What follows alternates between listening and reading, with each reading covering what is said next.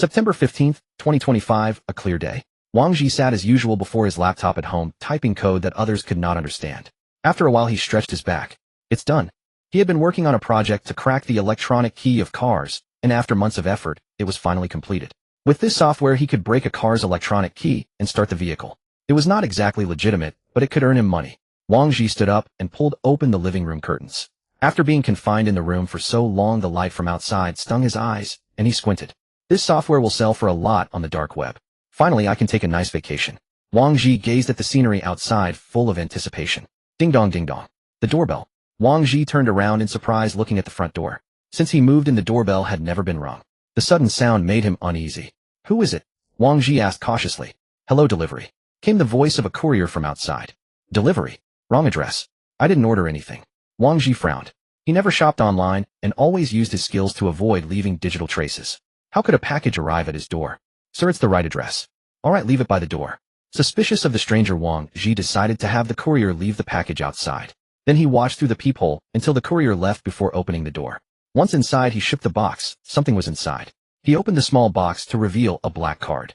Wang Zhi examined it. Metallic material, unknown specifics, with a precise spiral pattern on the front. On the back was a string of numbers, 6911. ID 6911, he muttered. While thinking, he noticed an envelope at the bottom of the box. He opened it to find a piece of parchment. The parchment read, "The apocalypse is imminent. Please bring this card and come." The address on the parchment was a set of coordinates which he quickly recognized as latitude and longitude. Wang Zhi let out a bitter laugh, wondering who would play such a boring prank. He tossed the card and parchment aside. He was more concerned about whether his software would sell well on the dark web, so he could make money and enjoy himself.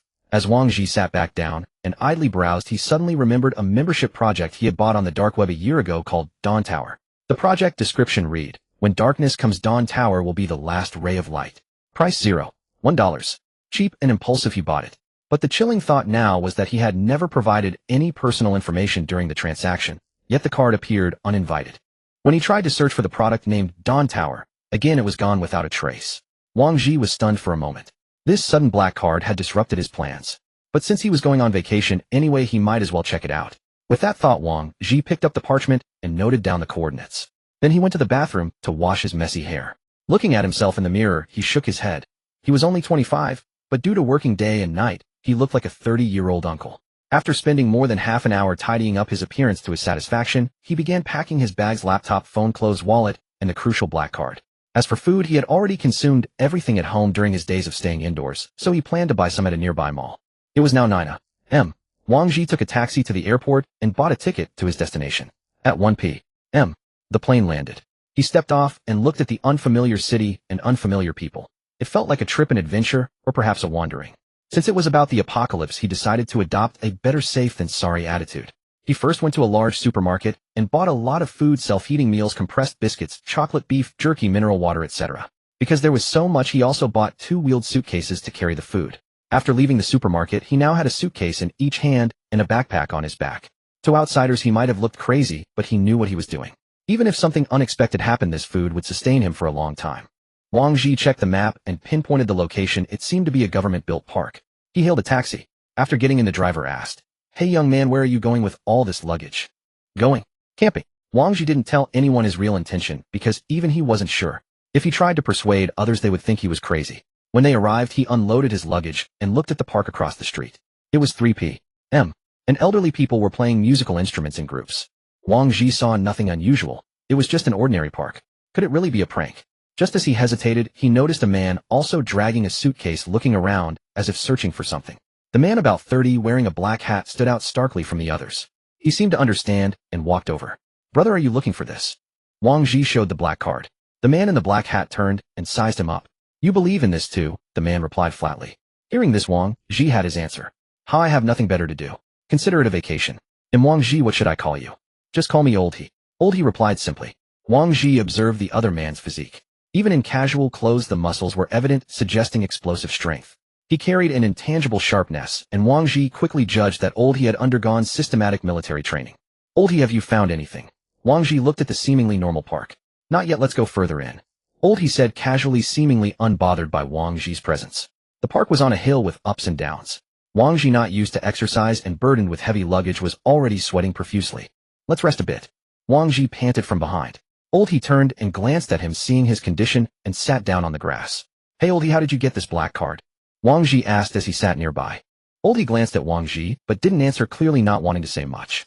After resting a while, they got up and continued searching. It was now 5 p.m. They were still searching the vast park for the so-called Dawn Tower. Strangely, there was no tower-like structure in the park. They had even checked some dilapidated temples, but no Dawn Tower. Anywhere else we haven't looked? Old He asked. Wang Zhi looked at the map. They had searched everywhere. Could it be underground?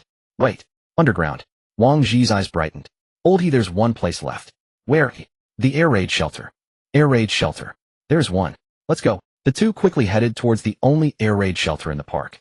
After the two of them ran one after another to the air raid shelter at the center of the park, they found the entrance about 2 meters high and wide, with a heavy, intricately crafted iron door. Standing before the door, they noticed it had no lock or gaps, exuding an aura of invincibility. Wang Zhi began examining the iron door for details. Since the instructions said to go with the card, the black card in his hand must be the key. After a while, they found a pattern matching the card on the right side of the door. There was no card slot, so he pressed the black card directly against it. A mechanical voice came from the iron door. Identity verification successful. Opening now. The door slid open from the middle. Let's go in, said Old He. As they entered, Wang Zhi, instinctively cautious, glanced back over his shoulder. But that glance revealed a woman following them silently. Old He quickly noticed Wang Zhi's unease, and upon seeing the stranger, instinctively moved to act, but Wang Zhi held him back. This woman had followed them without their knowledge, indicating her stealth skills were formidable. Her combat ability was uncertain. More importantly, she didn't seem hostile. Even if Old He was a soldier, there was no need to escalate the situation unnecessarily. If she had wanted to attack, she would have done so before they turned around. After Wang Zhi held Old He back, the woman approached slowly as the iron door closed automatically. He and Old He leaned against the wall, watching her warily. When the three turned on their flashlights, they saw a stairway leading underground. Wang Zhi observed the woman beside him, who was about his height. Her silver hair stood out starkly in the dark stairwell, and even in the dim light, her delicate features were hard to miss. Despite her smile, she gave him an extremely dangerous feeling. In a confined space facing two men, she could still smile, appearing casual, but actually keeping a close watch on Old He, ready to respond differently. I'm Wang Zhi, and this is Old He. What's your name? Wang Zhi awkwardly broke the silence. Sister is called Ying. Don't be scared. Ying smiled as she moved to his right side and reached out to tousle his hair. Wang Zhi instinctively wanted to dodge, but found no room. Her positioning was strategic, trapping him between her and Old He, so Old He would have to go around him to act. Then how about the three of us team up? Let's go ahead and see, Wang Zhi finally suggested.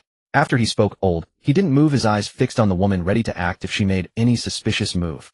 Finally, the woman glanced at Old He, then at Wang Zhi, let out a mocking laugh, and walked ahead.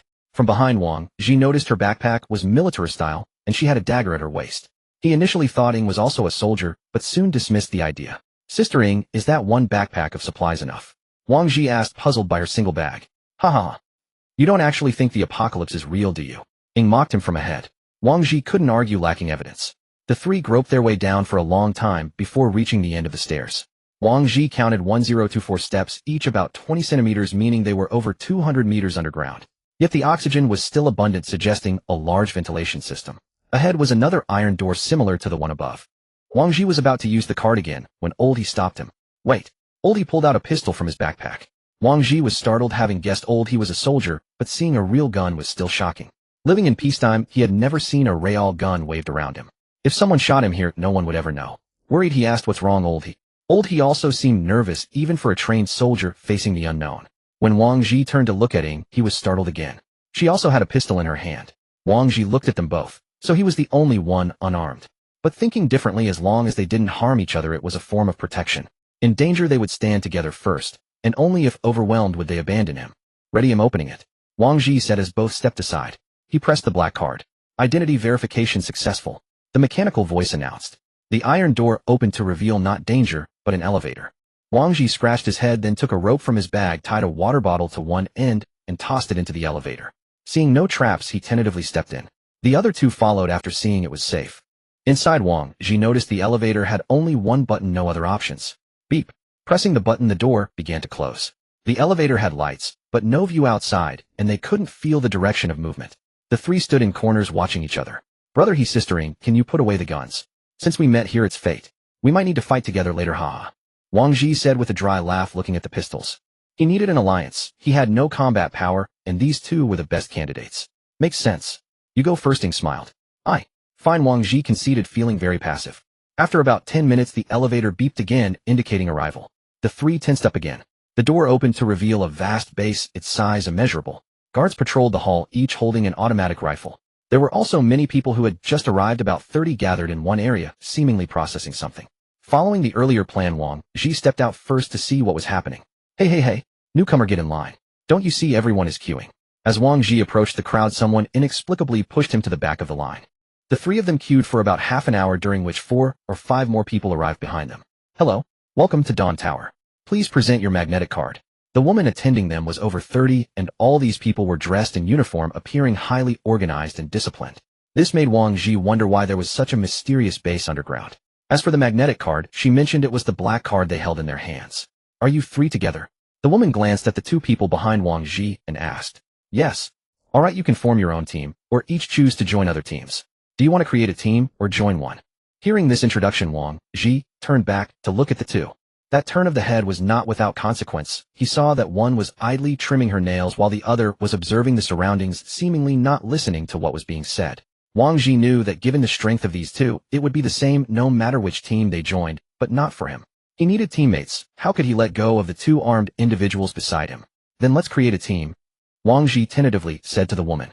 All right, please give me the magnetic cards of the two behind you. Lao He, sister, and give me your cards, I'll register for you. Wang Zhi then handed the two magnetic cards to the receptionist. Please name your team. The woman asked again. Since this place is called Dawn Tower, how about we name it Sunset Glow? Wang Zhi turned back to ask the two. Okay. Lao He replied indifferently. The name is quite poetic. I didn't expect you, little brother, to be a cultured person, Ying said with a smile and casually ruffled his hair, seemingly having no objection to his decision. All right then, our team is called Sunset Glow. Yes, your team has been created. If you have any further questions about this place, you can consult the intelligent robot in the dormitory. The woman said as she returned the magnetic cards to Wang Zhi and the other two and opened the passage behind them. Ultimately, their accommodation was assigned to room 033, Zone A, second floor. Following the signs, Wang Zhi found the elevator to the second floor. When he dragged his luggage into the elevator this time, he could feel the elevator moving downward, and he wondered if the floors here went higher as they went deeper. After arriving on the second floor, the left led to Zone A, the right to Zone B, and ahead was a spacious training hall, which also included a cafeteria and some vending machines. At the same time, many people were eating in the cafeteria, and there were also those exercising in the training hall. The various advanced equipment and facilities here undoubtedly provided a good environment for these people. Following the instructions, the three quickly arrived at their assigned room.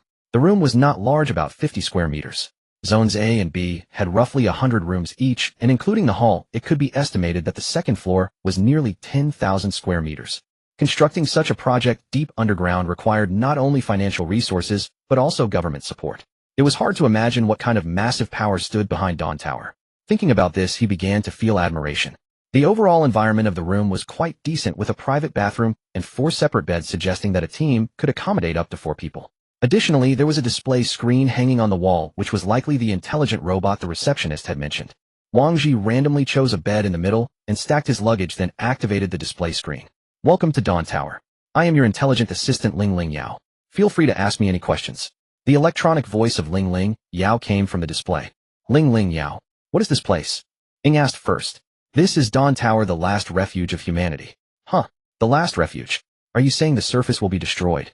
Ying pursued with a hint of disdain. A global catastrophe is about to occur. Humanity will become walking corpses, but not to the point of extinction. Gulp. Wang Zhi swallowed. Weren't walking corpses, just zombies. As long as they weren't completely dead, those zombies would attack living creatures without reason, feeding on flesh and blood. Anyone injured by them would become infected and eventually turn into one of them. Ling Yao, why will the catastrophe occur? What is the specific time? Wang Zhi continued to ask. Insufficient access rights. Cannot retrieve the main cause of the catastrophe. Currently, Dawn Tower is in lockdown mode to ensure everyone's safety. Lockdown mode? Does that mean only in, no out? That sounds like a pyramid scheme. Lao He said. Ling Yao, how do we survive here? Lao He asked. Dawn Tower currently has an independent survival chain. You don't need to worry about clothing, food, housing, or transportation, but you need to pay survival points. What are survival points? Wang Zhi suddenly sensed the scent of currency. Survival points are the only trading currency in Dawn Tower. Survival points are paid or transferred through the magnetic cards in your hands. As the team leader, you can allocate and use the team's survival points. After hearing Ling Yao's introduction, Wang Zhi realized that he had been defaulted as the team leader when they created the team. You too. No objections. Seeing that neither spoke, Wang Zhi turned around and asked proactively. Both shook their heads, indicating no objections. This confused Wang Zhi. Weren't they afraid he would run off with the money? Aren't you afraid he'll cheat you? Wang Zhi tested. If the team leader were this uncle, I would certainly object. But since the team leader is little brother you, then I have no objections. Ying said with a snicker. Don't either of you want to be the team leader? Wang Zhi asked again. Whether I or she becomes the leader, there will be objections. So let you take the position. Lao He said. Is that so? Well, at least we can dispose of you at any time. Lao He casually explained to Wang Zhi. That's too direct. Wang Zhi said with a wry smile. If I say, uncle, look at what you said. Disposing of? What if you scare little brother?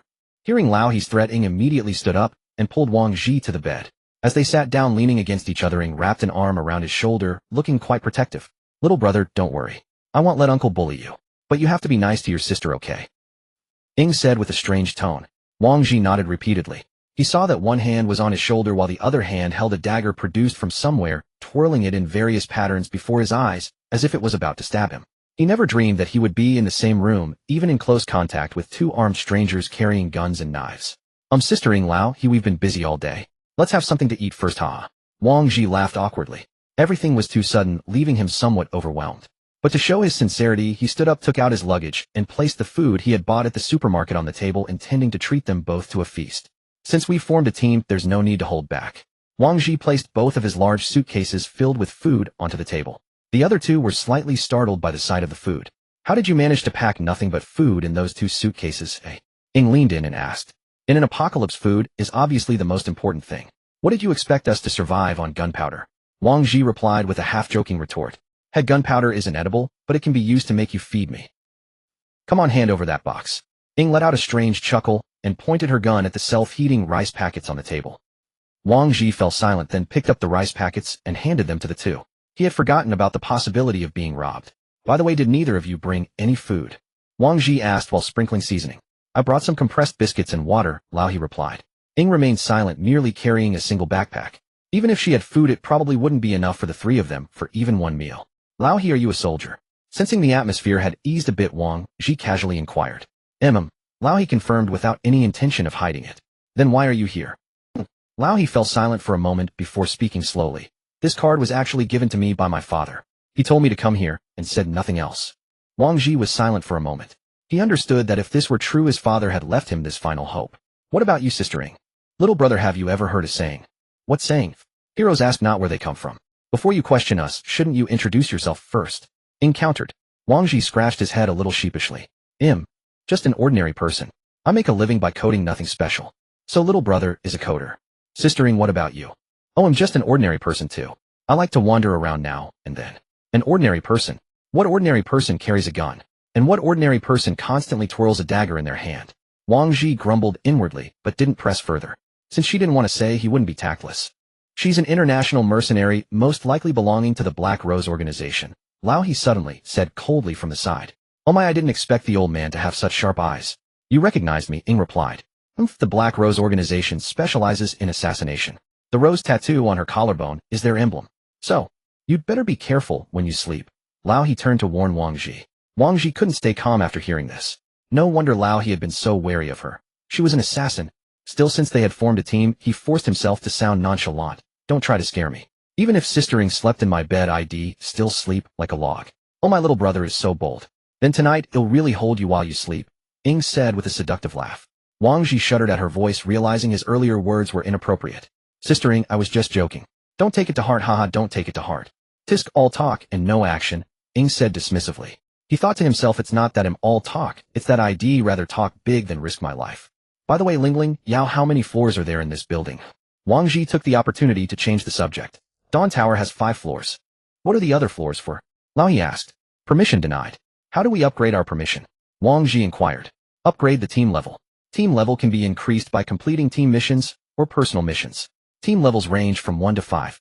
Level 1 allows up to 4 members, level 2 up to 5, a level 3 up to 6, a level 4 up to 7, and level 5 has no upper limit. Lingling Yao, are there any rules in Dawn Tower? Lao He asked. Do not disrupt public order. Do not maliciously harm others. How do we earn survival points now? Wang Zhi had already understood the importance of survival points and was eager to start earning them. At that moment, the display screen showed a mission bar. Mission 1, train for 8 cumulative hours, earn 10 survival points. Time automatically recorded upon entering the training ground with the magnetic card. Mission 2. Work in the ecological industrial zone for 8 cumulative hours, earn 15 survival points. Seeing these missions, Wang Zhi thought that although training gave 5 fewer points than labor, it improved oneself. Conservatively, if they each trained 8 hours a day, the 3 of them would earn 30 survival points a day. The only unknown was the cost of living in Dawn Tower. If a single meal cost 10 points, then there wouldn't be much left after expenses. After thinking for a moment, Wang Zhi spoke. We'll have to be frugal. Let's eat our own food first, but we should keep some high-calorie, long-lasting items, just in case. As he spoke, he sorted all the purchased food: chocolate, compressed biscuits, noodles, beef jerky, sausages, instant noodles, self-heating rice, canned meat, and water, his entire stock. Done. Let's rest for a bit, then head to training to earn survival points. With that, Wang Zhi returned to his bed and collapsed into sleep. After a long day, he quickly fell into a deep slumber. In the hall on the first floor, people continued to arrive. Their emotions shifted from unease to shock and awe, finally settling into a daze, an uncertainty about how to face the future. After an unknown amount of time, Wang Zhi gradually awoke from his dream. When he opened his eyes and saw the unfamiliar surroundings, he sat up abruptly. It took a moment to remember that he was now in Dawn Tower, and the room was empty except for him. Lao He and Ying were nowhere to be seen. When he turned his head, the food on the table was also gone. His heart skipped a beat. Had the two taken the food and abandoned him? At the thought, a wave of bitterness washed over him, and he kept blaming himself for being too naive. In the apocalypse, who could be trusted? He had no strength, and his only wealth was a month's worth of food. He had even hoped they would be his bodyguards. In the end, the clown was himself. Knock, knock, knock. Just as Wang Zhi felt disheartened, a sudden knock resounded from the door of his room. A flicker of hope kindled within him, and he hurriedly rose to answer it. Yet soon disappointment washed over him once more, for standing outside was a young plump man. Excuse me, is this the room for Luri Yuhui? The plump man asked from the doorway. Yes, I'm the Captain Wang Zhi. What can I do for you? As he spoke, Wang Zhi appraised the plump man, who was slightly shorter than him and appeared to weigh at least 160 jin. Not exactly obese, but certainly stout. Ah, so you're the captain. My name is Li Feihong. I just arrived today and noticed your team is short one member. I was wondering if I could join. The plump man promptly stated his purpose. Just as Wang Zhi was pondering, his gaze fell upon something behind the plump man. 5 suitcases. This guy was even more hardcore than him. He had dragged 2 suitcases all the way here, and his arms were still aching. But this man had 5 suitcases. How had he not collapsed on the road? For Wang Zhi, who currently possessed nothing, these supplies were invaluable. If they were allowed to go out, it would be fine, but this was a sealed mode, only in, no out. With these supplies, everything else seemed utterly irrelevant. At that thought, Wang Zhi flung the door wide open and stepped aside. Welcome aboard. Come on in. He smiled warmly, and even bent down to help carry the luggage into the room. Sure thing, thanks, Captain Wang. Seeing his agreement, the plump man beamed with joy. Wang Zhi shook his head silently as he watched the plump man, who was not only completely unsuspecting, but even humming a merry tune. This guy had clearly never tasted the harshness of the world. Perhaps he should just confiscate the supplies and teach this bloke a lesson about the cruelties of society. But that was merely a fleeting thought. He wouldn't do something so reckless. After all, Liming Tower was not that large, and they couldn't leave. They would inevitably cross paths again under the same roof. However, people like Lao He and Ying were different. They could do whatever they pleased. Even if he ran into them later, he would have to stay passive, even calling her sister Ying. Li Feihong, give me your magnetic card. He'll go handle your team registration. Wang Zhi said to the plump man, who was busy arranging his luggage. A captain must personally process a new member's enrollment, and he needed the recruit's card to go to the affairs office on the first floor. The plump man didn't hesitate. He casually handed over his card. Sure enough, this guy had zero wariness. Here, a magnetic card was equivalent to a wallet, and he just gave it away like that. Wang Zhi pocketed the card, thinking that it was fortunate the plump man had met him. Otherwise, it would be a shame to let someone else get the chance to run off with the money. Out in the corridor, many people bustled past, men and women alike. Some lugged various bags, others carried nothing. A few, like the plump man, were begging for a spot in a team at the doorways. Some were short and frail, seemingly unwanted by any group. Wang Zhi hurried past, as well, unwilling to bother with those people, for his own situation was hardly better than theirs. As he crossed the corridor and entered the lobby, about to take the elevator to the first floor, his gaze suddenly caught sight of Ying sitting in the lounge area. Beside her was a strange man who appeared to be talking to her. Seeing this, Wang Zhi felt a bitter pang in his heart. He intended to pretend not to notice, but unexpectedly Ying, seated in the distance, spotted him as well. Their eyes met, and Ying smiled, beckoning him over with a wave. Wang Zhi was momentarily stunned, but in the end he obediently walked over. Even though he knew it might lead to a confrontation, avoiding the issue forever was not a solution. As he reached Ying's side, what followed made his scalp tingle. Ying rose and leaned close to him, then addressed the strange man across. This is my Captain Wang Zhi. If you want me to join your team, you'll have to get his approval first. What a move. Was Ying trying to provoke a fight between the two men? Or was she deliberately using him as a shield? Wang Zhi sized up the strange man opposite. A pair of glasses gave him a somewhat scholarly look, and though he was not tall, his muscles were far more robust than Wang Zhi's. The scholarly man's gaze toward him gradually filled with provocation and hostility, just as he had suspected. Before he had even said a word, Ying had effortlessly maxed out the hostility. He now had two choices: either back down and agree, or stand his ground and refuse. A shrewd woman like Ying must have seen that the scholarly man had ulterior motives. If so, her current behavior was most likely to use him as a shield. Even if he backed down, Ying would still reject the man in the end. But he would have incurred the hostility for nothing and lost his dignity as a man. Thus the only option was to stand firm. After a quick mental analysis, Wang Zhi said without any timidity, "I am the captain of Luri Yuhui, and she is my team member." Seeing that he was not intimidated, the scholarly man sneered. "Newcomer, go find out who the captain of Qian is around here. Some things aren't yours to keep just because you want them. Thank you for your concern, but I'm very clear-headed. Also, she is my person, not a thing." With a cold retort, Wang Zhi turned to leave. He wasn't worried about a sneak attack, because Liming Tower had strict rules against malicious harm. The thrill of acting cool was exhilarating. If not for the no-arm rule, he wouldn't have dared to be so cocky. After he left, Ying quickly followed. Only the scholarly man remained behind, clenching his fists as he watched their retreating figures. "Where are you off to, little brother?" Ying casually draped her arm around Wang Zhi's neck. Wang Zhi was puzzled. Ying's demeanor was as if nothing had happened. Could it be that Lao he had taken the food? Just going to the first floor to handle something. By the way, where did the food on the table go? Wang Zhi finally couldn't help asking. The food? That uncle put it away in the cabinet. Ying's eyes darted. "Oh. So that's why you were acting strange just now. You didn't think that uncle and I stole your food and ran away, did you? Oh dear, you scared the captain." Hearing her explanation, Wang Zhi's heart skipped a beat. So it turned out he had been overthinking it. "I see.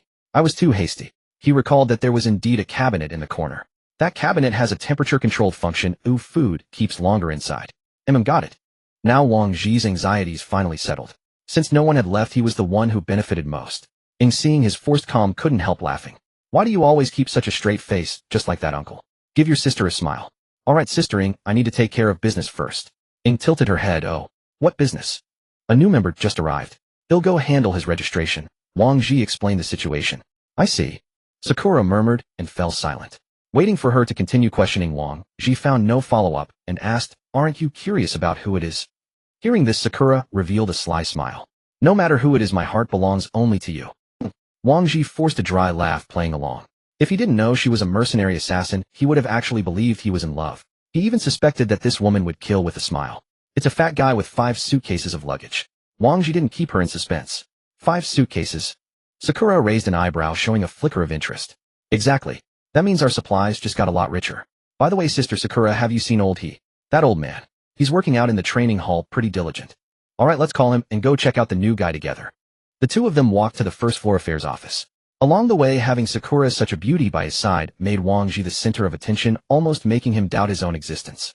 Even at the affairs office, some teams that thought highly of themselves tried to recruit her. Fortunately, Sakura didn't use him as a shield this time.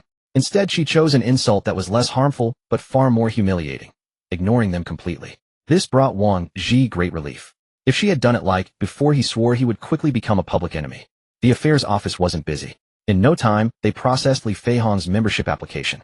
Returning to the second floor, they found old he, and the three went back to the room. Beep. Wang Zhi swiped his card and entered, only to see the fat guy lying on the bed eating snacks while watching a movie on Linglingio, looking quite leisurely. "Whoa, I must say, fatty, you sure know how to enjoy yourself," Wang Zhi teased. "Wow. Where did this beauty come from?" "Hello, beautiful. My name is Li Feihong the Feihong from Huang Feihong. What's your name?" The fat guy turned and saw Sakura walk in.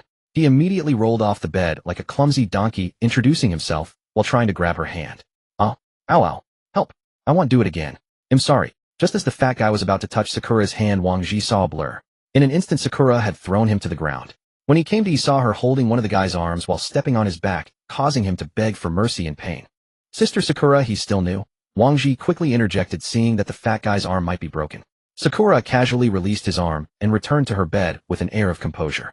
This was the first time Wang Zhi had seen Sakura in action. Since they met, he had always maintained a respectful wariness. If he were to act recklessly, his fate would likely be no better than the fat guy's. After all, this was a woman who could kill. Wang Zhi walked over to the fat guy and helped him up. By now the fat guy was crying, whether from resentment or pain was unclear. "They're the team members. The one who taught you a lesson is Sister Sakura, and the one beside her is Brother He." Wang Zhi introduced the two to the fat guy. Seeing he was silent, Wang Zhi encouraged him, "Don't feel wronged. Sister Sakura did it for your own good. Staying low-key and cautious is never wrong. This place isn't like the outside world where the law protects you. Go apologize to her. The fat guy stood there sobbing for a moment, then limped over to Sakura. She was sitting with her legs crossed, playing with a dagger in her hand, smiling at him. Sorry, Sister Sakura. I was rude earlier. I hope you can forgive me. The fat guy bowed his head in apology. Not bad, you're teachable. Go rest, Sakura said, pointing the tip of the dagger at the bed beside her. Behind her, Wang Zhi silently gave the fat guy a thumbs up. A real man knows when to bend. He surrendered without hesitation.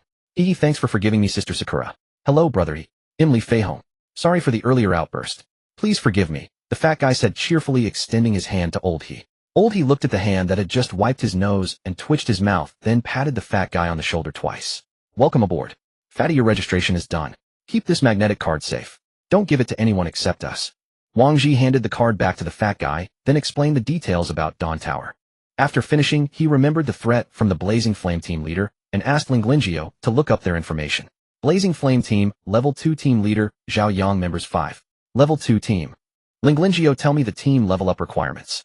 To advance to level 2, a team needs a total of over 1000 survival points. To advance to level 3, over 1000 points. To advance to level 4, over 5000 points. To advance to level 5, if authorization from the Tower Master is required. After reading the requirements, Wang Zhi roughly calculated with 4 people training a total of 16 hours a day, they could earn 80 survival points. If they train non-stop day and night, they could reach level 2 in 13 days. He breathed a sigh of relief. The gap wasn't that big. What's the deal with the Blazing Flame team? Old He asked, seeing Wang Zhi's search. I don't even mention it. That Zhao Yang was harassing Sister Sakura, trying to get her to join their team. When I refused, I might have pissed them off. Wang Zhi shrugged. Old He turned to look at Sakura and roughly guessed what had happened. Don't wander around alone lately. Old He said casually before returning to his bed. Got it. Wang Zhi replied and walked over to the fat guy's luggage. Fatty, open your suitcases. Let me see what supplies you brought. Sure thing, Captain Wang. When the fat guy unlocked the suitcases, Wang Zhi's mouth twitched. Good heavens, it was 5 full suitcases of food. Instant noodles, cookies, chips, bean products, bread, drinks, and even 3 cartons of Huazi cigarettes. Fatty, does your family own a supermarket? Wang Zhi asked in confusion. Not really. I'm a car mechanic, the fat guy replied, scratching his head. I thought so. Otherwise you'd be losing money running a supermarket, Wang Zhi teased. Captain, you misunderstand. My weight is due to my physique. I don't actually eat much. In the apocalypse, food is the most important thing, so I brought a lot of it. You're right. But not entirely. What if Sister Sakura took your food? Hearing this, the fat guy's face turned pale with fear. You're not going to kill me, are you? Wang Zhi was taken aback by the fat guy's words. What are you talking about? Do we look like that kind of people? Besides, we have our own food, he said, pointing to the cabinet in the corner. Phew, that's a relief. You scared me. My point is, just because we won't doesn't mean others won't. I'm giving you a task. Go out and exercise every day. There will be battles ahead. Roger. The fat guy stood at attention and gave an awkward salute. Wang Zhi found him so amusing he almost laughed. This fat guy was too comical. While Wang Zhi and his team were formulating their training plan, Zhao Yang in another room stared intently at the screen. A mere level 1 team dares to disregard me. What's wrong, Captain? Is there someone foolish enough to offend you? Yeah, I think that guy's asking for a beating. The speakers were Su Xiaoping and Li Dakai from the team, who chimed in upon seeing their leader's anger. He's just a newcomer. That bastard really stepped in dog shit. How did he end up with such a beauty? Tisk, just thinking about it gets me riled up. Zhao Yang lay on the bed, recalling Ying's perfect figure, the evil fire within him beginning to stir uncontrollably. Bro Zhao, you'd better be careful. If Sister Xiaolian hears you say that, she won't let you off easy. Ha Xiangzi, even if I fucked that woman right in front of Wei Xiaolian, she'd still praise me. Let me off easy, my ass. You've lost sight of who's the boss, haven't you? Later, come with me to the hall, and well, deal with that kid. And grab that woman while we're at it. Zhao Yang finished speaking and got up to leave. Hey boss, if we do this. What about the guard team? What are you afraid of? I've got connections, understand. The guard team will at most turn a blind eye. Upon hearing this, Xiangzi immediately followed, and turned back to say, Daping, go find Sister Lian, and bring her here. On the other side, Wang Zhi sorted through the supplies, and estimated that the food would last their 4-person team about a month. Then he inserted the magnetic card into the side of the Lingling Yao screen, and checked their team's survival points. The inquiry showed the team had a total of 40 survival points, meaning each person had an initial fund of 10 points. Staying in the training hall for 8 hours a day wasn't difficult. Idling there also counted toward time. But compared to idling, it was better to go to the industrial zone. Working there for 8 hours earned 40 more survival points than the training hall. However, they would definitely choose training because there had to be a reason Dawn Tower made them train. On one hand, to face the zombies after the Great Cataclysm, and on the other, to improve their strength and carve out a place in this apocalypse. Let's train hard recently and earn more survival points to prepare for this disaster, Wang Zhi said to the group. Captain, what do we use survival points for? Fatty leaned in and asked. Save them for later use. Wang Zhi replied. When is later? Fatty asked again. Sister Ying helped me beat him up. Wang Zhi's face darkened. If not for maintaining his image, he would have beaten Fatty himself. No, I'm wrong, I won't ask anymore. Fatty turned pale at the mention of Ying, instantly recalling the fear of being dominated. Alright, let's work together from now on. If there are no objections, let's move now. When the four arrived at the hall, a familiar voice suddenly came from behind them. What a coincidence. Meeting again. Wang Zhi turned around and immediately recognized the speaker as Zhao Yang. Beside him were four more members, seemingly premeditating trouble. He knew Zhao Yang would come looking for trouble, but he hadn't expected to be cornered so soon. Helplessly he retorted, what do you want? Nothing much, just want that beauty behind you to come with us, Zhao Yang said, pointing at Ying. Are you kidding me? Don't you already have a woman in your team? Why do you have to poach mine? Wang Zhi looked at the woman opposite and said helplessly. Wang Zhi's question stumped Zhao Yang. He couldn't very well say in front of Wei Xiaolian that she wasn't even half as good as Ying. You'd better wise up. Come with me to the arena. Zhao Yang pointed at Wang Zhi and said harshly. Zhao Yang couldn't start a fight here, so he called Wang Zhi to the combat arena. Once on that arena, it wouldn't be considered malicious attack. Seeing the conflict between the two teams, more and more onlookers gathered, all whispering among themselves. Now this is going to be a show. Which team has offended the Crimson Flame team? Tough luck. Never seen them before, must be newcomers. No need to guess, it's definitely for that silver-haired woman. Such a beauty being ruined by that Zhao. What a pity. By now Fatty finally understood. These bastards wanted to defile his goddess Ying. Immediately he pointed at Zhao Yang and yelled, You animal. You dare to covet my goddess. Come on. I Hong Yi will be the first to take you on. With Fatty's shout, Wang Zhi's heart felt like a herd of wild horses galloping across the prairie. Was this guy not already provoking enough hatred? Enough, Fatty. Don't waste words with them. We're not going. Wang Zhi finished and led the three toward the training area. Captain Wang, you were so tough just now. Now you're acting like a cowardly woman. Seeing that the other party wouldn't take the bait, Zhao Yang immediately began taunting. My legs are on my body.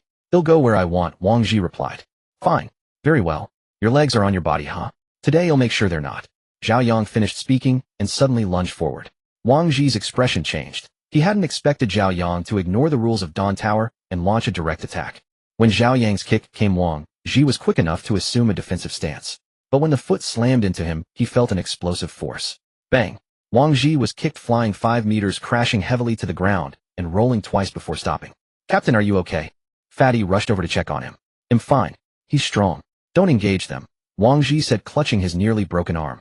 As Zhao Yang moved to finish off the down Wang Zhi, a figure blocked his path.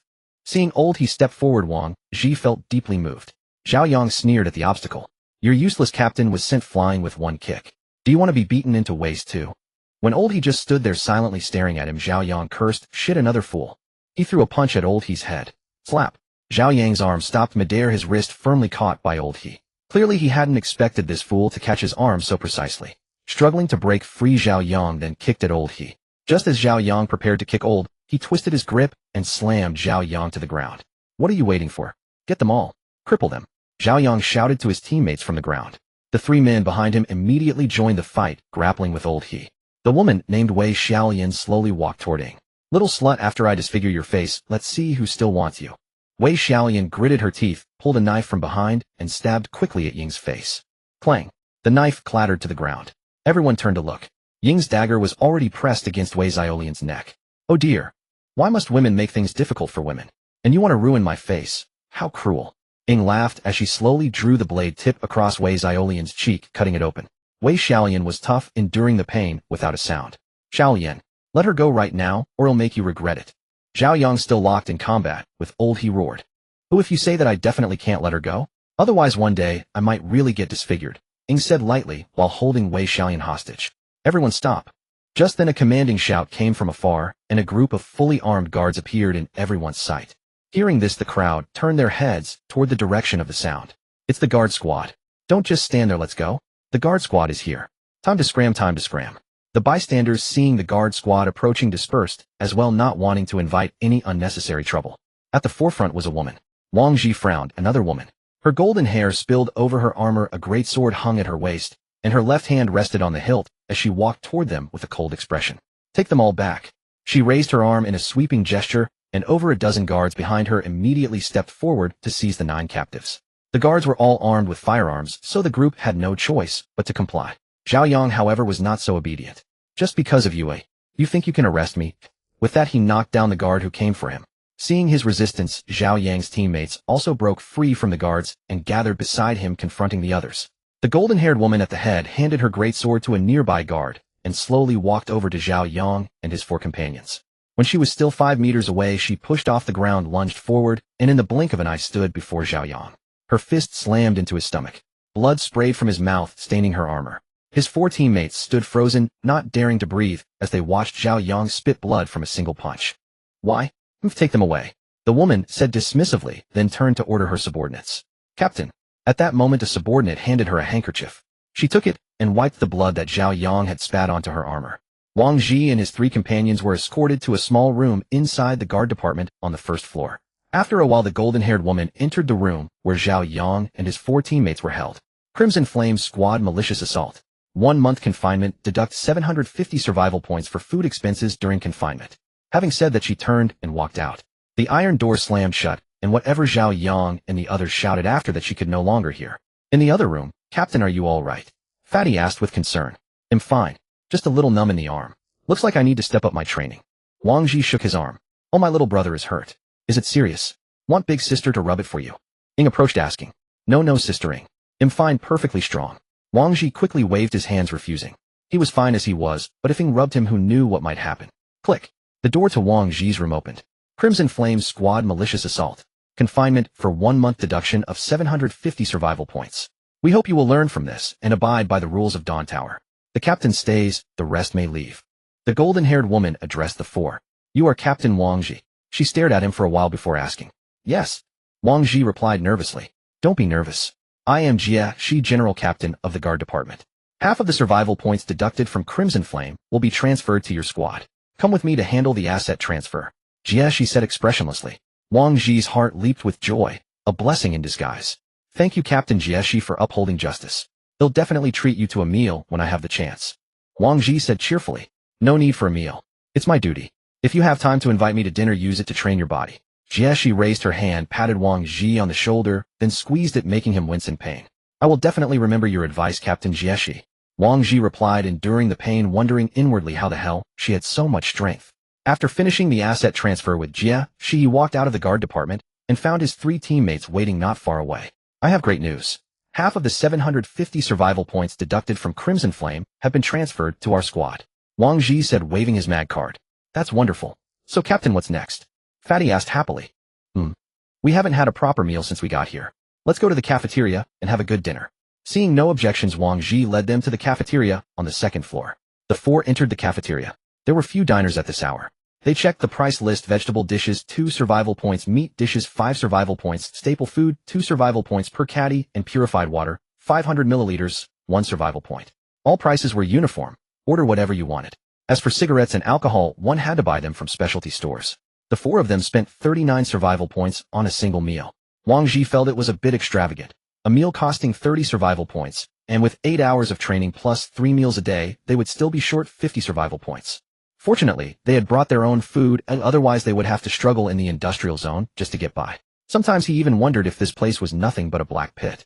After they finished eating, there was still less than a caddy of staple food and a small plate of vegetable leftovers which they packed to take away.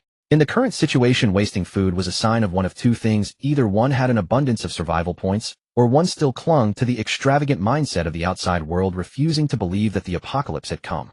To make matters worse, he had actually seen people specifically scavenging leftover food from others' tables in the cafeteria. In this world, who would still do such a thing? Exactly, there were such people here. To save a few survival points, people would do anything. After eating their fill, the 4 strolled through other shops along the way. Besides the cafeteria, there were weapon and equipment shops, hardware stores, clothing stores, department stores, and, surprisingly, bars, coffee shops, beauty salons, and even adult novelty stores. The largest and most interesting shop to Wang Zhi was the weapon and equipment store. Whether firearms or cold weapons, if you could imagine it, you could buy it. If it wasn't in stock, they would custom make it on the spot. The arsenal was impressively complete. Even Ying and the others kept exclaiming in delight. Unfortunately, Wang Zhi's squad had limited survival points, so they could only look at most items without buying. As they left, the 4 were reluctant to part. Sister Ying, do you have any extra guns in your bag? Could you give me one? Wang Zhi asked tentatively. After browsing the weapons store, he was burning with excitement. Although the request sounded a bit cheeky, he wanted it so badly. Holy crap, Sister Ying has a gun. I kneel to you. Fatty exclaimed in shock when he heard Ying had a gun. I do have one, but do you know how to use it? Ying asked Wang Zhi. Does a toy gun count? Wang Zhi replied awkwardly. Forget it. Since you got kicked, he'll teach you how to use a gun when we get back. Alright, and let old he teach Fatty too. Holy crap, brother, he has a gun too. Holy crap, brother, he please accept my knee. Wang Zhi was speechless watching Fatty drop to his knees over and over. Anyone who didn't know would think the guy was an idiot. When the four returned to the room, Ying presented Wang Zhi with a pistol. For Wang Zhi, who had never held a real gun before, an extraordinary excitement surged within him. The cold, heavy metallic feel, the black rose pattern engraved on the body, and the faint, lingering fragrance on the gun all captivated him. This was custom-made for me by a German master. Since it was created, you are the first person besides my sister to touch it. Treasure it well. When you buy your own gun later, remember to return this one. Ying said, her hands wandering over Wang Zhi's body, causing him to shiver with goosebumps. Awesome. Sister Ying, could you teach me how to use it? Wang Zhi fondled the exquisite pistol with great affection. What's the rush? I'm a bit tired. Come massage my legs for me, and I'll teach you later. Ying lay on the bed feigning weariness. Captain Wang, you're living the dream. Beauty and a gun. Both at once. Why do I suddenly feel a bit jealous? Fatty said, almost drooling on the side. Dream. Want to give it a try? Wang Zhi shrugged. Fatty glanced at Ying lying on the bed, then recalled the image of himself nearly being crippled, and shook his head violently, like a rattledrum. Go on, aren't you having a good time? Wang Zhi urged the still shaking Fatty. No, we'll go find brother he instead. I'm afraid Sister Ying might just shoot me this time, Fatty said, then slipped away to Lao He's side. After Fatty left, Wang Zhi approached Ying. Sister Ying, shall I begin? Wang Zhi confirmed again. Ying replied with her eyes closed. This was the first time Wang Zhi had been so close to Ying. Through her black stockings, he could vaguely see the many scars of various sizes on her legs. A love for beauty is inherent in women. Who could she truly be indifferent to them? What are you staring at? Start massaging, Ying said, lightly kicking the dazed Wang Zhi. Alright. Wang Zhi snapped back to focus and began massaging. After Wang Zhi finished massaging her legs and feet, Ying started teaching him. She explained the pistol's grip disassembly and reloading, aiming techniques, and trigger control. Ying shared her own insights, and Wang Zhi listened with keen interest. That's about all there is for the pistol. You'll have to grasp the rest through actual combat. I see there's a shooting range here so you can practice. Also use the bullets sparingly. I didn't bring many. Ying handed the pistol to Wang Zhi. Fatty, how's your learning going? Wang Zhi asked as he walked over. No problem. Brother He's explanation was both professional and easy to understand, Fatty said excitedly. Good. Let's head to the shooting range for some practice and get a feel for real combat. Got it, Captain? Everyone rest for 6 hours, then we'll train together. After saying this, Wang Zhi turned off the lights in the room. September 17th, 2025, heavy fog. An unknown time later, Wang Zhi woke with a start from a dream. In the dream, a person, no accurately a zombie, covered in blood, lunged at him and sank its teeth into his neck. In the darkness, Wang Zhi fumbled for the phone in his backpack and checked the date and time. It was now 10 a.m. on the 17th. Wang Zhi had lost all sense of time. In this place, night and day were determined solely by the lights. The phone had no signal here, serving only as a notepad and camera. Wang Zhi lay in bed for a while, then turned on the room light. Everyone wake up for training, Wang Zhi said. After everyone got up, the four of them appeared in the training hall again. Wang Zhi and Fatty were heading to the shooting range. As for Ying and Lao He, they could do as they pleased. Wang Zhi couldn't guide them anyway. Before leaving, Ying handed him a full 100 bullets. Wang Zhi looked at the ammunition stuffed into her backpack. Was this what she meant by not many? At the shooting range, Wang Zhi held the pistol Ying had given him. It used the most common 9mm rounds with a maximum magazine capacity of 9 bullets. His goal was to fire all 100 rounds. Click. Wang Zhi pulled back the slide, checked that a round was chambered, and then released the safety. Bang. Wang Zhi fired the first real bullet of his life. Ying's pistol, though delicate and compact, had a greater recoil than he imagined. The strong kick numbed his hand. He missed the target. The first shot hit nothing. Despite the miss, Wang Zhi's blood was boiling with excitement. This was what a man should handle. The first shot hooked him. Bang, bang, bang. A few more shots, and Wang Zhi gradually found his rhythm. Several bullets finally struck the dummy's belly and arm. Wang Zhi removed the magazine and loaded it bullet by bullet. How about that, Fatty? Pretty good shooting, huh? Wang Zhi turned to Fatty, only to see several bullet holes on the dummy's head and chest. He blushed a little. Fatty, your marksmanship is impressive. Practiced before? Wang Zhi asked, watching Fatty's proficient movements. Yeah, I loved guns as a kid and bought plenty of replica guns. The feel is pretty much the same. Fatty then raised his hand and fired a few more shots. Wang Zhi watched him shoot one-handed, as if the gun had no recoil at all. After 100 bullets, Wang Zhi had grown more skilled. Within 30 meters, he couldn't claim 100% accuracy, but 8 out of 10 hits was no problem. However, he suddenly realized another issue. When facing zombies, only shots to the head were effective. With this thought, Wang Zhi looked at the dummy in the range.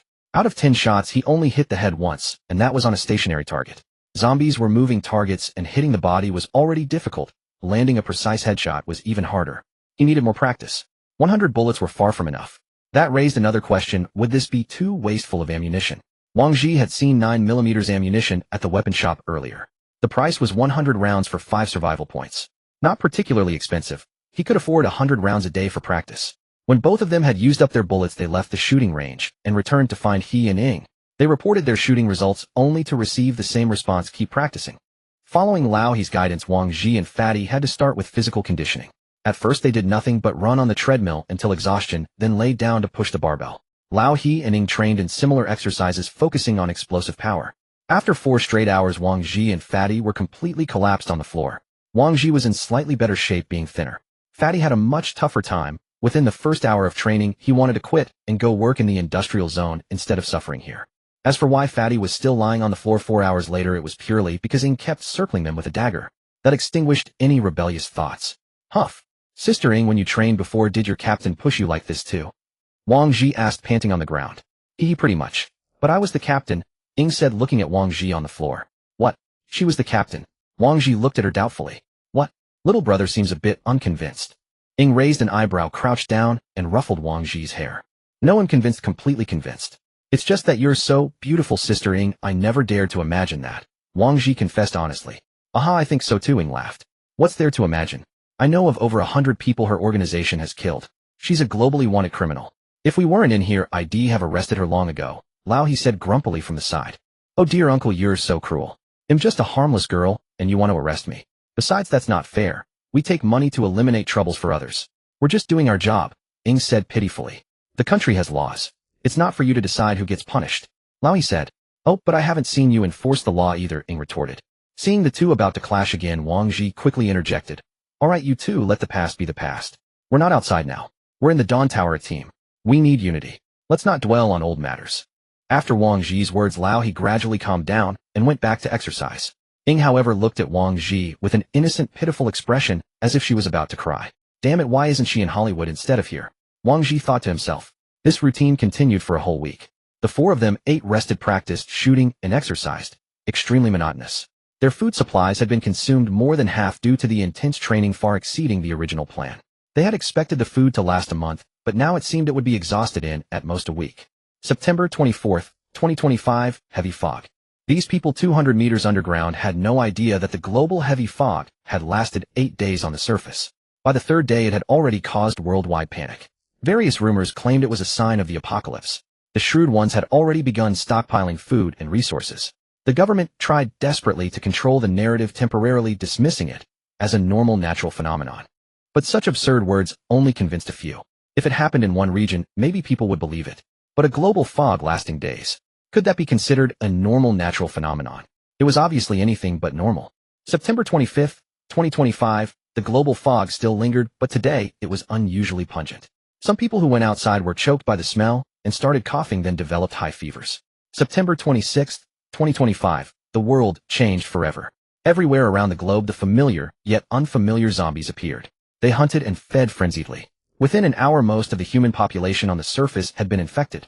Chaos reigned in every corner, city, and village of the world. At that same moment, while Wang Zhi was exercising, he suddenly heard a broadcast. Attention, all personnel, please report to the first floor conference hall within half an hour. Repeat, attention, all personnel, please report to the first floor conference hall within half an hour. The Dawn Tower was holding a general assembly. What's going on? Wang Zhi jumped off the treadmill and looked at the others. Something must have happened. Let's go check, Lao He said, and the 4 of them hurried toward the first floor conference hall. Upon entering the conference hall, the group found that over half the seats were already occupied. They casually found 4 empty seats and sat down. Half an hour later, almost everyone had gathered in the hall. Wang Zhi swept his gaze across the crowd, including the guards. There were thousands of people bustling about. Fully armed guards stood motionless at every corner of the venue, each holding a rifle. At the front was a massive platform upon which over a dozen people stood. Among them, Wang Zhi recognized one, the captain of the guard unit, Jieshi. Is this formation meant for war? Fatty leaned over and asked. What did you say? Louder. Wang Zhi saw Fatty's lips moving but couldn't hear a word. The noise of thousands of people discussing loudly in the hall drowned out Fatty's voice. Silence. Just as Fatty was about to speak louder, Jia's voice came through the hall speakers. Jieshi, holding a microphone, stepped forward to the front of the platform. As the person in charge appeared, the entire hall fell silent. I am Jieshi, the captain of the guard department. Next, I will introduce the heads of each department of Dawn Tower. This is Sophie, the head of the medical room. This is Adam, the captain of the command unit. This is Zhao Yin, the head of the logistics department. This is Yang Lifan, the head of the research laboratory. This is Li Wan, the head of the resource department. This is Wang Yaoxing, the director of the industrial zone. This is Chao Mei, the director of the ecological zone. This is Elilance, the head of the biological research laboratory. This is Fan Shi, the head of the finance department. If you encounter any related issues in the future, feel free to contact them at any time. Now you must be curious, why are you locked up here? Why aren't you allowed to leave? I know that some of you came here because you believe the apocalypse is coming and others came out of curiosity. But now no matter your reasons, it no longer matters. The video footage you are about to see will give you the answers. As Jieshi finished, the large screen behind her suddenly lit up. In the footage, the streets were in utter chaos. Cars crashed into each other, haphazardly blocking the roads. Smoke rose everywhere, and the city looked as if a catastrophic disaster had struck. On the streets, some people, as if mad, were lunging at others, tearing them apart with their bare hands. Then the huge screen split into multiple smaller frames, each repeating the same scene of horror. For a moment, they saw countless cities, scenes they had never witnessed before, even in online videos, games, or movies. This was real surveillance footage from electronic eyes. The footage continued for a while. Suddenly, in one of the frames, a blurry object flew across the sky. The image zoomed in. It was a missile. The moment they recognized it, the frame went black. This must be fake, right? Yeah, this video is obviously edited. I think it looks real. How can you be so naive? If it were real, we'd all be doomed. Even now, some still refuse to believe what was happening. Survivors. I am your Tower Master Guang. The screen suddenly blurred, then revealed a figure wearing a platinum mask draped in a red robe, with golden hair, like Jia's eyes. The Tower Master sat at a desk, hands naturally crossed, eyes behind the mask, gazing at everyone in the hall. First, I can tell you with certainty the footage you just saw is real and has already happened. I congratulate you. You are the lucky ones. Since you were willing to trust us, Dawn Tower has kept its promise. When darkness comes, Dawn Tower will provide you with a ray of light, a hope for everyone present. I hope you cherish this opportunity. Dawn Tower does not allow bystanders. Each of you must have a purpose. You can fight for Dawn Tower, or you can cultivate for Dawn Tower. Finally, let us together welcome a new dawn in this endless darkness. Good luck to you all. After the Tower Master finished speaking, the large screen on the platform went dark. This was the first time Wang Zhi had seen the Tower Master. Even behind the mask, the aura of authority was undeniable. But was this Tower Master truly righteous? How did she know about the global catastrophe in advance? If she knew, why didn't she stop it, instead building a massive underground base to hide? Was it because she was powerless to stop it, or was it intentional? What kind of being was this Tower Master? A flood of questions echoed in Wang Zhi's mind. Everyone, the apocalypse has arrived. Dawn Tower will issue new missions that require you to go outside to complete. At the same time, each team must accept one external mission per month. If any individual or team does not wish to take on external missions, they may approach the director of the ecological zone or industrial zone to apply for permanent labor status. However, those brave enough to venture outside will receive generous rewards and personal freedom. This announcement was made by Adam, the head of the command department. Many in the hall were now unsettled. Go outside. What was out there? They had all seen it. The outside was a living hell. Going out was suicide. But in Wang Zhi's view, signing a permanent labor agreement in the ecological or industrial zone was like signing an indenture. Unless something unexpected happened, they would likely spend the rest of their lives surviving underground in misery. However, if they went outside, they would have personal freedom and generous rewards. But the premise was also full of risk, with the constant possibility of death. He would never sell himself into bondage. Rather than being locked up here as a black laborer, he might as well go outside and live freely. I hope you all consider carefully. When leaving, maintain order and do not crowd. After Command Director Adam finished speaking, the people on the platform left the hall first. Let's head back too, Wang Zhi said in a low voice, then got up and left. The four walked in silence, each thinking about what had happened in the meeting hall. Even Ying wore an unusually serious expression, lacking her usual frivolity. Back in the dormitory, Wang Zhi's first action was to check the team's remaining survival points. After 8 days of training, his team now had 800 survival points. I have an idea. Our remaining food can last us about 7 days. We need to accept an external mission before our food runs out. Wang Zhi shared his thoughts with the other three. What? So soon? We can delay up to a month. Why go out so soon? Fatty said hurriedly. Because we need survival points to replenish our equipment. Once our food is gone, the survival points we earn from daily training won't be enough to feed us. If we earn 40 survival points a day, but need at least 25 for a meal and 5 for drinking water during training, every day we delay going out, we lose 50 survival points that could be used for equipment. Old Ying, what do you two think? Wang Zhi analyzed and asked the two. No problem for me. Old He replied, simply his mind elsewhere, perhaps on his family outside his comrades, or his country. No problem either. I've been wanting to get some fresh air anyway. Ying had returned to her usual frivolous demeanor. Wang Zhi admired her strong psychological resilience. As for Fatty, he kept insisting on signing up as a permanent laborer until Wang Zhi silently released the safety on his gun, finally silencing him. I plan to try accepting a mission in 4 days. We'll keep 3 days worth of food for the trip. In 4 days we can earn about 200 more survival points, bringing us to 100, which will allow us to upgrade to a level 2 team. After Wang Zhi finished speaking, seeing no objections, he returned to the training hall to pass the time. Inside the training ground. Hey Captain Wang, did you really see those people on the screen? Faces all covered in blood devouring each other. Are you sure we should go out? Fatty said beside Wang Zhi. Wang Zhi put down the dumbbell, glanced at Fatty, and replied, going out is inevitable sooner or later. It's better to seize the opportunity while we still have resources to get things done. But I'm scared. I've never even been in a fight in my life, let alone killed anyone. Fatty's face was full of cowardice. They're no longer human. Fatty sat dejectedly on the ground and said, I know. I've watched plenty of zombie movies, but I never imagined this would actually happen. Fatty, you have to face what needs to be faced. Pull yourself together. Treat this life as a bonus. Do you really want to live out your days down here like a useless coward? Or do you actually think you can coast through this place forever? Coasting through isn't so bad, Fatty scratched his head. Do you really think the resources here are endless? Don't be naive. We've got only 4 days left.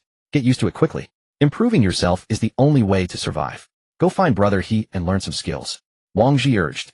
Wang Zhi trained in silence for a while. Ying slowly walked over to him and asked, how's your shooting coming along lately? Not bad. Headshot accuracy on stationary targets is 80, but on moving targets, it's only 20. Wang Zhi replied. I'm still far from good enough. Come here, I'll teach you how to use a dagger.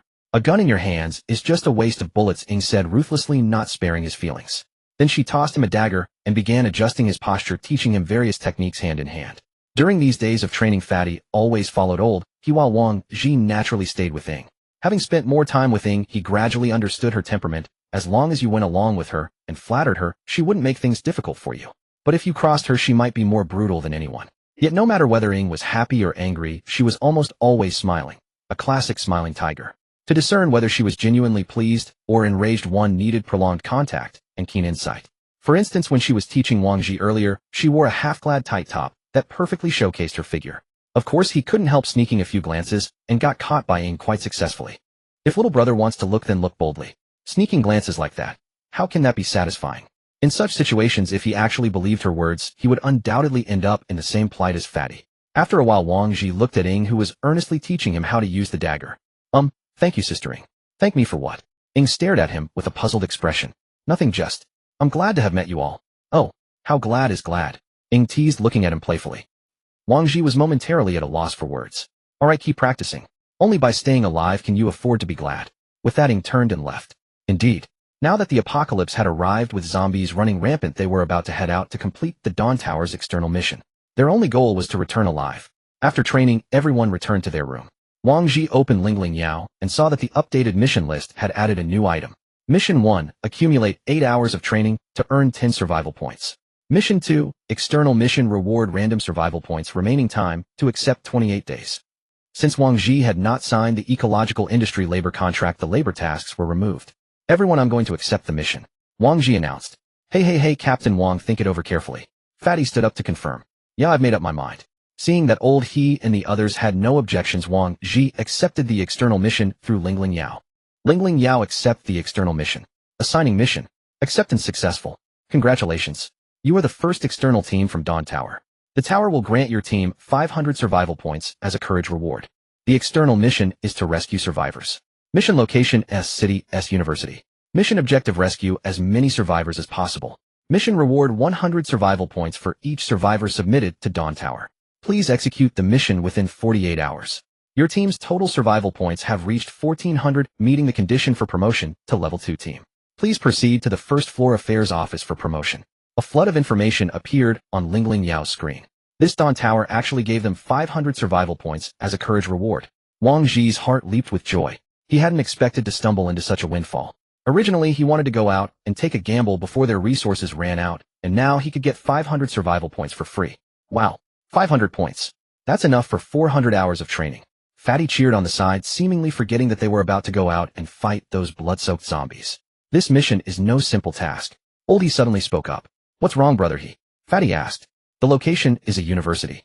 With a dense population, it's very disadvantageous for us old, he analyzed. Notification: the head of the guard department invites the captain of Sunset Glow to the first floor guard department. Just as everyone was pondering, Ling Yao suddenly sent a message. Her. What does the guard captain want with me? Wang Zhi wondered. I'll be back soon. You all rest for a bit. With that, Wang Zhi turned and walked out. Wang Zhi quickly arrived at the entrance of the guard department. Hello, I'm the captain of Sunset Glow. Your head captain invited me here, Wang Zhi said to the two guards at the door. One of them stepped forward, verified Wang Zhi's magnetic card, confirmed the identity, and then checked with Jieshi over the intercom before allowing Wang Zhi to enter. Following the instructions, Wang Zhi came to the innermost room and knocked on the door. Come in. Wang Zhi opened the door and entered. Inside, only Jieshi was present, still wearing her armor, staring at the computer screen. Sit down, Jieshi said indifferently. Hearing that she asked him to sit, Wang Zhi carefully sat down opposite her. We meet again, Captain Jieshi. Facing this cold woman, he figured it was best to be cautious. Jieshi stared at the screen, busying herself for a moment before slowly shifting her gaze to Wang Zhi. First of all, I must say you have remarkable courage, and I admire that. Secondly, the situation outside is chaotic. Most of humanity has been infected and turned into zombies. Their fatal weakness lies in the head, or severing the head to render them immobile. With that, she pushed a rolled-up map toward Wang Zhi. This is a layout of S University. You might find it useful. Lastly, I hope you can return safely and create greater value for Dawn Tower. Wang Zhi was somewhat flattered and quickly stood up to take the map. Thank you, Captain Jieshi. If we return safely, I'll definitely treat you to a meal. All right, go prepare. The corner of Captain Jie's mouth lifted slightly. Wang Zhi was momentarily stunned. It was the first time he had seen any expression on Jie's face. In his memory, this woman had always been expressionless like a statue. Wang Zhi left the room with the map. Jie's gesture was undoubtedly a timely help. With the layout of S University, they could understand the building distribution on campus. Wang Zhi returned to the room, spread out the map, and everyone gathered around. Where is this map from? Fatty asked. It's the layout of S University, given to us by Captain Jie just now, Wang Zhi explained. Oh, why is she being so nice to you? None of the other department captains came to give you anything. Why that blonde woman? Could it be she's taken a fancy to you, little brother? Ying said sarcastically. What are you talking about, Sister Ying? We're the first team to go out. We can't just go in blind and get wiped out, right? If we come back, it'll be a contribution to Dawn Tower. Wang Zhi said. Now the problem is, how do we get there and back? He frowned as he looked at the map of S University. Exactly. How do we get there? We don't even know where we are ourselves. How can we go? Fatty slapped his thigh and said. Well, ask Ling Yao. Ling Yao, how do we reach the mission destination? Querying mission, analyzing mission analysis, successful. First mission, you can take a helicopter directly to the destination. For evacuation, improvise. The nearest stronghold is northeast of the destination. After Ling Yao finished, a map of S City appeared on the screen with a flashing point. Everyone quickly memorized the map. A helicopter. I never thought my first helicopter ride would be in the apocalypse. Fatty said. Taking a helicopter can indeed avoid danger along the way. But when we have to bring others back, it gets a bit tricky. Laoyi said. Can we drive when we evacuate? Wang Zhi suddenly asked. Drive? That requires us to have a car, Ying said. We'll find one then. Even without keys, I can crack the car's built-in encryption and power it up. It's something I just developed before the apocalypse. Wang Zhi said. Driving is fine, but we saw on the screen in the hall that the roads are almost completely blocked. We might not be able to drive. Let's just walk back. As for whether those people can make it to the stronghold, that's their own fate. Ying expressed her idea. No? Then what's the point of saving them? Are we just using them as tools to earn survival points? Laoyi quickly said. What's the matter, old man? Do you think you're a savior? Whoever you want to save? If you want to risk your life to save them, we won't stop you, Ying said disdainfully. Laoyi gritted his teeth, but said nothing more. He knew himself that survival was the priority now, but as a soldier it was a great shame to stand by and watch others die. Let's try driving first. If we're blocked, we'll get out and walk. As for protection, do our best, but never sacrifice your own life. Everyone rest for now. Tomorrow we'll prepare the equipment for the mission. After speaking, Wang Zhi got up, washed up briefly in the bathroom, and lay down to sleep. September 30th, 2025, cloudy. The fog outside had dissipated. On the roads, in the buildings, zombies roamed every corner of the world. The streets lacked the usual hustle and bustle of people, the honking of cars. The whole world seemed to have hit the pause button. Everything was silent. Ring, ring, ring. Wang Zhi got up and turned off the alarm he had set earlier, then switched on the lights. For them it was a new day. Wang Zhi planned to improve breakfast for today. Eating biscuits and bread every day, they had almost forgotten what hot meals tasted like. Before long, Wang Zhi came back to the room, carrying a bag of meat buns. Here, 3 for each person. Wang Zhi distributed the meat buns to the 3. Delicious.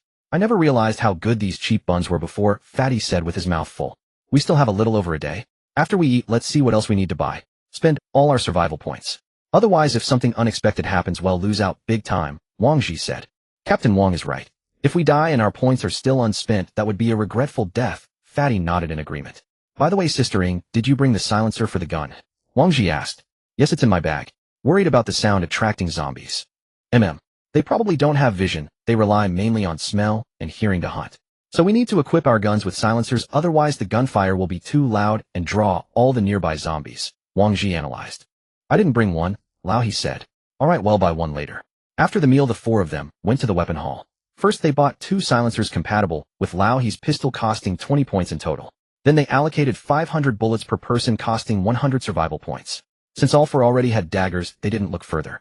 Then they bought 4 sets of tight-fitting biochemical combat suits, including gas masks and night vision goggles. The combat suits were made of high molecular fiber, offering excellent toughness and dimensional stability. 4 sets cost 400 survival points in total. The biochemical combat suits required custom tailoring. The salesperson took their measurements and said, "The suits will be delivered to your residence in 1 day. Please wait assured." Wang Zhi thought for a moment. They still needed some area effect weapons. When facing a horde of zombies, relying solely on pistols and hand-to-hand combat wouldn't work. With that in mind, Wang Zhi added 3 fragmentation grenades and 3 incendiary grenades per person, costing 80 survival points. Anything else you think we need? Wang Zhi asked. Adrenaline shots, Lao He said. Adrenaline shots. What are they for? Fatty asked. Adrenaline strengthens myocardial contraction, increases excitability, accelerates conduction, and boosts cardiac output. In simple terms, after exhaustion, a shot can keep you lively, Lao He explained briefly to Fatty. Well, then why buy just 1 each? Let's get a few more. Fatty exclaimed. Wang Zhi shot him a glance and said, overdrafting will bring even stronger fatigue, even shock. Do you want to die? I see. So what else do we need? Let's buy some tools, Ying said. In the end, the 4 bought 4 adrenaline shots, 4 grappling hooks, 30 meters of steel cable, and 4 combat backpacks, costing 70 survival points in total. We still have 700 survival points left. Is there really nothing else to buy? Wang Zhi looked at the balance. He hadn't expected to have so much left. It seemed that compared to bullets, food was slightly more expensive here. Since we have so much left, let's buy another dagger, Ying said. A dagger? Don't we all have daggers? Wang Zhi looked at her in confusion. They'll wear out eventually. After cutting so many people, the blade will dull quickly. The dagger I'm eyeing is made of good material. It might not be able to cut through iron, but it's more than enough to cut through a person. The group walked to the place Ying mentioned. Wang Zhi examined the sample of the knife. The blade was golden, double-edged, with a smooth surface that exuded sharpness. Beside it was a fitted sheath, and next to it was a price tag of 100 survival points. Wang Zhi asked the others, Should we buy 4 more then? Sure. After discussing, Wang Zhi handed the magnetic card to the staff, swiped it, and paid. Soon the weapon shop staff brought the daggers from the warehouse. Ying took the dagger, examined it closely. Not bad, it'll serve as a backup blade, she said contentedly, gazing at the dagger in her hand. Wang Zhi gasped upon hearing her words. A dagger of this quality fit for a backup blade. Before heading back, the 4 of them each bought some military backpacks and spare magazines for their pistols. Since Wang Zhi's pistol was self-made, it would take a day to replicate. The 4 spent another 100 survival points. On the way back, Wang Zhi noticed that the training hall had twice as many people as usual, with many unfamiliar faces. Wang Zhi's team had long met the conditions to advance to level 2, but they had been training and hadn't had time to process the upgrade. Now the 4 of them had stopped training to maintain peak condition, fully preparing for the upcoming field mission. They went to the affairs office on the 1st floor to upgrade their team. The process went smoothly, and another team even voluntarily gave up their spot to let them cut in line. Moreover, far fewer people approached Ying to chat her up. The reason was clear.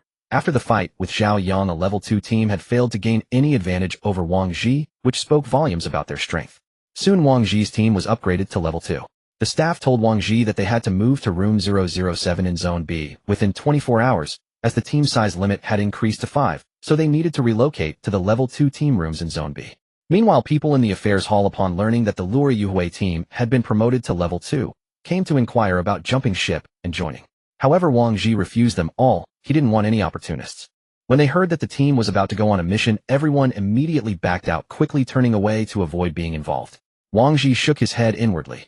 These people only wanted to reap without sowing. There was no talk of fighting and bleeding together. As the saying goes, it's easier to guard against an external enemy than an internal traitor.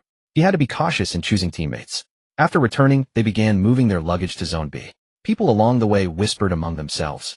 Arriving at room 007 in Zone B, it was about 10 square meters larger than their previous room in Zone A, with an extra bed. The 4 each picked a bed and stowed their belongings, leaving only the innermost bed vacant. By now news of the upcoming mission had somehow spread throughout Dawn Tower, and some had even started betting on whether the Lure Yuhui team would survive. Inside the room, Wang Zhi and the other three silently wiped their weapons. Outwardly calm, Wang Zhi was filled with terror inside. He was about to begin killing, knowing that tomorrow he would face the fearless and merciless zombies. He tried to convince himself that what he faced was not humans, but zombies, in order to alleviate his guilt. Wang Zhi seemed to be in a bad state. Usually cheerful and carefree, he now wore a grim expression, continuously practicing loading and unloading ammunition. He was leaning against the headboard, resting with his eyes closed. She couldn't read his thoughts. Ying, on the other hand, was idly flipping her golden dagger, seemingly unconcerned about the mission tomorrow.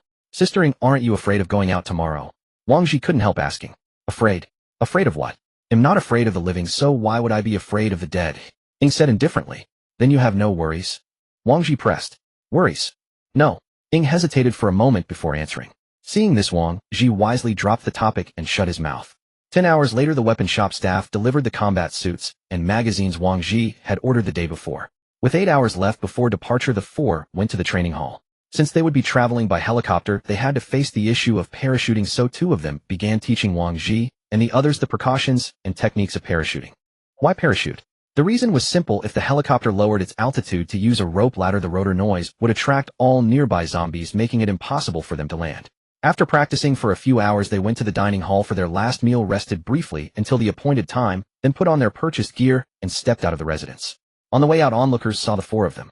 Some admired their courage while others thought they were sure to die. Everyone had different thoughts. Moreover, many people, upon learning that Wang Zhi's team was currently level 2 with only 4 members, resolved that if they returned safely, they would be the first to join them. In the apocalypse, the strong prevail and strength is paramount. Since they could survive outside and complete the mission to return to Dawn Tower, their team's strength was unquestionable. Following such a team would surely ensure a long life. Wang Zhi stared ahead, ignoring the gazes and whispers around him. All he wanted now was to fight his way through and return alive. After a moment, the four arrived at the preparation hall. Captain Adam from the command center ordered them to proceed to exit 2 of elevator C. Wang Zhi checked the time. Just about right. So they headed to elevator C2. After pressing the button, the passage opened and the four stepped inside. 10 minutes later, the elevator reached its destination, a large warehouse. Inside was a helicopter with the pilot already prepared, waiting for them to take off at any time. Let's go get on. He was the first to jump onto the helicopter. The helicopter started, and the iron plate above slowly opened. The helicopter gradually ascended. After many days, Wang Zhi once again saw the gray and gloomy sky. The helicopter carrying the four of them had already risen into the air. As they flew out from the underground base, Wang Zhi saw that this place was located in a jungle. Gazing at the smoke that had not yet dissipated over the distant city, a myriad of emotions surged within their hearts. Not long ago, it was a thriving, bustling metropolis, yet in just a few days it had become shrouded in smoke and gradually fallen. What would be the fate of humanity? Where would they go from here? Wang Zhi raised his binoculars and looked at the frenzied people on the ground. At this moment, the fantasy he had once harbored, that all of this was merely an illusion, shattered. On the plane, Lao He once again emphasized the precautions for parachuting. It was no child's play. Although Wang Zhi and Wang Zhi were first-time jumpers, having 2 seasoned veterans guiding them alleviated their worries. We are approaching the destination. Current altitude 3,000 meters. Repeat, altitude 3,000 meters. Arriving at the destination in 1 minute. Please prepare for the jump. Repeat, 1 minute to arrival at the destination. Please prepare for the jump. The voice of the pilot came through the intercom. After the pilot finished speaking, the four of them moved to the side door of the helicopter. In a moment, our target is the largest rooftop in the center. Don't be afraid, just follow my command. 3, 2, 1, jump. Lao He shouted loudly. Lao He finished speaking, and the four of them joined hands, forming a neat line as they leaped from the helicopter. After Lao He and Ying adjusted their centers of gravity, Lao He's voice came through the radio. Release hands, maintain distance, and deploy the parachutes. Fwoosh, fwoosh, fwoosh, fwoosh. The four of them opened their parachutes simultaneously. Wang Zhi nervously steered, trying to stay aligned with Lao He and the others. Fatty, stay away from me. Ying's voice came through the radio. At that moment, Wang Zhi was too close to Ying, and to prevent their parachutes from tangling, Ying was forced to alter her descent direction. Ying's descent grew lower and lower, and it seemed she would miss the optimal landing spot on the roof. The other three's hearts tightened. Just then, Ying, as if prepared, hurled the grappling hook attached to her waist. Clang! The hook successfully caught on the rooftop railing. Ying pulled on the rope, drew a dagger, cut her parachute lines, and then climbed over. After the three landed, they shed their parachutes and rushed to the railing, sighing with relief as they saw Ying climb up on her own. Wang Zhi, are you trying to get us killed? Ying gritted her teeth. I'm so sorry, Sister Ying. I'm still not skilled. I'm sorry. Pang Zhi apologized repeatedly, knowing he had made a mistake in his operation. Wang Zhi watched the scene. It was fortunate that Ying reacted in time. If it had been him, he would have either collided with Pang Zhi in midair or missed the rooftop and fallen to the ground. Somewhere on campus. Senior sister, I just saw a helicopter fly by. A helicopter? Haven't there been plenty of aircraft in the sky lately? Zhang Xiaowei, you don't actually think they came down to rescue us, do you? A classmate interjected. No, it wasn't just a helicopter. 4 people jumped out of it. Zhang Xiaowei exclaimed excitedly. What? Is that true? Where are they? Let's go out and let them see us. People inside the room began to voice their opinions. Chill, keep it down. The senior sister that Zhang Xiaowei had mentioned made a gesture. At that moment, everyone realized they had been too stirred up. With so many zombies outside, they each began to pray that they wouldn't attract them. But as luck would have it, the 2 zombies in the corridor drawn by the commotion had already reached the wooden door, scratching at it with a piercing squeak. If this continues, more zombies will be attracted.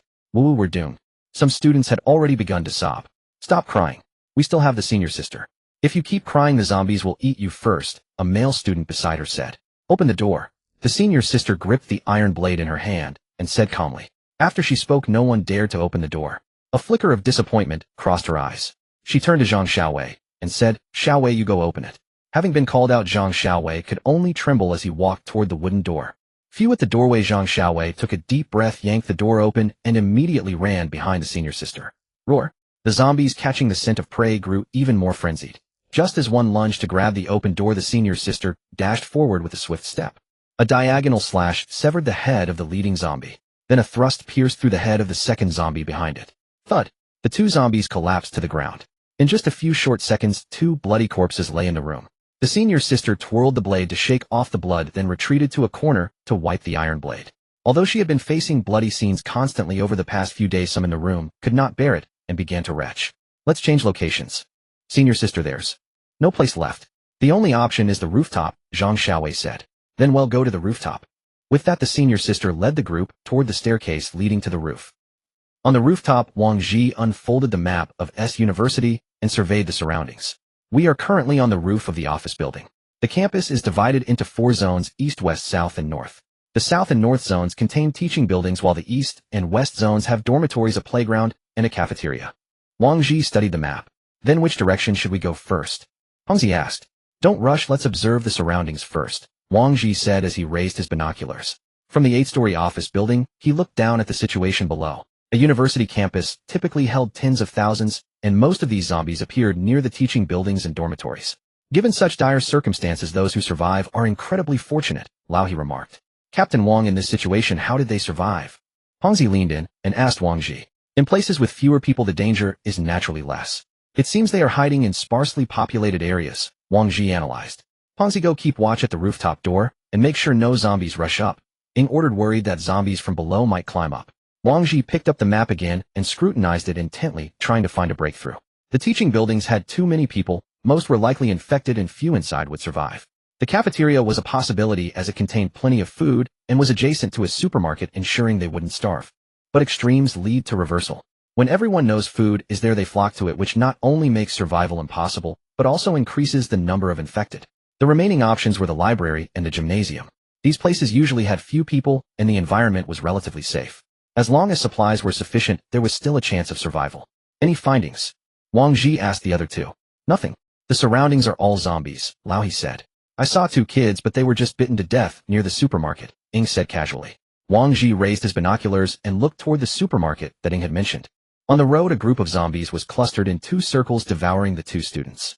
The scene was so gruesome that he lowered the binoculars. After a moment, Wang Zhi lifted them again and re-examined, but all he saw were zombies.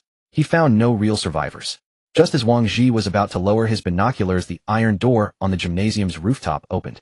Survivors. On the gymnasium rooftop at 9 o'clock. Wang Zhi shouted to the other 2. 23. 23 people. Lao He counted through his binoculars. Clearly these 23 had made a wise choice. If they had never come to the rooftop, Wang Zhi and his team searching for them in this vast campus would have been like searching for a needle in a haystack. Seeing this, Wang Zhi began to think of a way to attract their attention. First, they needed to let the survivors know of their presence and ensure they would wait in place. After the students climbed onto the rooftop, Zhang Xiaowei, who had already spotted Wang Zhi's group, saw the white parachute cloth hanging on the office building and began to wave frantically toward Wang Zhi. After a moment of thought, Wang Zhi decided to use a high-intensity flashlight to flash signals toward the gymnasium rooftop. Dot dash dash dot dashed. Wait. They want us to wait. The senior sister understood Wang Zhi's meaning and made an okay hand gesture toward the office building rooftop. Wang Zhi understood that the other party had grasped his intent. He lowered the binoculars and glanced at his watch. It was now 3 in the afternoon. They had to reach their destination before nightfall. In other words, they had less than 4 hours left. If darkness fell even with night vision goggles, their field of view would be severely compromised and the danger would escalate dramatically. They now faced their first decision: how to descend to the ground floor. One option was to rappel down from the rooftop, using ropes. The other was to take the stairs. Wang Zhi called Fatty over, and after a brief discussion they decided it would be safer to move together via the stairwell. Just then he had a sudden idea. He removed the silencer from his pistol and considered firing a shot into the air to see if any survivors remained in the office building. Wang Zhi immediately grabbed He's arm, signaling him not to fire. Don't shoot. That single shot will attract every zombie in the vicinity. Then we won't be able to go anywhere. He pondered for a moment and realized it was unwise, so he reattached the silencer. After their discussion, Wang Zhi and his 3 companions began their descent from the rooftop. As they were about to open the door, they discovered that the iron gate was locked from the inside and wouldn't budge. Damn it, Captain Wang, let me break it down, Fatty said, preparing to kick the door. Are you crazy? If you kick it open, how will we get down? Wang Zhi hurriedly stopped him. We'll use the grappling hook and rope to descend into a room, then regroup and charge out together, Ying suggested. That's the only option. We'll find a window that can be opened and enter a room. Ying walked to the edge of the building, stepped over the railing, and lowered the rope along the window's position. She hooked the grapple onto the railing and tugged hard to confirm it was secure. Alright, I'll go first, Ying said. Gripping the rope, she flipped over the edge. In no time she slid down to the second floor, found a window that could be opened, and slipped inside. The moment her feet touched the ground, before she could even stand up, a zombie lunged at her from the right. Ying was startled. Just moments ago she had specifically checked through the window to ensure no zombies were inside. She hadn't expected one lurking in a blind spot. As the zombie's claws drew closer, she instinctively raised her arm to block its hand. To her dismay, the zombie seized her arm and sank its teeth into it. Fortunately, Ying reacted swiftly. With her other hand, she drew the dagger strapped to her leg and plunged it into the zombie's head. Thud! The blade was so sharp that even the zombie's skull didn't spew blood before the creature went limp and collapsed. Seeing Ying safely inside, the 3 on the rooftop also slid down. When Wang Zhi descended and saw the scene inside the room, his heart pounded with alarm. Though he had been mentally preparing himself for days, the actual sight of a corpse still stirred nausea and fear. He was the last to come down. After entering, he pressed the release mechanism on the rope, causing the grapple hooked on the rooftop to change from a curved to a straight hook. With a gentle tug, he retrieved the grappling hook. Oh my God, we've only just come down and already killed one, Fatty exclaimed, seeing a dead body for the first time. Sister Ying, are you hurt? Wang Zhi approached Ying with concern. The thing was hiding in the corner, and I didn't see it. Luckily my clothes are sturdy, but it didn't scratch me, Ying replied. Phew, glad you're okay. Fatty, no matter what happens, don't speak loudly. You're putting us in danger, Wang Zhi said with a frown. In truth, he wasn't too worried about Ying and He, but if Fatty wasn't warned, he would likely scream soon enough. Having said that, Wang Zhi opened the door and immediately stepped back, guarding against a sudden zombie attack from the hallway. There was no zombie outside, so he cautiously poked his head out to survey the corridor. The emergency exit was about 50 meters away, with 6 zombies blocking the path, and the rooms on both sides were unknown. After assessing the situation, Wang Zhi withdrew his head and briefed the others. "I'm a good shot. He'll use the gun to take them out," He volunteered. He leaned out and fired 7 muffled shots. Thud, thud, thud. All 6 zombies in the hallway collapsed. One of the shots was fired because a zombie had its back to He, hitting its cervical spine. After being struck, the zombie turned and charged toward them, only to be finished off by another shot. He pulled back, ejected the magazine, and reloaded. Fatty peeked out and whispered excitedly, "Brother, he excellent marksmanship. Let's move out." Fatty, stay close to the wall on the opposite side. Wang Zhi and Ying, take this side. Well, watch each other's backs for any zombies in the rooms. If you see one, shoot immediately. He instructed. The 4 of them crept along the wall, slowly advancing toward the emergency exit, passing by 8 rooms on both sides. Most of the rooms were closed. Only 3 zombies emerged from 2 open doors, all of which were easily dispatched by Ying and He. Upon reaching the emergency exit, Wang Zhi noticed that there weren't many zombies here. The office building wasn't heavily populated during normal times, and the stairwell was rarely used as people usually took the elevator. Just as Wang Zhi stepped up to the emergency exit door, another zombie suddenly lunged at him. Caught off guard, Wang Zhi was slammed against the iron door. Bang! The door struck the wall with a deafening noise, echoing harshly through the empty building. Roar! Hearing the commotion, the zombies inside the building went berserk and charged toward the source of the sound. Wang Zhi was pinned to the ground by the zombie. Ying, seeing the sudden attacker, didn't hesitate and stabbed the zombie in the head with her dagger. Blood splattered onto Wang Zhi's face mask. He scrambled to his feet and listened to the countless low growls coming from within the building. Run. That was his first thought. It's over, they heard us. Get to the window. Jump out through the ventilation window. Wang Zhi slammed the emergency exit door shut, then turned and climbed toward the central ventilation window. Without hesitation, all four of them vaulted out of the window. The ventilation window was situated between the first and second floors, not too high, so they landed easily. Hearing the noise, the zombies outside converged on them, while those inside the building scratched and pounded against the windows. In an instant, the commotion attracted more zombies from the vicinity, and their numbers grew increasingly overwhelming. Run! This way! The gym is over here! Wang Zhi shouted, already sprinting ahead. Bang! The four of them ran while raising their pistols to shoot at the zombies closing in from the front. Their pace wasn't exceptionally fast, burdened as they were by the supplies in their backpacks and the constant need to clear the encroaching undead. The zombies behind them were hot on their heels, and now nearly 40 of them had gathered at their rear. Everyone run faster. Lao, he called from the front. We can't keep this up. Well, lead the zombies straight to the gym. Wang Zhi glanced back at the pursuing horde. These zombies were relentless, impossible to shake off. They had to find a way to eliminate them. Lao, what do we do? Wang Zhi asked as he ran. No idea. There are too many of them. Lao shouted back. We're gonna die? I don't want to die. Fatty started his usual wailing. Shut up, you fat fool. Keep screaming, and he'll feed you to the zombies, and snapped at him. Use grenades if we have to. Lao yelled. Grenades, eh? That would attract even more zombies. Then it won't just be this many. Wang Zhi imagined the scene of hundreds of zombies converging from all directions and immediately vetoed the idea. Then we're left with incendiary bombs. Lao said, incendiary bombs are good. Let's burn them all to death. Fatty said, reaching for the incendiary bomb strapped to his chest. Running like this, the incendiary bombs won't do any good. Encountered. Quick. Everyone head to the playground. Wang Zhi spotted the withered leaves beneath the trees, and his eyes lit up. Perfect timing and terrain. The autumn grass had withered, and the playground was covered in large patches of dead weeds. If they could lure the zombies onto the grass and throw incendiary bombs around the perimeter, the whole area would instantly turn into a sea of fire. The four of them fought their way to the western playground, where there were still relatively few zombies, and the surroundings were open. Their pursuers had swelled to nearly 100. Wang Zhi could feel the ground trembling. Quick! Each of us throw one to a side. They reached the center of the lawn and hurled the incendiary bombs they had been clutching all along. The bombs ignited the area around them. In an instant, the playground was engulfed in smoke and flames, reduced to a hellish inferno. On the gym rooftop, the students watched as Wang Zhi and his group leaped from the office building windows, then saw the countless zombies chasing after them. Oh no, this is it. Yeah, I thought they were coming to rescue us, but they're just walking to their deaths. So what are we supposed to do now? Look, they're leading a horde of zombies straight toward us. Damn, are these idiots trying to get us killed too? The students murmured among themselves. Anyone with a weapon, come with me to help them. The senior sister looked at the zombies trailing the four, her gaze fixed firmly on the distance.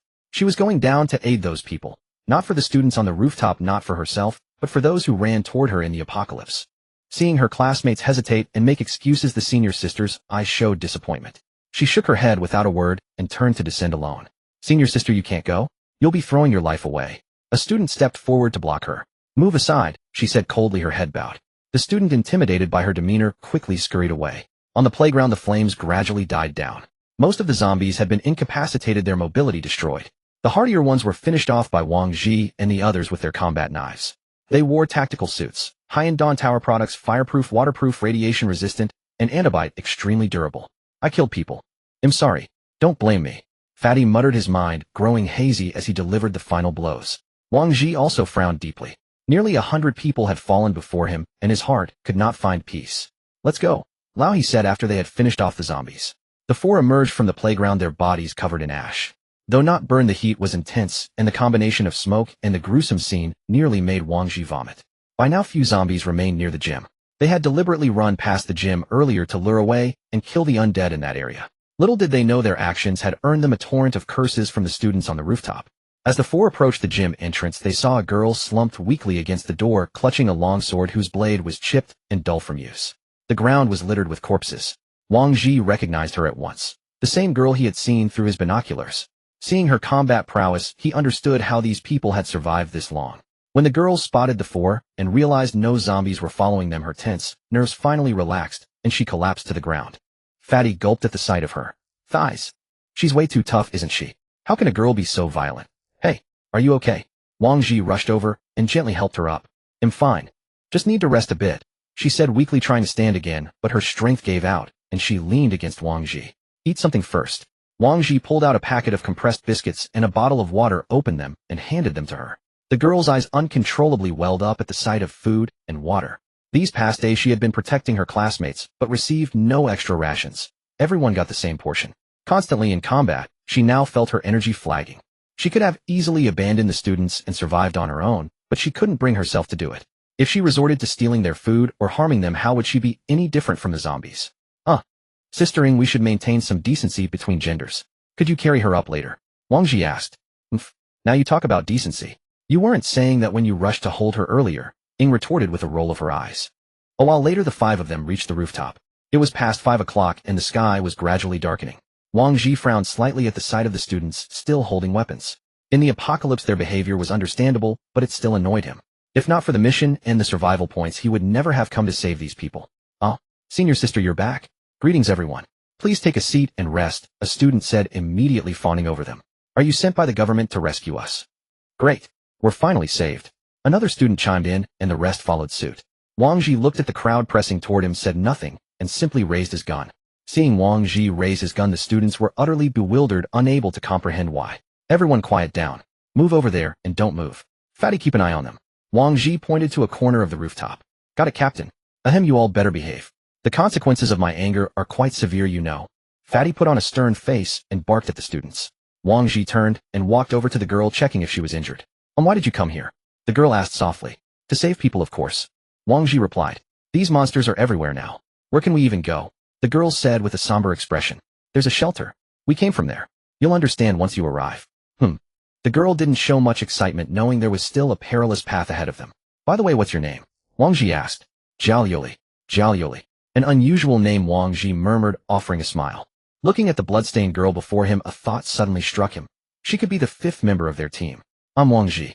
That sister is Ying. This is brother He, and the fat man over there is Li Feihong, Wang Zhi introduced. Sister Ying, brother He. Hello, Zhao Yuli greeted the two beside her. By the way, did you kill all the zombies downstairs by yourself? Wang Zhi asked, eyeing her blunted blade. Yes, I come from a martial arts family. I've been exposed to it since childhood, so I know a few moves, Zhao Yuli replied, softly lowering her head at the compliment.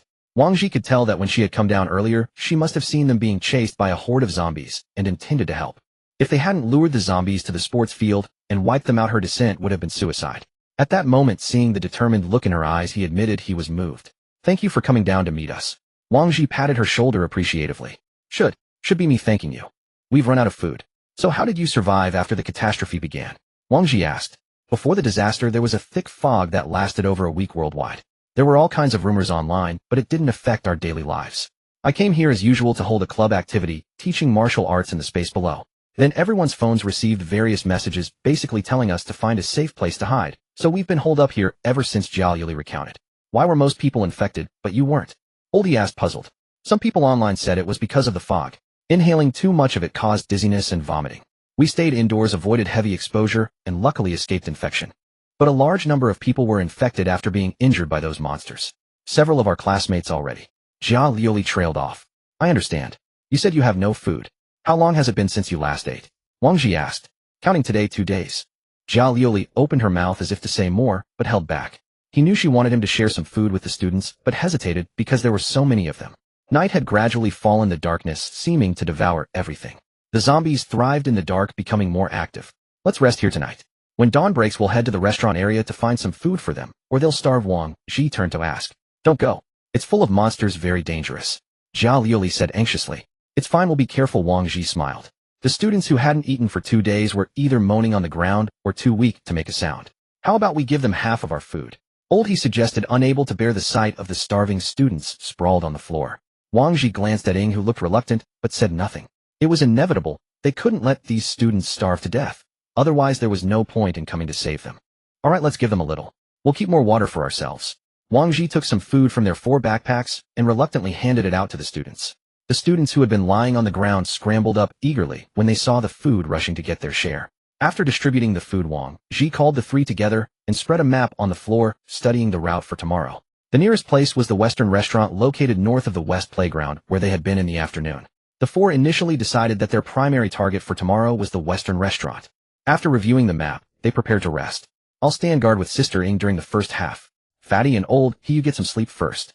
After deciding, he chose to keep watch with Ying for the first half, while Old He and Fatty would take the second. Wang Zhi had thought carefully about the guard duty assignment. If he paired old he with Ying, the two were like fire and water, incompatible. If he paired Fatty with Ying, Fatty couldn't handle it, so it had to be him. That night the moon was hidden behind dark clouds, the usual lights long gone. From time to time cracking sounds could be heard, likely the noise of zombies stepping on broken glass. Wang Zhi looked at the students around him curled up haphazardly on the ground, enduring the pangs of hunger. His heart was filled with melancholy. If he hadn't joined the Dawn Tower, would his fate have been like theirs? Or would he already have become a zombie? Wang Zhi leaned against the rooftop railing lost in thought, then pulled a pack of cigarettes from his bag and offered one to Ying beside him. Sister Ying, do you think we'll make it back alive? He asked, lighting the cigarette and turning his head. Just do our best. The world is like this now, there's nothing to hold on to. Every extra day we live is a gain, Ying said, exhaling a puff of smoke. At this moment, Ying had shed her usual frivolity, becoming sentimental. Living one more day for a gain is true, but it's not to the point of having nothing to live for. Since we were fortunate enough to survive, it must be fate's arrangement. Since we met, it's destined. The future still holds infinite possibilities. We could find a secluded place to settle down, set ourselves up as kings with no constraints. Isn't that what you seek? Wang Zhi painted a picture of the future. Oh, little brother wants to find a secluded place to settle down with me. Ying slipped back into her coquettish demeanor. Wang Zhi was speechless. This woman couldn't stay serious for more than 3 seconds. In any case, we must still hold hope, anticipation, and dreams for the future, Wang Zhi said earnestly. Actually, before the apocalypse, I had no interest in all this talk of the future and hope. Now this world. It's not bad, Ying said, gazing into the distance with vacant eyes. Why do you say that? Wang Zhi looked at Ying, who had just been utterly despondent, and wondered how she suddenly felt the world was fine now. As you said, as long as we don't die, we can do whatever we want. Live in seclusion, found our own small country, and act without restraint. Ying chuckled. Well, Sister Ying, our team is currently level 2, and we're short one person. I want to include Jie Liuli in our team. What do you think? That's fine, one more sister. But you're not just interested because she's pretty, are you? Ying said disdainfully. No, one is as beautiful as you, Sister Ying. I made the decision purely based on strength and character. Wang Zhi quickly shook his head. What if she doesn't want to join us? Then she wouldn't have appeared downstairs in the first place. Wang Zhi said confidently. Fine, suit yourself. Ying said indifferently. After Wang Zhi and the others finished their watch during the first half of the night, they woke up Fatty and Old He tossed the half-empty pack of cigarettes to Old He, and Wang Zhi found a spot to lie down. Due to various factors, Wang Zhi had been unable to rest properly for nearly 40 hours. As soon as he lay down, he felt an unprecedented fatigue and unconsciously fell asleep. October 3, 2025, overcast. At 5 a.m., Wang Zhi suddenly sat up from the ground and instinctively touched the gun at his waist. He looked around in panic, saw Fatty chatting with Old He on a platform nearby, and Ying sitting against the wall with her eyes closed resting. Then he breathed a sigh of relief. Sleeping too soundly in such a situation was a major taboo, but fortunately nothing happened. Yo, Captain Wang, you're awake. Fatty said to Wang Zhi, who had sat up. Yeah, let's eat something, and then head to the Western restaurant. As Wang Zhi spoke, Ying opened her eyes and walked over. After the 4 of them finished eating, they selected 3 relatively sturdy male students to be responsible for guiding and carrying food. The chosen students were naturally unwilling. No one wanted to do such an extremely dangerous task. But in the end they compromised under the threat of Wang Zhi's gun. Going out with a slim chance of survival was better than dying right now. Wang Zhi walked over to Jie Liuli and handed her his knife for self-defense. Be careful, protect yourself. After Wang Zhi finished speaking, they quickly packed up and slowly opened the rooftop door, preparing to go downstairs to the Western restaurant. Since they had cleared the zombies in the building yesterday, they only killed 1 zombie while making their way to the first floor. But once they reached the first floor, there were more zombies. About a dozen had entered the hall. This almost made the 3 students behind scream out in fear. Fortunately, Wang Zhi had warned them, so they could only tightly cover their mouths, not daring to make a sound. The dozen or so zombies were left to Ying and Old He. Wang Zhi and Fatty tried to avoid using guns as much as possible simply because their marksmanship was terrible. After a while, the zombies in the hall were easily dealt with by the group, barely wasting a single bullet. He had to admire the accuracy of the 2. They walked all the way to the Western playground where the charred remains of zombies burned yesterday still lay. The restaurant is ahead, a student behind whispered. Yep, when we get inside, we'll cover you. Grab whatever food you see and try to take as much as possible. Wang Zhi instructed the students and continued forward. But as they got closer to the restaurant, the number of zombies around them decreased, which made Wang Zhi feel something was off. This is a bit unusual. Wang Zhi suddenly stopped. What's wrong? Old He asked in confusion. There are too few zombies here. Too few, it's abnormal. Wang Zhi said. This? Captain Wang, don't scare me. Fatty said fearfully. Find a spot and use binoculars to observe the inside. Regardless, they needed to see the situation first.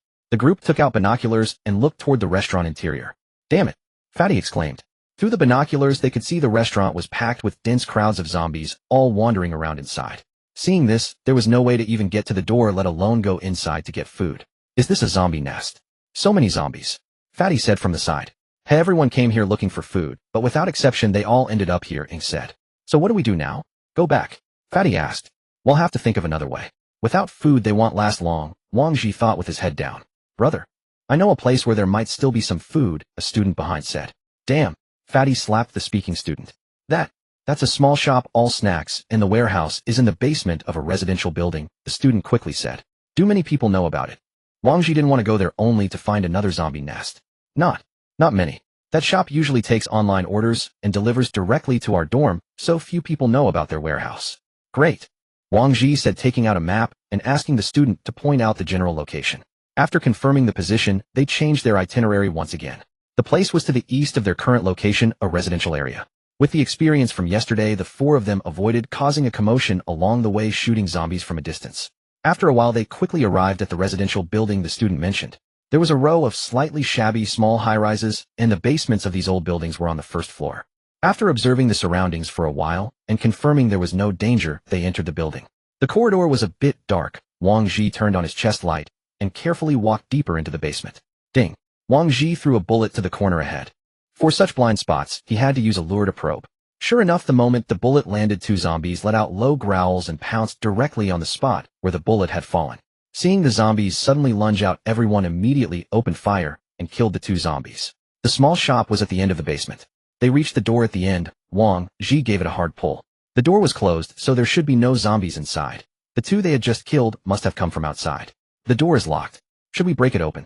Wang Zhi turned to look at the others. Let me do it. Ying stepped forward and took out a piece of wire from her bag. Sister Ying, you know how to do this. Wang Zhi watched as Ying picked the lock. A little. After squatting at the door and working for a while, the lock made a click sound and it opened. After the lock was opened, Ying tried to pull the door, but it didn't open. Then she pushed it, but it still wouldn't budge. However, they could see that the door loosened slightly when pushed inward. Something's blocking it. Wang Zhi asked. Are you sure it's here? Wang Zhi turned to ask the student. Positive. I've been here many times, the male student said. Fatty, you, and old, he watched the stairwell. If zombies come, hold them off first. Wang Zhi said. Thump, thump, thump. Wang Zhi knocked on the door a few times to see if anyone was alive inside. After a few knocks, there was no sound from within. Is anyone in there? Wang Zhi called through the crack of the door. I'm here to rescue you. Please open the door. Wang Zhi tried again. Rescue us? I think you're here to steal our food. I suggest you go somewhere else. We've already claimed this place. The building is crawling with zombies. If you try to break the door down, you'll attract them all. You'll all be torn to pieces. A man's voice came from inside. We really are here to help. There's a shelter outside. If you cooperate, they'll take you back, Wang Zhi urged again. I still advise you to drop this idea. Don't come back. In this day and age, you don't need such a high-sounding excuse to rob people. The voice came again. Seeing that the other party was unmoved, Wang Zhi decided to break the door down by force. He had to get this batch of food. Fatty, break down the door. Wang Zhi called back to Fatty. No problem. Old, he sister Ying, hold the line. Don't let the zombies through. After speaking, the three stood at the corner of the corridor and signaled Fatty to move. Fatty stepped back, took a short rune up, and then, bang. With a loud crash, the door flew open. The entire building began to tremble slightly. Zombies from the upper floors stirred and rushed downstairs. Here they come, Wang Zhi warned. In moments, over a dozen zombies charged down, cramming the narrow corridor. Open fire. Old, he yelled, pulling the trigger without hesitation. Meanwhile, as Fatty burst through the door, he was met by three male students, each wielding a kitchen cleaver, intent on killing him and shutting the door again. But just as they lunged, they saw the pistol in Fatty's hand. No matter how fast a cleaver was, it couldn't outrun a bullet. Their bravado vanished instantly, and Fatty kicked each of them aside. After subduing those inside, Fatty turned to help Wang Zhi and the others with the zombies, ordering the three students to hide in the room. Fatty was taken aback when he came out. The corridor was littered with corpses, and more zombies were pushing in from behind. However, the bodies also hampered the zombies' advance, tripping them up and giving Wang Zhi and his team a moment to breathe. In the end, they killed over 20 zombies in the hallway before silence finally fell. Finally over. Is everyone hurt? Wang Zhi's heart pounded. The sight of blood splattering from the zombies in the dim basement made him tremble with tension. Let's go inside, old, he said, holstering his gun. All right. The four entered the room and saw the three male students on the floor, each clutching an arm and groaning in pain. The room reeked of metabolic waste. Wang Zhi scanned the space. There were bread, spicy strips, instant noodles, sausages, drinks, and bottled water. The amount was enough to feed those 20-plus students for a week. Wang Zhi could understand the behavior of the three boys in the room. In the apocalypse, there was only infinite darkness, selfishness, and suspicion. Take all of this. Wang Zhi ordered the 3 male students. Captain Wang, what do we do with these 3? Fatty asked. Bosses, please spare us. Didn't you say you came to save us? Why are you talking about dealing with us now? Wang Zhi looked at the 3, crying and begging. He initially thought of abandoning them to their fate, but then remembered that bringing them back would earn survival points. You 3 are coming with us. Don't make a sound on the way, or my gun here might make a sound instead. Wang Zhi gestured with the pistol in his hand. Thank you, bosses. We'll be quiet. By then the 3 students they had brought were already packing the assorted food and drinks into large cardboard boxes. As the group left the room, the 6 male students behind them were startled by the sight of corpses strewn across the corridor, but thankfully they didn't scream. Just as Wang Zhi was about to pass through the stairwell, a zombie that wasn't quite dead grabbed his leg. Watch out. Look down. Wang Zhi shouted, raising his gun and firing another shot into the head of the undead zombie. No sooner had he spoken than a scream rang out from one of the male students behind. Out. Quick, everyone out. Wang Zhi yelled as he ran out. Who was that? It was me. I got grabbed by a hand. It was one of the boys from the room. There was a tear in his pant leg. Wang Zhi walked over, crouched down, and examined the student's leg. The wound was already turning black and the blood had become a dark red. Anyone else injured? Wang Zhi asked. Hearing no response, he approached the 3. That guy is infected. It's only a matter of time before he turns. Should we? Wang Zhi inquired. Keep him. It's not easy getting a lab rat. We should observe him, Ying said. All right. After a brief discussion, they began to retrace their steps. On the way back, the scratched student suddenly collapsed. The 4 rushed over. The fallen boy was already delirious, his face turning purple and black-red blood oozing from his mouth. Wang Zhi calculated it had been less than 10 minutes since the scratch. Could it be fatal in 10 minutes? Put him out of his misery, Wang Zhi said to Ying. Ying nodded, drew her dagger, and slit the boy's throat. The struggling, convulsing student immediately went still. After killing him, Ying's expression remained unchanged, as if she felt no guilt at all. Let's hurry back. Wang Zhi sighed, turning to retrace their path. It was the boy's own karma. If he had opened the door, the zombies wouldn't have charged down, he wouldn't have been scratched, and he wouldn't have died. Since the 4 had cleared most of the zombies on the way, and the return trip was much easier. Before long, they saw the students on the rooftop of the sports building waving at them. When the group reached the rooftop, the students saw the 3 full boxes of food and immediately regarded Wang Zhi and his team as saviors, gazing at them with worshipful admiration. It was just 10 in the morning. The entire trip had taken less than a morning, and they had secured a week's worth of food. So far things were going smoothly. Fatty, go distribute some food to them, Wang Zhi said. Wang Zhi took out his notebook and recorded the events, especially the characteristics of the zombies and the reactions to infection. They were the first squad to go out. If they could bring back intelligence from the outside, it would be extremely valuable. However, this was just his speculation. He wasn't sure how the Dawn Tower would handle it. What are you doing? Lao, he asked, approaching Wang Zhi. I'm thinking about the evacuation plan. Now that we have food, it's time to take everyone back, Wang Zhi said, taking a bite of the bread in his hand. Wang Zhi looked at the map of S City. According to the coordinates given by Lingling Yao earlier, the location was in the wilderness about 30 kilometers north of the school. S City was densely populated, and the outside was almost entirely covered with zombies. What troubled him most was that the students lacked the ability to protect themselves. It was uncertain whether they could even return safely themselves, let alone bring more than 20 people. Something's wrong, brother. De Yong has fainted. It was Zhang Xiaowei who spoke. The De Yong he mentioned was the boy who had gone out with them. What happened? Let's go take a look. Wang Zhi walked through the crowd and looked at De Yong, who was lying unconscious on the ground. Lift his shirt. At that moment, there was a scratch on De Yong's waist. The wound was not very obvious, but it had already begun to slowly infect, and the surrounding skin had turned blackish blue. Everyone then understood that De Yong was also infected. A bunch of beasts. They'll make you pay. Knowing that De Yong was infected, the male classmate who was closest to De Yong stepped forward, intending to fight the 2 boys inside the convenience store. Wang Zhi also stepped forward and pulled him back. Objectively speaking, they weren't wrong. Everyone was just trying to survive. The dead cannot be brought back to life. Save your energy. Settle your matters when we reach the shelter. After saying that, Wang Zhi raised his gun and pointed it at De Yong. No, don't. De Yong is not dead yet. You can't do this. The male classmate, seeing that Wang Zhi was about to shoot De Yong, hurriedly tried to stop him. But Wang Zhi frowned deeply. He knew that in the apocalypse there was no room for sympathy for the pitiable. What was done was done. Once infected, there was no turning back. Bang! Wang Zhi pulled the trigger, ending De Yong's life. This was the first time in his life he had killed a person, a real human, not a zombie. Pengzi, throw the body downstairs.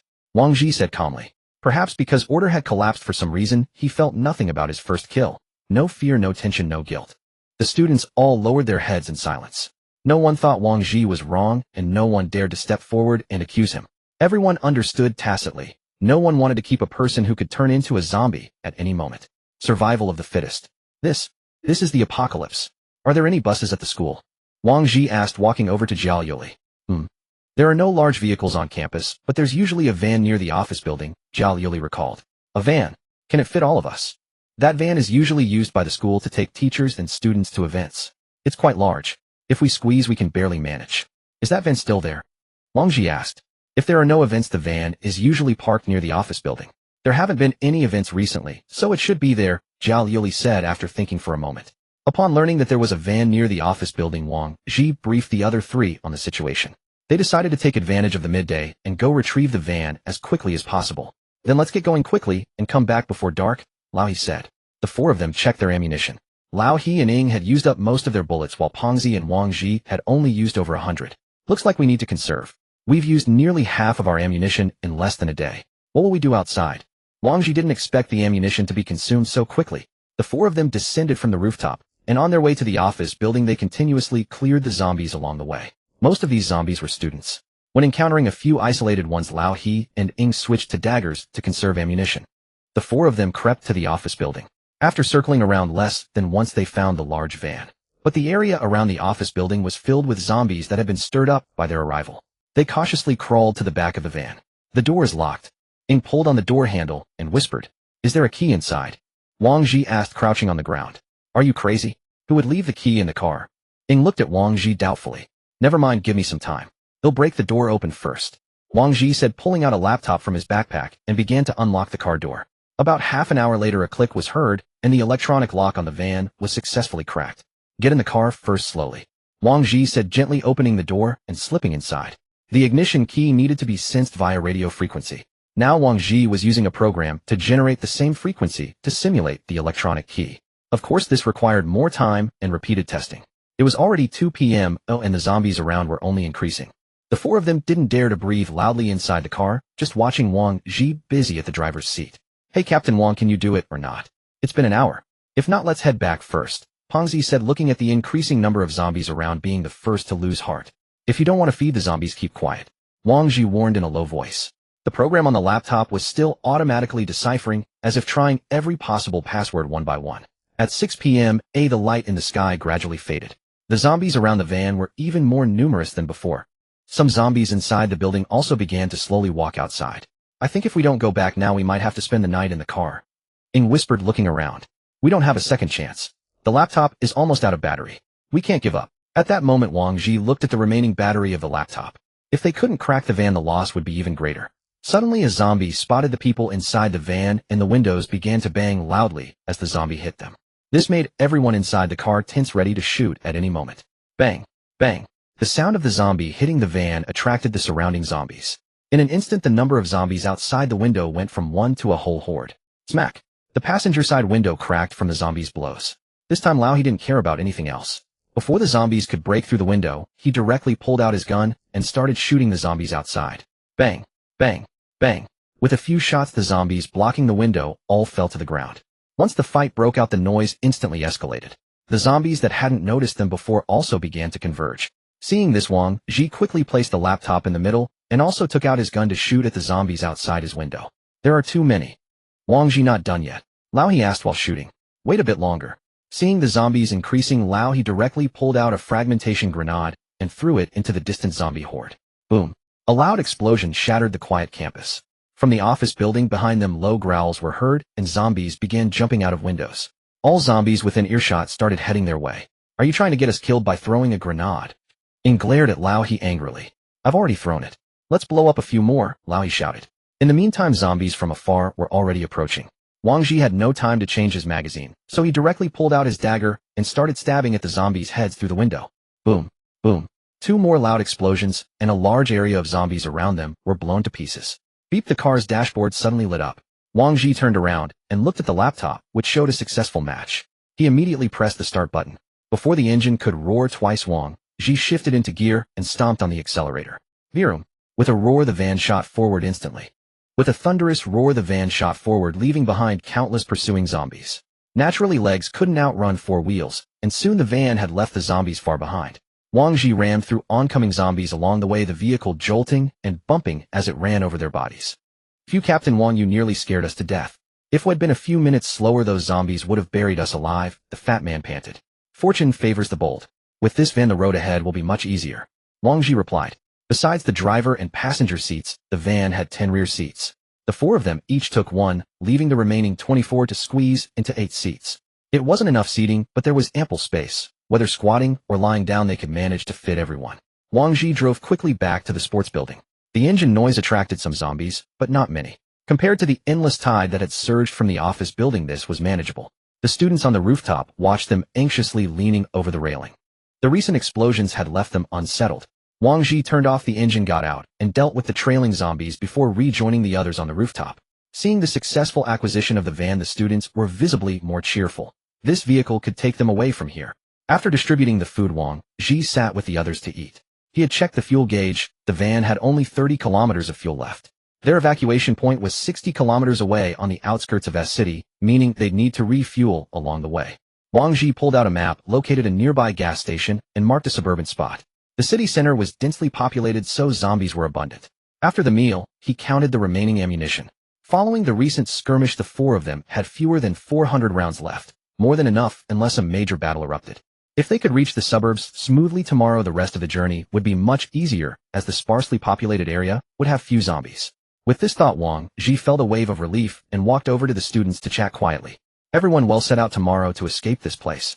Danger is inevitable on the road, but we must stay united and follow our commands. I hope all of you can reach the shelter safely. Rest early, we leave at dawn. Inside the Dawn Tower. Tower Master, a second team has accepted an external mission. Jieshi reported beside the Tower Master. Which team? The Tower Master asked, looking up. It's the former Dynasty Tower Master. Oh, that third-rank team. Yes, Tower Master. How's the first team doing? According to magnetic card tracking, the targets are all active, indicating no casualties. Interesting.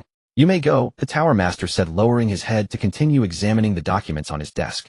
October 4th, 2025, clear skies. As dawn broke, the fat man, an old he who had been on night watch, woke everyone up. In truth, no one had slept much. In such an environment, even the slightest sound would jolt them awake. Everyone organized supplies and began loading them into the van. Soon the van was packed with students, 2 per seat, with the remaining 8 crouching in the aisles. Everyone, no matter what happens on the road, you must stay in the van and remain silent.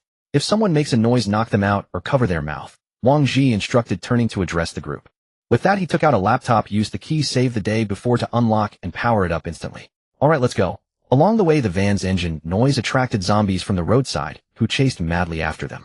The students crammed in the back clung to each other, trembling with fear. The plan was to exit through the campus north gate, then head north to reach the sparsely populated gas station area. Due to severe overloading, Wang Zhi dared not make sharp turns, fearing a rollover. He relied on the other 3 to lean out of the windows and shoot ahead to clear the zombies, preventing them from damaging the van. Look, there are people on the rooftop, the fat man suddenly exclaimed, spotting a group of survivors. Wang Zhi was startled. He hadn't expected anyone else to survive. But they were in no state to stop and help. Pushing the thought aside, he focused on driving, dodging the zombies ahead. Seeing Wang Zhi had no intention of stopping, the fat man fell silent. They reached the north gate, the van's hood now badly dented, and their ammunition had dwindled by nearly 100 rounds. Bang! The van crashed through the gate barrier. Once outside the campus, the roads were swarming with even more zombies, with large bloodstains and corpses scattered about. Vehicles were parked haphazardly on the road, the entire street eerily silent. Wang Zhi spotted a convenience store nearby, its contents largely untouched. He was tempted. If they could loot all that food, it would be a significant haul. But he shook his head. They had to evacuate immediately or risk their lives. Trouble. The road ahead is blocked by zombies. Old, he said, peering through binoculars. What? Should we take another route? The fat man asked, panicking. No, I'm not sure about the other roads. Oldie, take this.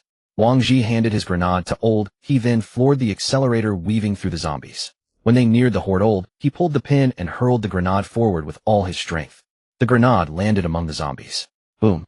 It exploded with a deafening roar. Wang Zhi didn't hesitate. He floored the gas pedal and charged through the spot the blast had cleared. Countless zombies slammed into the van, the windshield shattering into a spiderweb of cracks splattered with sticky blood. Fortunately, the van's weight helped them force their way through the horde. But Wang Zhi could no longer see the road ahead. The windshield was completely wrecked. Damn it! Wang Zhi slapped the steering wheel as he stared at the fogged-up glass. After a grenade exploded, the surrounding zombies grew more numerous.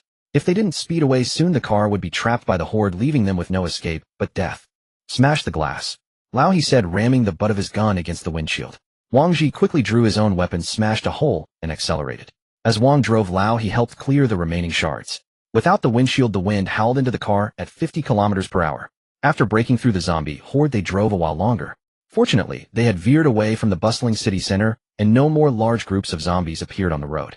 Wang Zhi glanced at the fuel gauge. It was nearly empty. He had vastly underestimated the car's fuel consumption. They had planned to reach a gas station seamlessly, but the missing windshield increased wind resistance, and the weight of 28 people drastically reduced fuel efficiency. After less than a minute, the car began to slow down.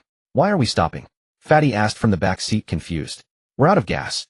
"Huh, didn't you say we'd make it to the station?" "The windshield broke, remember? So we walked to get fuel. We should be less than a kilometer from the station," Wang Zhi estimated. "A kilometer? Not too far, not too close," Lao he mused. "Let's go. We have no other way to get fuel." Sakura opened the car door. "Fatty, stay here and protect the others. We three will get the fuel," Wang Zhi said, turning around. "Wait, just me here alone?" Fatty asked, uneasy as he spotted zombies lurking nearby. "Aren't there more than 20 people in the back? What are you afraid of?" Wang Zhi glanced at Zhao Liuli inside. 20. Before Fatty could finish, Wang Zhi got out and pulled him down. "Don't forget why we came out. I know, Captain Wang, but do you really expect me to guard this alone?" Fatty looked troubled. Wang Zhi surveyed the area. "There aren't many zombies here. On the outskirts, as long as you stay quiet, this spot should be safe." "All right, but you have to come back quickly." Fatty worried. After Wang Zhi and the others left, Fatty returned to the car. "Don't make a sound, or I won't be responsible if zombies come," he said disdainfully. The three walked toward the gas station. Most cars on the road held trapped zombies. To avoid ambushes, they kept a safe distance and cautiously advanced. When they reached the gas station, many vehicles were parked, mostly trucks. Besides the cars, corpses lay scattered on the ground, their wounds suggesting they had been killed by humans. "Looks like this place has already been looted," Lao he remarked. "Let's go inside and check." "Stay alert," Wang Zhi said, and the three moved back to back toward the station, wary of zombie ambushes. As they neared a large truck, zombies behind it suddenly lunged at Wang Zhi, who was closest. Prepared, he thrust his dagger into the zombie's skull, killing it instantly. After dispatching a few more, they entered the convenience store. As Lao he had predicted, it was already ransacked. However, the bottled gasoline remained untouched.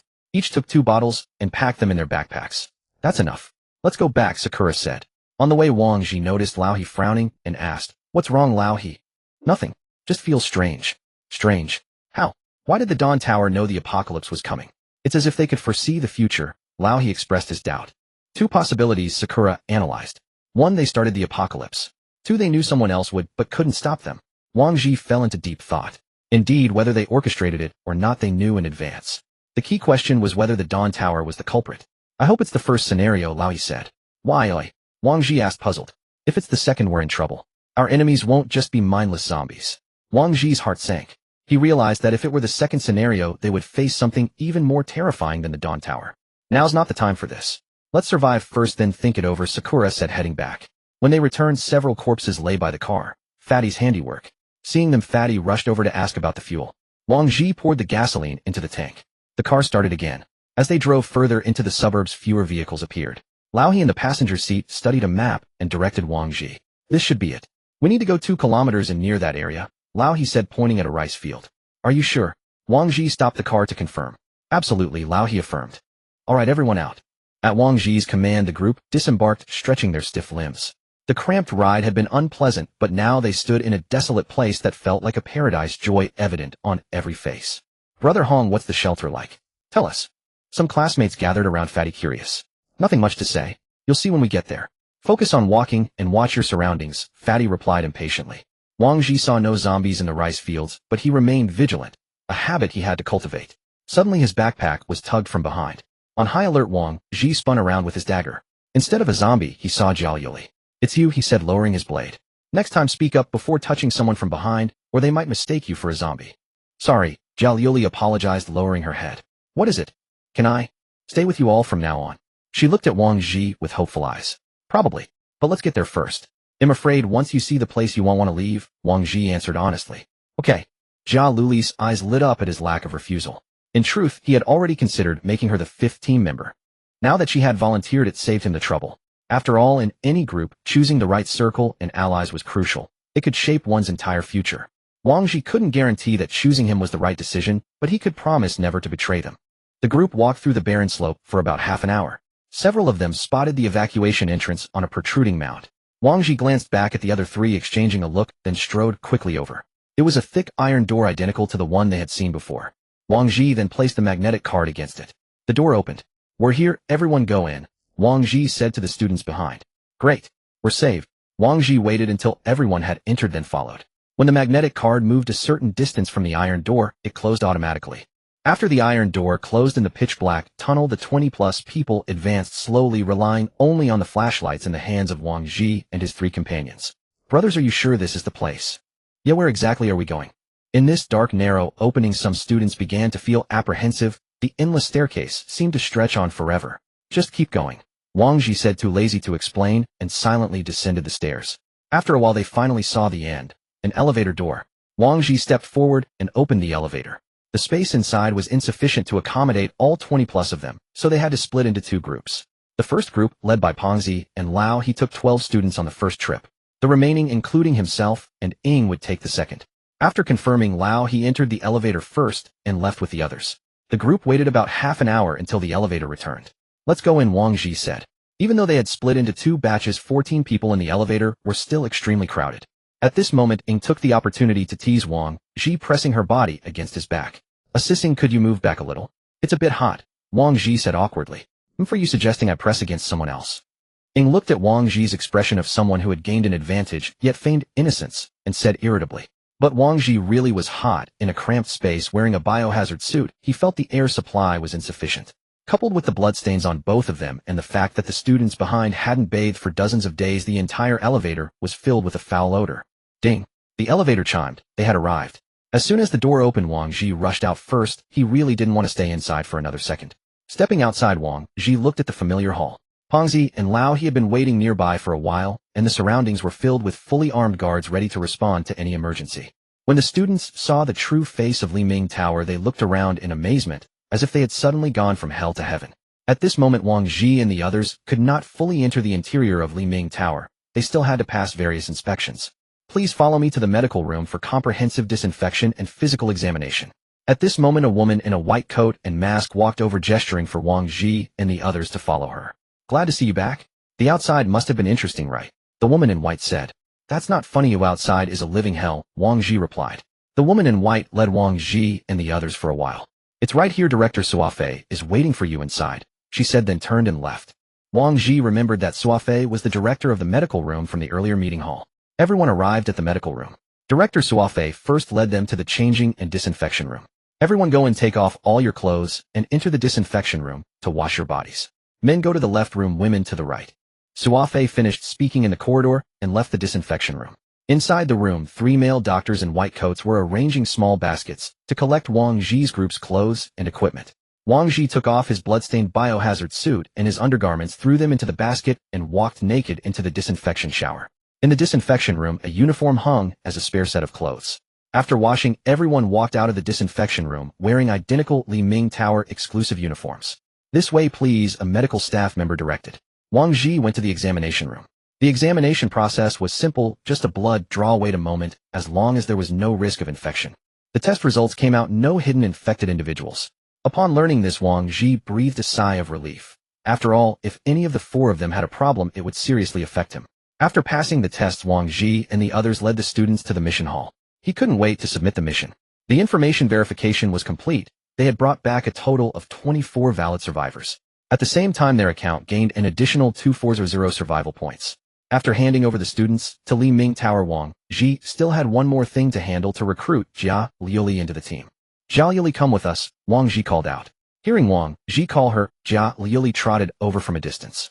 The group brought Jia Liuli to the affairs hall, where they found a window without a queue and walked over. "Hello, we are the Sunset Glow team. I would like to invite a survivor to join the team." "Okay, please present the magnetic cards of both parties," the person in charge said. It was then that Wang Zhi realized Jia Liuli did not have a magnetic card. Actually, she was just rescued from outside and doesn't have a magnetic card yet. "Could you issue one for her?" Wang Zhi asked the person in charge. "No magnetic card. Then her current status is a vagrant. She needs to spend 100 survival points to purchase citizenship. Only with citizenship can she enjoy all the rights and benefits of Liming Tower." "Vagrant? Is that a thing?" Wang Zhi was a bit puzzled, but understood the meaning. Anyone without a magnetic card was classified as a vagrant. Vagrants could not enjoy any rights, which meant they had no freedom. Citizens, on the other hand, had magnetic cards just like them and could acquire wealth, freely manage it, and enjoy all the benefits of Li Ming Tower. For Wang Zhi to let Jia Liuli join the team, he needed to pay 1 survival points to purchase her citizenship. Wang Zhi stared at Jia Liuli. She looked bewildered, not understanding why everyone was staring at her. Clearly she didn't know what a vagrant, a citizen, or survival points were. Seeing Jia Liuli's bewildered expression, Wang Zhi recalled that day when Jia Liuli stood alone with a knife beneath the stadium, swaying as she welcomed the four of them, a sight that evoked pity and regret. He didn't want to give up on such a kind person. In this apocalypse, he needed a teammate like this, one who would not make him suspicious. Wang Zhi glanced at Lao He, who merely nodded silently without much opinion. As for Ying, he had already mentioned it to her outside, and she had no objection. As for Pengzi, his opinion no longer carried much weight. Alright, I'll purchase citizenship for her. Wang Zhi turned to the person in charge and said. After receiving Wang Zhi's confirmation, the staff deducted 1 survival points from Wang Zhi's team. From that moment, Jia Liuli became a citizen of Li Ming Tower. After completing the formalities for Jia Liuli's enrollment, the staff handed over a magnetic card with ID 10001. 10001 represented the first person in Li Ming Tower to transition from a vagrant to a citizen. Here, this will be your ID card from now on. Don't lose it, and don't give it to anyone either. Wang Zhi handed the magnetic card to Jia Liuli. Where did the rest of the classmates go? Jia Liuli took the card and asked. Don't worry, they're safe here, and each has their own tasks. From now on, you're part of our team. Learn more from Sister Ying and Brother He. Wang Zhi patted Jia Liuli on the head. As for the others, to avoid burdening her unnecessarily, he could only give a vague answer. On the way back to the residence, Wang Zhi explained the basic rules of Dawn Tower to Jia Liuli. Then, these survival points must be quite valuable, right? After listening to Wang Zhi's explanation, Jia Liuli understood that survival points were equivalent to money here. She had noticed the obvious change in the four people's expressions when they had to pay 1 survival points upon joining the team earlier. It's just a string of numbers. What's valuable about it? Wang Zhi said, nonchalantly walking ahead. Captain Wang, that's equivalent to 10 human lives. How can you say that? Fatty, following behind, blurted out. Wang Zhi stopped, turned around, and looked at Fatty with confusion, unsure whether the man was truly naive or pretending. Oh, why is everyone staring at me? Did I remember wrong? Fatty said innocently.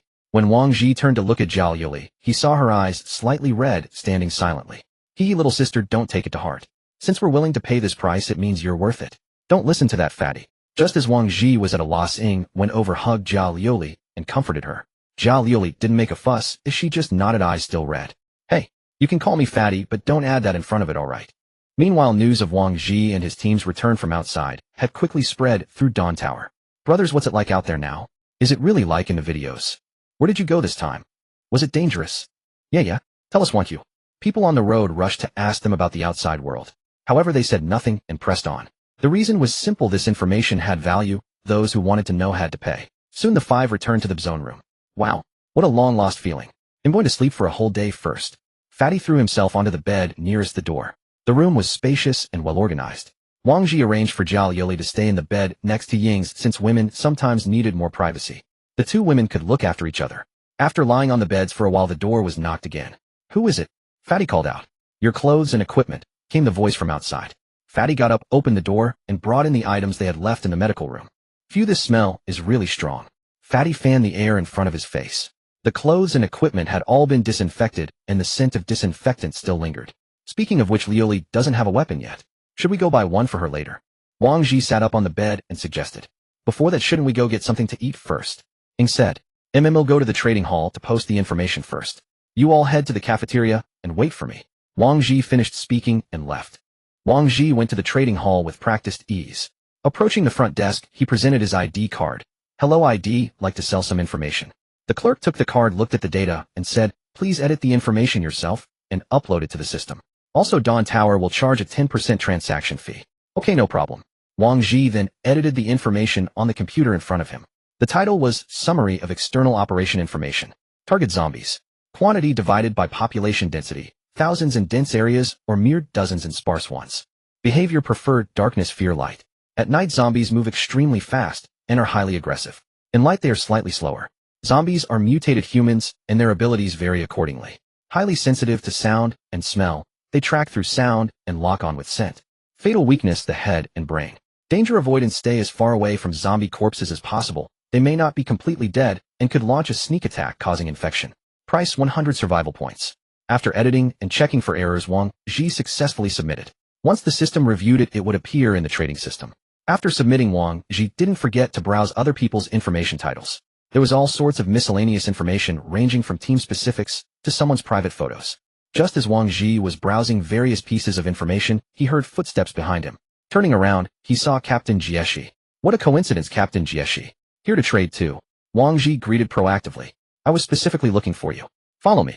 Jieshi said expressionlessly, then turned and left. Used to her cold demeanor, Wang Zhi simply followed. They arrived at the office of the guard headquarters. Jieshi sat directly in her seat and gestured to the sofa beside her. Sit. I didn't expect you to make it back safely. It catches me by surprise. Just lucky. Thanks to Captain Jie's blessing. Wang Zhi replied humbly. Tell me about the process and summary of this operation. Jieshi said. So Wang Zhi recounted the entire ordeal after they landed. After listening, Jieshi was silent for a moment before speaking. It seems worse than I thought. I heard you took in a refugee as a team member. Yes, she was rescued during this mission. MMIC. You can go back now. Well, I'm heading to eat now. Didn't I say I'd treat you to a meal when we returned? How about now? Wang Zhi invited. Earlier, she had given them a school map, which had been very helpful to him. I didn't think you'd still remember. But forget it. I didn't help you just for a meal. Jieshi declined. Of course, Captain Jieshi. If you ever said you wanted someone to treat you to a meal, the line would stretch all the way to the surface. But I genuinely want to invite you. Wang Zhi persisted, not wanting to miss this opportunity. Jieshi looked up at Wang Zhi after hearing this. Let's go. In the cafeteria. I say, are we being stood up by Captain Wang? Should we order first? Why is everyone silent? Fatty sat at the table looking at the silent trio and complaining. Captain Wang, it's been almost half an hour. How long does it take to post some information? Fatty was still mumbling when he heard footsteps behind him. Sorry for the wait. I had to deal with something. Wang Zhi said as he approached. Jia. Captain Jieshi. Please have a seat, have a seat.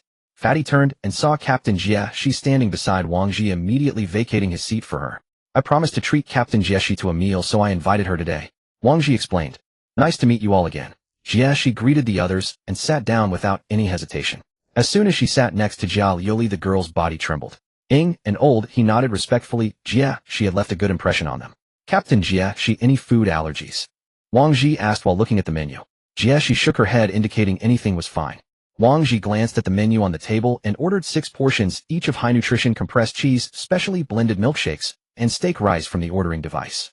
After placing the order, the group waited in silence at the table. With the addition of Jieshi, the atmosphere became awkward, and even the usually talkative Wang Zhi fell silent.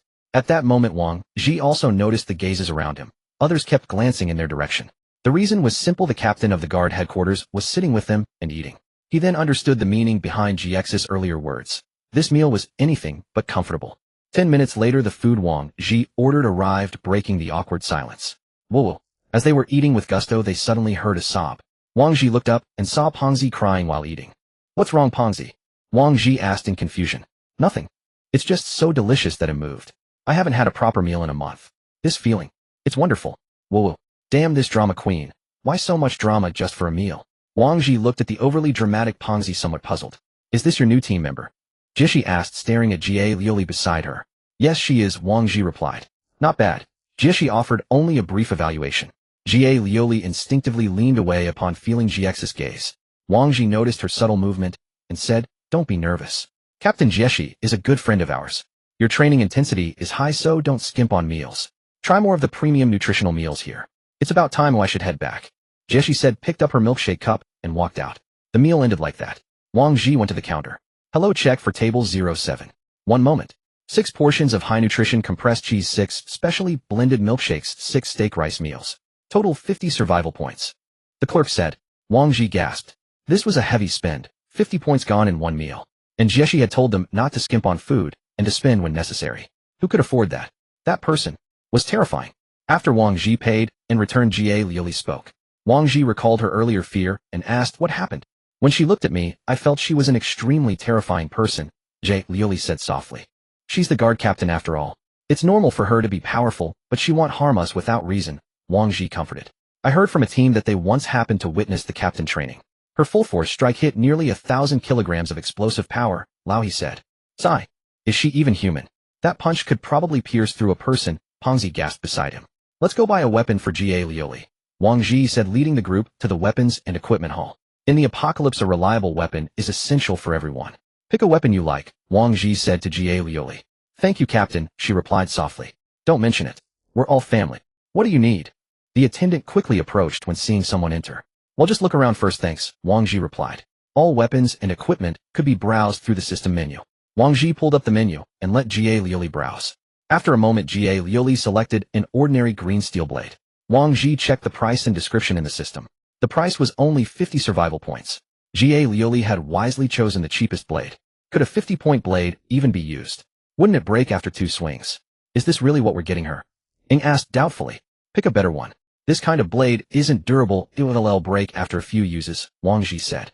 He also felt that since they were buying it, they might as well get something decent instead of scrap metal. With that thought, Wang Zhi flipped a few pages further in the system menu. Start browsing from this page, he said, pointing at the screen. He knew that with Jie Liuli's nature, if he didn't force her to flip a few pages, she'd probably pick a 100-point blade next. What about this one? Jie Liuli finally pointed to a red blade on the page Wang Zhi had opened and asked tentatively. The group crowded around to see the details.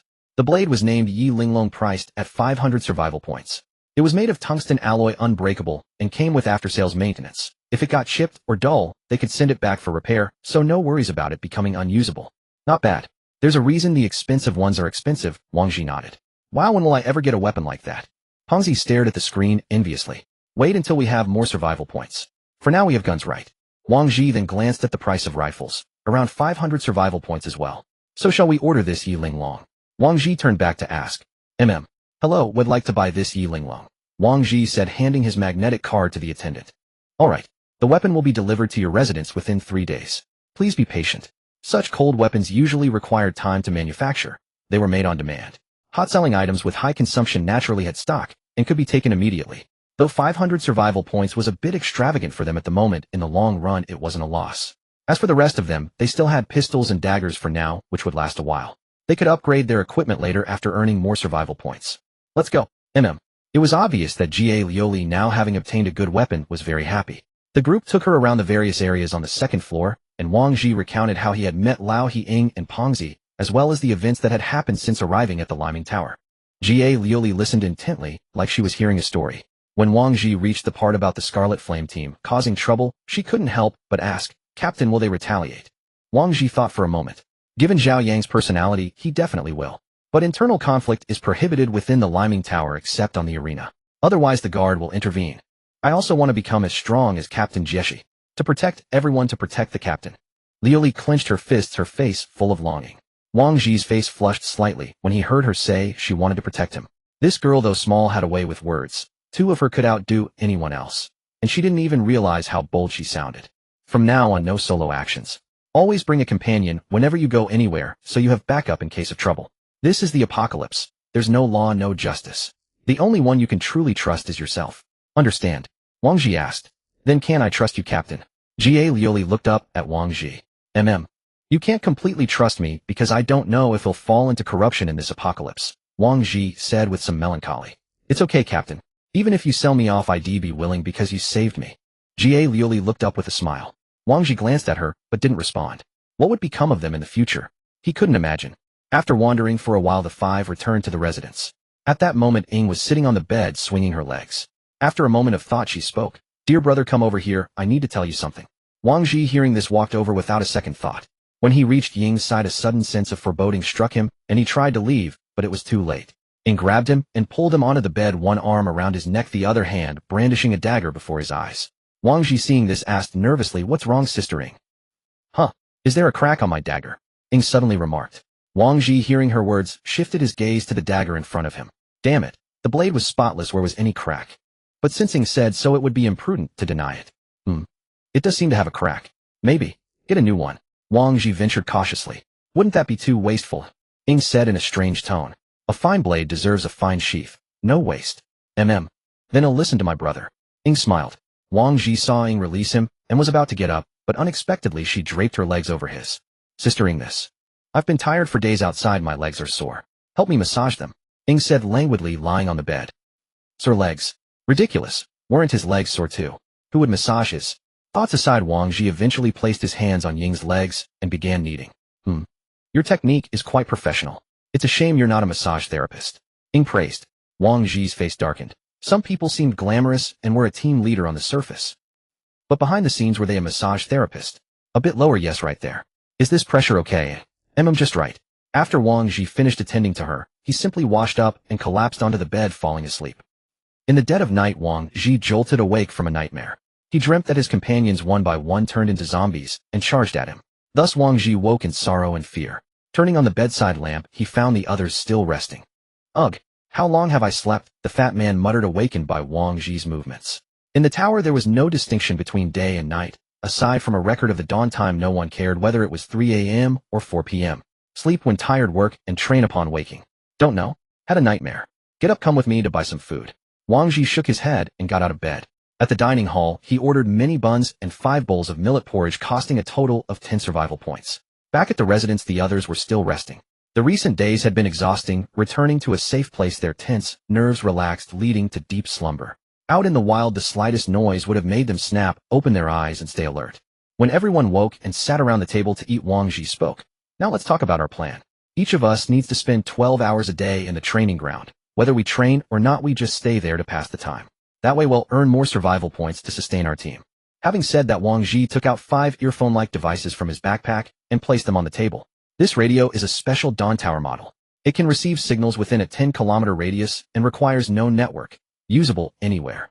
For someone to receive your message, you must be on the same channel. Then press this button and speak, and everyone on the same frequency can hear. Wang Zhi explained to the others. Hello, hello, can you hear me? Fatty tried the radio. The others nodded to confirm the earphones were fine.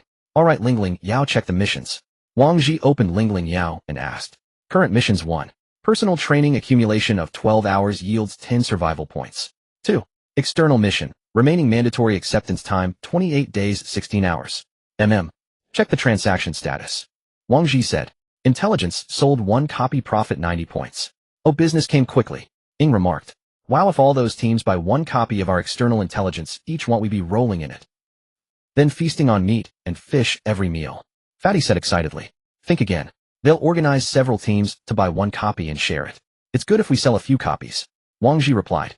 After eating, everyone go train. Fatty, train hard. Next time you go out, you might not be so lucky. Wang Zhi said as he stood up and left. On the way, doubting Fatty's self-discipline, he told Lao He. Lao He, when you have time, guide Fatty. Don't let him hold us back. Train him to the bone. Alright, training people is something I'm good at. Lao He smiled. Sister Ying also take care of Liuli. Although she's good with a blade, she still lacks knowledge and operation of firearms. Has since you massaged my legs, I'll reluctantly agree. Ying replied. Arriving at the training hall, people were training there at all hours. First, to earn survival points. Second, to enhance their abilities. Third, they faced an impending external mission. Hey, did you hear? Yesterday, the 3rd-tier team of former dynasty went out. I heard. I even went to the 1st floor to watch them leave. TSK Tisk, the aura, the gear. It was enviable. I wish I could join them, but the team has a member limit. Come on with your build, how could they possibly want you? What are you saying? Aren't you afraid the captain might hear? Former dynasty, huh? Wang Zhi, who was training nearby, overheard the chatter. This was the first time he'd heard of a 3rd-tier team. Some of the people here had arrived long ago. When he heard about 2nd-tier and 3rd-tier teams, he wasn't too surprised. After all, the apocalypse had just begun, and team tiers merely determined headcount. In his view, there wasn't much difference beyond that. During training, Wang Zhi still focused on physical fitness. Physical fitness manifested through attributes such as strength, speed, endurance, coordination, resilience, and agility is an essential factor for survival in the apocalypse. Imagine this: if a horde of zombies is chasing you, escape requires speed, and killing zombies requires strength, both of which demand stamina. Wang Zhi checked the time as 6 hours had passed. He then used the radio to summon everyone to the dining hall for a meal and rest. I can't take it anymore. I'm going to die from exhaustion before I even die out there, Fatty groaned as he collapsed into a chair upon entering the dining hall. Wang Zhi glanced at the utterly drained Fatty and turned to ask, Old He, what did you do to him? He's completely worn out. Old He replied, nothing much, just had him run 10 kilometers with a weighted load. A 10-kilometer weighted run shouldn't exhaust you this much, should it? Wang Zhi said, nudging Fatty, who was slumped over the table. Upon hearing this, Fatty propped his arm on the table and said weakly, take a look, see the marks on my arm, and on my legs and waist. That was 30 kilograms. 10 kilometers. Old He, don't push him too hard. Fatty's foundation is weak, you need to take it step by step. Wang Zhi said, genuinely worried that Fatty might be trained to death after seeing the marks on his arms. Don't worry, I know what I'm doing. If we don't train hard and he gets eaten by the zombies outside, where's the room for taking it step by step? Old He ignored Wang Zhi's plea for leniency. Wang Zhi didn't press further. It was his own life after all. As long as the training didn't kill him, they might as well push him to the limit. Hey, is Fatty playing dead over here? At that moment, Ying and Liuli also walked in from outside. Once the two sat down, Wang Zhi noticed that Liuli wasn't in great shape either. Her face was pale, and the hands resting on the table trembled slightly. Hearing Ying's arrival, Fatty propped himself up and addressed Liuli. Sister Liuli, let's switch. Let me train with Sister Ying. Oh. Ying raised an eyebrow, spinning the dagger in her hand faster and faster until it suddenly flashed. Still want to train with me now, eh? Fatty stared at the strand of hair that had fallen onto the table and swallowed hard. I was just joking. Men and women shouldn't touch. With that, he slumped back onto the table, continuing to play dead. As they talked, Wang Zhi had already ordered 10 large portions of rice along with 3 vegetable dishes, 1 meat dish, 1 soup, and 5 bottles of Red Bull. We're in the apocalypse now, and danger lurks everywhere. Though we have food and drink here, we can't live like rats underground forever, can we? So, I hope we can all work together to get through this apocalypse. Wang Zhi spoke from the heart once more. That's right, let's all work together. Old He raised his Red Bull, clinked glasses with the others, and downed it in one gulp. After the meal, Wang Zhi got up, paid the bill, and left the dining hall. He didn't rush to train. Instead, he suddenly realized how weak he was. In terms of firearms, he was far inferior to Old He. In cold weapons, he couldn't match Ying and Liuli, and even Fatty was improving through daily training. What about him? How could he command respect? Just like being threatened by Ying last night, he was utterly defenseless. Though Old He and Ying hadn't said it outright, Ying had given him enough warning. Killing him would be simple.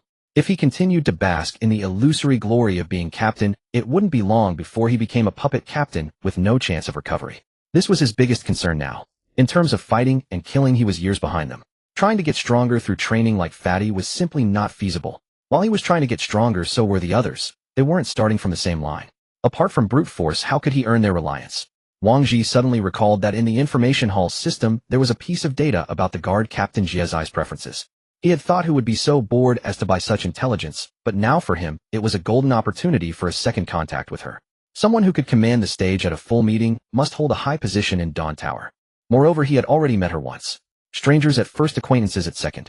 If he could build a good relationship with this captain, it would be a trump card. With a trump card in hand, he wouldn't be a puppet captain in the true sense. At least he'd have some influence.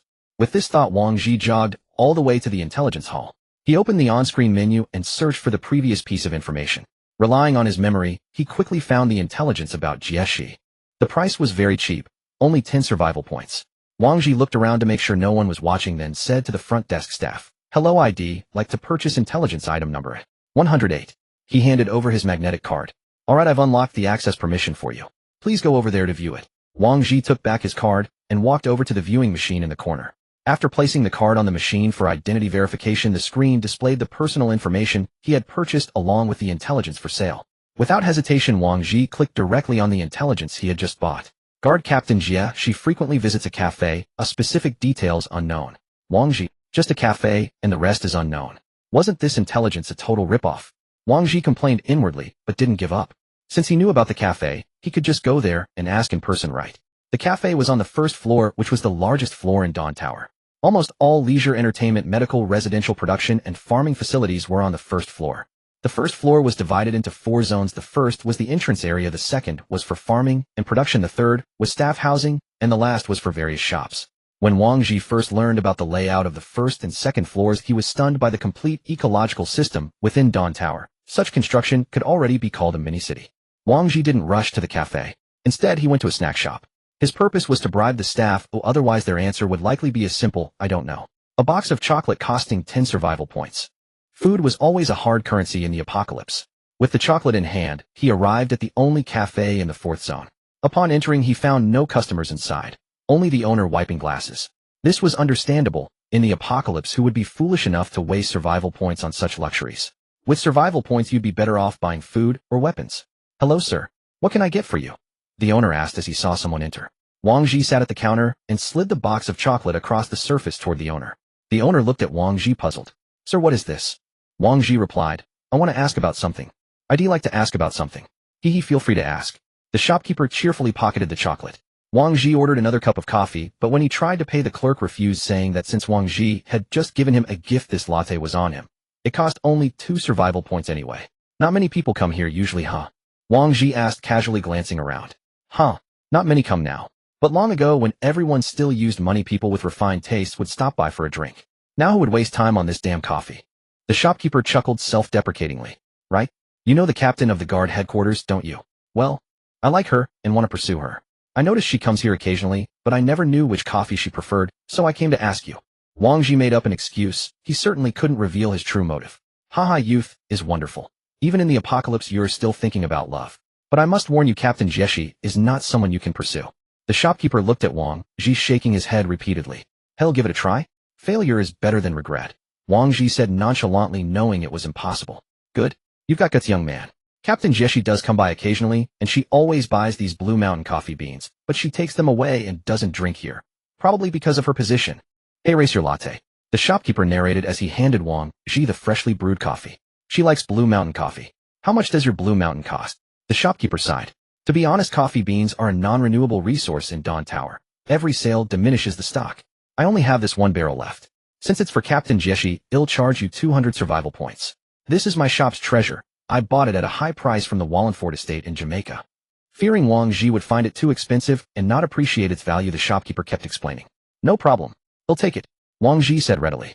The shopkeeper couldn't believe his eyes. This decisive young man was spending 200 points just like that. Brother, is it worth throwing away 200 points like this? The owner said with some reluctance. I think it's worth it, Wang Zhi replied with an unfathomable smile. Taking the barrel of coffee beans from the shopkeeper, Wang Zhi opened the sealed lid, took out a few beans, and sniffed them. Sweet, bittersweet with a rich aroma. Truly authentic Blue Mountain. After confirming the shopkeeper hadn't deceived him, he handed over his magnetic card. Friend, do you know coffee? The shopkeeper asked after swiping the card, noting Wang Zhi's expert appraisal. Yeah, I've been to Jamaica before. Didn't expect to find this here, Wang Zhi said as he took back his card. By the way, why did you come here before the apocalypse? Wang Zhi inquired. It started 5 years ago. As he spoke, the shopkeeper lit a cigarette and offered one to Wang Zhi, who accepted and joined him. 5 years ago, I was running a cafe outside. One day someone came to my shop and said there was a place recruiting tenants. Not only would I pay no rent, but they'd give me a monthly subsidy of 10,000. Strange, right? That person left an address saying I was welcome anytime. I thought it was a scam and ignored it. Later, when my shop couldn't sustain itself, I remembered that address. I followed it here. When I arrived, I was nearly shocked to death. I've been here for 5 years now, made a good amount of money, and gradually adapted. But what puzzles me is, who is the developer? How could they have such immense power? What kind of financial resources sustain everyone's welfare and the entire Dawn Tower's operations? Strange as it is, those matters are beyond my reach, so I just let it go. Over the years, people only come in here, and those who leave are just going out to bring supplies back. But the benefits here are too tempting. Do nothing all month, run a business, and they give you 10,000. As for those working here, they get even more. I heard no one earns less than 20,000. Gradually, the economic chain started turning. Businesses ran, people worked. Later, more people came batch after batch. They weren't here to work, but to train on the second floor. They were like an army training daily. That's when the survival point currency system was implemented, though most didn't believe in it. But it didn't matter because survival points could be exchanged for cash. As long as they could do that, they were fine. Now I can't believe that so-called cash has become worthless paper, not even worth one survival point. Listening to the shopkeeper's account, Wang Zhi roughly understood the whole story. Dawn Tower was essentially built by throwing money at it in the early days. So what will you do when you run out of coffee? Work or start something else? Wang Zhi asked. I'll have to work. I don't want to face those zombies outside, the shopkeeper said. And what about the shop? Wang Zhi pressed. It'll be taken back by Dawn Tower. How they handle it is up to them. The shopkeeper replied. Wang Zhi then asked for some filter paper and walked out with a barrel of coffee beans.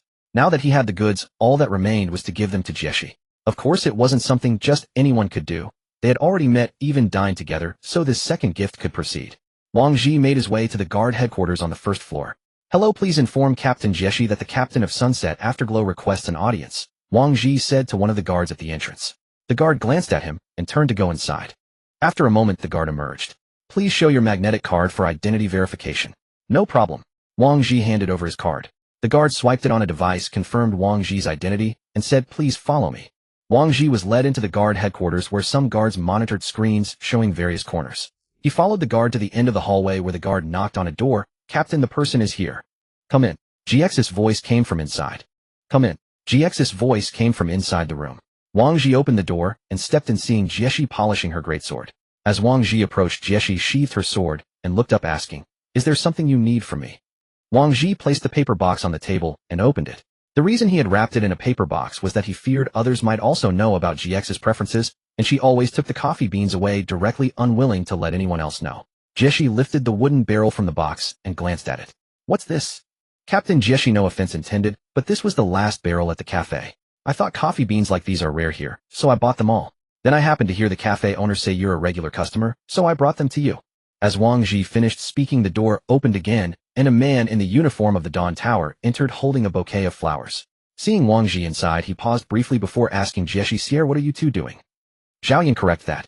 Please call me Captain Jieshi. And do I need to report to you what I'm doing? Jieshi replied coldly. Actually, I came to. If it's not official business, don't bother telling me. Before Zhao Yan could finish, Jieshi cut him off. Fine, I won't disturb you two then.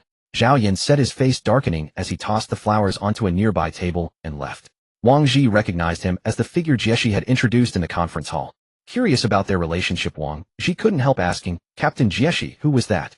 He's the logistics inspection captain on the first floor, an annoying pest. Jieshi replied, rising and grabbing her greatsword. Follow me. Wang Zhi picked up the coffee from the table and followed her. What are we doing? He asked from behind.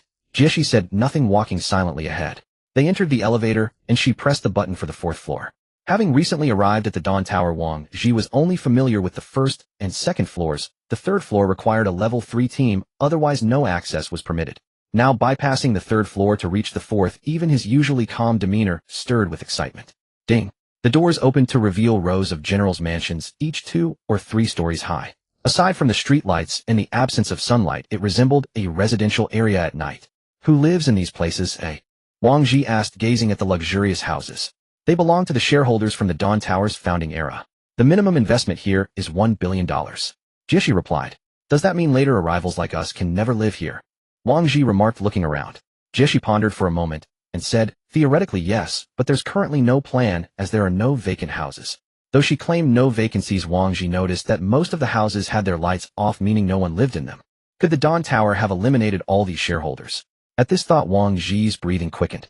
What's wrong? Jieshi asked, noticing his unusual demeanor. Nothing, just thinking about when I could live here, haha. Wang Zhi snapped back and offered a casual excuse. After a while, they stopped before a building. Wang Zhi glanced at the door plate, 010, and Jieshi pushed open the gate leading them through a small courtyard to the entrance. Looking at the empty courtyard, Wang Zhi felt it was larger than his current residence. Inside, he observed the decor, not the extravagant style he imagined, but simple and minimalist with plenty of open space likely to avoid clutter during training. Make yourself at home, Jieshi said, heading into another room. Wang Zhi sat on the living room sofa, feeling somewhat restrained. He never imagined his first visit to a girl's home would be in such a manner and setting. After a while, Jieshi returned and changed clothes, holding 2 coffee cups. She opened the barrel, took a handful of coffee beans, crushed them one by one with her fingers, and dropped them into the cups. Wang Zhi was stunned, crushing beans by hand. Drinking it directly like that. What a waste. Captain Jieshi, do you always drink coffee this way? Wang Zhi couldn't bear it. Yes, is there a problem? Jieshi took a small sip and asked. No problem. Wang Zhi then took a handful of beans from the barrel, weighed them, returned a few, and precisely took 10 grams. He placed filter paper on the beans, crushed them into grounds, and put the filter into the cup. Water temperature is one of the factors affecting coffee flavor. It's best around 90 degrees. Too high and it releases undesirable compounds, making it bitter. Too low and the aromatic substances won't release, emphasizing sourness. So temperature is crucial. As he explained, Wang Zhi poured water from a freshly heated kettle at about 90 degrees into the cup. Second, add a little water first to soak the coffee grounds for about half a minute. This ensures the filtered coffee will be richer. Third, slowly fill the cup with water until it's full. Wang Zhi slid the freshly brewed coffee toward Jieshi, gesturing for her to taste it. Curious after watching his elaborate process, she brought it to her lips and took a sip. After tasting Wang Zhi's coffee, Jieshi looked at her own cup with confusion. She didn't need to ask, her expression gave the answer. Seeing she liked his Wang, she took her cup and drank from it, unwilling to waste it. Hey! Jieshi suddenly exclaimed as Wang Zhi took a sip. What's wrong? He asked, then glanced at the cup and realized she had already drunk from it, and now he had touched it. Actually, Captain Jiex's brew is good too, Wang Zhi said awkwardly.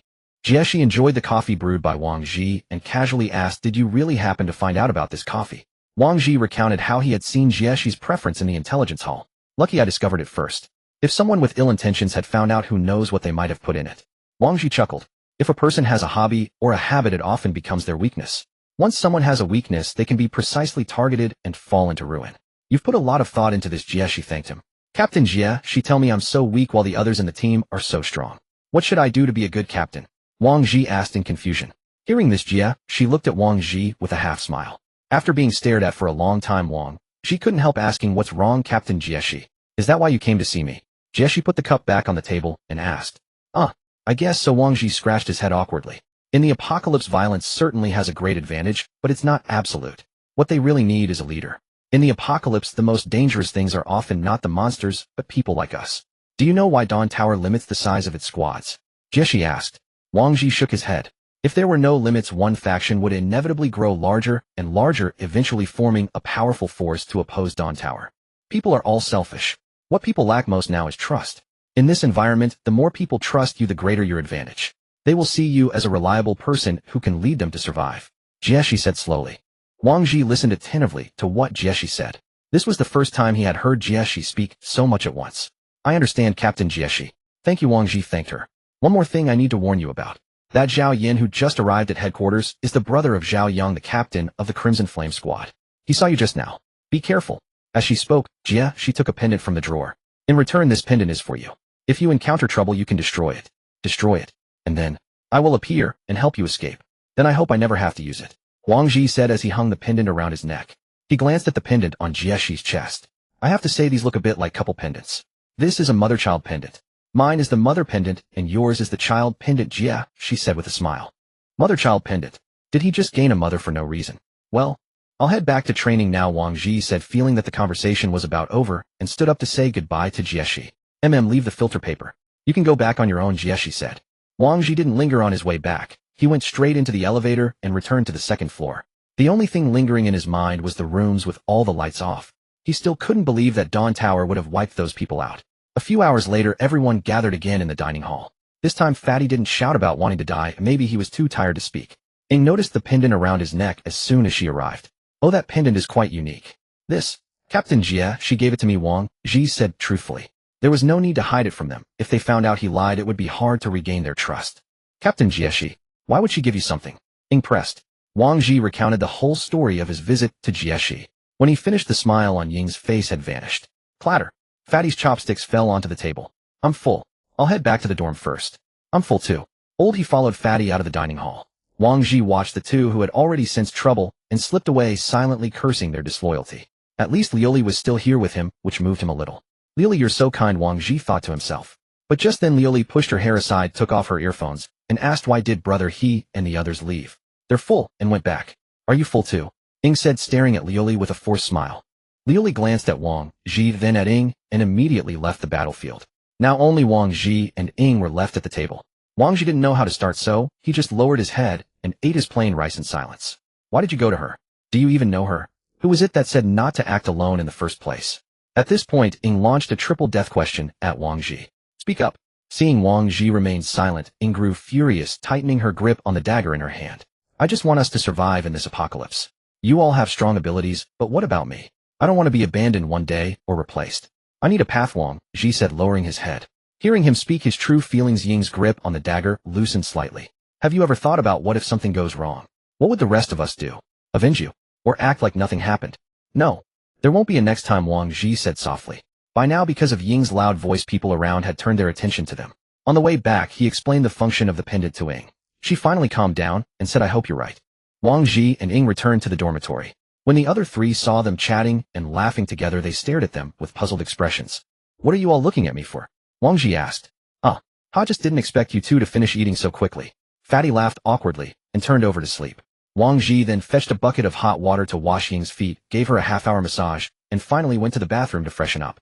Lying down, he turned off the bedside lamp, but didn't fall asleep, instead pondering the day's events. He hadn't expected that Zhao Yang of the Crimson Flame team was actually Zhao Yan's younger brother.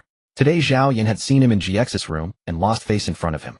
Coupled with the earlier conflict between him and Zhao Yang, Zhao Yan would surely join forces with Zhao Yang to deal with him. He would have to be wary of those people. Even though the guard team maintained order, Jieshi couldn't be around all the time. She had to return to rest eventually. The thought gave him a headache. He and Ying were strong enough to handle the Crimson Flame team's retaliation, but that Zhao Yan was someone who appeared on the conference stage. How could he be easily dealt with? No. Jieshi knew that Zhao Yan would seek revenge. When Zhao Yan and Zhao Yang retaliated, they would break the rules of the Dawn Tower. At that moment, he would naturally destroy the pendant Jieshi had given him, and then Jieshi would appear. This way she could help him while using the order to eliminate Zhao Yan and Zhao Yang. Was all of this GX's meticulous scheme? Brilliant. Wang Zhi couldn't help but exclaim. What's so brilliant that you're not sleeping? Ying, hearing him muttering to himself, asked in confusion. Nothing, just finding this place more and more interesting. I think you're crazy, Ying said irritably, then turned over and continued sleeping. After a night passed, the room's lights came on. Perhaps due to the intensity of training, Liuli and Fatty were still asleep, while he and Ying had already risen early and were stretching their limbs in the open space. You two are really diligent, can't even rest in the dormitory, Wang Zhi said as he woke up and sat up checking the time. 8 hours had passed. Might as well move while alive, once dead you can't move anymore, old he said while exercising. I agree with that, Uncle Ying chimed in. Alright Sister Ying, shall we go buy breakfast? Wang Zhi asked. Once they were out the door, Ying asked, why did you think to bring me this time? Bringing a beauty to buy food gives me style. Wang Zhi laughed, naturally, not saying the more provoking words like using her as a bodyguard. Oh, is that so? Then it would be even more stylish if you put your arm around me, Ying teased looking at him. Wang Zhi gave an embarrassed smile, but didn't actually put his arm around her.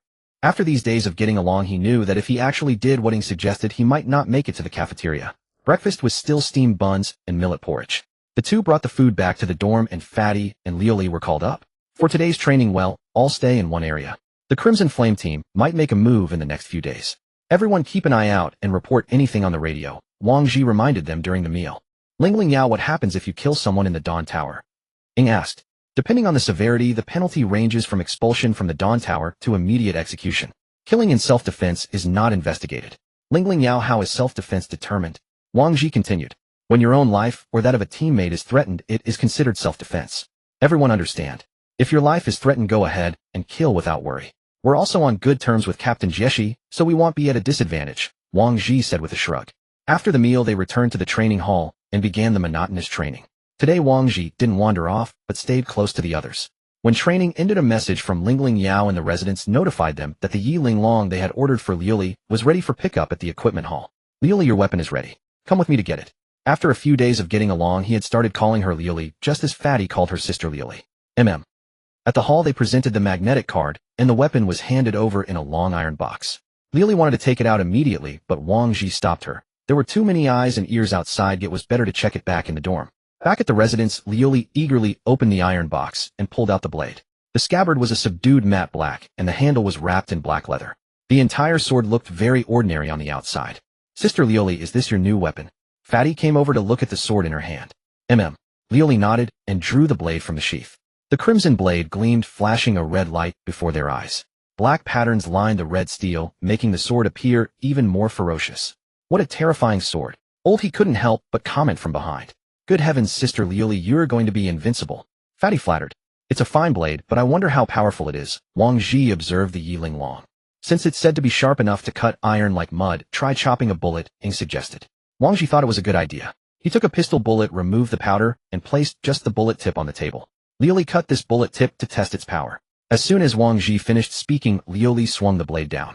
Ding, ding, ding, ding. The bullet tip was split in two and clattered onto the floor.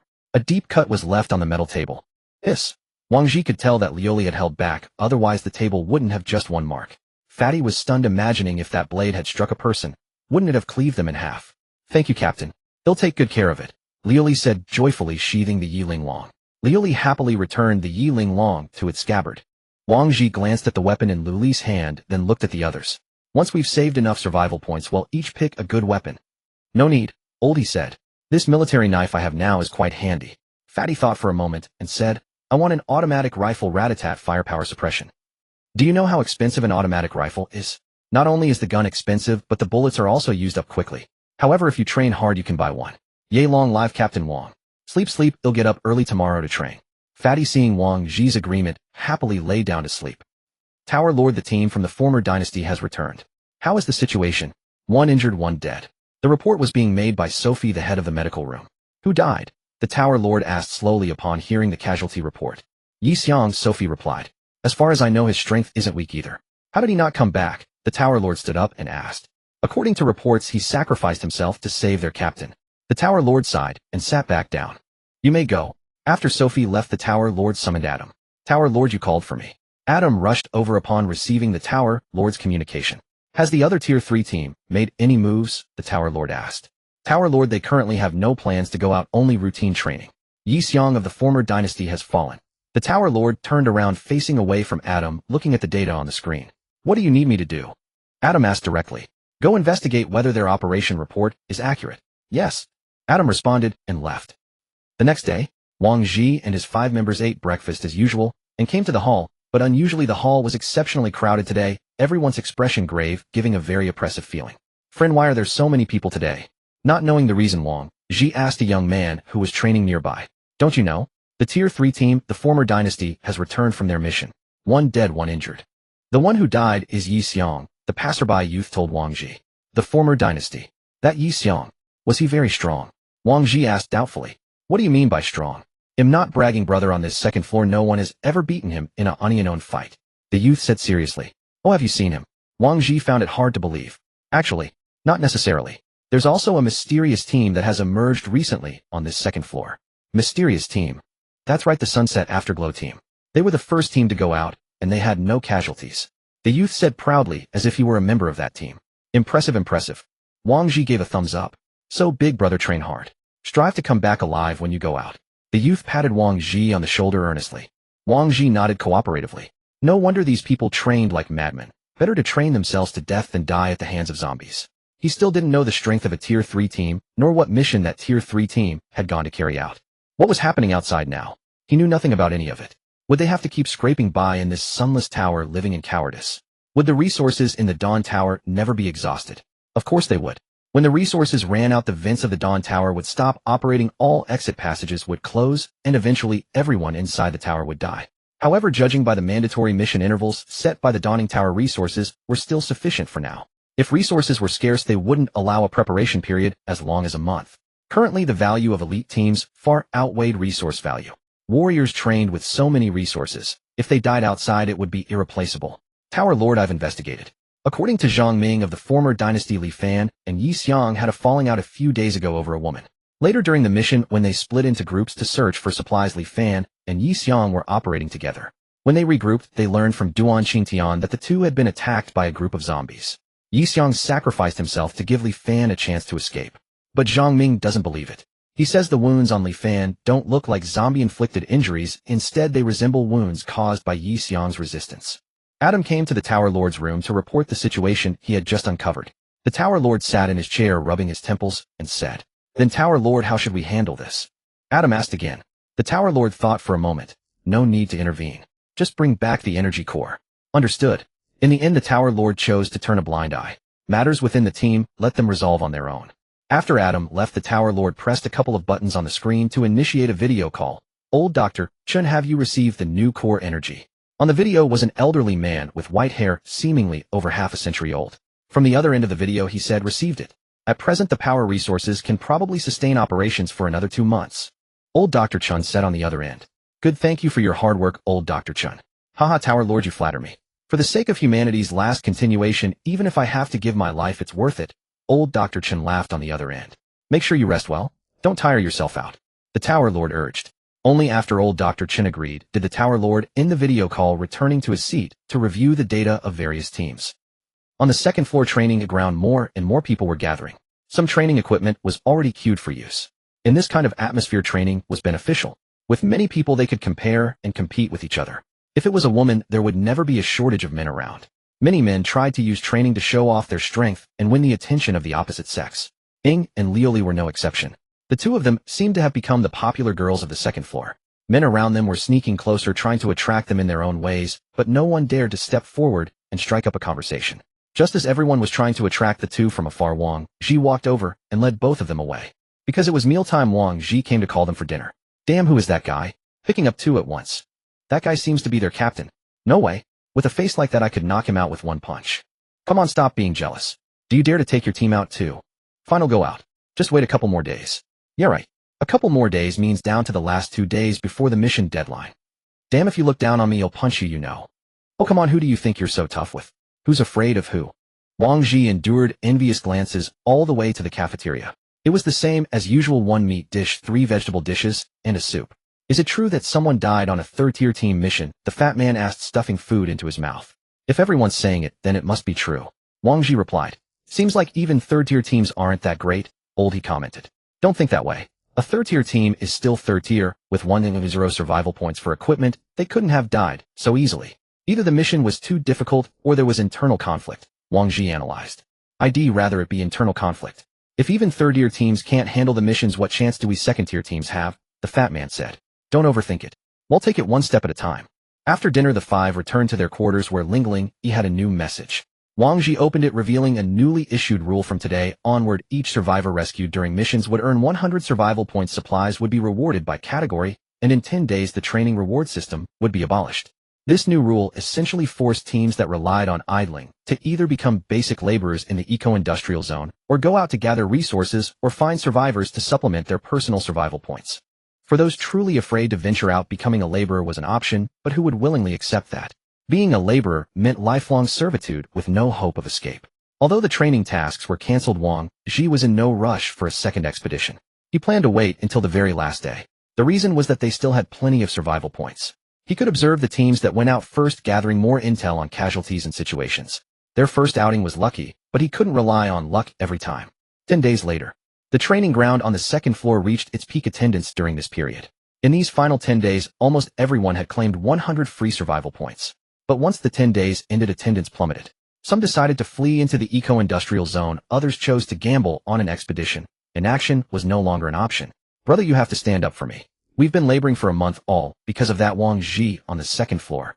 Zhao Yang knelt beside a man, pleading bitterly. A month had passed, and the first thing Zhao Yang did upon leaving the industrial zone was to find his elder brother Zhao Yin and beg him to take care of Wang Zhi. Oh, Wang Zhi, the captain of the Setting Sun Afterglow. Zhao Yin recalled the man standing in Jie Zai's office when Zhao Yang mentioned the name. After being kicked out by Jie, he had used his connections to learn that man was Wang Zhi, the captain of the Setting Sun Afterglow. Yes, it's him. Brother, do you know him? Hearing that his brother knew Wang Zhi, Zhao Yang's heart sank, fearing it might complicate matters. I've met him. Just an eyesore. Since you have a grudge against him, how could I, as your brother, stand by? Tell me, what do you want to do? Zhao Yin said confidently. I don't know. Do you have any good ideas, brother? Zhao Yang asked. I have a plan. He'll find a way to stall the guards, and the rest is up to you to deal with him. As Zhao Yin laid out the plan, he was already calculating another scheme in his mind. In the second floor training hall, Wang Zhi and his team followed their usual routine dormitory training cafeteria, day after day, racing against time to strengthen their physiques. There were only 10 days left until their next expedition. For other teams, the forced expedition deadline was just 3 or 4 days away, though half had already gone out. The training ground was unusually quiet. Wang Zhi was about to focus on training when Zhao Yang approached with his men. Sensing trouble, Wang Zhi immediately notified the other 4 through the communicator. Well, Captain Wang, haven't seen you in a while. Promoted to a second-tier team. And where did you pick up another girl? Quite the lucky man. Zhao Yang said through gritted teeth. A month later, and you still haven't learned your lesson, Wang Zhi retorted, hitting a nerve. The mention of the incident enraged Zhao Yang. Kid, you were lucky last time. This time, Captain, why waste words? Let me go up and slash those 2 women's faces first. Wei Xiaoyan stepped forward, but Zhao Yang stopped her. Xiaoyan, don't rush. Shouldn't we catch up with Captain Wang first? So what'll it be? The arena, or here? Zhao Yang glared at Wang Zhi. Wang Zhi could see they were prepared. Jie was likely absent, and the guards were probably compromised. Having received a hint from Jie earlier, he knew Zhao Yin was behind this. Find the arena, it is, Wang Zhi replied. He had confidence in his team. After a month of training and the bloody battles on the surface, the outcome was uncertain.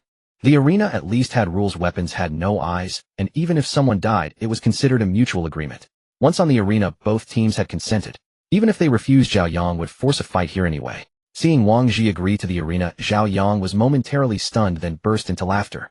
Haha, Captain Wang, you don't really think an extra month of training makes you a match for us? Ignoring their mockery, Wang Zhi turned and led his team toward the arena. A 5v5 battle was about to erupt. Onlookers took notice, and some began recounting the story of their first clash. Why can't we just live in peace? It's the apocalypse. Why fight over who's better? Isn't living enough? I heard the Crimson Flame captain started it by harassing their women.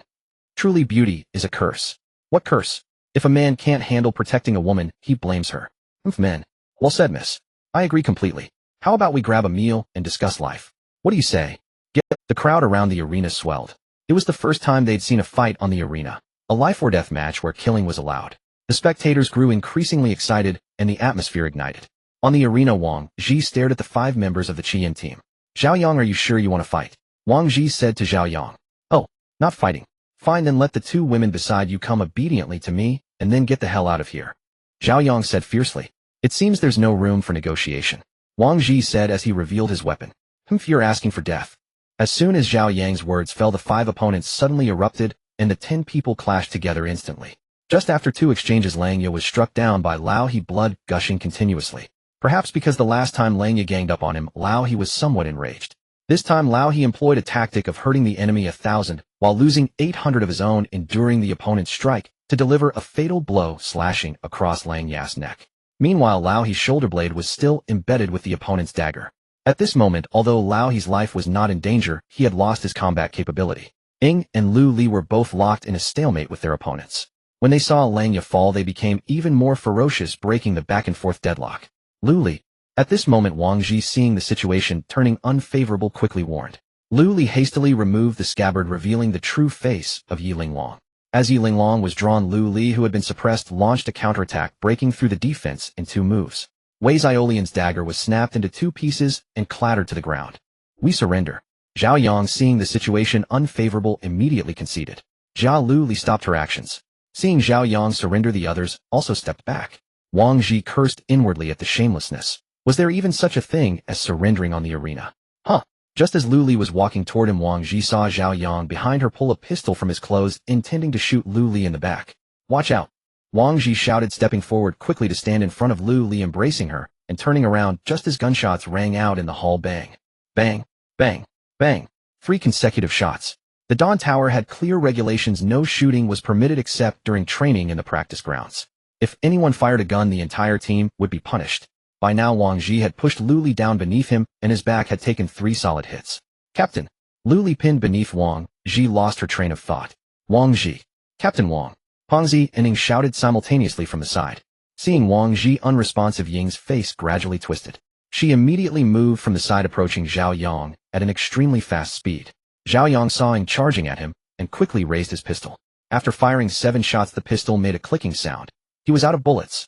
Ying, who was rapidly approaching him, had not been hit by a single shot. This filled him with a sense of despair. Ying leaped into the air. This time, she clearly had murderous intent. Landing beside Zhao Yang, she swiftly slashed her dagger across his neck. At this moment, the arena held the bodies of Lang Ya and Zhao Yang. Wei Xiaolian had lost her weapon, and the other 2 team members were stunned. They had never imagined that after their captain surrendered, he would still use a pistol to sneak attack. This behavior had doomed them as well. They were well aware of the consequences awaiting them. They regretted it now. They regretted indulging their captain, who had been blinded by lust in his reckless actions. Now only the 3 of them were alive. Their captain had been killed. They could only lay down their arms and surrender, or else they would die on the arena like their captain. We really surrender. It's not our fault that the captain wanted to sneak attack. We didn't know he would do this. One of the team members immediately knelt down and said. Ying didn't care whether they were truly surrendering. Just as she was about to kill them all, her ankle was suddenly grabbed by someone. Looking down, it was Wang Zhi. Ying frowned, crouched down, and felt Wang Zhi's back. She discovered that this guy had somehow put on a bulletproof vest. You really are afraid of death. Ying slapped Wang Zhi on the head. Knowing that Wang Zhi was wearing a bulletproof vest, Ying's anger subsided a little. Don't kill them, a people might be coming soon. Wang Zhi said weakly. Although Wang Zhi was wearing a bulletproof vest, the impact of the bullets at such close range still caused him considerable internal injuries. Alright, stop talking. Ying stood up, called Lu Li, and walked toward the remaining 3. You can go, but leave the magnetic cards behind, or none of you leave. Ying said to the 3 without room for negotiation. At this moment, the 3 didn't care about the cards at all. They simply threw the magnetic cards on the ground and turned to flee. Afterward, Ying also searched out the magnetic cards of Lang Ya and Zhao Yang. Today on the arena, the Luori Yuhui made a name for themselves in one battle, breaking the long-standing peace. When the 5 of them left the arena and wanted to go to the first floor to find Dr. Sofei for treatment, a group of guards suddenly arrived. Every guard was fully armed, holding an automatic rifle in their hands with an imposing aura. Among this group of guards, Wang Zhi also spotted the familiar face from Jiezai's office that day.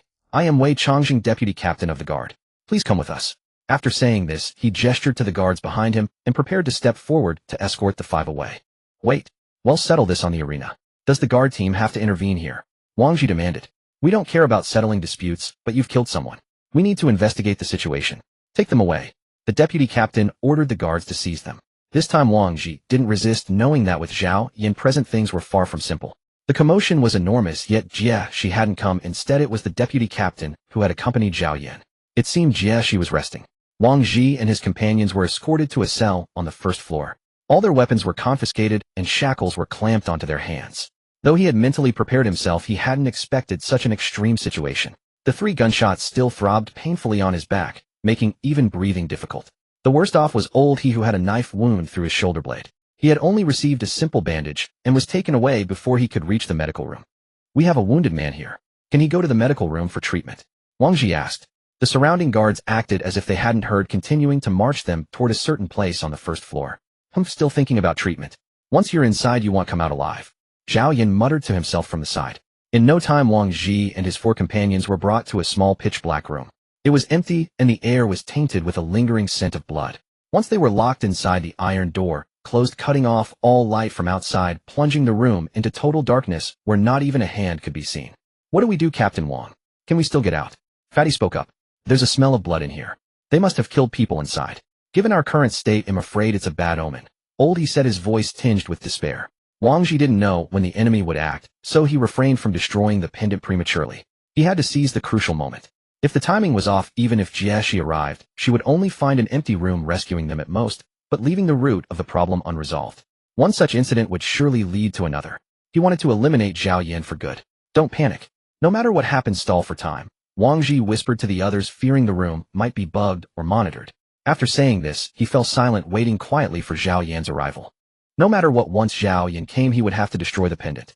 He wasn't sure how much time Zhao Yan planned to spend on them, but Jie's eyes break, was short, leaving Zhao Yan very limited time. He would likely come in and finish the job quickly. Just as he was thinking, the iron door opened. The person who entered was none other than Zhao Yan. Recognizing him, Wang Zhi immediately lowered his head and bit the pendant off. The broken pendant slid down his chest and fell to the ground, where he crushed it under his foot. Zhao Yan turned on the light. The five, now accustomed to the darkness, were momentarily blinded by the sudden brightness. As their eyes adjusted, they saw Zhao Yan holding a pistol equipped with a silencer, smiling at them with a sinister grin. It's you? What do you want? Wang Zhi feigned surprise, stepping in front of Ying. With his hands cuffed behind his back, he used his fingers to trace a few signals on Ying's leg, conveying a secret code. Wearing a bulletproof vest, Wang Zhi was the most suitable to stand in front. As long as he wasn't shot in the head, he wouldn't be fatally wounded. Seeing Wang Zhi standing before the other four, Zhao Yan sneered. Captain Wang, I didn't expect you to have guts. You mess around with my goddess and kill my brother. Do you really think you'll walk out of here alive today? Tell me, what do you want? Wang Zhi stared at Zhao Yan. After you're dead, I can do whatever I want, Zhao Yan said, raising the pistol to strike. Oh dear brother, let's talk it out nicely. I'm innocent. He'll follow you from now on. Sensing no room for negotiation, she slowly stepped out from behind Wang Zhi and edged toward Zhao Yan. Su Muying, leader of the Black Rose Mercenary Corps from the International Legion. Did you think I couldn't dig up your records? You're an assassin. Do you think I'd feel safe having you by my side? Zhao Yan snorted, revealing Su Muying's identity. Their ruse exposed, Fatty stepped forward. Brother, what about me? I have no criminal record. Let me follow you. Please don't kill me. As he spoke, he slowly moved to the side, distancing himself from Wang Zhi. Seeing Fatty's act, Wang Zhi almost believed he had betrayed them. Ha ha ha, you're all a joke to me. Are you stalling for time? Waiting for someone to save you? Let me tell you the truth, Jia. She has been summoned by the Tower Master for a meeting, and my men have already sent the deputy captain away. Right now, no one here can save you. Alright, you've heard enough. Say goodbye. Zhao Yan raised his pistol, aiming at Su Muying, the most dangerous target. But Wang Zhi lunged forward without warning. He had to attract the fire, as he was the only one wearing a bulletproof vest. With luck, he might survive. If not, he would at least have done his duty. Seeing Wang Zhi charge, Zhao Yan swiftly switched targets and fired a heavy shot at him. Bang! The bullet struck Wang Zhi, and he collapsed to the ground. Captain! Gamma Ruri cried out, her heart aching at the sight of Wang Zhi shot again. The moment Zhao Yan shifted his aim, Su Muying, who was closest to him, moved as well. Though her hands were cuffed, her legs were still free. Bang! She kicked Zhao Yan, but he blocked the strike with his forearm, then swept his leg, tripping her to the ground. He immediately aimed his pistol at her head. Su Muying hit the ground, realizing she had underestimated Zhao Yan's combat skills. With her hands bound, she couldn't unleash her true strength. Is it worth it for such a weakling? Zhao Yan asked. Hey, he's 100 times better than you. Su Muying sneered from the ground. Looking for death? Enraged by her defiant words, Zhao Yan pulled the trigger. Bang! Su Muying closed her eyes, bracing for the worst. After the gunshot, she felt no pain, but something heavy landed on her. Opening her eyes, she saw Fatty lying on top of her. He had rushed over just as Zhao Yan was about to fire, taking the fatal bullet for her. Witnessing Fatty's sacrifice, Zhao Yan burst into manic laughter, then gritted his teeth and said, Fine. Find a true leap into the fire, sacrificing your life for others. You've really impressed me. Now I'm curious, what brainwashing did Wang Zhi do to make you all so willing to die for him? As Zhao Yan raised his gun to finish off the next target, the iron door to the room was suddenly flung open. This sent a jolt of panic through Zhao Yan, who had been so confident that no one would come. Who could it be at this hour? At this moment, Zhao Yan heard the door of the room move and immediately turned around. Two people in armor entered, one of whom was Jie, she whom Zhao Yan knew all too well. The other wore a mask, and Zhao Yan recognized that mask at a glance. Exactly. The Tower Lord had also come here. When Zhao Yan saw these two enter, he knew he was in grave danger. After hesitating for a moment, he spoke. Tower Lord, these people are trying to rebel. Jieshi. The Tower Lord did not let Zhao Yan continue and raised a hand to signal. Yes. Jieshi understood, lifted her greatsword, and in the next second it pierced through Zhao Yan's chest. Tower Lord. Before Zhao Yan could say anything more, he was already dead. Take them to the medical room for treatment. The Tower Lord left after settling the matter, ordering Jia Shi to send the people to the medical room. Fatty, are you okay? On the way, Su Muying saw that Fatty had not yet fainted and asked, Ying Jia. Before he could finish, Fatty fainted. Fatty, don't sleep, hold on a little longer, we're almost there. As they passed through the hall, the survivors also noticed the three lying on stretchers. The few of them were covered in blood, being quickly transported to the medical room by several medical staff. The well-informed survivors had already learned that this group had just killed someone on the arena, and each of them kept far away, afraid of getting into unnecessary trouble. Arriving at the medical room, Jia Shi briefly explained a few words to Su Fei and then left to deal with Zhao Yan's matter. Wang Zhi's performance this time was satisfactory to her. Letting the Tower Lord see it with his own eyes was to legitimately get rid of Zhao Yan. If they had come early and Zhao Yan hadn't made his move, he would have had many reasons to explain why he was there. If they had come late, they might have only seen corpses. In fact, she believed Wang Zhi was a smart man who could understand her meaning, and it was precisely because Wang Zhi understood her meaning and timed the destruction of the necklace perfectly that an accident was avoided. Outside the medical room, Su Muying and Lu Li were anxiously waiting. Sister Ying, they'll be okay, right? Su Muying didn't speak, just silently stood by the wall stroking Lu Li's head. An hour later, Su Fei came out of the medical room.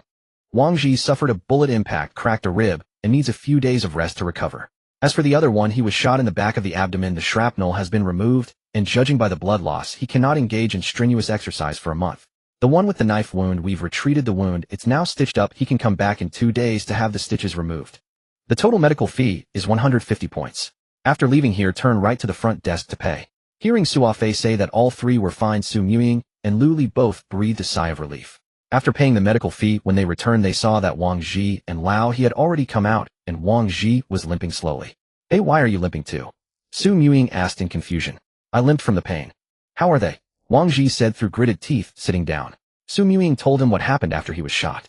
When he heard that Fatty had been shot, Wang Zhi was about to get up and go into the medical room, but Su Muying pulled him back, saying that he was already fine. Wang Zhi breathed a sigh of relief. He hadn't expected the Tower Lord to come along this time. Good, nothing serious? I didn't expect. Your full name is Su Muying. Wang Zhi turned to look at Ying in front of him. Seeing Wang Zhi staring at her, and then that look that deserved a beating, Su Muying forcefully restrained herself, telling herself that he was an injured person, and only then suppressed the urge to beat him up. After finishing her business, Jia Shi came to the medical room alone and returned their weapons to Wang Zhi and the others. Wang Zhi, that vice captain really was unaware and caused you trouble. This is Zhao Yan's magnetic card. Consider it your spoils of war. You can go to the trade hall to transfer the survival points inside. Jia Shi handed the items to Wang Zhi and then turned and left, leaving him alone in confusion. What was this? There were spoils of war too. Wang Zhi looked at the several cards in his hand and was somewhat curious about how much wealth Zhao Yan actually had. With that thought, they set off for the trade hall. At the trade hall, the staff member took the cards and checked the balance. The Qian team group had only 800 survival points left in total, but Zhao Yan's balance startled them. The card showed over 100 survival points. Am I seeing this right? Wang Zhi counted again, and after confirming there was no decimal point, he began to get excited. But thinking about it, it was understandable. After all, Zhao Yan was considered upper management, someone who had once stood on the conference platform. He must have taken a lot of perks along the way, so having some assets wasn't too surprising. Wang Zhi stared at the 120 survival points on the screen, his breathing becoming rapid. What a windfall. This was far more than they could earn by going out on missions. This amount of assets could not only directly upgrade the team to a third-level team, but even the equipment enhancements alone could bring a significant improvement. Good. Transfer all of it to this card. Wang Zhi said to the staff, barely containing his excitement, feeling as if he had won some grand prize. After transferring the survival points, they prepared to go to the affairs hall to complete the team upgrade and move their residence to the third floor first. Currently, Wang Zhi's team had 140 survival points remaining, having earned 1600 in total. They were still about 3400 points short of advancing to a Tier 4 team, which required a total of 500 survival points. Wang Zhi approached the data terminal, handed his magnetic card to the staff member, and upgraded his team. From that moment onward, the Sunset Glow team officially became a Tier 3 team, the third such team in the Dawn Tower. Guess how many survival points we earned? Wang Zhi asked the other three, barely containing his excitement. Damn, you're no fun. We just pocketed 1300 survival points, and now we're a Tier 3 team. Seeing no one responded, Wang Zhi had to answer himself. If Fatty had been there, he would have immediately asked how many. 1300 points. Is that for real? He couldn't believe it. Of course, Zhao Yan was someone after all. It's only normal he had some fat to squeeze. Meanwhile, Ying was staring at Wang Zhi with a mischievous grin, as if she had already figured out how to spend the money. Hey sister Ying, don't look at me like that. I'm scared. TCH, what you think I'm going to eat you? Ying shot him a glare. As the four of them talked, they prepared to move out of the second floor. According to Ling Yao, unlocking the third floor would reveal more information, which filled Wang Zhi with anticipation. When they arrived at the third floor with their belongings, the first thing that struck him was the sense of independence and luxury. Though the houses weren't as grand as the general's residences on the fourth floor, the third floor villas were still small two-story units with 3 rooms on each level plus a bathroom and a living room. The third floor housed a total of 50 villas, of which more than 20 were still vacant. Only 3 Tier 3 teams occupied villas, while the remaining 20 plus were reserved for the Dawn Tower's management. Due to the low population on the third floor, there were few guards. The vast training hall outside was used solely by the 3 teams, with a wider variety of training equipment and facilities than on the second floor. The cafeteria on the third floor was not yet open because of the small number of residents. Meals still had to be eaten on the second floor, or one could order takeout through the Ling Yao system, which would be delivered by the second floor cafeteria staff. At that moment, Wang Zhi and his team were exploring the third floor to familiarize themselves with the surroundings. Looking at the training ground, there were only 5 or 6 people training, making it seem especially desolate. He also noticed that the Dawn Tower had the largest floor area at the top, and the floors became smaller as they descended.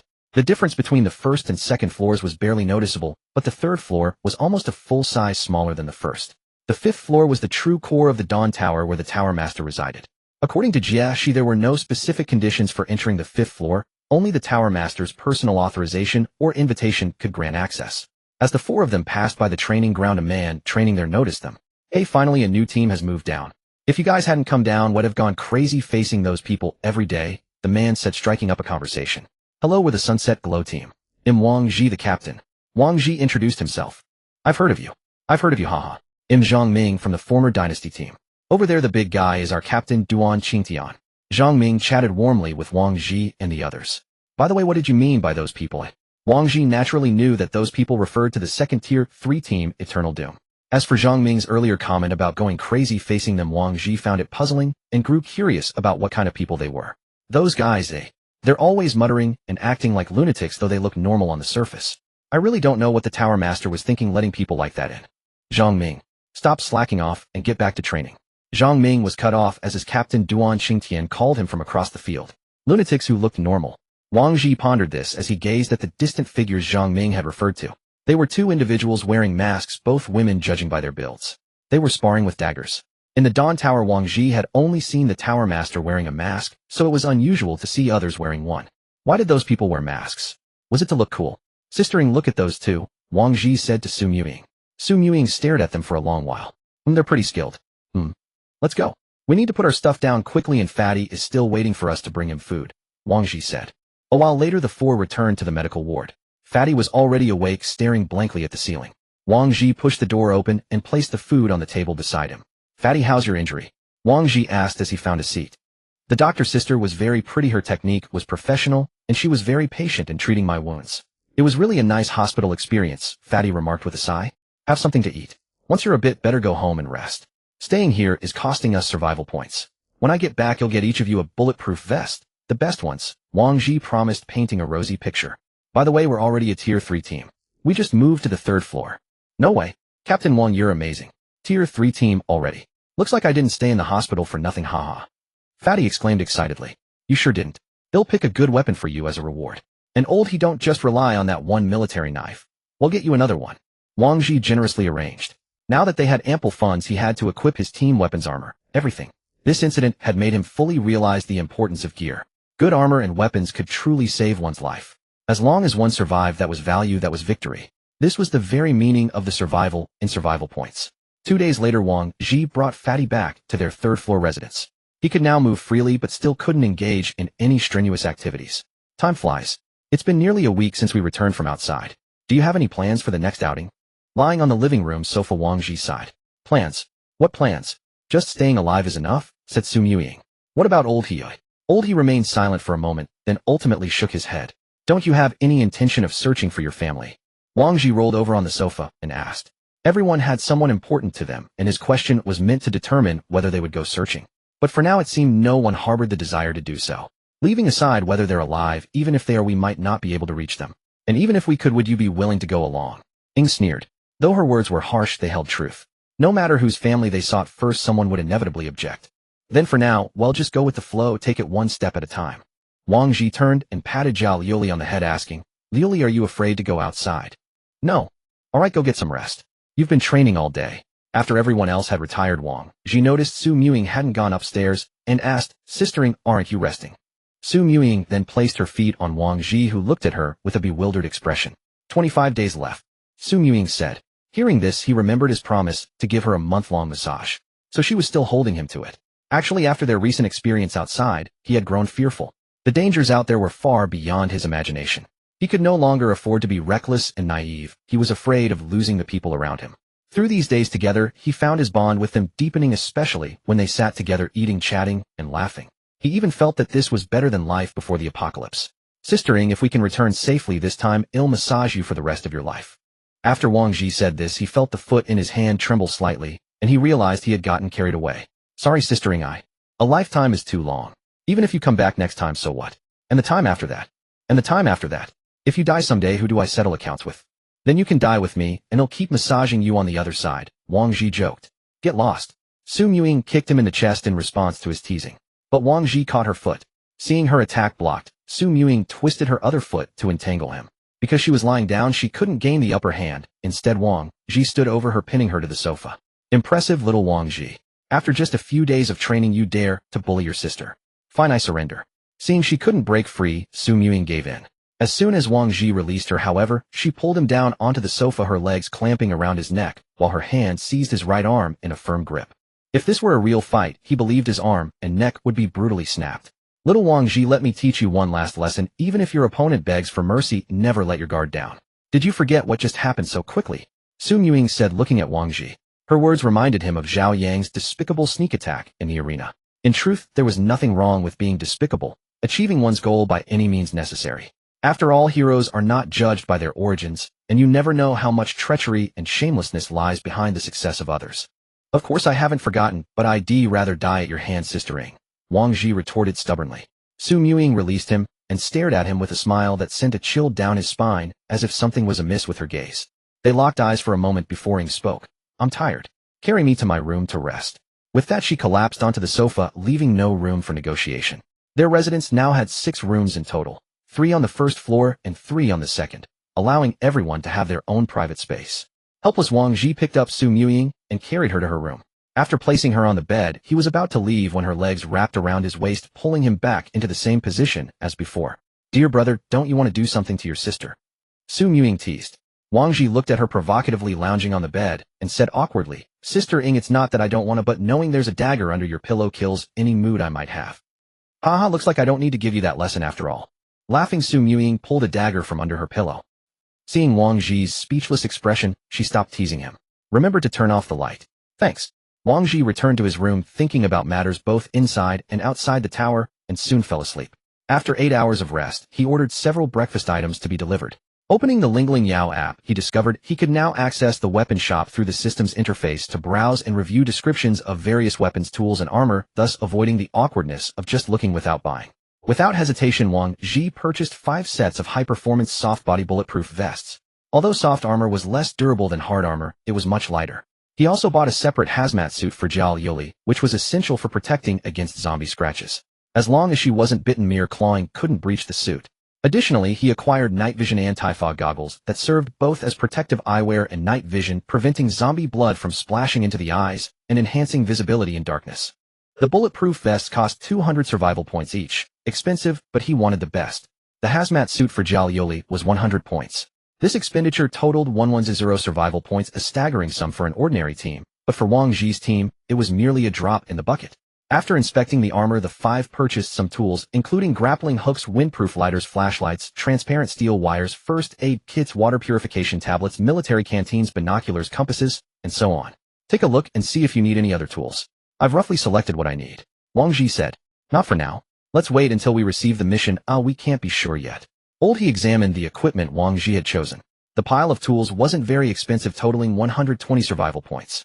Fatty, your gunshot wound hasn't healed yet. Don't go on the next mission, to stay here and recover properly. Wang Zhi looked at the bandage wrapped around Fatty's waist. Fatty knew he couldn't engage in strenuous activity and would only be a burden, so he didn't refuse and nodded in agreement. After the meal, Wang Zhi and the other 3 went to the first floor. Since they had killed people in the arena, the incident had stirred up quite a commotion on the first and second floors. Their team had inexplicably risen to a level 3 team, leaving the survivors bewildered. Even if they had obtained another team's survival points, it shouldn't have been enough to accumulate 1-0 points so quickly.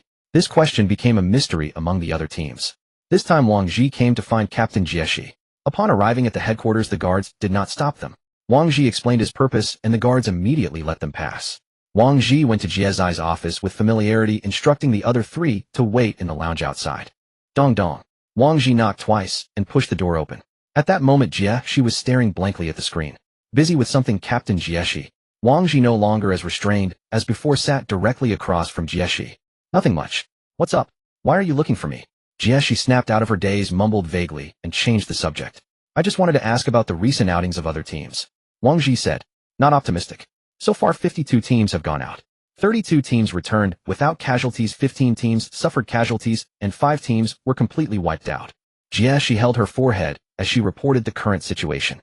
Wang Zhi was shocked. 5 teams had been annihilated in just a few days. This shouldn't be. These teams were trained too. How could the casualties be so severe? Wang Zhi asked in confusion. That's exactly what I was pondering. According to the teams that returned, the situations they encountered differed from yours. They described the zombies as fast, strong, and highly perceptive, with most of them clustering together. Jieshi narrated. Could they be evolving? Wang Zhi speculated. It's highly possible they're mutating. Let me show you something. Call your team members in too. Jieshi said.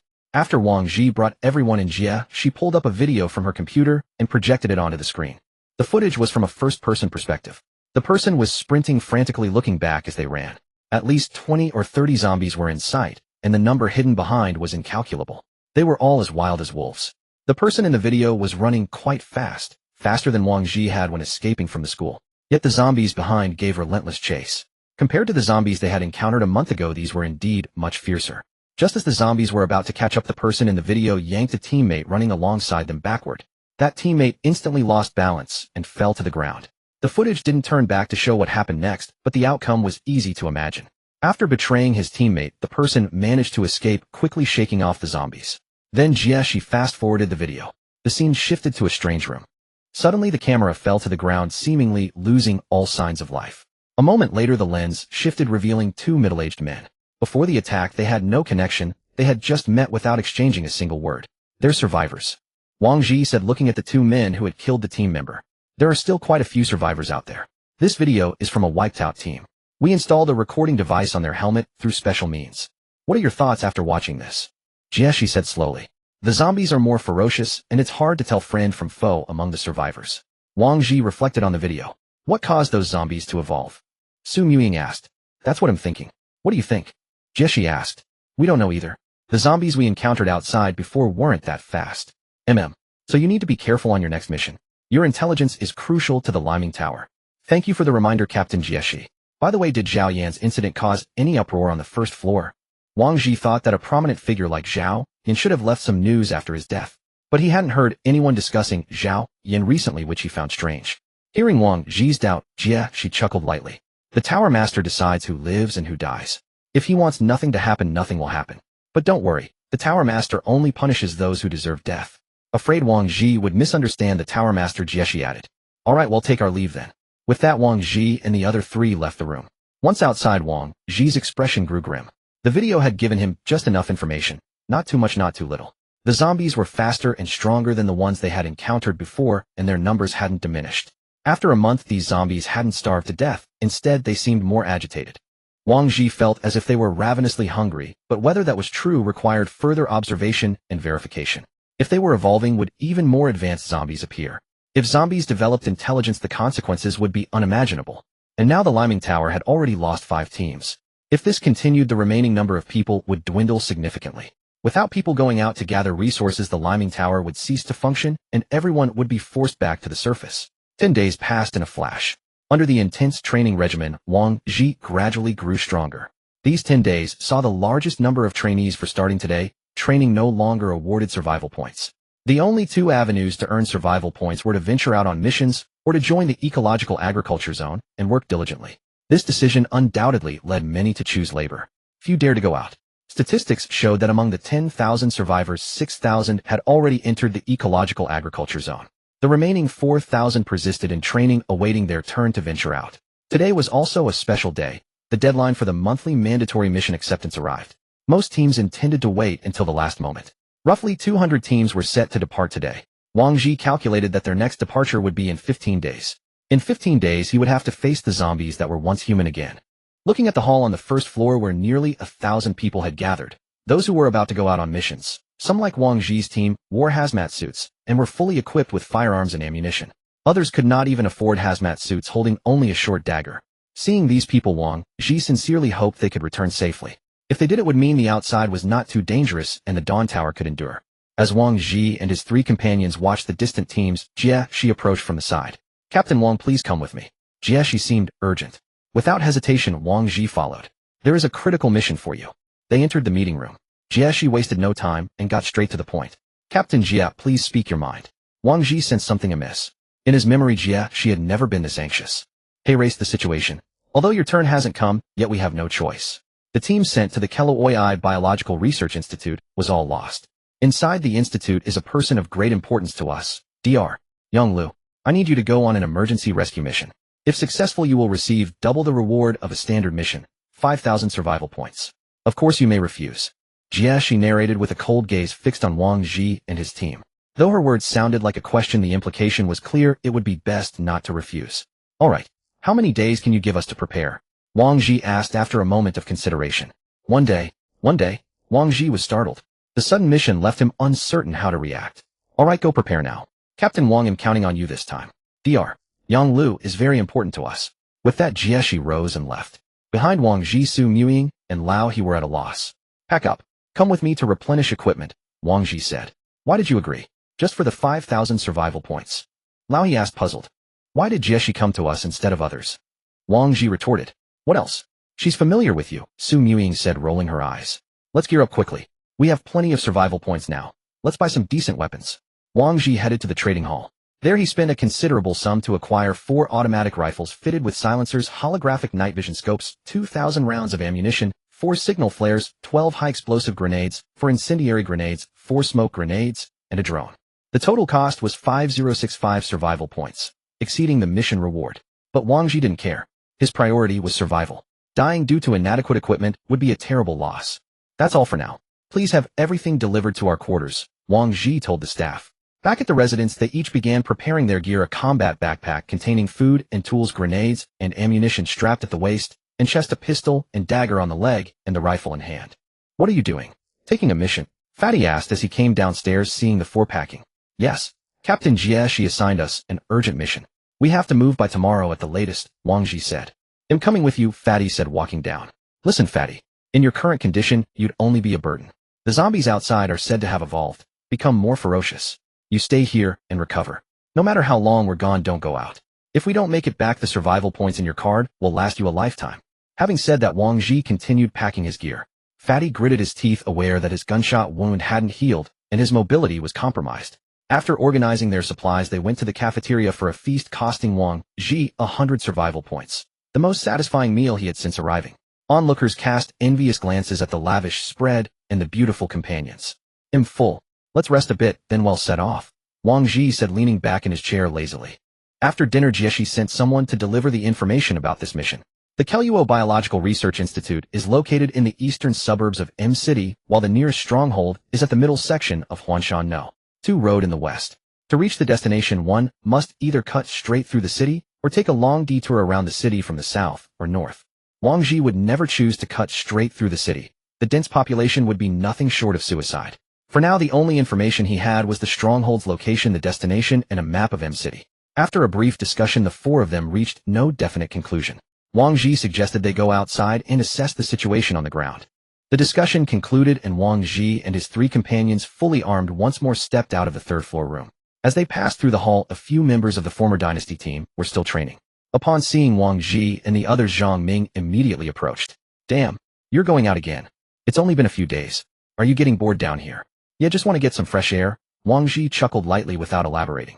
"Impressive. Well, I wish you a safe return." Zhang Ming waved his hand to bid them farewell. Following the mission's instructions, Wang Zhi and his team quickly arrived at the elevator exit leading to M City. This time, there was no helicopter. They had to find their own way to the destination. The reason was simple: the helicopter's aviation kerosene had been completely exhausted. The four walked through the dark corridor in silence, the only sound being the rhythmic tapping of their footsteps on the steps. Soon Wang Zhi reached the end. They drew their weapons ready for battle at any moment. Beep! The door opened. Wang Zhi held his gun nervously. As the door opened, no harsh light blinded them. It was night, and the faint moonlight barely illuminated the ground. Wang Zhi scanned the surroundings. There was no trace of zombies. The four slowly moved toward the road ahead. Because of the darkness and the complex environment, their progress was extremely slow. Wang Zhi glanced at the map. They were currently at the middle section of Huanshan No. 2 Road in the western part of the city, which was the stronghold's location. The target was in the eastern part of the city, and the distance to the south and north was the same. Take the south route, Wang Zhi said. The four of them slowly advanced southward through the darkness. Because it was night, they had to stay close together and move slowly to avoid being ambushed. Why are there no cars on this road? Lao He asked from behind, puzzled. Wang Zhi stopped. Exactly. How can there be not a single car? This road may be a bit remote, but it shouldn't be empty. Wang Zhi sensed something was off. After walking for another hour, he finally spotted a tunnel ahead. Several police cars were parked in front of the tunnel, and the sight made him uneasy. Wang Zhi raised his hand, signaling everyone to stop, and took out binoculars. What's wrong? Ying asked. Can't see clearly with the binoculars. Let's move a bit closer. With that, Wang Zhi slowly approached the tunnel. When they got within 500 meters, everyone could faintly make out the tunnel. The tunnel entrance was sealed with several layers of iron mesh. What's going on? Wang Zhi stared at the blocked tunnel. They've sealed the tunnel. No wonder there were no cars on the road. They're all blocked off, Lao He said from behind. Damn, that's insane. They don't even give people a chance to escape. Wang Zhi raised his binoculars again and looked toward the tunnel. Holy shit. The moment he saw through the binoculars, he was so startled that he took a step back. Seeing Wang Zhi frightened, Ying took the binoculars from his hand and looked. On the other side of the iron mesh, countless zombies were gathered, all clawing and tearing at the mesh with wild abandon. Even Ying, a seasoned warrior, was startled by the sight. There are countless zombies on the other side of the mesh. We need to turn back immediately, Ying said. Just as she finished speaking, 2 figures in police uniforms suddenly emerged from the police cars ahead and ran rapidly toward Wang Zhi and his team. Watch out, there's zombies. Lao He spotted them first and raised his rifle. Before Wang Zhi could even get a clear look, Lao He had already shot down the 2 police uniform zombies. Aren't you worried they might have been survivors? Wang Zhi asked. If they were survivors, they would have driven away long ago. Come on, let's take their car, Lao He said calmly. Looking at the 7 police cars in front of the tunnel, Wang Zhi conservatively estimated there were at least 14 zombies nearby. Lao He had just taken out 2, but Wang Zhi still couldn't locate the remaining 12. Just as Wang Zhi and his team were getting closer to the police cars, 2 more police uniform zombies suddenly lunged out from behind the distant vehicles. Wang Zhi sidestepped, dodging the first zombie's attack. Before he could regain his balance, the second one pounced at him. Just as it was about to reach him, a flash of light appeared. The zombie's head had been severed from its body and fell to the ground. Jia Liuli had already drawn her exquisite blade, Yi Linglong, and decapitated the 2 zombies. Meanwhile, Lao He and Ying had taken out 5 more zombies that had appeared from nowhere. In the brief skirmish, Wang Zhi keenly felt that the zombies were faster than the last time they had ventured out. He had nearly been tackled. Wang Zhi patted Jia Liuli on the head. Thanks, Liuli. Jia Liuli shyly lowered her head. Wang Zhi looked at the blushing girl, puzzled. How could a girl who killed zombies without blinking still have such a shy side? Look over there. Ying pointed at the iron mesh on the tunnel. The zombies inside the tunnel were even more frenzied than before, clawing and biting with increasing violence. Not good. We need to leave now. That mesh won't hold much longer. If they break through, we're all dead. Wang Zhi finished speaking and climbed into a relatively intact police car. Get in. The keys were inside, so he could start the engine. Few good thing the keys were there. I thought that mesh was about to tear apart, Wang Zhi said, still shaken. Wang Zhi checked the fuel tank. Half full, enough for a round trip. Lao He, you drive. He'll study the map. After driving for a distance, Wang Zhi handed the driver's seat to Lao He. Wang Zhi stared at the map of M City. They were now following No. 2 Road and had entered the Dashi Ring Road.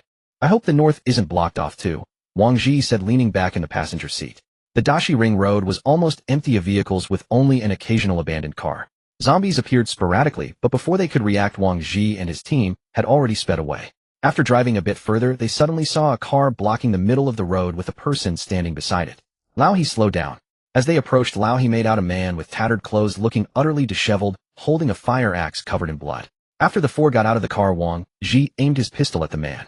The man immediately knelt down and cried, "Please, sir, save my family." "Keep your voice down. Who are you?" Wang Zhi demanded. "Brother, my name is Hao Qinggong. I escaped from a town to the north. I'm a police officer. Hey, raise my ID." He pulled out his ID from his tattered coat. Although it was night, Wang Zhi had night vision goggles and could see that the photo matched the man. He knew the man was telling the truth. Police Officer Hao Chunggong from Longkou Town Public Security Bureau. Yes, that's me. Seeing that Wang Zhi still showed no sign of relenting, Hao Chunggong immediately begged, Officer, please, you must save us. If you think there are too many of us, you can take my wife and child. They'll stay behind. We have a mission to complete. If you come with us, you'll surely die. Stay here and wait. If we come back alive, or if you survive to see us return, they'll take you to a safe place. With that, Wang Zhi glanced at the man's wife and child who were huddled in the back seat of the car, terrified. Okay. We'll wait for you, Hao Chunggong said excitedly. The four returned to the car, restarted the engine, and headed toward the Dabi Ring Road. Wang Zhi knew they shouldn't be traveling at night, but the urgency of rescuing that doctor. No one could say how much longer she could hold on. He didn't want to journey all that way only to find a zombie doctor. On the detour northward, Wang Zhi and his three companions encountered no obstacles. After driving for half an hour, he had already circled from the northern Ring Road to the eastern Ring Road in the east. As they traveled from the eastern Ring Road toward their destination, the number of vehicles gradually increased, and so did the zombies on the road. Some were fast enough to pounce onto the cars. Wang Zhi studied the map in his hand. Ahead lay a bridge over 1,000 meters long. If nothing unexpected happened, the bridge was surely already blocked by vehicles. Stop. There's a bridge ahead. Well, wait until dawn to cross, Wang Zhi said. He parked the car 2 kilometers from the bridge. Outside, a light drizzle had begun slowly misting the windows. Wang Zhi took out 4 cans of beef and handed them to the others. Let's eat something first. Wang Zhi ate his canned beef while keeping a vigilant watch. At 6 o'clock, the sky gradually brightened. Wang Zhi and his 3 companions got out of the car. The surrounding view was now clear. After walking 2 kilometers on foot, Wang Zhi could see the entrance to the bridge. This was the bridge leading to M City. Crossing it meant officially entering M City. Wang Zhi peered through his binoculars at the scene on the bridge. As expected, from one end to the other, it was jammed with wrecked vehicles. In the gaps between the cars, countless zombies wandered aimlessly. To reach M City, they had to force their way across this bridge. Looks like we're in for a tough fight, he said, lowering the binoculars. Well, shoot the zombies on the bridge. Liuli, you handle any that get attracted from the sides. Got it. Zhao Yuli shook her head to indicate she was fine. All right, let's move. Wang Zhi strode forward toward the bridge. As he drew closer, his hands trembled. It was his first time facing so many zombies. A rough count put at least 500 of them on the bridge. He knew that once the first shot was fired, they would all swarm. Lacking much combat experience, he was locked in a fierce mental struggle. After the 4 found suitable positions, they exchanged glances. Confirming everything was set, he fired the first shot. Pop, pop, pop. Wang Zhi immediately raised his rifle and opened fire on the zombies. The rifle was equipped with a silencer, so the shots weren't too loud, but the bullets striking the cars produced a metallic clatter. In an instant, all the zombies on the bridge were roused. In the silent dawn, they let out low growls that sent chills down the spine. The zombies clambered over the vehicles and surged toward Wang Zhi's group. Keep shooting fast. He had underestimated the zombies' speed. The 3 of them emptied their magazines. Only 90 rounds total, with at most 40 effective hits. Their rate of elimination was far slower than the zombies' advance. Meanwhile, more than a dozen zombies approached from the sides, but Zhao Yuli took them down. Now Wang Zhi and the others had no time to deal with the flanking zombies. Seeing the horde ahead growing larger, they realized the situation was dire. Their firepower simply couldn't hold. Use grenades. Wang Zhi pulled out a high-explosive grenade and tossed it into the center of the advancing horde. Boom. A series of explosions echoed from the eastern bridge of M City. The blast of the grenade and the detonation of vehicles resounded throughout the eastern district. Inside a room at the research institute. Was that an explosion? Are there still survivors? Maybe we should go to the rooftop to check. What's the point? We're all barely hanging on. Maybe he's already dead. Do you really think he can come save us? True. We haven't eaten or drunk anything in 2 days. We can't last much longer. Sai, Dr. Yang, wake up. Wake up. Yang Lu pushed herself up from the floor upon hearing someone calling her. What is it, Xiaoqi? Dr. Yang, are you alright? You don't look well. I'm just a bit dehydrated. It's nothing. Xiaoqi lowered her head in thought, then spoke to the others. Maybe we should go out and find some supplies. If we stay here, we'll all die. After Xiaoqi finished speaking, everyone hung their heads in silence. No one said a word. Xiaoqi, seeing this attitude, grew angry. What's wrong with you? If Dr. Yang hadn't taken us in and shared her food, we'd all be dead already. Now that Dr. Yang is dehydrated and barely holding on, you just sit here doing nothing. Xiaoqi, you know as well as I do that the place is overrun with zombies. Going out there is suicide, said a man in his 40s from the group. Lao Lu, do you think hiding here will keep us alive? If none of you go, I'll go myself. Xiaoqi grabbed a steel pipe from the floor and walked out. Xiaoqi. Don't go, Yang Lu called out weakly. Sai, Dr. Yang, you're very weak. Don't talk. Thank you for letting us live this long. Let me go with him. It will ease my conscience. The speaker was a young woman in her early 20s, Yang Liu's assistant. She draped her own coat over Yang Lu and followed Xiaoqi out. On the bridge. Smoke and dust filled the air. After the bombardment of several grenades, many zombies had been eliminated. The three men gained some respite, continuing to change magazines and fire at the distant zombies. The massive explosions attracted more zombies from afar. Wang Zhi fired as he retreated. By now they had fallen back more than 100 meters from the original bridgehead. After 1,000 rounds of ammunition, the zombies gradually thinned out. The entire bridge was littered with bodies, blood flowing like a river. Wang Zhi felt a madness creeping in. He had never killed so many creatures that were almost human. Wang Zhi and his companions cautiously approached the bridge entrance. The drizzle had extinguished the burning vehicles. Ahead, the cars were strewn about in every direction, blocking the view as far as the eye could see, probably all the way into the city. Be careful. There might be zombies inside the cars, Wang Zhi warned. It took them a full hour to cover the mere 1,000 meters. By then the four were drenched in blood, looking like murderous demons. Haha, it's been a long time since I've been this crazy. That felt amazing. Ying laughed with excitement, her eyes burning with fervent madness. After crossing the bridge, Wang Zhi and his three companions arrived at the riverbank. Ahead lay a park. Traversing it would lead them to the outer wall of the research institute. They proceeded in the planned direction. There's a wooden cabin ahead, a shop, Wang Zhi said, lowering his binoculars. Seems we're in luck. Ying also raised her binoculars for a look. When they reached the small wooden cabin, the door was still locked, indicating no one had been there. Through the window, they could see mostly drinks, mineral water, and some candies inside. We'll pick these up on our way back. Wang Zhi naturally wouldn't let such supplies go to waste. After passing through the small woods, he finally arrived at the outer wall of the research institute, which stood 3 meters high. Now he faced a new problem. The institute was vast. Where should he look for the person? Wang Zhi took out a drone to survey the area. The drone buzzed into the air and entered the institute. The wall where Wang Zhi stood bordered the ecological station, usually sparsely populated. Flying further in, he spotted the science museum in the central area, the most densely populated zone, and also the most infested with zombies. Hundreds of them wandered aimlessly in the central area.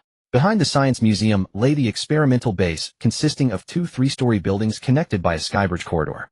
Wang Zhi was certain the person they needed to rescue was in this experimental base. As the drone surveyed the terrain near the experimental base, he stared at the screen in surprise. Look, there are people on the 2nd floor skybridge. A man and a woman. Could they be the ones we're looking for? They must be out searching for food. We need to get there quickly. Wang Zhi retrieved the drone. The 4 of them circled to the wall nearest the experimental base and climbed over it. With their current strength, anything they could grip with their hands could pull their bodies up. Over the wall lay a parking lot. As soon as they landed, the zombies sensed their presence and began lunging toward them. Wang Zhi abandoned stealth and opened fire with his rifle. Time was critical. Now that they had located the target, they had to reach them immediately. If the target died, the loss from this trip would be immense. Inside the building. Xiaoqi, should we go back? Yang Liu's female assistant, trembling at the sight of blood-soaked corridors, felt her legs go weak. Xiaoqi, his expression complex as he looked at the only woman who had followed him out, said, "And Ying, go back. It's too dangerous outside." "I'm not afraid. Staying inside means death anyway," and Ying insisted stubbornly. Xiaoqi stared at her for a long moment, then sighed. "All right. Whatever happens, don't make a sound. If I meet with misfortune, run back to the lab immediately. Once the door closes, it will shield you, your scent, and your voice. Give me your foot." He grabbed Ying's high heels and snapped off the heels, making running easier and quieter. "There's a vending machine on the ground floor opposite. It should still have water and bread. We'll head there." "Okay." And Ying nodded nervously. The two sneaked across the 2nd floor skybridge to the fire escape on the opposite side. The experimental base usually had few people, though after the outbreak most zombies had entered from outside and were concentrated on the 1st floor. Peeking into the fire escape, Xiaoqi spotted a zombie, standing motionless, one arm bitten off, covered in blood. He recoiled in fright. Seeing his fear, and Ying urged again, "Xiaoqi, let's go back. Starving to death is better than being eaten by those ugly things." Hearing her words, Xiaoqi hesitated. His hands were trembling, but thinking of Dr. Yang lying unconscious and weak in the lab, he tightened his grip on the iron rod. "It's just a mindless monster missing an arm. Once I take it out, we can get to the vending machine." He turned into the stairwell. As soon as he entered, the zombies sensed him. Xiaoqi raised the iron rod and brought it down repeatedly on the one-armed zombie's head. "Xiaoqi, that's enough. It's dead." And Ying tugged at him from behind. Xiaoqi gradually calmed down at her words. Only then did he notice the zombie at his feet, its head smashed into a bloody pulp by the rod. "Xiaoqi, are you okay?" And Ying asked fearfully, seeing his wild eyes and blood-splattered clothes. "I'm fine. Let's go down quickly." Xiaoqi wiped the blood from his face with his sleeve. Descending the stairs, they saw the vending machine against the wall by the hall. "We're in luck. No zombies nearby," Xiaoqi whispered to Ying after a quick look. "Great, we're saved." And Ying smiled. Xiaoqi glanced around and said, "The vending machine is out of power. We don't have a key, so we need to break the glass to get the items." If the noise attracts zombies, grab a few bottles of water and bread and run straight back. They'll draw them away. Hearing that he planned to use himself as bait to get her back safely, and Qing grew anxious. No, we go together or not at all. I can't leave you behind. Xiaoqi looked at her stubbornly. Listen, Qing. If something goes wrong, either we both stay or I stay. Dr. Yang saved my life once. It's my turn to repay her. If we both die, who will bring her food? That's settled. Without looking at Qing's red-rimmed eyes, he strode straight to the vending machine. Xiaoqi and Qing stealthily approached the vending machine. With a crack, Xiaoqi shattered the glass with the iron bar in his hand. In the silent building, the sound of breaking glass was particularly piercing. Growls. The zombies near the first floor heard the noise and instantly let out low growls, closing in on them. Seeing that the zombies had been alerted, Xiaoqi slammed the vending machine a few more times, completely shattering the glass. Quick! Qing grabbed the stuff and go back. Xiaoqi shouted as he pulled the items out of the vending machine. Actually, just moments ago, Qing had heard Xiaoqi's words on the stairs and had resolved to take the supplies back no matter what. But when they stood side by side fighting for their lives, she changed her mind. She couldn't abandon him. Qing, what are you doing? Go now, Xiaoqi asked, looking at Qing, who stood frozen, staring at him blankly. Brother Xiaoqi, you are a responsible and dependable man. If only this weren't the apocalypse. With that, Qing put down the food in her hands and pulled out a fruit knife from her person. Qing, what are you doing? They'll fight those things with you. As soon as the words were spoken, several zombies had already entered the hall and were charging toward them. Without another thought, Xiaoqi also rushed forward and grappled with the zombies. Brother Xiaoqi. Woo-woo. Watching Xiaoqi struggle with the zombies, Qing also charged forward. Thump thump thump. A zombie fell in front of Qing. Get down. A human voice came from afar. Qing instinctively turned her head to look. It was 4 fully armed humans. At that moment, she could no longer hold back her tears and burst into sobs. For so many days, so many hopes had turned into despair. Just when they thought they were doomed, they suddenly saw the military. Get down. The voice came again from afar. Qing snapped out of it and immediately dropped to the ground. Rat-a-tat. Another burst of gunfire. All the zombies in the hall were gunned down. Phew. We're not too late. Wang Zhi tossed away the empty magazine and said, Excuse me, are you Dr. Yang Lu? Wang Zhi helped Qing, who was crying on the ground, to her feet and asked, Brothers, please save us, woo-woo. Qing grabbed Wang Zhi's arms, speaking with intense emotion. Are you alright? Lao. He helped Xiaoqi, who was behind, to his feet and asked, I'm fine, thank you for saving us. You're looking for Dr. Yang Lu. Yes, we received a mission to rescue Dr. Yang Lu. Lao. He answered. That's great. Xiaoqi said weakly. Wang Zhi looked at Xiaoqi, who was growing weaker, and said, We're too late, he's injured. Seeing Wang Zhi suddenly raise his gun, Qing snapped back to reality and shouted, What are you doing? He's injured. In a little while, he'll turn into a zombie. There's nothing we can do. Wang Zhi explained. Xiaoqi was stunned. Only then did he feel the excruciating pain in his shoulder. Looking at the wound on his shoulder, he, a researcher, knew better than anyone that there was no hope for him. Xiaoqi smiled with relief. Make it quick for me. After saying that, he lay down on the ground, closed his eyes, and a faint smile curled at the corners of his mouth. Perhaps it was because he knew Dr. Yang was saved, or perhaps because he wouldn't have to turn into one of those soulless walking corpses. With a complex expression, Wang Zhi looked at Xiaoqi on the ground and pulled the trigger. Miss, please take us to Dr. Yang Lu. Wang Zhi turned around and said. Qing seemed not to have heard him. She slowly walked to the vending machine, gently picking up the water and food that had fallen to the ground. Xiaoqi, how could you be so foolish? None of the others came out, only you did, and you risked your life to find them food. Woo-woo. Qing muttered to herself while picking up the food. Wang Zhi stood by watching her. At this moment, Su Muying couldn't bear it anymore and prepared to step forward to question her, but Wang Zhi stopped her. Miss, shouldn't our priority be to save people? Wang Zhi approached Qing and asked. Save people? You didn't save Brother Xiaoqi, but you want to save that bunch of cowardly, selfish bastards. They all deserve to die. Qing shouted at Wang Zhi emotionally. Wang Zhi was not angry. He said kindly, Miss, no matter how much those people deserve to die, we still have to save Dr. Yang. Please consider the bigger picture. Hearing Wang Zhi's persuasion, Qing recalled the purpose of coming out with Xiaoqi. She calmed down, wrapped the items in her jacket, and silently walked toward the second floor. The 4 of them, Wang Zhi and his team, exchanged glances and then closely followed her. On the way to find Dr. Yang Lu, a few zombies occasionally ambushed, but Qing just walked toward the opposite building holding her coat, as if she had seen nothing. However, these zombies would be killed by Wang Zhi and his 4 companions the moment they appeared, so Qing remained safe throughout the journey. Passing through the corridor, they turned a corner and arrived at a door at the end. Qing entered a code, and the door opened. Wang Zhi stepped inside and saw nearly 10 people lying on the floor, both men and women. He tightened his grip on the gun. With so many people, they sent only 1 man and 1 woman to find food. No wonder Qing said these people deserve to die. If it were him with the ability, he would definitely kill them in this situation. Unfortunately, Ying was a fragile girl incapable of killing anyone. Even a sneak attack would only allow her to take one down with her. When the people in the lab saw someone arrive, they propped themselves up one by one. Upon seeing the fully armed Wang Zhi and his 3 companions, their spirits lifted. Thank heavens, we are finally safe. Great. Save us. Suddenly, everyone who had been lying on the floor began begging for rescue. Wang Zhi swept his cold gaze over them and asked, "Who is Dr. Yang Lu?" "She's over there," a man said, pointing to a corner. Wang Zhi followed his gaze and saw a woman in a white coat lying there. He immediately rushed over, crouched down, gently lifted Dr. Yang Lu and rested her head on his leg. "Sister Ying." Wang Zhi quickly called Su Muying over to check her condition. Su Muying approached, examined Dr.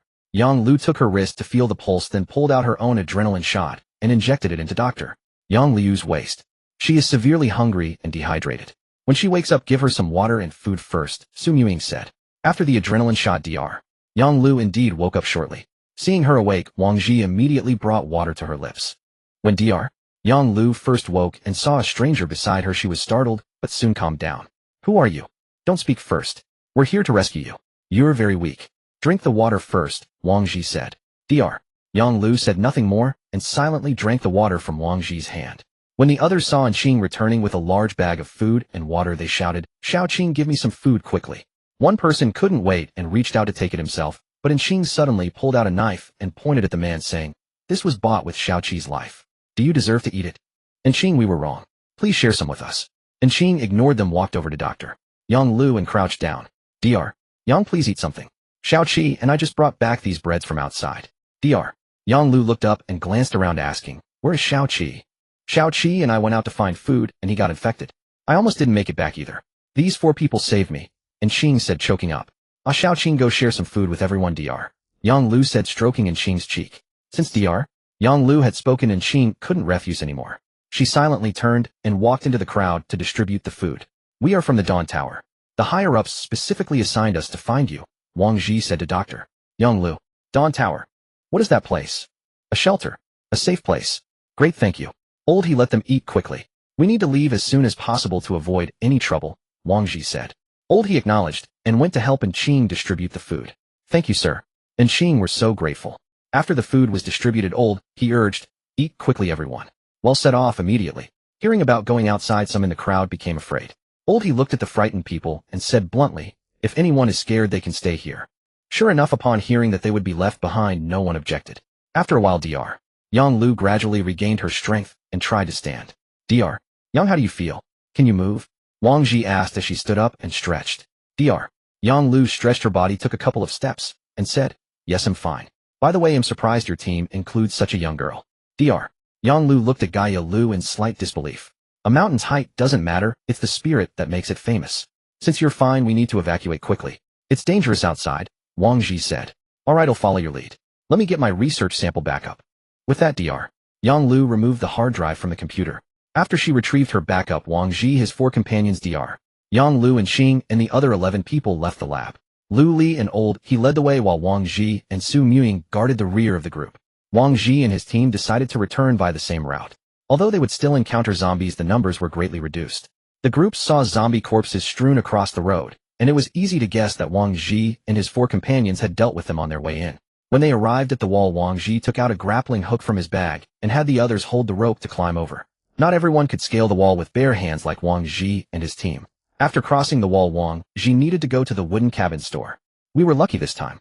It only took us a day to find the person," Su Muying said cheerfully on the road, sharing her thoughts with Wang Zhi. "Yeah, if Ying and the others hadn't run out, who knows how long it would have taken to search this huge research institute," Wang Zhi replied. "So the question is, with 15 people including us, how do we get back?"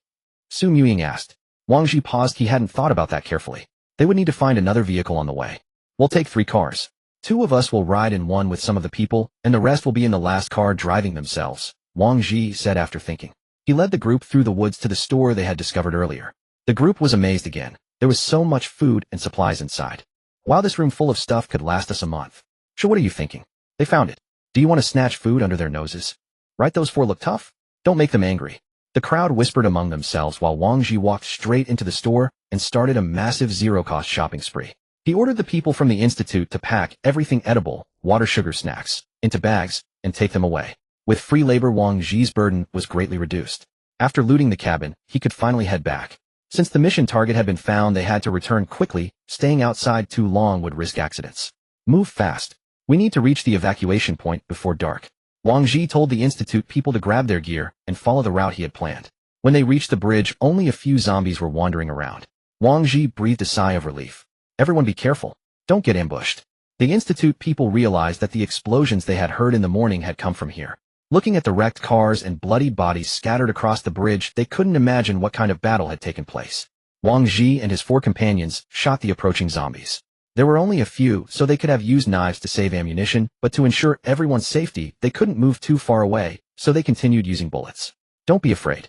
Stand up and keep moving forward, Wang Zhi said to a few women who were crouching in fear. After crossing the bridge, Wang Zhi instructed Old He and Lu Li via radio to take 4 people to the police car, while he found 2 cars with keys still in them on the road. Who can drive one of these cars? Wang Zhi asked the crowd. They'll take the lead. A man stepped forward and volunteered. All right, you follow behind the police car, and they'll follow you. Don't have any other ideas. You 3 get in this car. Wang Zhi pointed at the 4 men behind him. In Wang Zhi's car were Su Muying, Yang Lu Dr. and Qing, and the 2 remaining women. He insisted on having Dr.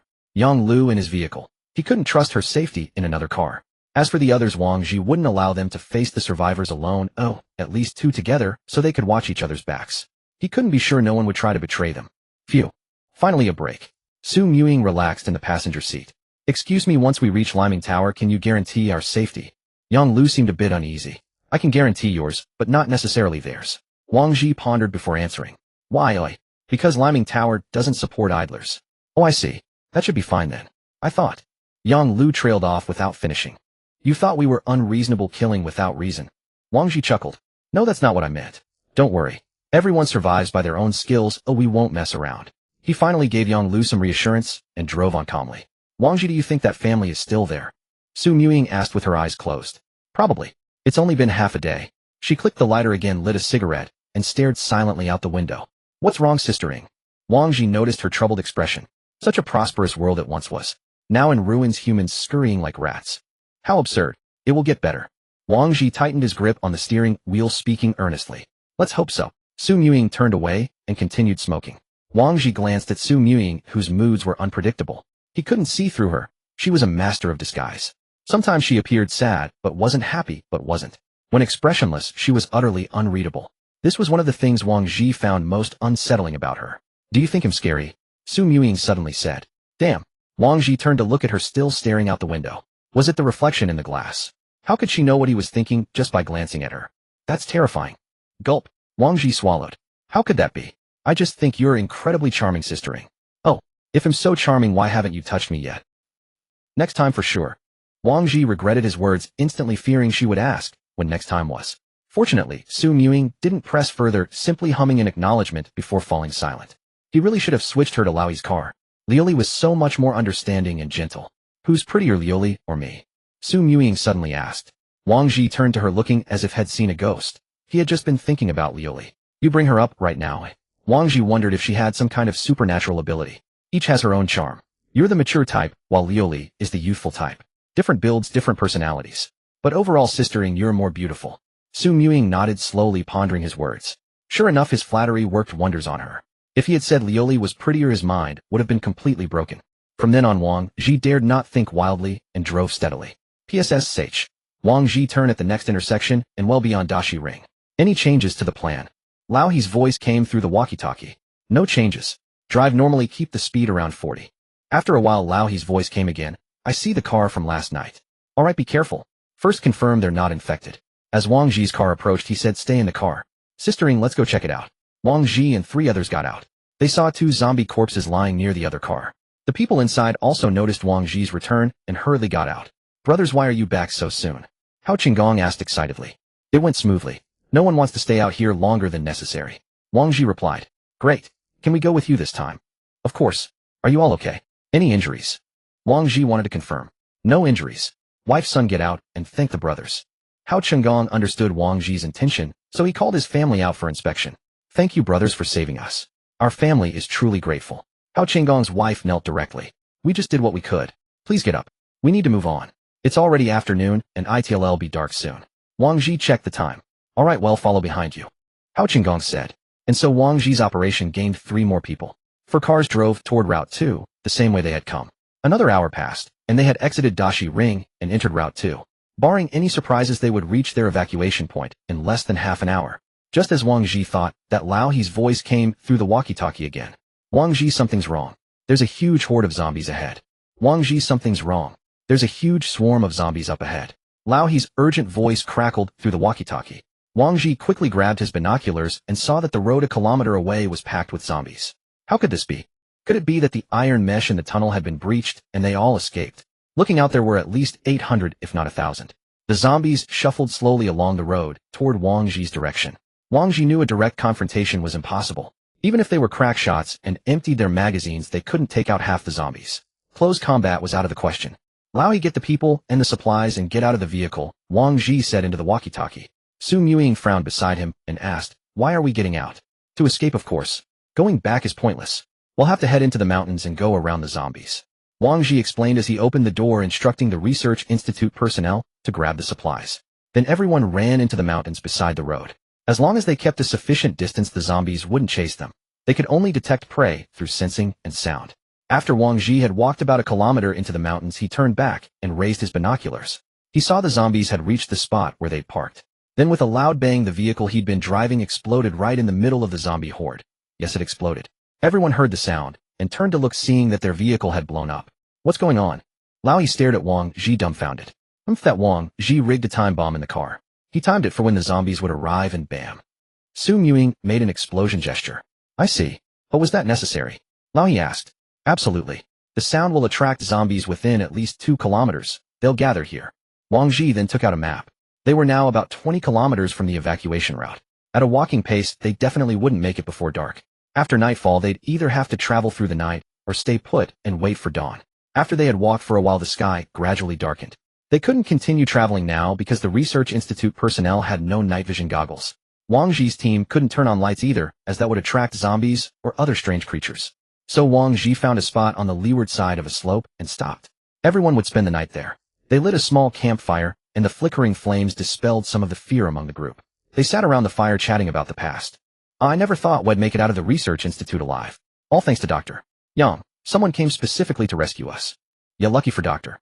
Yang.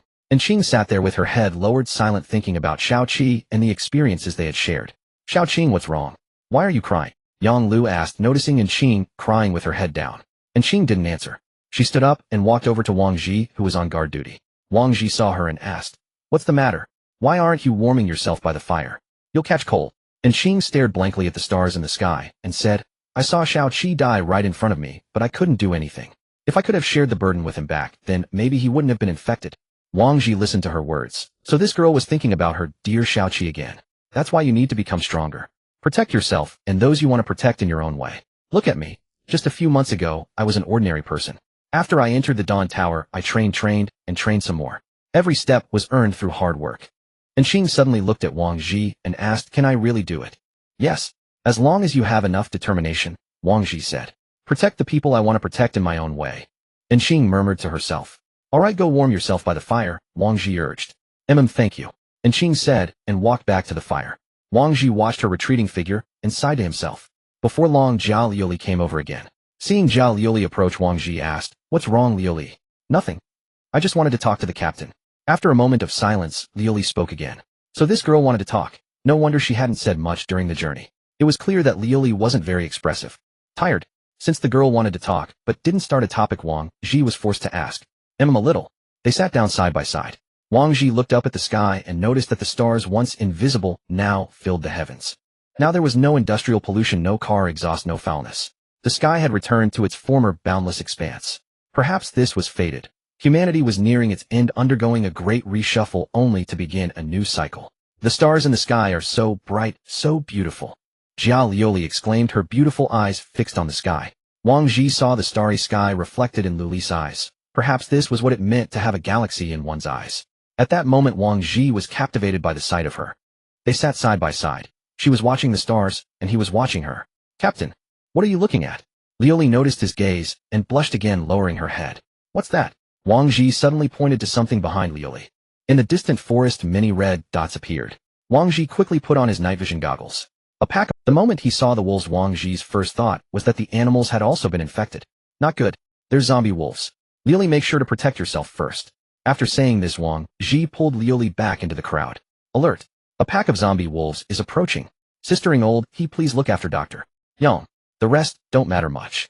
Wang Zhi relayed through the wireless earpiece words that naturally couldn't be heard by the research institute members. Seeing Wang Zhi and his 4 companions stir, the institute people instantly panicked. Don't run around. Stay by the fire. Oldie said to them as he stood up. Before they erupt, we shoot first, Wang Zhi said into the earpiece. Bang! Wang Zhi fired the first shot, and the poised wolf pack suddenly erupted, charging toward Wang Zhi's group. Watching the wolves speed, Wang Zhi was startled. He had clearly underestimated the explosive power of these zombie wolves. They were 1.5 times faster than normal wolves, making bullets useless. Continuing to shoot was just a waste. Too fast. Can't hit them. As the zombie wolves drew closer, Wang Zhi shouted.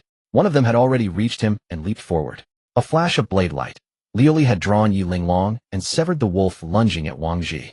The severed head on the ground kept snapping its jaws. Realizing bullets were useless, Wang Zhi immediately drew his dagger and engaged the zombie wolves in close combat. Meanwhile, Old He and Su Mewing were struggling with their daggers, having to protect Dr. Yang as well. No. A woman was unfortunate enough to be tackled and let out a scream. Wang Zhi and the others had no time to see who it was, nor could they save her. They were too busy fighting the lightning-fast zombie wolves. Liuli's weapon had the greatest advantage. Sharp and long, it could cleave them in two in an instant. Wang Zhi's dagger, however, was far less effective. It had to strike the head to kill. A stab to the body would only let the zombie wolf rise again. By now, a man unable to bear the scene began to flee. Seeing the man about to run, Wang Zhi shouted anxiously, "Don't move. Come back." But the man was beyond listening. He hadn't run 10 meters before a wolf pounced on him, followed by another scream. The scent of blood attracted other zombie wolves, which turned to feast on the fleeing man. Seizing the opportunity, Wang Zhi hurled a grenade at the man's corpse. Boom! The explosion shattered the dark stillness. The zombie wolves, just about to tear off a piece of flesh, were blown to pieces. They had lost 3 people, but Wang Zhi quietly rejoiced that the man had run off as bait, otherwise they couldn't have gathered so many wolves for a single kill. "Are you all right?" Wang Zhi checked on the others. "Where did those mad dogs come from? They were fierce, almost bit me. The hazmat suit was torn, but luckily I had a bulletproof vest," Old He said, touching his waist in lingering fear. Hearing Old He's words, Wang Zhi's heart leaped. He hurried over to inspect the wound. The hazmat suit was shredded, revealing the bulletproof vest beneath, which itself bore a deep bite mark. When Old He took off the vest, a red mark was visible on his waist. "Phew, good thing it didn't bite through, or you'd be done for, Old He," Wang Zhi said with relief. Our Uncle He, with his compassionate heart, insisted on protecting those people and got ambushed by a wolf, Su Mewing chimed in sarcastically. "As long as you're okay," Wang Zhi patted Old He's arm. "We need to move. We can't stay here." Wang Zhi frowned at the corpses on the ground. After gathering their supplies, Wang Zhi and the group moved forward a bit further. After the attack, the Institute people and Hao Qinggong's family were terrified. Every rustle of grass made them huddle closer to Wang Zhi's group. Wang Zhi fully understood their feelings and behavior. After walking a while, he found another suitable spot to camp, and everyone relit the fire. "The road ahead is dangerous. I hope everyone follows orders. We'll do our best to protect you while taking care of ourselves. If anyone disobeys like before, you'll face the consequences." Everyone nodded in agreement. No one would be foolish enough to ignore Wang Zhi again. Otherwise, the result would be a pack of zombie wolves and a grenade. The entire night, no one slept nor dared to, fearing another sudden horde of zombies. Wang Zhi spent the night in the dark wilderness. Apart from a few wandering zombies, there was no other danger. As the sky gradually lightened, Wang Zhi and his group resumed their journey home. Along the way, Wang Zhi frequently used binoculars to observe the zombie situation on the road. The outlook was grim. After walking for a while, he saw that the road was still packed with zombies, and he suspected the evacuation point was also surrounded. A 20-kilometer journey took them 8 hours of stop-and-go travel before they finally reached the opposite side of the entrance. From the mountain forest, Wang Zhi peered through the binoculars and saw the entrance. But as expected, zombies were everywhere, and the closer they got to the tunnel they had used before, the denser the horde became. "We've arrived, but we need to cross that road," Wang Zhi said, turning to the others. "We're in the middle of nowhere. Where's the shelter?" "Yeah, are you sure you didn't get it wrong?" The group saw no shelter, and Wang Zhi's announcement made them uneasy. "The shelter is below. We need to enter the tunnel, and the entrance is across the road," Wang Zhi explained. "What do we do? The road is full of zombies. Should we charge through?" Old He asked, lowering the binoculars. Wang Zhi glanced at Old He, then at the Institute people and Hao Qinggong's family behind him. "We could make it through, but they might not. Better to lure them away and slip through," Su Mewing suggested. "Who'll be the bait?" "Them," Old He asked, nodding toward the group behind. "We have flare guns. We can use a flare to distract them, then make a hard dash." "That's safer," Wang Zhi said, pulling out his flare gun from his pack. A flare might help, but when we get close they'll still prioritize attacking us, he said. Wang Zhi shrugged helplessly. No choice. It's better than a direct charge. Besides, we have fewer than 300 rounds left. A straight fight is out of the question. Sister Ying and Lao He release signal flares to both sides. Liuli and I will break through the main gate. The rest follow closely with Sister Ying and Lao He covering the rear. Any problems with that? Wang Zhi made a simple plan, then led the group carrying supplies toward the road. Approaching the zombie horde on the road about 200 meters away, Wang Zhi had Su Muying and Lao He release signal flares to both sides. Whoosh. Crack. The flares shot into the road, emitting a blindingly bright light that drew all the surrounding zombies toward them. Now, follow behind. Wang Zhi seized the moment, raised his gun, and dashed onto the road. The people behind him carrying supplies followed closely. By the time Wang Zhi reached the road, some zombies had already sensed him and turned to charge. Wang Zhi, go open the door first. Leave the zombies to us, Lao He shouted from behind. Wang Zhi knew that opening the door would take time for identity verification, so he had to get there ahead of time. With that thought, he instructed Liuli to protect Dr. Yang Lu well, then immediately sped up toward the passage gate. He took out the prepared magnetic card and placed it on the card slot. Beep. Verification successful. The gate slowly opened. Everyone get inside quickly. Wang Zhi put away the card, changed his magazine, and covered the others as they entered. Those behind, seeing the gate opening, also mustered their last strength to run over. By now the zombies, attracted by the flares, had lost interest and turned to charge toward the living. Wang Zhi sensed the danger. The zombies on both sides were converging on them. If they didn't close the door and evacuate immediately, something would go wrong. Everyone evacuate immediately. After seeing that Jie Liuli had successfully escorted Dr. Yang to the entrance, Wang Zhi ordered Su Muying and Lao He to retreat immediately through the earpiece. Wang Zhi kept up covering fire, but many people carrying supplies for him hadn't made it yet.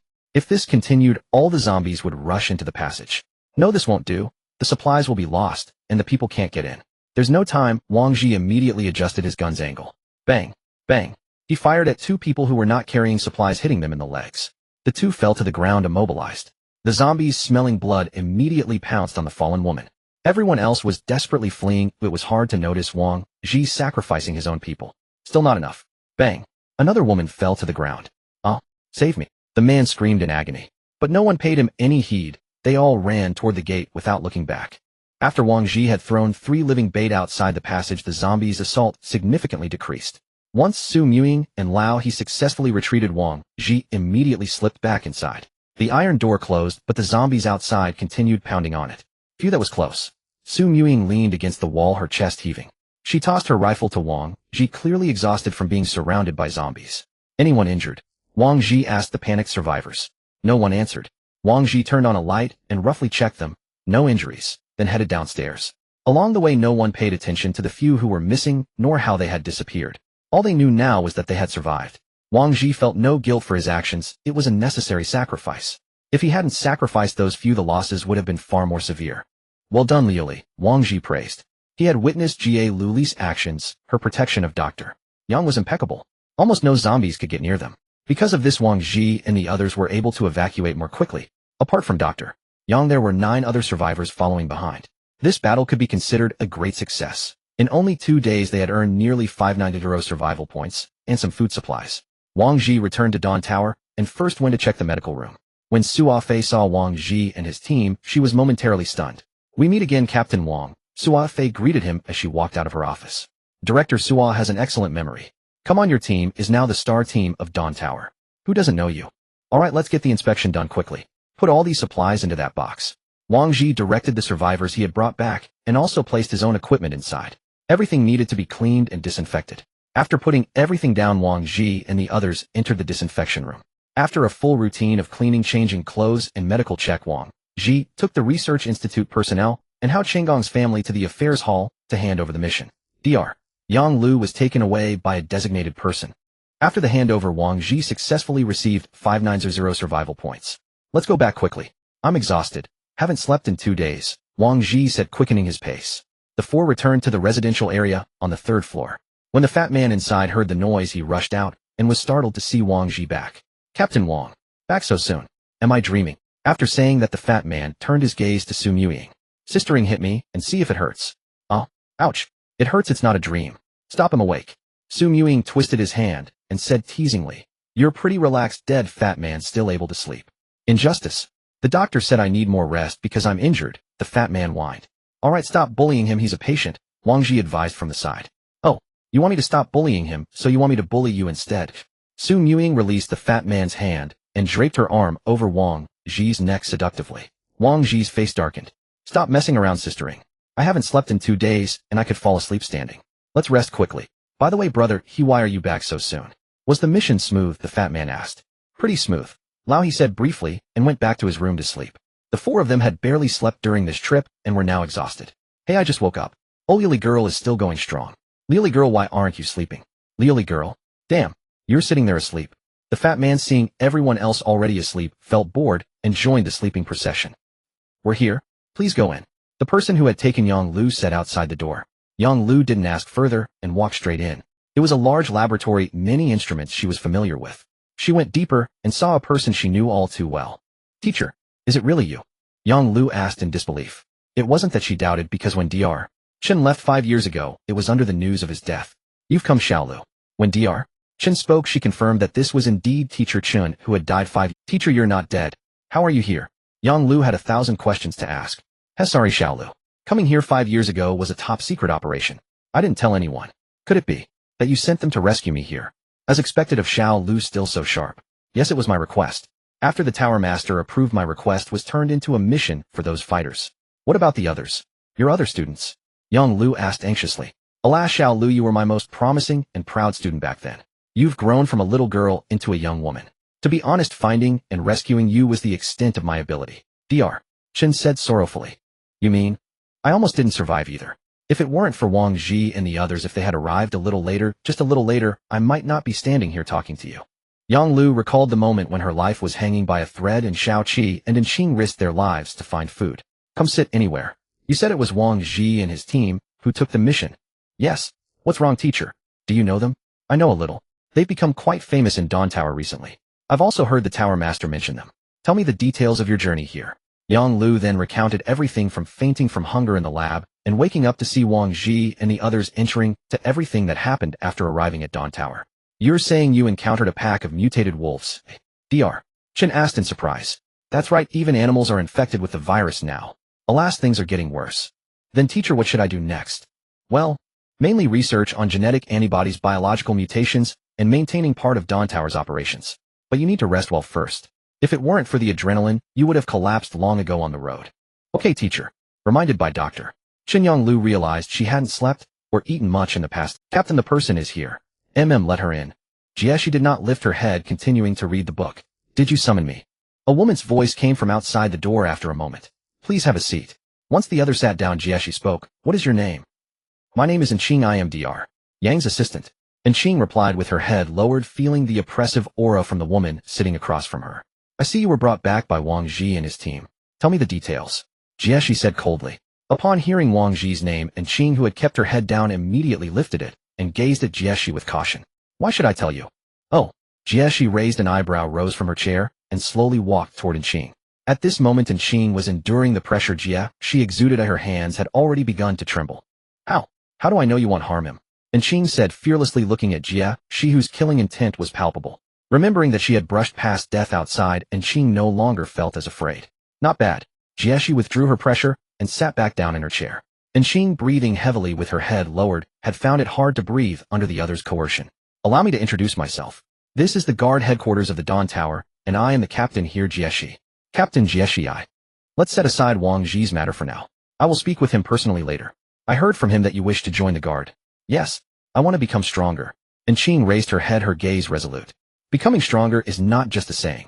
It requires tempered discipline and the willingness to risk your life to grasp the essence of power.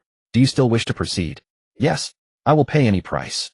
Xing said with unwavering determination.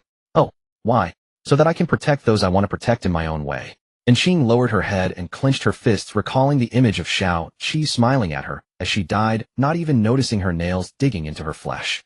This is your magnetic card. From now on you are part of the guard. However, you will need to repay 100 survival points as the cost for transitioning from a refugee to a citizen. That is the rule. Jieshi explained to Xing. Thank you, Captain Jieshi. After speaking, Xing stood up and bowed deeply to Jieshi. Go now. A guide will be assigned to instruct you on what to do. Once Xing had left, Jieshi arranged for a female guard to accompany her in handling the check-in procedures and guiding her through subsequent tasks. After settling matters, she took out the coffee Wang Zhi had given her from the drawer and brewed herself a cup using the method he had taught her. Wang Zhi, you truly have surprised me. Several hours later, Wang Zhi woke up. This sleep had been truly refreshing, a long-lost sense of ease and comfort. Who? Wang Zhi was startled by the sound. Startled, he quickly turned on the lamp only to find a person with silver hair lying on his pillow. Ying. Sister Ying. Wang Zhi asked in a trembling whisper. He glanced around the room and confirmed it was his own. Damn it, what the hell was this woman doing here? Don't make noise. Ying said with her eyes closed, then tugged at the blanket, turned over, and continued sleeping. Wang Zhi thought for a moment and quickly checked his lower body. Finding he wasn't completely undressed, he breathed a sigh of relief. Hey, Sister Ying. Don't scare me. How did you end up in my bed? I was scared. Damn it, not only was this woman being a hooligan, but she also had the audacity to say she was scared. If he hadn't seen her single-handedly take down dozens of zombies without batting an eye, he might have actually believed her. Then Wang Zhi's gaze involuntarily drifted downward. Damn, she had even taken off her pants, leaving only her underwear on. At least she wasn't completely naked, but the subtle hints were the most lethal, alright. Wang Zhi dared not stay in bed any longer. If this continued, he couldn't guarantee he would remain a gentleman. He got up, washed up, and went to the living room, where he found Lioli sitting on the sofa, watching a movie on Lingling. Oh Lioli, you're up early. Wang Zhi walked over and sat down beside her. I accidentally fell asleep on the sofa. The delivery guy came with supplies and woke me up. Why didn't you go back to your room to sleep? Wang Zhi asked. Lioli shook her head. I'm not sleepy. Wang Zhi looked at her oddly and asked, are you scared? At his words, Lioli's face flushed, and she nodded with her head lowered. Seeing her nod, Wang Zhi was speechless. Was this girl the same as Ying? But Lioli didn't seem like someone who would lie, so Wang Zhi simply got off the sofa and crouched in front of her. Why are you scared? Lioli thought for a moment and said, I have nightmares. I feel unsafe. I can't sleep well. Wang Zhi was skeptical. How about you sleep with Sister Ying from now on? Wang Zhi suggested. Would that cause trouble for Sister Ying? Lioli asked worriedly. No, she's scared too. You two can keep each other company. Wang Zhi gave Lioli a knowing look, then got up and walked over to the pile of supplies, starting to inventory the items. This haul was significant: 21 packs of popular cigarettes, 5 boxes of various drinks, and 2 boxes of sweets and snacks. Additionally, the firearms, bulletproof vests, and other tools and parts he had ordered had also arrived. Lioli, come with me to get some food. After stepping out, Wang Zhi noticed that the training hall on the 3rd floor was completely empty. Had the teams from the Bygone Dynasty and Eternal Doom all gone out? Wang Zhi and his companion arrived at the 2nd floor cafeteria, where only a few people were present.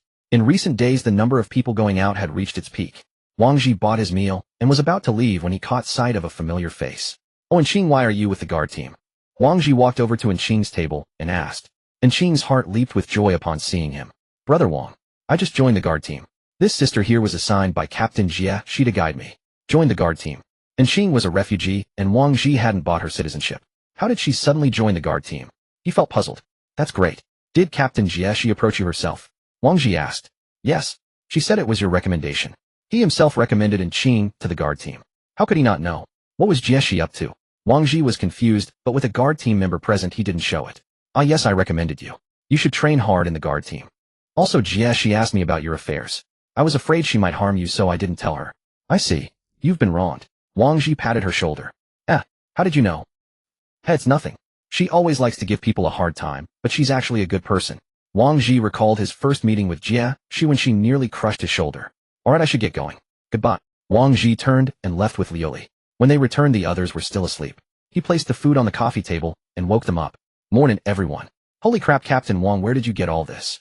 Fatty exclaimed, staring at the several boxes on the floor filled with supplies Wang Zhi and Lioli had brought back from the store outside. Oh, we happened upon a store outside. The stuff inside was fairly well preserved. Wang Zhi said, opening a bottle of the soda he had brought back. Holy crap, is this the legendary cola? I haven't touched it in over 2 months. I've missed it so much. Fatty exaggeratedly exclaimed again. Wang Zhi chuckled and said nothing, then handed out 4 more bottles, 1 for each person. Hey Captain Wang, why are you back so soon? Tell me what happened. Well, pretty much that's it. Wang Zhi roughly recounted the process. That was practically a freebie. Earning 500 survival points couldn't have been easier, Fatty remarked after listening. Freebie my ass. If we hadn't had good gear, we'd be dead out there. Wang Zhi was irritated by Fatty's flippant words. He had risked his life and Fatty made it sound so trivial. Wang Zhi is right. We train and grow stronger, but so do the zombies. If you don't train hard, you might not be so lucky next time, Lao He chimed in. Got it, you guys. You'll definitely train hard. 16 hours of suicidal training a day. Fatty finished with a comical salute. After the meal, Wang Zhi opened his Lingling Yao. It was almost November, and the temperature would drop significantly during their next outing. He'd need to prepare warm clothing. At the same time, he noticed a new message from Jia, she asking him to come see her. After the meal, Wang Zhi opened his Lingling Yao. It was almost November, and the temperature would drop significantly during their next outing. He'd need to prepare warm clothing. At the same time, he noticed a new message from Jia, she asking him to come see her.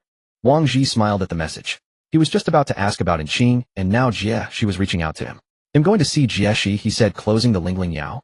Liuli, go with Wang Zhi, Su Muying said from the sofa, instructing Liuli to accompany him. Wang Zhi glanced at Liuli following him and found it amusing. Su Muying had finally found a reliable pair of eyes, assigning Liuli to stay by his side and keep watch. Was she afraid he'd fool around outside? Still, having Liuli along wasn't a bad idea. She was obedient, quiet, and barely noticeable, which could be useful for a surprise attack when necessary. Wang Zhi walked straight to the guard headquarters. The guards recognized him and let him through without hindrance.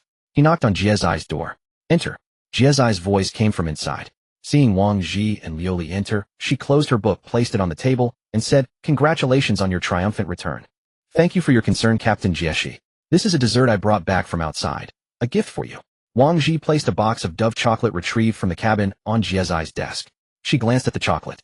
"Looks like you made quite a haul out there. A box like this would fetch a good number of survival points here.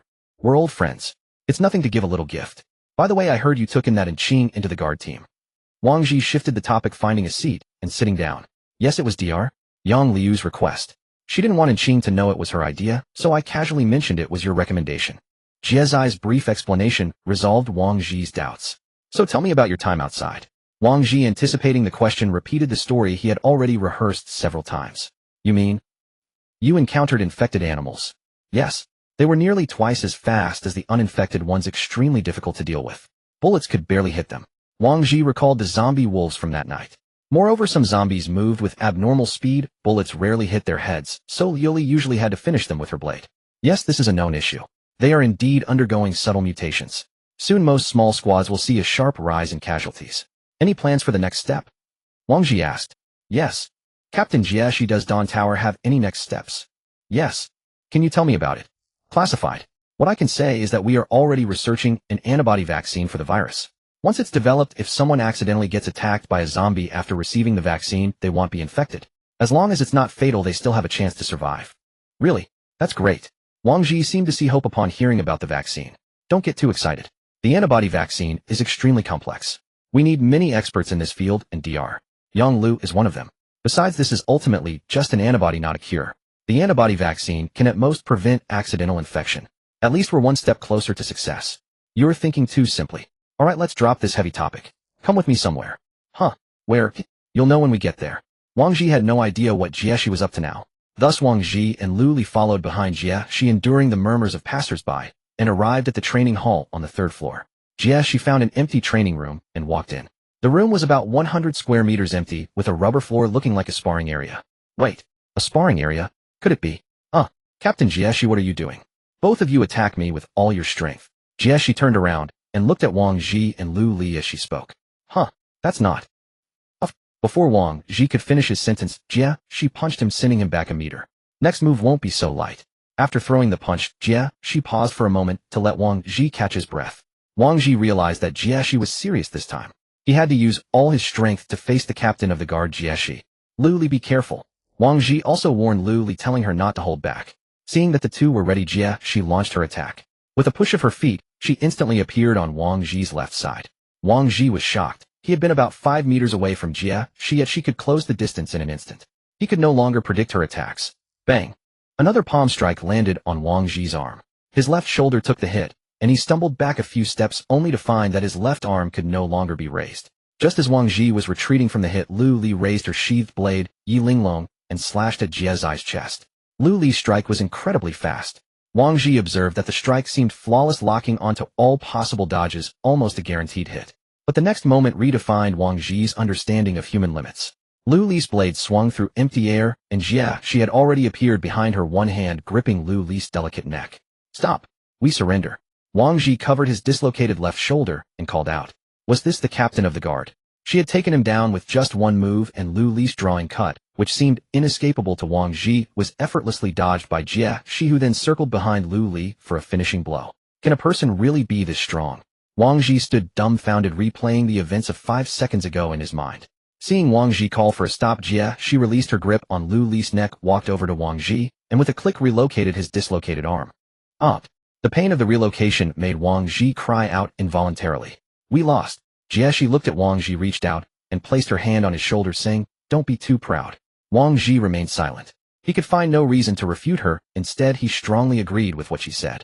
Indeed, he had only come here by chance, gotten strong teammates by chance, become the captain by chance, and completed 2 missions by luck. None of this was worth boasting about.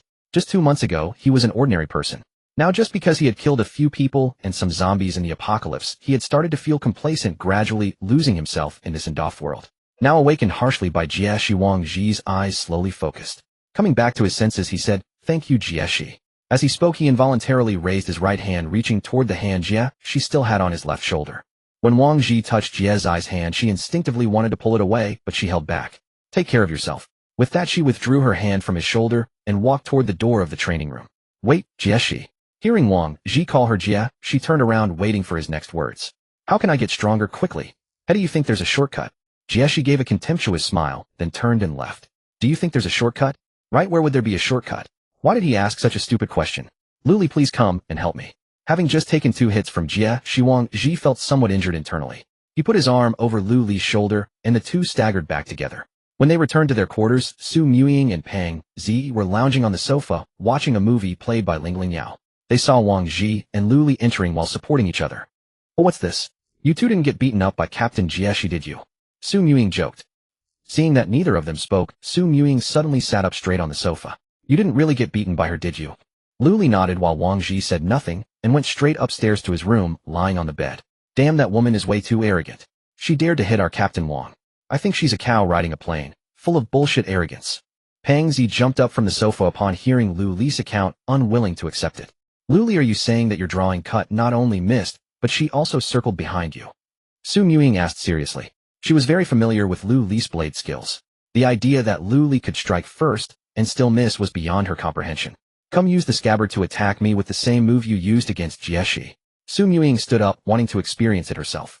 Lu Li held the scabbard ready to strike. Su Muying focused intently on Lu Li's movements. Swish! Lu Li drawing the blade. Su Muying dodged. Su Muying was startled. She could only barely dodge that strike, but outflanking the opponent was impossible. And yet she had done it effortlessly. Speaking of which, what's up with Captain Wang? Did he get beaten and go hide in bed to cry? Peng Zi asked. "Oh, then I'll have to go and comfort him properly." Su Muying revealed a wicked smile. Su Muying entered Wang Zhi's room, where he sat on the edge of the bed smoking a cigarette he had brought from outside. When Wang Zhi saw her sit beside him, he glanced at her briefly and continued smoking in silence. "Oh my, our Captain Wang got bullied." Su Muying leaned over, draping her arm over his shoulders, staring at him with a smile. Wang Zhi said nothing, continuing to stare blankly at the desk lamp. "I heard from Lioli that losing to that Jieshi isn't shameful." "Huh, it's not about getting beaten." Wang Zhi exhaled a smoke ring. "Then what is it? Do you feel like we've been living too comfortably lately?" He stubbed out the cigarette and turned to Su Muying. "Comfortable? Well, compared to before the apocalypse, it's definitely more comfortable after. No need to worry about international police chasing us, no fear of rivals or peers setting us up. Compared to the living, I still prefer dealing with zombies." Su Muying narrated. "Comfort only makes people complacent. When real danger comes, we'll be powerless, silently praying. The zombies outside are constantly evolving. How can we afford to be comfortable?" Listening to Wang Zhi's words, Su Muying fell into thought. After a moment she spoke. "Speaking of which, Jieshi seems quite concerned about you. What the hell, why is her focus so weird? I'm talking about serious matters." Wang Zhi silently cursed. "Maybe she's like that with other teams too." Wang Zhi quickly deflected. "Really? Then why did I also hear you wrapped up the chocolate we scrounged and gave it to her as a gift?" Thump. Su Muying immediately pinned Wang Zhi onto the bed after asking. But at this moment Wang Zhi wasn't foolish enough to think she intended anything intimate, because her dagger was now pressed against his lower region. "Damn it, that Lioli. Why does she have to tell everything? And let's talk this out properly. Put the knife down and let me explain. When we give gifts, we also get benefits, right?" "What benefit? Getting beaten by her?" "No, do you know what Dr. Yang we brought back is working on?" "What? They're researching a virus antibody vaccine. According to Jieshi, if successful, injecting the vaccine will prevent infection. As long as you're not completely devoured, you can still survive." That is indeed good news, but don't go running to her so often." Su Muying sheathed the dagger, speaking irritably. "Got it, my dear aunt. Who's the captain here, you or me?" Wang Zhi muttered under his breath. Unfortunately, Su Muying heard him clearly. She raised an eyebrow. "Oh, what does the captain mean?" She deliberately emphasized the word captain, smiling without warmth. Gulping, Wang Zhi wanted to slap himself. Why did he have to say that out loud? I mean, you must be tired, right? Let me massage your legs, Wang Zhi said, scrambling off the bed.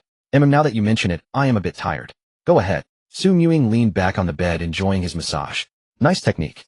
If this were before the apocalypse, I'd definitely have you arrested as a massage therapist.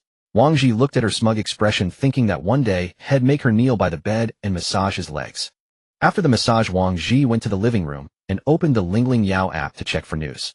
He found his intelligence had earned him another 200 survival points. Currently, Wang Zhi and his team had over 130 survival points remaining. Besides that, Wang Zhi spotted an interesting announcement. The Dawn Tower had initially constructed a sun chamber. The sun chamber was a place about the size of a football field. Above was a thick layer of tempered glass, beyond which lay the blue sky. The ground was covered with photovoltaic panels generating electricity from solar energy. Most importantly, survivors could enter to bask in the sun and relax.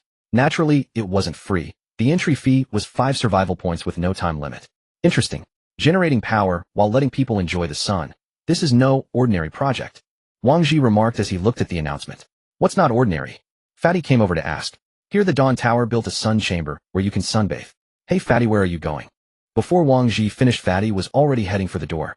I'm going to sunbathe and heal my injuries, Captain. See you. Before Wang Zhi could tell him not to go alone, Fatty had already slipped away. Shaking his head, Wang Zhi continued browsing Ling Yao. What's this? A brand new large-scale leisure and wellness project. Natural hot spring completed. Wang Zhi was speechless. This wasn't news, but it was tempting people to spend.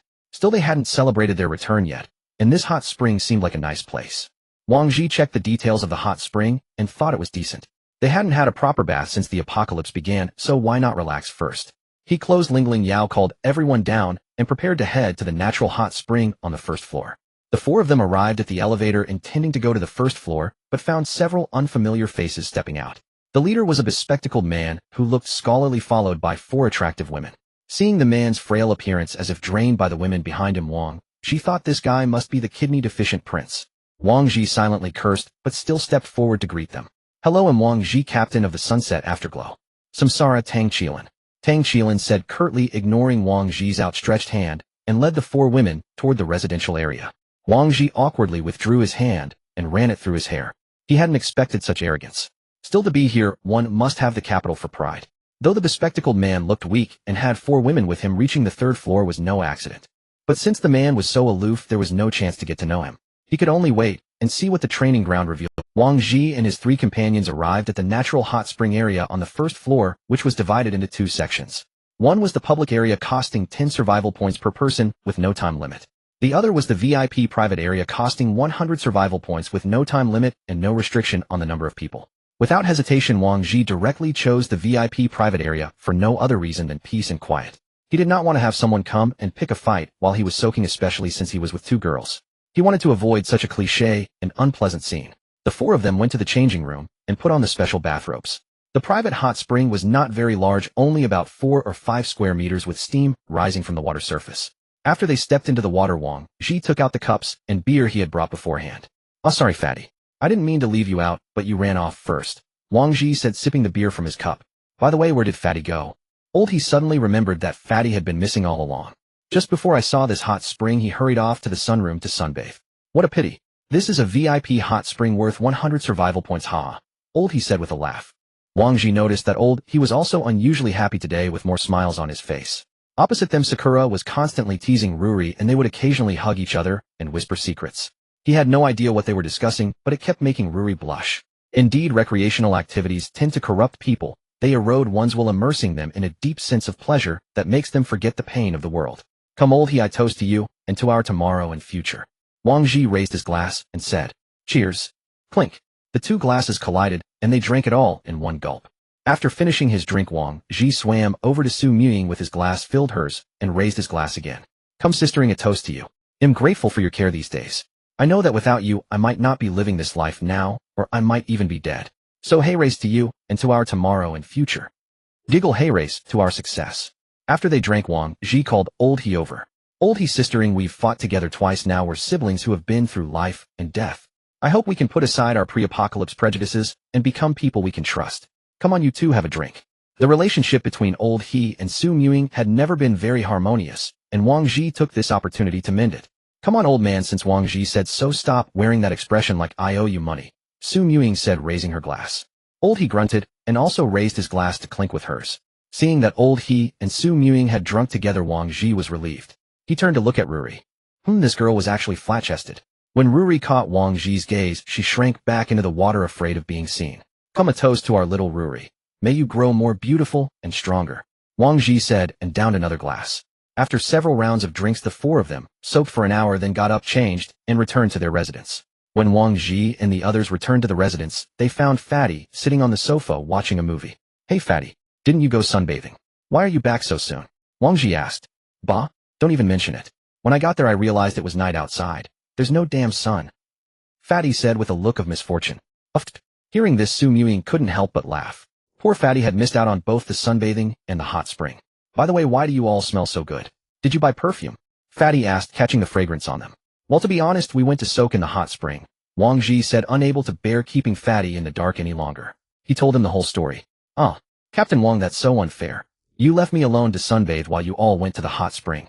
Fatty, it's not our fault. You left in such a hurry. I only saw that facility after you were gone.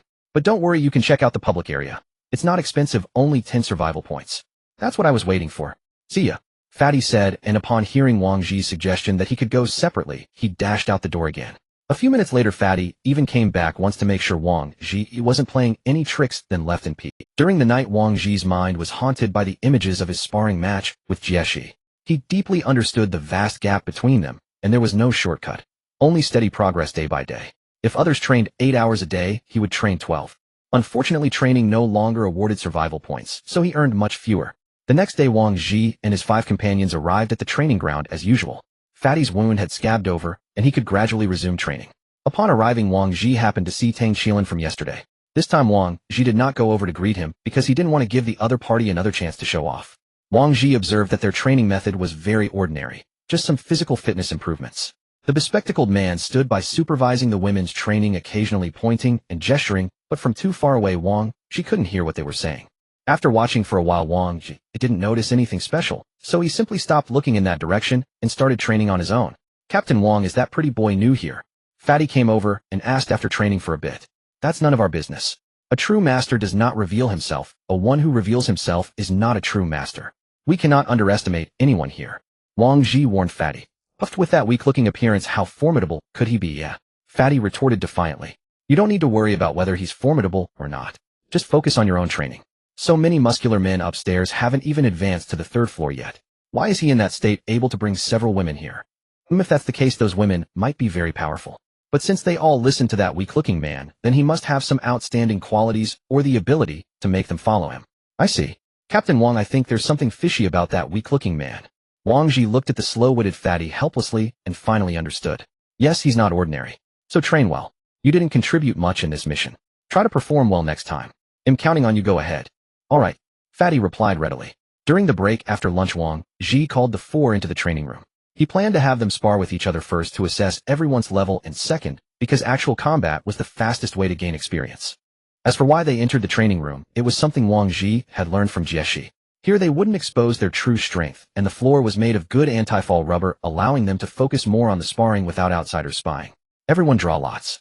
Random matchups. Show your true skills, but for lethal and crippling attacks, just simulate them. We all know what we're doing. I'll draw first, Wang Zhi said, and drew a 1. There were 5 slips of paper, 2 with 1, 2 with 2, and 1 with 3. Whoever drew 3 got a bye and would fight in the final round. Then those who drew 1 would fight each other, and those who drew 2 would fight each other. After everyone drew, the result was Wang Zhi and Lao He drew 1, Fatty and Lu Li drew 2, and Su Ying drew 3. Just as expected, Sister Ying is the boss, Fatty said, looking at the 3 in Su Ying's hand. Lao He, let's go first. Wang Zhi stood up and walked to the center of the room. They could use weapons or fight barehanded. If using daggers, they were sheathed, so they wouldn't cause injury during sparring. Both Wang Zhi and Lao He chose to use daggers. In the apocalypse, bare hands were not a good idea. The two prepared and began to slowly approach each other. This was Wang Zhi's first real fight against Lao He. Although he had been a homebody before, he had seen his own daily training progress since coming here. Winning against Lao He might be difficult, but he wouldn't lose too badly. Wang Zhi waited for Lao He to make the first move. Without confidence, Wang Zhi would not act first. Striking first seemed to seize the advantage, but it was actually the moment when one revealed a flaw. Sure enough, when Lao He lunged, Wang Zhi found a flaw and counterattacked. He raised his hand to block Lao He's right hand holding the dagger, then bent down and swept his leg. Bang! It hit, but Lao He only swayed slightly and didn't lose balance. Not enough strength. Wang Zhi thought to himself, alarmed. Lao He blocked Wang Zhi's move and immediately slashed at Wang Zhi's leg. Thud! Lao He's dagger stabbed into the rubber floor. Wang Zhi rolled away and the two re-established distance. Hey, I underestimated you. This time be careful. Lao He lifted the leg that Wang Zhi had just swept. This time Wang Zhi attacked first. He took a quick step to close in, then sidestepped to Lao He's left and struck. As soon as he moved, Lao He dodged, and Wang Zhi's attack missed. Lao He instantly grabbed Wang Zhi's right hand holding the dagger, twisted it, and the dagger fell from Wang Zhi's hand. Wang Zhi cried out internally. It was a grappling hold. He tried to break free immediately, but Lao He had already prepared a follow-up. He swept his leg, throwing Wang Zhi to the ground, and the dagger in his right hand was now at Wang Zhi's throat. I lost. Wang Zhi got up from the ground, clutching his right arm. What was going on lately? Was his arm cursed? First his left shoulder dislocated, now his right arm. If he weren't physically stronger now, it would probably have broken. Fatty Lu Li, it's your turn. Wang Zhi stepped aside and called out. Lu Li still used her Yi Ling Long, while Fatty chose a dagger. Though short, the dagger was a lethal close combat weapon with versatile techniques, a stark contrast to Lu Li's long blade, which was used in broad sweeping moves. The battle began. Fatty couldn't get close at all. Lu Li's defense was excellent with almost no opening. Fatty kept probing from the periphery. After a while, Fatty seemed to lose patience. He picked what he thought was a good moment and thrust forward. Lu Li dodged back, used her blade to deflect Fatty's dagger, and immediately slashed back into Fatty's stomach. Fatty didn't think much of it and tried to continue attacking. Fatty, you've been cut in half. Wang Zhi called out from the side. Oh, that's too unfair. Her weapon is too long. Ew, I can't get close at all. Fatty complained. You can't blame Lu Li's weapon. It's her skill with it. Your dagger techniques haven't been used properly. Brute force alone won't work. If you two were fighting barehanded, you would win, but no one will wrestle with you. Wang Zhi analyzed the performance of the two. Next, Lu Li and Lao He will fight. The winner will face the final boss, Ying, for a PK. As for us two, there's no need to fight. Wang Zhi turned to look at Fatty and said, Why, oi? Fatty asked, puzzled. There's no need to distinguish between last and second to last. Wang Zhi was speechless. How low was this Fatty's EQ to ask why? No matter who lost, it wouldn't look good. Neither wanted to admit they were the weakest, so they simply didn't compete. Next came the duel between Lao He and Liu Li. Wang Zhi was particularly eager to see how Lao He would use his dagger to break through Liu Li's long blade. After a brief rest, the two stepped to the center. Lao He crouched ready to strike at any moment, while Liu Li remained fully focused on her guard.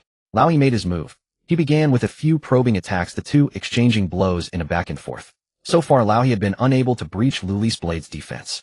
Unless he could get close to her, he would have no chance. Wielding his dagger, Lao He sought her flaw while parrying and attacking, the stalemate dragging on. Given enough time, a weakness would inevitably appear.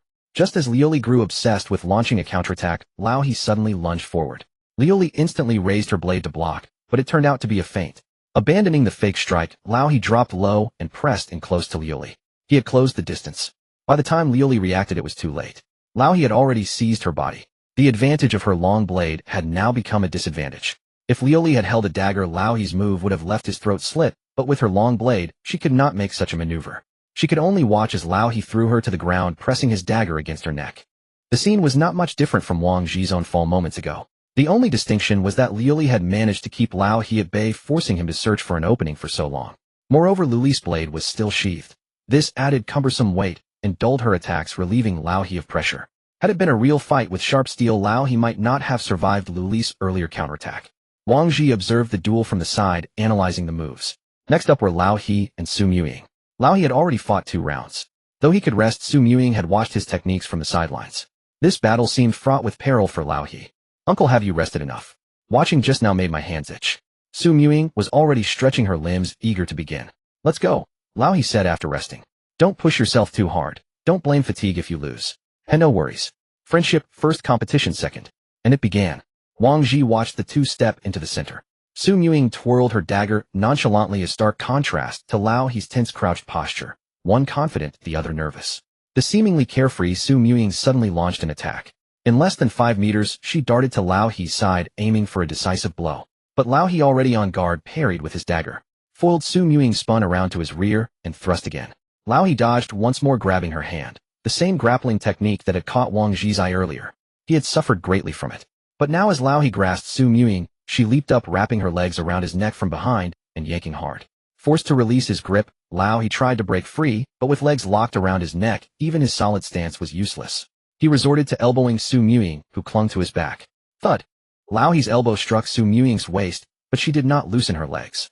With a twist of her body, she wrestled Lao He to the ground, landing on the floor herself. She instantly scrambled up, grabbed her dagger, and approached Lao He, aiming for his chest.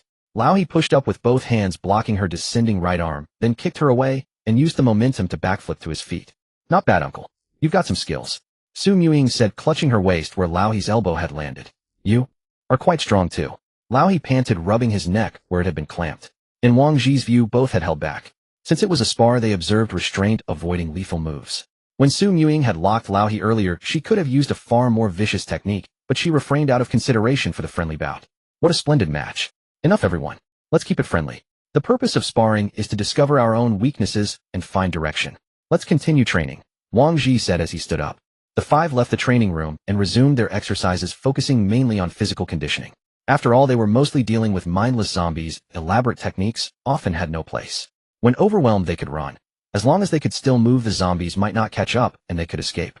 On the treadmill, Wang Zhi thought of Jie Zai's ghostly movements. When would he ever be like her?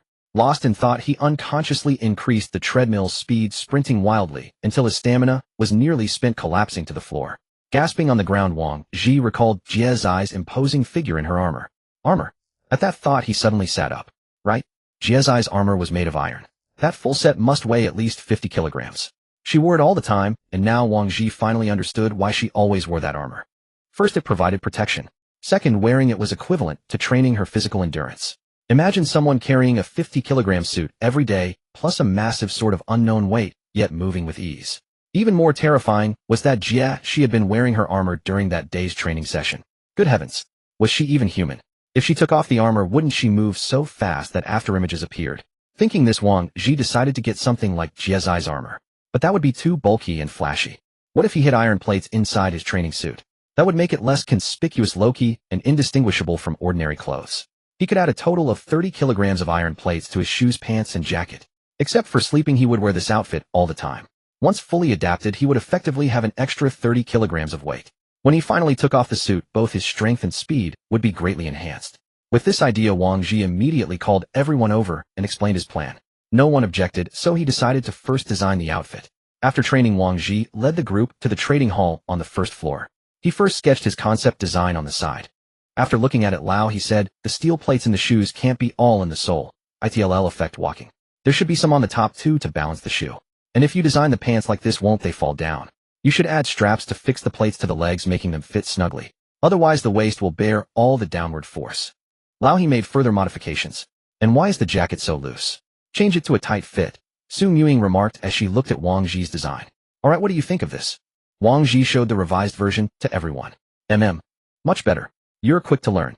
Su Muying looked approvingly at the design. A tight-fitting top, leggings, and a boot. As for color, Wang Zhi chose the most understated black. He handed the design to the staff, who took measurements of the 5 individuals, height, build, and so on. Wang Zhi requested that the total weight of the steel plates be around 30 kilograms. Larger frames could carry more weight, smaller ones less.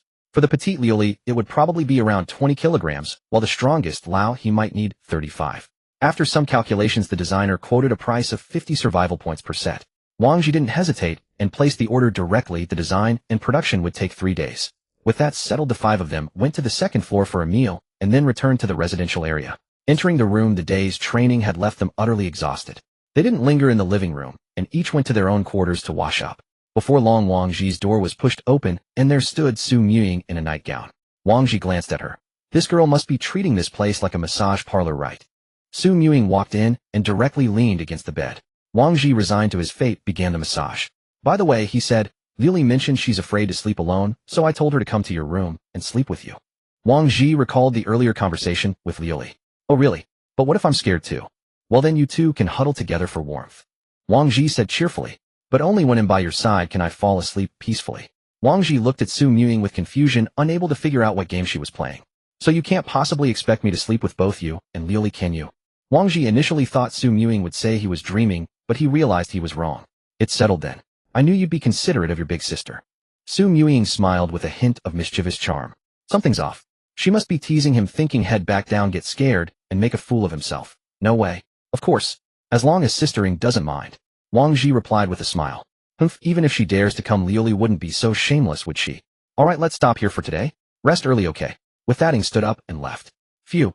Wang Zhi let out a sigh of relief after seeing off this imposing figure. He climbed into bed ready to sleep, but an uneasy feeling lingered. Why had Su Muying's smile been so eerie just now? And she didn't say a word. Even when she stood up and left, her face still wore that smile. Something's not right. That girl usually isn't so easy to deal with. Could it be? Just as Wang Zhi was tossing and turning over the events, his bedroom door was gently pushed open, startling him into turning on the lamp. When he saw the people at the door, Wang Zhi was stunned. There was Su Muying holding Jie Luli's hand, leading her into the room. What's with that expression? Are you feeling unwell? Su Muying asked, innocently looking at the dumbfounded Wang Zhi on the bed. What expression? Unwell. Can your fake concern get any more insincere? Wang Zhi wanted to scream internally. He never expected Su Muying to actually go through with it, and even more surprising, Lioli had agreed to such an absurd request. How did she manage to get Lioli to join the warming-up squad? No, it's just that the light is too dim, afraid you might trip. Wang Zhi struggled to keep his composure. Dark is good, otherwise Lioli and I would be shy. Come on, Lioli, let's get some rest quickly. Su Muying said as she led Lioli to the bed. Wang Zhi sat there watching the two slip into the blanket from either side. His mind was still in a daze. What in the world was going on? With you two on either side, how am I supposed to sleep? Say, Lioli, why did you come with Sister Ying to my place? Wang Zhi tried to stay calm. Sister Ying said you often have nightmares too. If she accompanies me, she can't be with you. So she suggested we all come together to keep you company, so you won't be scared. What? I often have nightmares. Damn it, Ying, can you be any more shameless? Accusing me like that. And Lioli actually believed such nonsense. Even if I were scared, I could go to old he or fatty. Why does it have to be your Sister Ying? Oh, Wang Zhi, I know you're just putting on a brave face, trying not to show your weakness, wanting to maintain that captain image. Don't worry. Lioli, and I won't tell anyone. Right, Lioli? Ga Lioli nodded in agreement. Wang Zhi wanted to explain clearly to Lioli, but when he saw her innocent, earnest eyes, he realized he was wrong again. This girl had been brainwashed by Ying. Any explanation would only make her think he was trying to cover up. In the end, Wang Zhi had to accept defeat.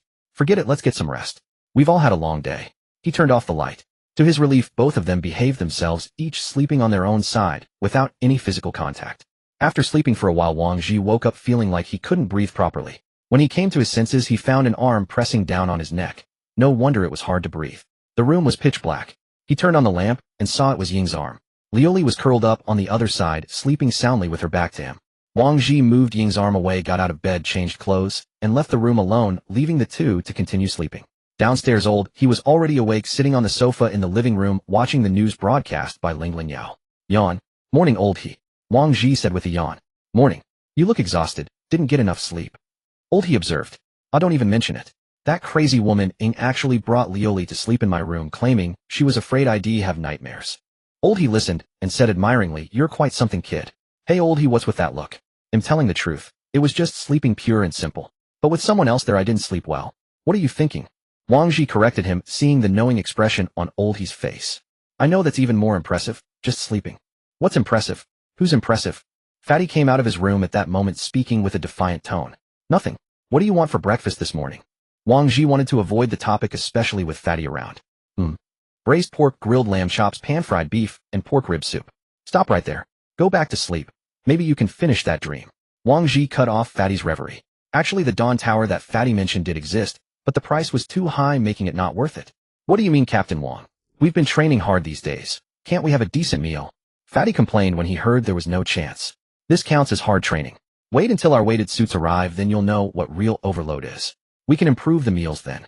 Fatty immediately perked up at the prospect of better meals. As long as the food improves, overload is nothing but a passing cloud. Wang Zhi, look, a new announcement has been posted. Old he said, staring at the screen. Effective immediately, to conserve energy, Dawn Tower will cease free electricity supply and charge 1 survival point per kilowatt deducted in real time per residence. If a team's survival points are insufficient, power will be cut.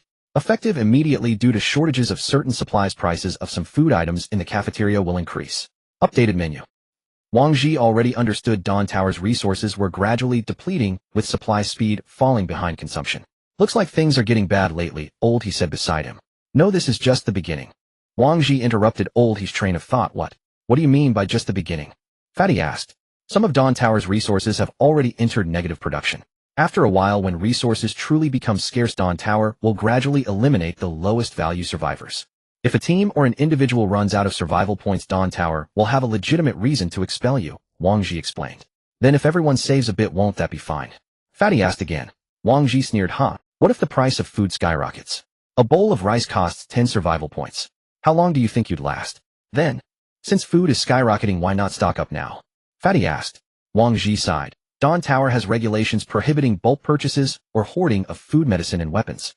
To stockpile, you can only bring things back from outside. Fatty suddenly realized, I get it. This is to make us gather resources from outside and use less from inside Dawn Tower, right? Smart, you've finally caught on, Wang Zhi said approvingly. Just then Su Muying and Liu Li both came down from upstairs. Yo, sistering, little Liu Li, you two are up quite late. Been waiting for you to eat, Fatty said to the two. The five of them went to the second-floor cafeteria. Wang Zhi brought up the morning's price hike announcement again. Items with long shelf lives had become hot commodities, and they should conserve the supplies brought back from outside as much as possible for future preparations. By the way, our level 3 team is one person short. Should we consider adding new members? Su Muying asked. Let's see, Wang Zhi replied perfunctorily. Wang Zhi didn't believe that Su Muying would actually want others to join. When it came to suspicion and selfishness, she was top-notch. Why are you suddenly asking about this? Did something happen? Wang Zhi asked suspiciously. Nothing, just that yesterday during training the captain of reincarnation came to me and said I should join his team, promising to guarantee my safety and give me anything I wanted, etc. Su Muying described. What did you say, sistering? Fatty asked curiously. I said he was impotent and couldn't satisfy me in that aspect, then I left, Su Muying said nonchalantly. Awesome, sistering, when can I be as domineering as you? Fatty said admiringly. But that guy gives me a very dangerous feeling. Despite his impotence, he's not weak when it comes to killing, Su Muying said seriously. Interesting, poaching right under my nose, Wang Zhi muttered thoughtfully. Business is business, and poaching is common here. Don't be impulsive, Wang Zhi. Old, he advised timely. Wang Zhi agreed verbally, but since they had come for him, he wouldn't just sit idly by. He originally didn't want to focus on internal strife, but to prevent the other side from letting it go, he still had to take some action. After the meal, Wang Zhi made an excuse to check the intelligence, letting the others go to training first, and left with Liu Li. When Wang Zhi wanted to act alone, he still preferred to bring Liu Li along, because sometimes he could even treat her as heir. Liu Li, don't talk nonsense when we get back, Wang Zhi warned her first to avoid a slip of the tongue. Wang Zhi arrived at the first-floor guard headquarters. He had been embarrassed to see Jieshi so soon after being beaten up by her, but under the special circumstances he had to steel himself and go to GX's room. This time the door was open. Jieshi was not reading, but sipping coffee and fiddling with her blonde hair. What's the matter? Jieshi looked up at Wang Zhi and asked. I missed you, so I came to see you. As soon as he said it, Wang Zhi regretted it. She wasn't Su Muying, such flirtatious words might provoke GX's displeasure. Oh. Jieshi picked up her great sword beside her, slowly rose from her chair, and walked to Wang Zhi. You're the only one alive who dares to speak to me like that. The last one, Zhao Yan, is dead.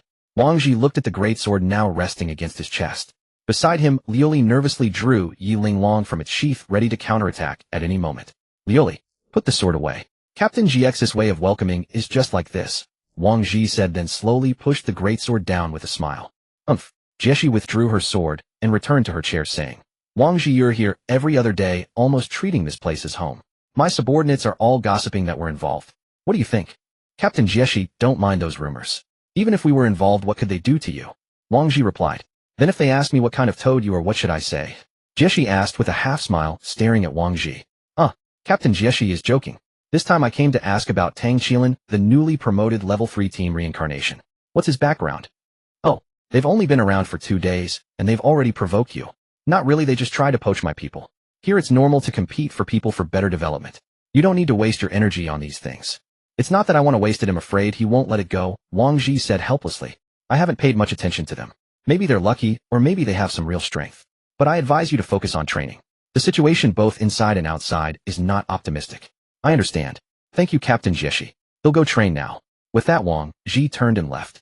Liu Li, if that pretty boy Tang Qilin comes looking for you recently, don't entertain him. Thinking of Tang Qilin, Wang Zhi felt he would still approach Liu Li, so he warned her in advance. At the entrance of the hall, Wang Zhi watched those returning. Their dirty bodies were covered in bloodstains, their weary expressions unreadable, whether sorrow or relief. Some carried bags of supplies, others had rescued survivors. Wang Zhi wondered why the world had turned out like this. Now humans lived too humbly, having fallen from the pinnacle of Earth's pyramid to the dirt. He wondered if the Tower Master could lead them back to the surface and reclaim the throne that once belonged to humanity. After training, they returned to the residence. Everyone chatted for a while, and then went to their rooms to rest. Wang Zhi played his daily role as a massage therapist. After massaging Ying, he was ordered to massage Liu Li. Wang Zhi helplessly worked an extra hour. Since it was Liu Li's first time experiencing such treatment, she shyly buried her head in the pillow. The next day, the custom training attire that Wang Zhi had ordered arrived ahead of schedule and was delivered to his doorstep. After retrieving the package, Wang Zhi found his own set and put it on. Whoa, it's quite heavy, Wang Zhi remarked, weighing the 30-kilogram suit. The suit's effect matched his expectations, with small iron plates evenly distributed across every part, ensuring balanced weight, without any section being disproportionately heavy. Wang Zhi felt his movements slow down. Whether lifting his arms or stepping forward, there was a pervasive sense of gravity, as if he had inexplicably gained 30 kilograms of flesh clinging tightly to his body. Wang Zhi called the others out and had them try it on. Captain Wang, are we supposed to wear this all the time from now on? Fatty asked while moving around to test it. Except when sleeping at night, you must wear it at all other times. Treat this suit as if it's part of your own flesh. The outfit looks pretty good, Ying said after putting it on, striking a few poses with satisfaction. And so Wang Zhi and his team of 5 entered the training ground in their matching black uniforms. From a distance, they appeared no different from ordinary clothes. One could only tell the fabric was thick with no hint of the steel plates hidden inside. The best way to adapt to this suit was running. Wang Zhi stepped onto the treadmill. At first, he managed barely half his usual distance before stepping off, gasping for breath. This state felt reminiscent of when he first arrived at Dawn Tower, consuming immense energy with even the slightest movement leaving him panting. Wang Zhi glanced at the others. They were no better off, their faces flushed red, clearly struggling to adjust. At noon, the group went to the second floor for lunch. Hey buddy, that's a stylish outfit. Where'd you get it? As Wang Zhi's team enjoyed their meal, a discordant voice rang out from nearby. Wang Zhi turned to see a young man with bleached hair, his expression and gestures arrogant and provocative, resembling a street punk. It seemed Dawn Tower wasn't free of such types. Hey, I'm talking to you. Are you all deaf? The bleached-haired youth grew bolder when no one responded. I suggest you leave now, Wang Zhi said coldly, staring at the bleached-haired youth. Nothing irritated him more than being disturbed during a meal. Oh really? You think you're tough? I'm not leaving. What can you do about it? Just as Wang Zhi set down his chopsticks ready to stand up, since the man showed no sign of leaving, a few others rushed over. Captain Wang, my apologies. He's new here and doesn't know the ropes. Let me apologize on his behalf. Please don't take it to heart. They'll take him away right now. Captain, what are you doing? Outside, the bleached-haired youth asked his captain defiantly. I'm telling you, if you cause any more trouble, get lost, the captain scolded, his face dark. Why? I didn't do anything wrong. The youth protested, aggrieved. The captain glanced back at him and said, they're the Sunset Glow team. The one team that actually killed someone here. I've never seen them. Now the bleached-haired youth was panicking. No kidding. They've been a third-tier squad for ages, always on the third floor. They only come up to eat. How many times could you have seen them? If I hadn't stepped in, we'd all be in deep trouble. You nearly ruined us. The captain roared, and the youth, realizing his mistake, hung his head as he was berated. Forget it. From now on, keep a low profile. There aren't many easy marks in this place. It's already the apocalypse. Nobody's buying your act. Get lost and go train. Captain Zhang said to the obnoxious youth. I'm sorry, Captain. They won't hold a grudge, will they? Now the bleached-haired youth was genuinely scared. Since they let us go, they probably didn't take it to heart, Captain Zhang said with a sigh of relief. He is our Captain Wang, so famous now. It seems they really respect you. In the cafeteria, Su Muying chuckled beside him. Enough, let's just eat quickly. We still have training later. Wang Zhi cut off Ying's teasing. After 7 days of training, the team had almost fully adapted to the suit. Captain Wang. A breaking news. The people from the former dynasty are back. So they're back. What's the big deal? Wang Zhi said to the panting fatty. No, they're back, but only 2 of them. What? Wang Zhi, afraid he misheard, asked again. Just 2. Returned, fatty repeated cautiously, startled by Wang Zhi's outburst. Quick, follow me to the first floor. Wang Zhi rallied the team and jogged down to the first floor, heading straight for the medical bay. If they were back, the first order of business would be cleaning, disinfection, treatment, and quarantine. At the medical office, he asked Sophie about the situation and learned that the 2 were lying in the treatment room. Entering the treatment room, he saw 2 people on beds with tubes in their arms receiving nutrient fluids. One was Captain Duan Xingtian, and the other was Zhang Ming. Wang Zhi, what brings you here? Asked Zhang Ming, who looked in better shape than Duan Xingtian upon recognizing him. What happened to you 2? Zhang Ming. Wang Zhi asked, urgently desperate to know what they had been through. Sigh. Zhang Ming started, but was cut off by Duan Xingtian from the other bed. Please, can you promise me one thing? Duan Xingtian said weakly. Go ahead. Please take Zhang Ming into your team. I'd feel at ease with him in your squad. What? Captain, what are you saying? Zhang Ming struggled to sit up from his bed, staring at his captain. I'm not fit to be captain anymore. Don't worry about me. Duan Xingtian closed his eyes, tears streaming down. Wang Zhi was also stunned. Was the other team disbanding? Did he want to hand Zhang Ming over to his squad? Wang Zhi looked at Zhang Ming on the nearby bed. His first impression of Zhang Ming had been favorable. After all, when he first arrived on the third floor, Zhang Ming was the first to greet him. Plus his own team was exactly one member short. After considering for a moment, Wang Zhi replied, "If Zhang Ming doesn't mind, I have no problem with it. Captain Yu. Enough, don't say any more. I've made my decision. My earlier wrong choices led to everyone's sacrifice. I let them down and have no face to continue. Our team's survival points will be split into 2 shares. Take your share and join the sunset glow." Duan Xingtian closed his eyes and fell silent, his deep guilt evident. The sacrifice of his comrades had dealt him a heavy blow. "Zhang Ming, tell me what really happened to you," Wang Zhi asked. "We were on a mission when we stumbled upon a camp established by a military unit which also housed a group of civilians. We attempted to negotiate with them, hoping to bring them into the Liming Tower. However, upon entering the camp, we sensed something amiss. The civilians were all anxious and worried. After inquiring, we learned that the soldiers had turned renegade, donning military uniforms while committing banditry. Realizing the danger, we planned to evacuate immediately, but it was too late. They had already set their sights on our equipment. After a fierce battle, only the captain and I managed to escape." Speaking of this, Zhang Ming's eyes had already reddened. How many of them were there? About 40 armed soldiers and over 100 civilians. Those civilians were living a life worse than death, all being tools of that unit. The captain's intentions were good, but alas, the human heart is unfathomable. We can't blame the captain. 40-odd people. Wang Zhi frowned. To escape from the territory of 40 armed soldiers with only 2 people, even if wounded, was no small feat. For the Liming Tower, the decision to retreat was undoubtedly the most correct one. Rather than sacrificing themselves in vain, it was better to find a way for one to escape, at least to bring back intelligence for others to take precautions. "I will avenge this for you." Wang Zhi lowered his head in thought for a moment, then spoke. "What? Captain Wang Yu?" Zhang Ming, lying on the bed, looked agitated. Wang Zhi raised his hand to interrupt Zhang Ming. "I have my own plan, but now is not the time to discuss this. You two rest and recover first. When you're discharged, we'll talk in detail." After saying this, Wang Zhi and Fatty turned and left the medical bay. At this moment, Old He and the other 2 arrived, standing at the doorway. "What's going on, Wang Zhi?" Old He approached and asked as they left. Wang Zhi recounted the whole story to them. "Avenge them? Why bother with such a superfluous act?" Su Ying said discontentedly. "First, by avenging them, we can ensure Zhang Ming stays with us peacefully. Second, there is tremendous wealth there. Not to mention the 100+ survivors, just their supplies and weapons alone are enough to make us rich." Wang Zhi explained to everyone. "I think you're crazy. Do you know what 40 armed soldiers mean? Just a few of us." Old He said from the side. "Who said it's just a few of us? You mean cooperate with other teams?" Old He continued to ask. "Not to mention whether other teams might betray us from behind, even the resource allocation is unclear," Su Ying also analyzed. "Then what exactly are you planning?" Old He didn't know what Wang Zhi was scheming. He was very puzzled by Wang Zhi's idea. Dealing with zombies was already a headache, and now they had to fight the military. "We won't cooperate with other teams, but we can cooperate with the Liming Tower," Wang Zhi said. "How can you be sure that the Liming Tower people won't betray us?" Su Ying questioned again. "Yeah, how can you be sure?" Old He echoed. "Because our value to the Liming Tower far exceeds the value of this mission. The Liming Tower has spent so many resources to train us painstakingly not to betray us, right? It's to have us constantly fight for them. If you're still not reassured, I can ask Jieshi to help find some trustworthy people to cooperate with." What you say does make sense, but how do we distribute the resources?" Old He, resting his chin on his hand, thought for a moment and spoke. "All the spoils will belong to the Liming Tower. They can take as much as they want. We'll just take the survival points for rescuing the survivors.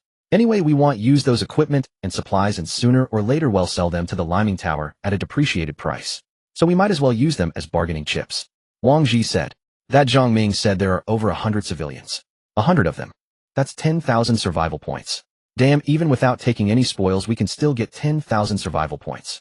Then these civilians will continue to create value for the Liming Tower. This time we in the Liming Tower are going to make a killing. A win-win. Brilliant.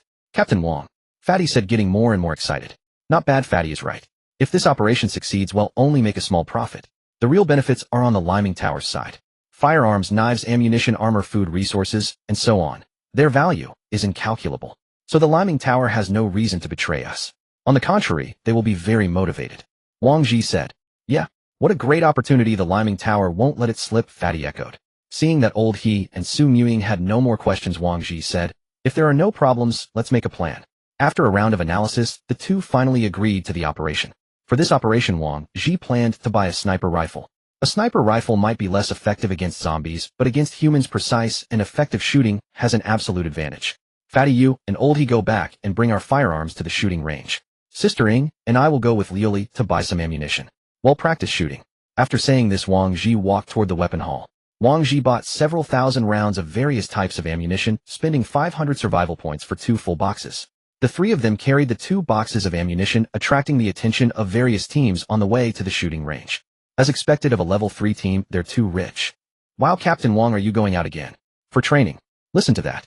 Is that even human? Spending so many survival points casually on training. Truly inhumane extravagance. I wish I could join them. Save it. You sleep 12 hours a day, how can you have the nerve to join them?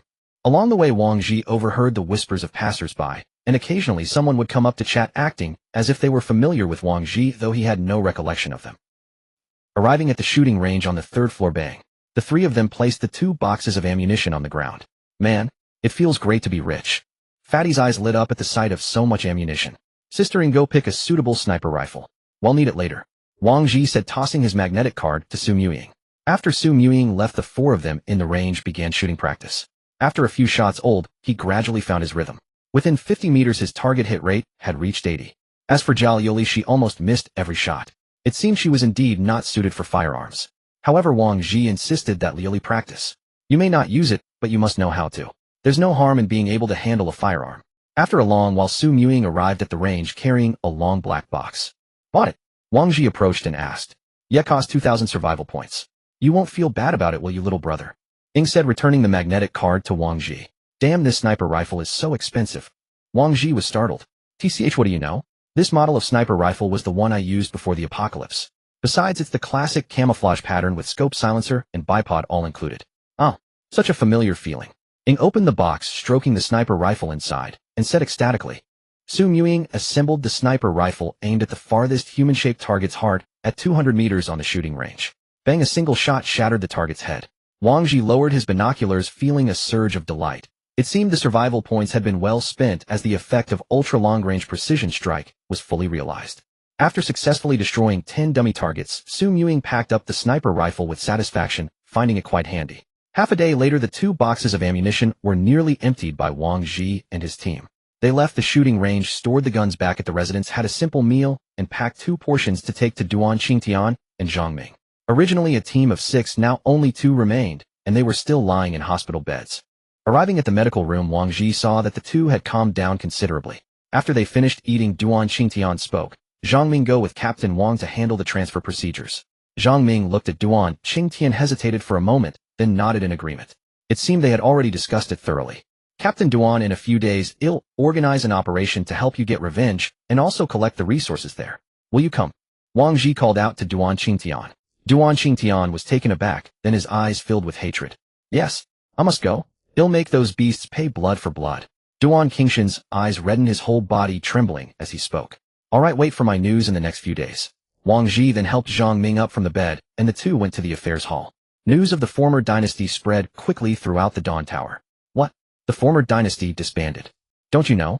Only 2 of them returned alive from their mission, so tragic. It's said that Zhangming from the former dynasty has now joined the Sunset Glow team. Really? That's so unfair of Sunset Glow. They haven't even recovered yet, and they're already poaching people. In my opinion, that Zhangming is no good either. Seeing his team in trouble, he already found a new home for himself, huh? Yeah, poor captain of theirs. For a moment, the situation of the 2 teams became the talk of the town at the Dawn Tower. Zhangming brought half of the former dynasty's 5,500 survival points and joined Sunset Glow, while Wang Zhi's team now had over 16,000 survival points. So you guys are this rich, Zhangming said. We are, Wang Zhi grinned, correcting him. Realizing his slip, Zhangming let out a chuckle. Captain Wang, about this operation, can you? What? Wang Zhi pressed, seeing Zhangming hesitate. It's just, can we not bring Captain Duan? Not bring him? Why? Wang Zhi found it hard to understand. I'm afraid he'll do something reckless. I know him well. He'll definitely go all out no matter the cost. I see. That's even more reason to let him go. Do you want him to live in guilt and regret for the rest of his life? To dwell every day in this dark apocalypse on the teammates who sacrificed themselves to save him? I understand, Captain Wang. Thank you, Zhangming said, lowering his head. The 2 returned to the residence. Wang Zhi arranged for Fatty to go with Zhangming back to their original residence to move the luggage. The residence had 2 floors with 6 rooms total. The 3 rooms on the first floor were for Old He, Fatty, and Zhangming, while the 3 upstairs were for Wang Zhi, Su Ying, and Lu Li. After Zhangming had organized his room, Wang Zhi gathered everyone in the living room and introduced them to Zhangming. Through conversation, they learned that Zhangming was originally an archaeologist who had come here for exploration, but ended up never returning. Xiaoming, now that you're here, we're all brothers. If you have any trouble, just come to me, Li Feihong. There's nothing in the Dawn Tower I can't handle. Fatty patted his chest, speaking with conviction. We've been busy all day. Let's all get some rest. We have training tomorrow. Wang Zhi finished speaking and went back to his room. Soon after, Lu Li and Su Mewing also came in. After several days of sharing a bed, the three seemed to have gotten used to it. Ever since Wang Zhi and his team put on the weighted training suits, everyone without exception was exhausted by the end of the day and fell asleep as soon as they hit the bed.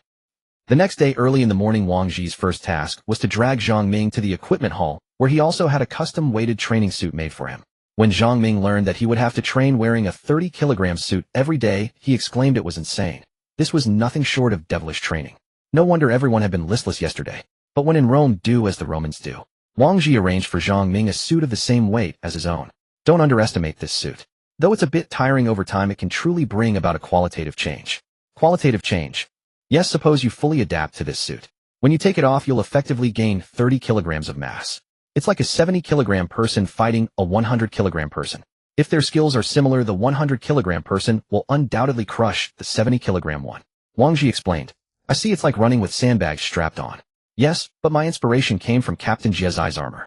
That armor of hers weighs at least 50 kilograms. Wow, 50 kilograms. Have you seen her in action? Zhang Ming gasped, asking. Not only have I seen her, I've fought her. What was the result? I lost badly.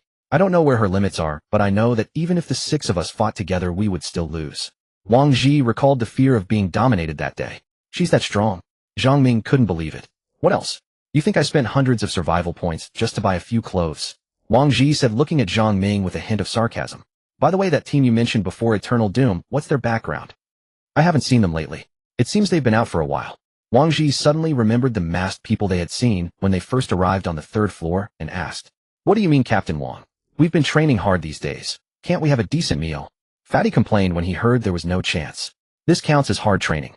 Wait until our weighted suits arrive, then you'll know what real overload is. Ninjutsu, Zhang Ming recalled. Ninjutsu. Could they be from the island nation? Wang Zhi asked. Yeah, probably. It's not unusual to find foreigners here. I see. You go back to training. First day, I need to take care of something. Wang Zhi was lost in thought. He decided to visit Jieshi again to discuss his ideas with her. Arriving at the Guardian headquarters, he saw Jieshi talking with Qing in the hall. Spotting Wang Zhi, Jieshi quickly dismissed Qing with a few words, then Wang Zhi followed her to her room. Nice clothes, Jieshi said, tapping the steel plate inside Wang Zhi's jacket. If you like it, Captain Jieshi, I could design a set for you too. Wang Zhi replied, scratching his head. No need. I heard Zhang Ming from the former dynasty has joined your team. Jieshi sat down and asked. Yes, I didn't expect Captain Jieshi to be so well-informed, huh? Wang Zhi wasn't surprised by her intelligence network. For someone at her level, it would be strange if she didn't know. So is this visit about them? Jieshi fixed her gaze on Wang Zhi. They discovered a camp. Wang Zhi recounted the battle process of Duan Qingtian and his team. So you want to lead a team to eradicate that camp, Jieshi asked. Wang Zhi looked at her leaning back in her chair, inwardly astonished. She had deduced his purpose just from his brief account of their comrades' deaths. Exactly, but the enemy outnumbers us, and they are all trained soldiers. I want to join forces with the Dawn Tower to wipe out the camp, Wang Zhi admitted, revealing his plan. Oh, cooperating with the Dawn Tower. Jieshi raised an eyebrow, intrigued, waiting for him to continue. Yes. All the spoils of war will go to the Dawn Tower. Our team will be responsible for escorting the survivors back. Sounds interesting, but this kind of decision needs the Tower Master's approval. I'm just a guard. So, do you think the Tower Master will agree? Wang Zhi asked tentatively. If it benefits the Dawn Tower, I believe she will. How can I meet the Tower Master? Wang Zhi inquired. Let me report to her first. Wait outside. Wang Zhi left the room and waited in the corridor. After a while, Jieshi came to him. Let's go. The Tower Master will see us. Seeing that Jieshi was taking him to meet the Tower Master, Wang Zhi felt a flutter of nervousness. They stepped into the elevator, and Jieshi pressed the button for the 5th floor. Wang Zhi's heart leaped with joy. The 5th floor was the only place he had never been, and now he was about to see it. Captain Jieshi, don't we need to surrender our weapons before meeting the Tower Master? Wang Zhi asked, holding his pistol. How do you think the Tower Master cares about these toys? Jieshi mocked. Toys? Do you think you could beat me with a gun, Jieshi pressed, seeing his disbelief. Wang Zhi shook his head and obediently tucked the gun behind his waist. In front of Jieshi, the pistol was indeed like a toy. Let alone hitting her, he wouldn't even have the chance to raise it and fire. If the Tower Master was even stronger than Jieshi, then there was truly nothing to worry about. They arrived at the 5th floor. Stepping out of the elevator, Wang Zhi's first impression was one of grandeur and solemnity. Is this vast place only for the Tower Master? He asked, gazing at the resplendent hall around him. Don't ask about things that aren't your concern. Jieshi replied sternly. She led Wang Zhi to a door. Go in, the Tower Master is waiting for you inside. Gulping, Wang Zhi pushed open the door and saw the Tower Master sitting at a desk just as he had imagined, still clad in armor and a mask. Why did the Tower Master always wear a mask? Greetings, Tower Master. Wang Zhi snapped back to reality and gave a slight bow. The Tower Master sat at one end of the table appraising him. Wang Zhi stood at the door momentarily at a loss. He began, but the Tower Master finally spoke. Please have a seat. Wang Zhi walked to the table and sat opposite the Tower Master. Jieshi tells me you have a plan to cooperate with the Dawn Tower. That's right. We discovered a camp manned by 40 armed soldiers. The former dynasty lost 4 members there. Now Zhang Ming from the former dynasty has joined our Sunset Glow. I came to request some personnel from the Tower Master to join us in wiping out that camp. Go on. The camp holds over 100 survivors and is well stocked with food and various resources like ammunition. Our team's primary goal is revenge with rescuing survivors as a secondary objective. After annihilating the military, our squad will escort the survivors back to the Dawn Tower, while the team you send will handle the transport of food and equipment. Wang Zhi stated honestly. I must say this time you can indeed bring great value to the Dawn Tower. I have no reason to refuse. Thank you, Tower Master, Wang Zhi said, overjoyed at her agreement. I will provide you with 10 people. I hope you can execute this operation brilliantly. When you set out, ask for the personnel from Commander Adam. I will inform him in advance. Alright, I'll go prepare now. Having received the Tower Master's response, Wang Zhi left the room. The Tower Master had agreed to assign 10 people to accompany him in attacking the camp, including his own team that made 17, a considerable force.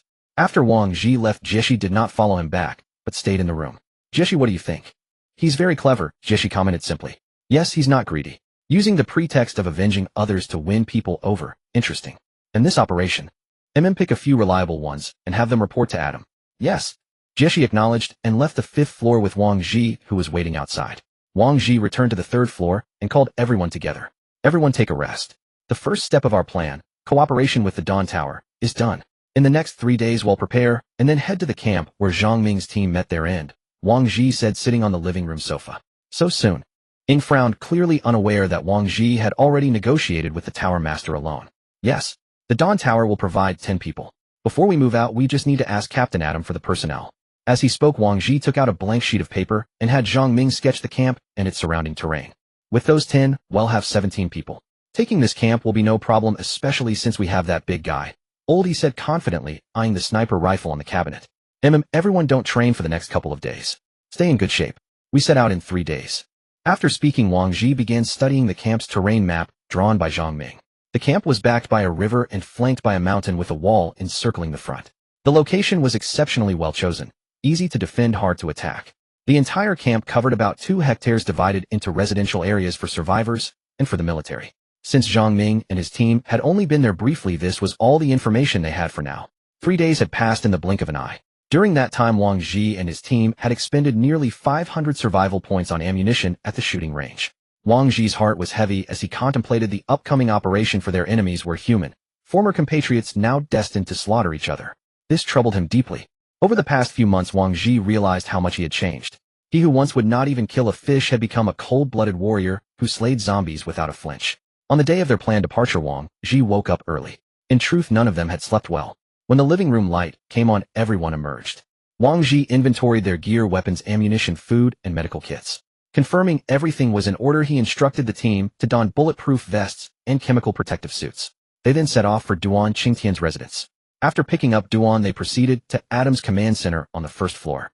At the agreed time, the 10 warriors arranged by the Tower Master through Jia Shi were already assembled at Adam's location, ready to depart.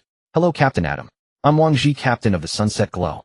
We have an operation that requires the assistance of these 10 soldiers. Wang Zhi stepped forward and said, All right, everyone's here. Come over. Adam called out to the rear. Immediately, 10 fully armed warriors emerged from the building. Hello, Captain Wang. I'm Wei Song Yuan, their squad leader. You can give me any instructions. Good. Let's not waste time. Captain Duan and Zhang Ming, please lead the way. Wang Zhi confirmed that everything was set and addressed the 2. Duan Qingtian led the group to Elevator 7, which descended to W City. The camp they were targeting was built within a village in W City. November 2025, sunny. 2 months had passed since the catastrophe erupted. With humanity no longer emitting carbon, the planet's temperature had dropped. The autumn wind brushed against Wang Zhi's face as he looked up at the sky. He wondered whether zombies would freeze to death in winter or how long they could survive without food. These were unknowns to him. While having been out for over a month, the air outside is getting better and better. Fatty scurried around excitedly like a dog that had been cooped up at home for too long.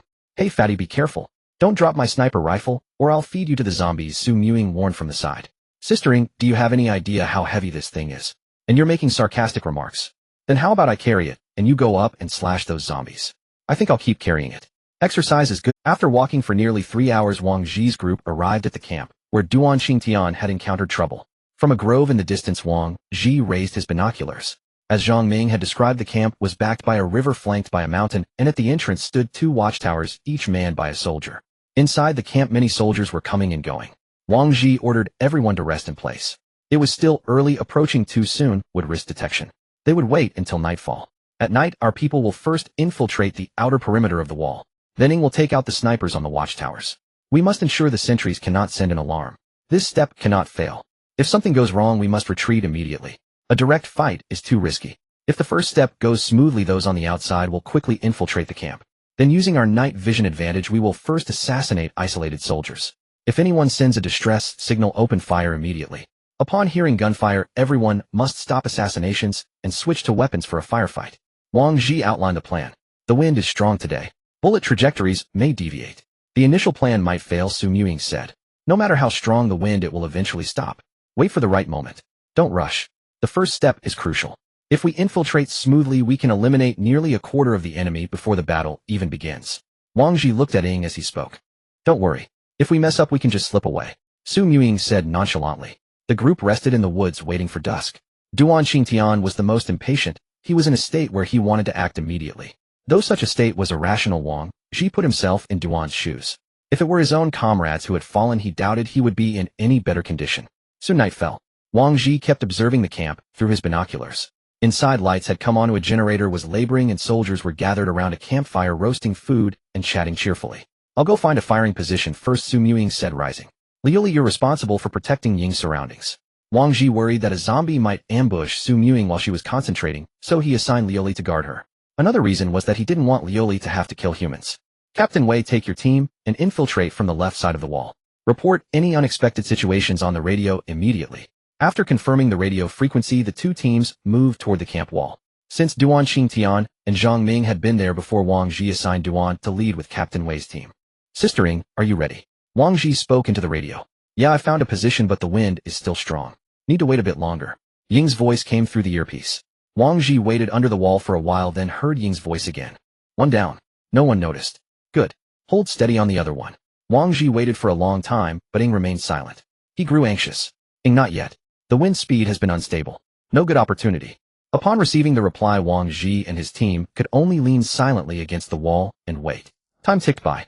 Wang Zhi felt that if they delayed any longer, they would eventually be discovered. He was already prepared to order a retreat at any moment. If Su Ying missed her shot, he would immediately give the order to withdraw. Just then, footsteps came from the other side of the wall. Someone was approaching. Hearing the footsteps, Wang Zhi and the others tensed up. Could they have been discovered? Target eliminated. Ying's voice echoed in everyone's ears. With the sentry gone, Wang Zhi finally relaxed. Just as he was considering the situation behind the wall, the sound of urination came from the other side. It turned out to be someone relieving themselves. Wang Zhi signaled the others with a glance. Lao He and Pengzi joined hands to form a human ladder. Without hesitation, Wang Zhi stepped onto their hands, and they propelled him into the air. Midair, Wang Zhi leaped onto the 3-meter-high wall, spotting the urinating soldier. He lunged, driving his dagger into the soldier's neck. The soldier collapsed to the ground without even seeing who had attacked him. Wang Zhi surveyed the surroundings, and after confirming they hadn't been discovered, he said into the radio, all clear. Come in. Ying, hold your fire for now. We'll strike when the opportunity arises. As Wang Zhi finished speaking, several figures appeared on the wall. Once everyone was inside, Wang Zhi scanned the shadows for isolated soldiers. Meanwhile, Duan Qingshan's team was tasked with infiltrating the enemy's stronghold, the residential area, and lying in ambush. Once a battle erupted, they would immediately spring the trap on the soldiers stationed there. The 2 teams prowled the camp for a while, eliminating 5 more enemies. Including the sentry, they had killed 7. The remaining soldiers were clustered in groups of 3 to 5, offering no opportunity for stealth kills. What do we do, Captain Wang? Pengzi approached Wang Zhi and asked softly. Spread out, find cover, and prepare for battle, Wang Zhi said into the radio. When everyone had at least one target in their sights, Wang Zhi counted down from 3, and the first shot rang out across the camp. The 5 soldiers in front of Wang Zhi fell instantly, blood splattering everywhere. Hearing the commotion, the other soldiers saw the fallen men and panicked, shouting, "Enemy attack!" But as the cry left his lips, the soldiers had exploded. Judging by the force, it was likely Su Ying striking from a distance. But it was too late. The remaining enemies were already on alert. Multiple soldiers rushed out of the residential area. Lying in wait, Duan Xingtian immediately sprang into action, his rifle spitting fire, as he sought to claim every enemy head for himself. After the initial ambush, nearly half the enemy force was dead. This gave Wang Zhi's team a significant advantage. With the aid of night vision goggles, they moved through the darkness like fish in water. The enemies gradually recovered from the shock, found cover, and engaged in a standoff with Wang Zhi's team. But they hadn't reckoned with the eyes watching from the distant woods. Thwip! Another headshot. Ying took down a soldier hiding behind a tent. Boom! Another explosion rocked the entire camp. They have grenades. A strange voice came through Wang Zhi's earpiece. It was someone from Wei Zheng's team. Everyone take out the lights around you. Since their positions were already exposed, Wang Zhi decided to escalate the firefight and worsen the environment first. Soon the camp's lights went out one by one. Deprived of visibility, the enemies panicked, hurling grenades indiscriminately. They didn't care where they landed as long as they weren't hit themselves. Some were unlucky enough to be wounded by shrapnel from their own throws.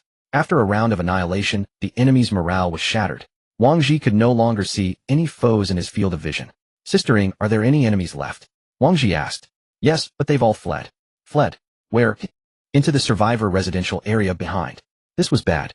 If the enemies mixed in with the survivors, it would be a major security risk. Wang Zhi's team regrouped. One of Wei Zheng's men had been unlucky, hit by shrapnel in the leg. Wang Zhi assigned a soldier to escort the wounded man to Ying's stronghold. What do we do? Keep pursuing. Zhang Ming asked. Not yet. Better be cautious. It's not worth getting hurt by these people. Wang Zhi decided to search the vicinity first for any stragglers. After several rounds, they found a total of 30 bodies. If Zhang Ming was right that there were over 40 enemies, then more than 10 were still unaccounted for. Everyone stay on alert here. We'll wait until dawn, and then it'll make them come out on their own, Wang Zhi said. Come out on their own. Walk to their deaths. Zhang Ming was puzzled. Yes, just wait and see, Wang Zhi replied confidently. Sister Ying, how's it over there? Safe here. The wounded have arrived. After receiving the reply, Wang Zhi waited behind a piece of cover for the dawn. The civilian survivor residential area was in chaos. The explosions had already woken them. They wanted to know what was happening, but the sounds of battle kept them huddled in their tents, praying they wouldn't be caught in the crossfire. The next day at dawn, no one had slept. As soon as the first light appeared, Wang Zhi organized the team to advance. They stopped 100 meters from the civilian survivor residential area. Wang Zhi picked up a loudspeaker found in the camp and shouted, "Survivors inside, listen up. We're here to rescue you. Come out quickly and line up." Repeat, survivors inside, listen up. We're here to rescue you. Come out quickly and line up. As Wang Zhi repeated the message, the number of survivors emerging grew from a few to dozens, and finally, almost all of them. Now Zhang Ming understood Wang Zhi's plan. This was how they would make the enemies come out and walk to their deaths. Seeing that most of the civilians had come out, Wang Zhi changed his message. Now please form groups of 5, raise your hands and walk toward us. We guarantee your safety. Repeat, now please form groups of 5, raise your hands and walk toward us. We guarantee your safety. As Wang Zhi finished speaking, some people began walking toward them with their hands up. Captain Wei, have your men conduct body searches. Let them pass only if they have no dangerous items. The first group of 5 walked slowly toward Wang Zhi, hands raised. After a thorough search confirming they had no weapons, they were directed to a designated area. Seeing the first group safely reach the other side, the rest followed suit, lining up and walking over. Soon all the survivors who had come out were gathered in one area with no weapons found on any of them. Captain Wang are the ones who escaped last night, hiding in those tents over there. Pengzi leaned in and asked. There's no one left in there, Lao He said. Yes, they've already surrendered and disguised themselves as civilians to blend in, Wang Zhi said, scanning the crowd. Wang Zhi walked over to the crowd and selected 5 women, whispering a few words in their ears. Lao He have them line up in a row. After Wang Zhi spoke, the 5 women began scanning the more than 100 people with their eyes. After a while, the 5 women gathered together and exchanged a few words in hushed tones. Hearing their report, Wang Zhi smirked. Captain Duan, Zhang Ming, come here. What's going on, Captain Wang? Duan Xingtian asked with a frown, puzzled by Wang Zhi's actions. In truth, Wang Zhi had asked the 5 women to identify the soldiers in the crowd. After prolonged contact, these women knew the soldiers' faces well. The result pleased Wang Zhi. The 5 women had identified 11 soldiers hiding among the civilians. The lineup had made it easier for them to spot the soldiers. Wang Zhi relayed the positions of those 11 soldiers to Duan Xingtian and Zhang Ming. These are the ones. You two decide whether to spare them or kill them, Wang Zhi said, stepping aside to await. Wang Zhi watched the two from the sidelines, having already surmised the outcome. Duan Xingtian would never let those people go. Even if they were now unarmed, Duan Xingtian would slay them to avenge his fallen comrades. After the two conferred for a while, Wang Zhi was surprised that his predicted outcome did not come to pass. They approached him. We'll spare their lives. Keep them to turn in for your reward and earn more survival points. Our vengeance is nearly spent. Killing them serves no purpose, Duan Qingtian told Wang Zhi. His words stirred a hint of admiration in Wang Zhi. Such magnanimity was beyond his ability to emulate. Good. I understand.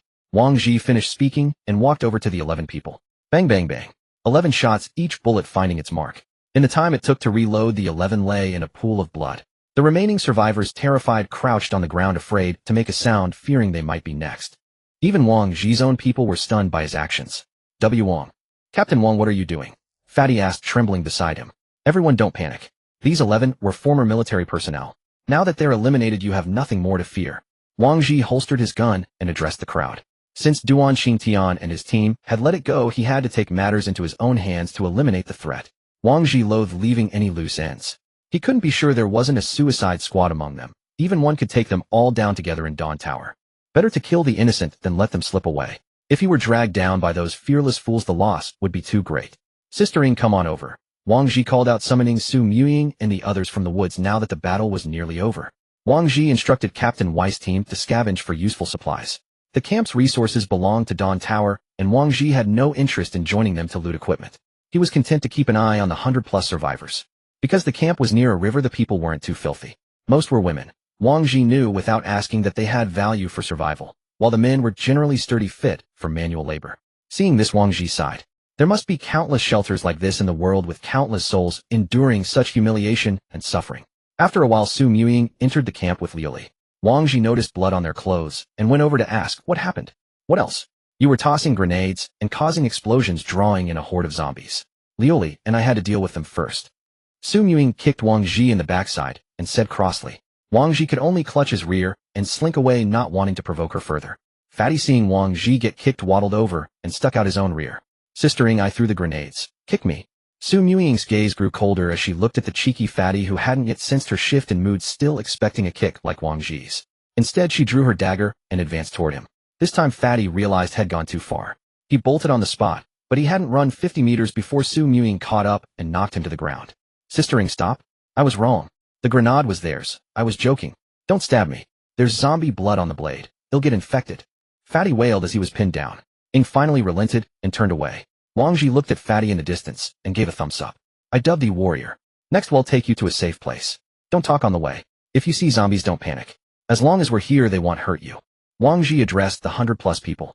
After a while, Captain Wei's team each carried a large crate of supplies to the camp entrance. Guns, ammunition, food, and tools.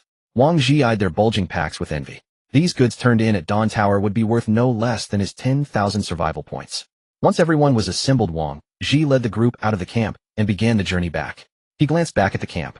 Truth be told, it was a good spot. Great location, secluded. What a waste of such a place. Where did you all flee from to get to that camp? Wang Zhi asked a woman. We escaped from a nearby town. We built the camp ourselves at first, but then that group came, seized it, and killed many of us. The woman replied, head bowed. After a moment, she asked worriedly, you won't be like them, will you? No. That's great. Thank you so much. She deliberately loosened her collar and leaned toward Wang Zhi. Seeing this, Wang Zhi immediately pushed her away. Don't worry. We'll do our best to escort you to the shelter. He then strode quickly to the front of the column, afraid that if he lingered, the other women would come to him one by one. In truth, justice no longer existed in this world. Only the exchange of interests advancing for one's own gain. Likewise, if Dawn Tower offered no reward for saving these people, Wang Zhi would not have bothered. Everyone was the same. To survive, you had to make yourself useful to have leverage for trade.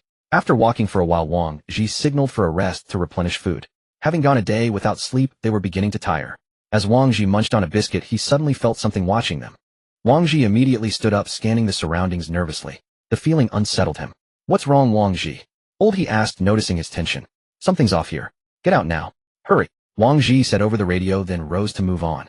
It had just dawned on him they had encountered almost no zombies along the way. That feeling just now, something was definitely wrong.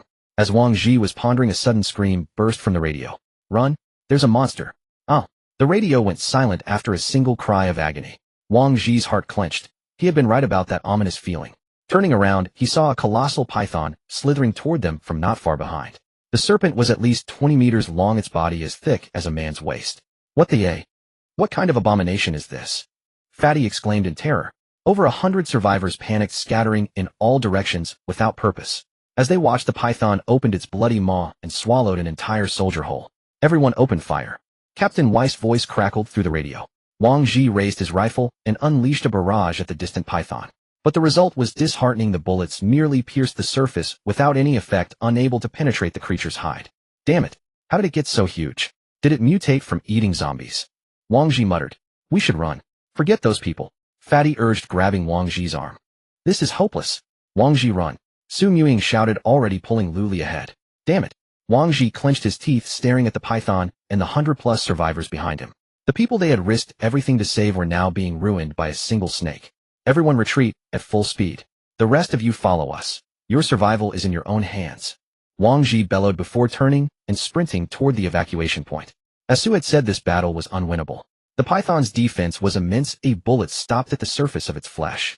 Even if they got close, a mere dagger could not kill it, and one coil of its body would crush a person to death. Wang Zhi ran at full speed for 10 minutes.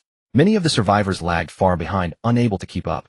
Captain Weiss' team had been at the rear. When the python appeared, it devoured 2 of their men, including the soldier with a grenade-shattered leg who was doomed. Only 4 soldiers, including Wei Zheng, escaped. Among the survivors, just over 30 followed, mostly men. The python, having consumed nearly 100 people, seemed sated and vanished. Wang Zhi's group found a relatively open area and waited for the stragglers. He fired a signal flare to guide the lost and the living. With a bang, a red smoke trail rose into the sky. After the flare, they agreed to wait 10 minutes, then depart regardless. The outside was too dangerous. A single python had claimed so many lives. For Captain Wei, this mission cost 6 brothers, and all the supplies had been abandoned at the scene. They had gained nothing but the loss of 6 men. For Wang Zhi, it was a narrow escape. The remaining survivors were barely enough to cover the cost of training them. 10 minutes later, 10 more people trickled in. The others he would not wait for. They were likely lost. Now fewer than 40 survivors remained. The rest had apparently been killed by the python. Facing them, Wang Zhi felt his face burn. He had just promised to protect them, yet he and his people had fled without hesitation, running faster than anyone. Captain Wei stood nearby, his expression dark. Wang Zhi did not approach him.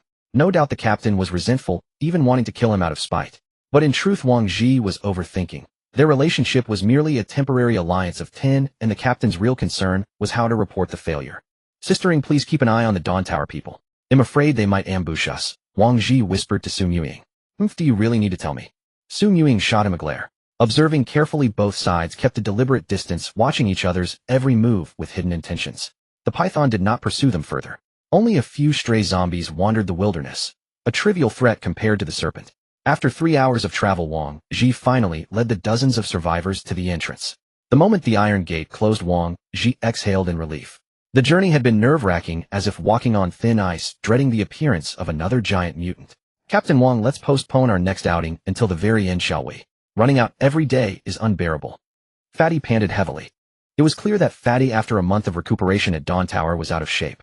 Though he was now muscular instead of flabby, his stamina still couldn't match Wang Zhi's team. The survivors from the camp had no burdens, but they were exhausted from non-stop marching, heads bowed and backs bent, lacking even the strength to stand straight. On the way, Wang Zhi kept thinking about how to explain things to Jieshi and Dawn Tower. He was lucky that 4 of Wei Zheng's men had survived, otherwise there would be no witnesses and his words would be doubted. Entering Dawn Tower, Wang Zhi and his group quickly passed the security check. They handed over the rescued survivors to the task hall, then told the others to return to their quarters. Wang Zhi kept Zhao Yoli to accompany him to see Jieshi. He had to explain the situation first. This first cooperation with Dawn Tower had ended in failure. Arriving at the guard headquarters, Wang Zhi knocked and entered Jie's room directly. What's the rush? Jieshi said slowly, holding a steaming cup of coffee. The mission went wrong, Wang Zhi admitted, lowering his head. Only 4 of my men came back, and just 13 of the promised 100+ survivors. I knew the moment you entered the medical bay. Hearing that Captain Wei was under Jie's command, Wang Zhi's head snapped up, his expression complicated. I'm sorry, Captain Jieshi. It's my fault. Before he could finish, Jieshi raised a hand to stop him. I want to know what the accident was, she said coldly. It was a giant python. A python? How big? Over 20 meters long, about half a meter in diameter. And did you kill it? Our bullets had no effect on it. To avoid unnecessary casualties, we chose to retreat. Wang Zhi answered truthfully, eyes downcast. But before we encountered that python, there were no casualties. The camp operation was very smooth. Seeing Jieshi remain silent, he raised his head again. Interesting. I'd like to see it for myself. A mocking smile curled at the corner of Jie's lips. What? Captain Jieshi, you're going out? Wang Zhi was somewhat startled upon hearing that Jieshi intended to go and see the giant python. You'll come with me to find that serpent later. Jieshi rose to her feet and donned her armor. Wait, Captain Jieshi, is this really necessary? Wang Zhi couldn't comprehend Jiex's actions. Even if she was confident she could kill the giant python, there was no need to contend with the beast. Go call your men. Well, set out immediately. Jieshi didn't answer Wang Zhi's question. He wanted to prepare more supplies, but Jieshi refused, telling him to just lead the way. Wang Zhi hurried back to the residence. Fatty and the others had just sat down to rest when they saw Wang Zhi burst through the door. Gear up. We're moving out, Wang Zhi announced as he entered. What a, we just got back. Why are we going out again? Our equipment is still being cleaned in the medical bay. Where are we supposed to get our gear? Fatty complained from the sofa. Well, head there and grab it directly. Jieshi said she wants us to take her back to find that giant python. She wants to confront it herself. Wang Zhi recounted what had just happened with Jieshi. Damn, is she crazy? That python can send a person flying with a single swipe. What's she going to fight it with? I don't know. She just told us to lead the way. We're only responsible for guiding her. The rest is up to her. Then why didn't she ask Captain Wei and his team? Su Mewing asked from the side. Yeah, why not them? Old He also inquired. The ones who went out with us this time were GX's own people. Now that 6 of them are dead, she probably doesn't want to send them out again. So is Jieshi reliable? Does she plan to take on that python alone? Zhang Ming asked, worried that if something happened to Jieshi, they might not be able to retreat safely. Wang Zhi shook his head, indicating he didn't know. In any case, Jieshi wouldn't be foolish enough to seek death. Since she was confident enough to go, it meant she must have an ace up her sleeve. Don't overthink it. Bring a few smoke grenades and adrenaline shots. When we spot the python, inject yourselves first. If things go south, well, evacuate at full speed. After Wang Zhi finished speaking, the group left the residence, headed to the medical bay, and retrieved their weapons and armor, which were still not completely clean. Jieshi was waiting in the hall, holding only a greatsword. When she saw Wang Zhi, she walked toward the elevator he had used earlier. By the time they emerged outside, it was 3 in the afternoon, and a light drizzle had begun to fall from the sky. More than 2 hours later, Wang Zhi led Jieshi to the scene of the incident. The ground nearby bore clear tracks left by the giant python, and some large trees had been knocked over or shattered. After searching for a while, Wang Zhi and his team finally found the supplies they had gathered from the camp, scattered messily on the ground. This is it, Wang Zhi said to Jieshi after locating the supplies. It must have come down from the mountains. Jieshi surveyed the surroundings, eventually fixing her gaze on the distant hill to the left. Should we go over there to look for it? Wang Zhi asked. No need. We'll wait here for it. After saying this, Jieshi leaned against a tree to rest. Wang Zhi and the others looked around nervously, not daring to relax for a moment. You don't need to be so tense. It just devoured so many people it won't show up again for a while. At that moment, Jieshi, still leaning against the tree with her eyes closed, spoke to them. The group felt she had a point, so they followed her example and rested against the trees.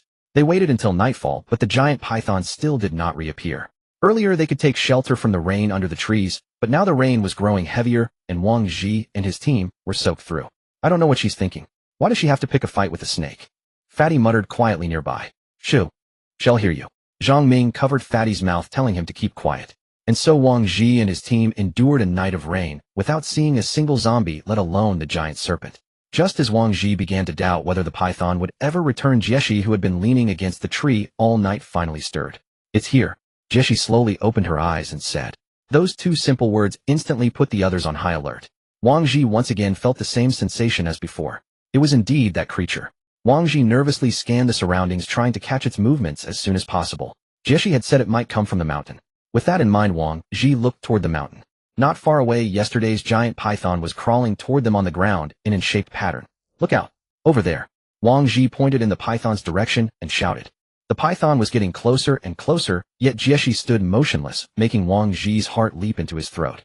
Wang Zhi and his team had already taken out their adrenaline shots and injected themselves, ready to retreat at any moment. The python was now 50 meters away. Wang Zhi stared at Jieshi nervously. Why wasn't she making a move?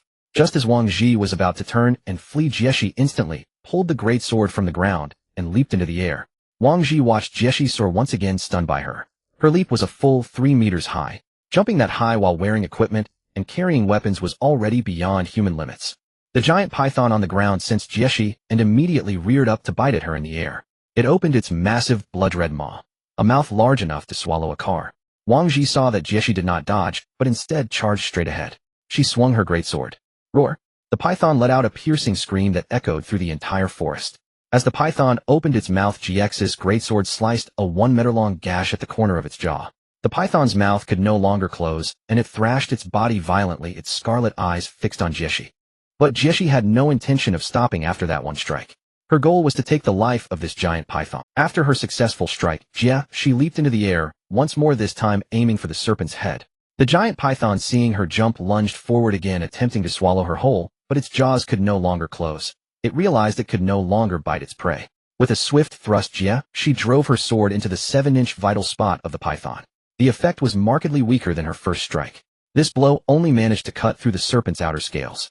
Enraged by the second injury, the python grew even more frenzied, coiling its body around the airborne Jia, she trapping her completely. Wang Zhi sensed impending doom. Once a snake constricts its prey, it tightens relentlessly until the victim is crushed. Fortunately, the python's mouth could no longer bite. It now used all its strength to coil around Jia, its head repeatedly slamming into her. Watching the python coil around Jia, from head to tail, the fat man began to waver. Wang, Captain Wang, we really should run. Even Captain Jia, she can't handle it. What are we waiting for? Everyone knew Jia's dire situation. Unless another fighter of her caliber appeared, they could never break the python's grip. The python continued ramming its head into Jia, who struggled to defend herself with her greatsword held outward. Wang Zhi, seeing her plight, felt a pang of sympathy and moved forward only to be stopped by someone. Turning, he saw Su Muying shaking her head, signaling him not to go. At that moment, except for Wang Zhi and Lu Li, everyone else made the most rational decision: to flee before the python locked onto them, minimizing losses. Wang Zhi pushed Su Muying's hand away, pulled his magnetic card from his pocket, and tossed it to her. You all retreat. Jie cannot die. Even if we escape this python, countless more monsters await us. Running won't change our fate. With that, Wang Zhi snatched the blade from Jie Luli's hand. Among the group, only Jie Luli's weapon held a clear advantage. Wang Zhi dropped his backpack and charged toward the python.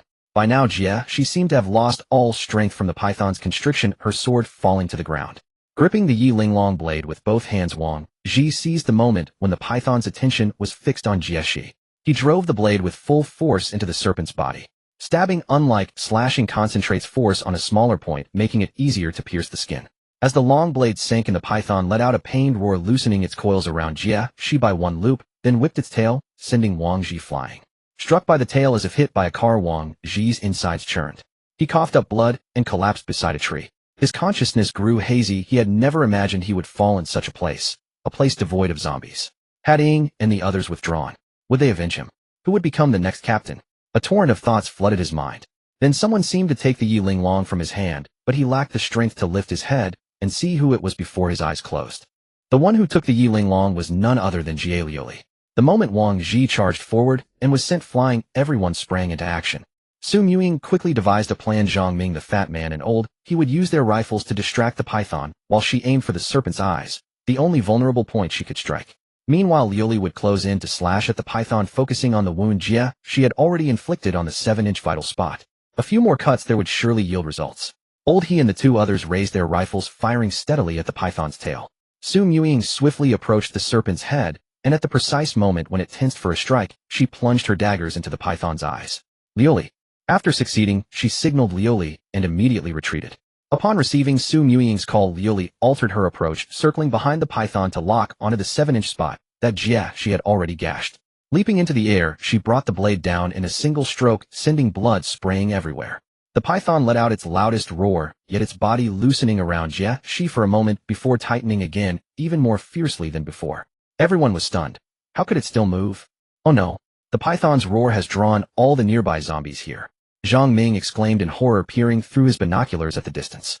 Damn, they're countless, an endless swarm. We're doomed if we don't run now. The fat man, also raising his binoculars, was terrified. Around them, hordes of zombies were converging. As for the python at the center of its coils, only a crumpled suit of armor remained, crushed to scrap. Jie, she was nowhere to be seen. Everyone was startled, then turned to see Jie, she already lifting her fallen greatsword. A brilliant cicada sheds its shell. Old He exclaimed in admiration. By now the python's eyes had been blinded by Su Muying, and it still believed it was constricting its target. But Jie, she had already leaped high, bringing her sword down in a heavy strike on the fractured wound. With one blow, the python's 7-inch vital spot was completely severed, and its body crashed heavily to the ground. Captain Jie, we need to head back now. The zombies are all gathering here. The fat man rushed forward to speak to her. Not so fast. Jie, she raised her sword again, walking over to the python's head, stabbing it several times to ensure it was dead. Then she chopped off the serpent's head, lifting it before returning. Fat man, go carry Wang Zhi back. The rest of you hurry and scavenge some supplies with me. Before leaving, Su Muying hadn't forgotten the supplies the guards had lost the day before. In the medical room of Dawn Tower, Wang Zhi slowly regained consciousness. He opened his eyes, hesitated for a moment, then sat up abruptly. The moment he moved, pain shot through his body. Lie down. You've broken 3 ribs on your right side. Don't move around before you're healed. Wang Zhi turned to see Su Muying and felt relieved. "I'm not dead." Su Muying, displeased by his words, replied coldly, "If you want to die, I can oblige you." Wang Zhi lay back on the pillow, closing his eyes. "I'd rather die in Sister Ying's arms than in the python's mouth." "Hey, rather than in my arms, I think you'd prefer to die in Jiezai's arms," Su Muying sneered. "Jieshi? Did she sacrifice herself?" Wang Zhi asked, tentatively looking at Su Muying. "No. She still had the strength to drag a 100-gene python head for 3 hours afterward." "That's great." Hearing this, Wang Zhi finally let go of his worry. She clearly had a way out, but you still had to play the hero. Next time you run out of luck, I don't know how you'll survive." Su Muying scolded him. She could break free on her own. Wang Zhi found it hard to believe. He had seen Jiezai's greatsword drop from her hand. How could she have freed herself? Cicada sheds its shell? She took some time to slip out of her armor. So that's how it was. Wang Zhi silently lamented his own naivety. "What about the others?" he asked. "They've all gone back to rest. After 2 sleepless nights, they were about to break down. Now that you're awake, I should go catch up on sleep too. Hey, race your magnetic card. Call the doctor if you need anything." With that, Su Muying tossed the card onto Wang Zhi and T.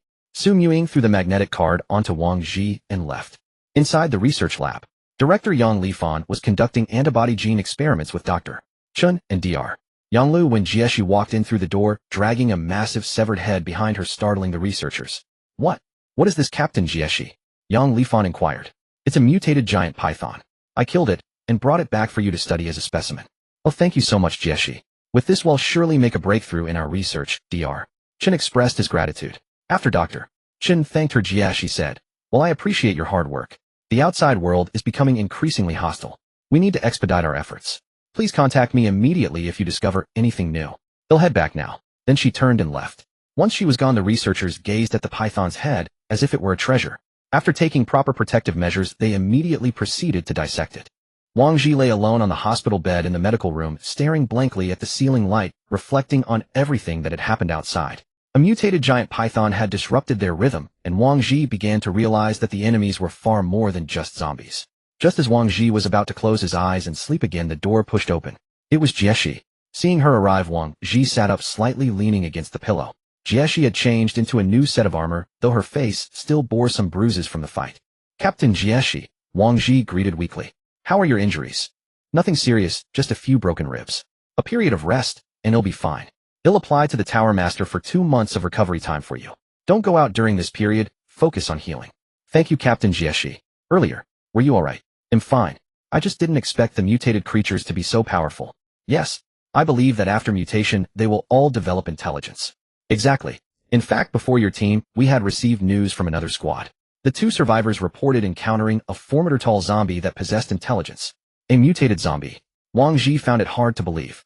"But not all mutated zombies will grow in size. They may possess other traits as well. These are just my personal speculations without actual evidence. So what should we do next?" As the number of returning teams dwindles, the resources within the tower are also decreasing. Relying solely on photovoltaic power is insufficient to sustain the Dawn Tower's operations, and food will become increasingly scarce. The Tower Master is planning to initiate a second conscription. Anyone who joins an external team will be granted citizenship immediately. Conversely, those who do not join will have their citizenship revoked and be reduced to refugees. This conscription applies to everyone. Jieshi explained the upcoming actions within the Dawn Tower. Anyone who refused to join an external team would be demoted to refugee status. Wang Zhi knew what refugees endured. Only half meals, 12 hours of labor per day. If one found it too exhausting and unwilling to work, that's fine. Citizens in the external teams are always welcome to join you. Apart from the possibility of death, everything else is quite good. But even so, what if no one is willing to join the external teams? Wang Zhi asked. Men die for wealth, birds perish for food. The situation you described won't happen. That makes sense. You rest now. They'll be heading back. All right.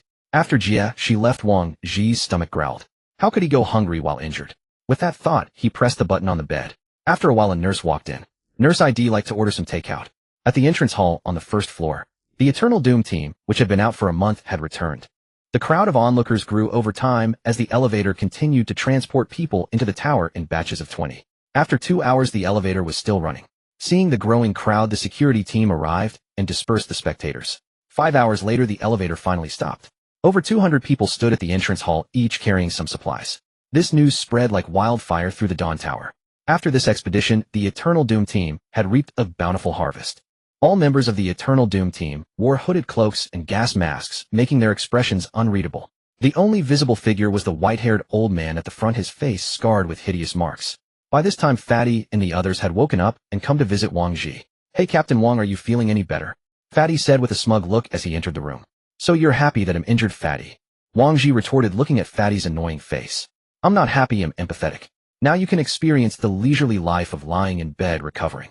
After getting used to training and activity, this sudden bed rest is unbearable. Why not let you go back to rest, Captain Wang?" Fatty suggested. "No, Director Sophia said he must stay here for observation for a week." He rejected Fatty's proposal. "By the way, I've handled the mission handover for you. Including the 13 survivors and the supplies we scavenged, the total is 400 survival points," Ying reported. "I understand. You all go train now. They'll be back after a week of lying here," Wang Zhi said. After everyone left, Wang Zhi lay on the bed tapping on his laptop to record the events of the past few days. 1 week later, Wang Zhi returned to the residence. During this period, after going out on missions, the other teams quickly advanced to level 3 as well. The third floor, which originally had 3 teams, now had 12 teams. As Wang Zhi stepped out of the elevator, he was startled to see many more people in the training ground. However, after calculating the time, he figured it was about right. To advance to a level 3 team, one only needed to earn 100 survival points, as a condition, not spend 1000 points. Wang Zhi also saw that Tang Qilin was training with 5 girls. He didn't know where he had picked up another one. But it was fine. Wang Zhi no longer had to worry about him bothering Liuli again. Returning to the residence, the lights were off. They should be sleeping. He hadn't seen them outside just now. Wang Zhi groped his way back to his room in the dark and turned on the light, only to find Ying and Jia Liuli sleeping soundly on his bed. "Hey, you two, even when I'm not home you still come to my room," Wang Zhi said as he looked at the two on the bed. "What do you mean your room?" Ying mumbled, waking up groggily. "Right, if it's not my room, is it your room?" Wang Zhi was speechless. "Exactly, it's our room." Ying muttered something and drifted back to sleep. Seeing that Ying was too tired, Wang Zhi didn't disturb her further. He dropped his luggage, left the room, and went to the living room, where he turned on Lingling Yao to check the latest news from Dawn Tower. There were 3 pieces of good news and 2 pieces of bad news. Good news 1, the zombie virus antibody vaccine has entered clinical trials and is expected to go into mass production in 1 month. Good news 2, to encourage teams to go out on missions, weaponry and equipment prices have been slightly reduced. Good news 3, if outside refugees are willing to join an outing team, they will be promoted to citizens. Citizen training will reopen with a training survival point subsidy. Accumulate 12 hours of training to earn 10 survival points. Bad news 1, citizens who do not join an outing team will be demoted to refugees. Bad news 2, due to a shortage of electrical energy, the price per kilowatt of electricity has increased from 1 survival point to 2 survival points. Wang Zhi looked at these announcements. Everything was as he had expected. The only surprise was that food hadn't increased in price. Were they gritting their teeth and barely holding on, or did they still have reserves? Wang Zhi couldn't gauge the true depth of Dawn Tower's resources. From the 5 messages, it was clear that all the good news favored the outing teams, while the bad news almost exclusively targeted the refugees. It seemed that the situation for outing teams had not been optimistic lately. The casualty rate was gradually increasing, causing great trouble for Dawn Tower's future development. After reading the announcements, Wang Zhi opened his account. The total survival points earned by the team was 33500, with 19500 remaining. To advance to a level 4 team, they still needed to earn 16500 more survival points. Wang Zhi also checked his intelligence earnings and found that his outdated intelligence was no longer generating income. It seemed time to post some new intelligence. Wang Zhi went to Fatty's room and woke him up from his sleep. "Get up, Fatty," Wang Zhi said, slapping Fatty on the butt. "Huh, what's up?" Fatty mumbled as he was woken. "Come on, go out with me for a walk." "Damn, it's the middle of the night. Why are you wandering around instead of sleeping?" Fatty said, somewhat exasperated. "I've been sleeping in the medical bay for a whole week. How can I sleep now?" "Hurry up." Wang Zhi kept pestering Fatty until finally Fatty reluctantly got out of bed. The two put on their weighted suits and left the residence. "Ouch, I was just having a wonderful dream. You might not believe it, but I dreamed of Jiao Chan. Captain Wang, when I first came here, I weighed 200 jin, and now I've trained down to 150 jin. I sweat out a few jin every day, and now that I finally have some rest time, can't you let me rest?" Fatty grumbled behind. Wang Zhi turned around and looked at Fatty. Seeing Wang Zhi staring at him, without saying a word, Fatty asked weakly, "WH. What's wrong, Captain Wang?" "What's wrong, Captain Wang? Can 2 hamburgers shut your mouth?" "Yes." The two went to the cafeteria to buy some food, then headed to the intelligence hall. "Captain Wang Zhi." As they were walking, someone called out from behind. Wang Zhi turned around. "And Qing, are you on patrol?" Wang Zhi saw An Qing wearing guard armor. "Yes. I happened to pass by here. I heard from Captain Jia Shi that you were injured. Just a minor injury. If you're Captain Jia Shi can get injured, it's nothing unusual for me." Wang Zhi said indifferently. "So I want to go outside too, but they won't let me." "Don't, you must never have that thought. Outside is not fun at all. If it weren't for missions, nobody would want to go out." Wang Zhi looked at Qing. He wondered if her mind had gone wrong.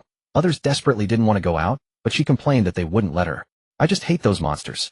I want to kill them. And Qing's eyes dimmed. You. Sigh. Then train hard.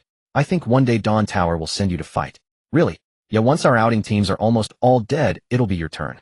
Alright, go on patrol now. I have to go. With that he turned and left. The two arrived at the intelligence hall. Wang Zhi wrote down the intelligence about the mutant giant python still priced at 100 survival points per copy. After writing, Wang Zhi browsed other intelligence. Since more teams were going out, the amount of intelligence had gradually increased. Wang Zhi had wanted to find intelligence on mutant zombies, but he found none with the keyword mutant, which puzzled him. After searching for a while longer, Wang Zhi found an intelligence about dealing with zombies priced at 200 survival points. Damn, that's a ripoff, Wang Zhi said. Then why don't we unlock his intelligence first, and then write a similar one based on it, and post it? Fatty said, being clever. Submitting intelligence requires review. Do you think the people at Dawn Tower are stupid? Intelligence is all about first come first served. Why should you get something for nothing after someone else worked hard to obtain it? Wang Zhi glanced at Fatty. Oh, I see.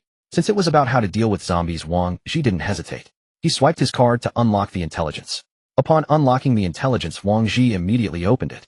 Using a flashbang can incapacitate zombies with the effect lasting up to 1 minute. Reading this, Wang Zhi felt a bit frustrated. He believed he had been tricked. Not only would using a flashbang attract nearby zombies, but it only provided control. Wouldn't it be better to just use a grenade to blow them up during the control time? I want a refund. Wang Zhi couldn't help but say to the staff in the intelligence hall. This intelligence is flawed. It's clickbait. Fraud. I'm sorry, virtual transactions are non-refundable. All intelligence undergoes review. If it passes, it's considered valid, the person in charge explained to Wang Zhi. Not that. Is this intelligence even worth 200 survival points?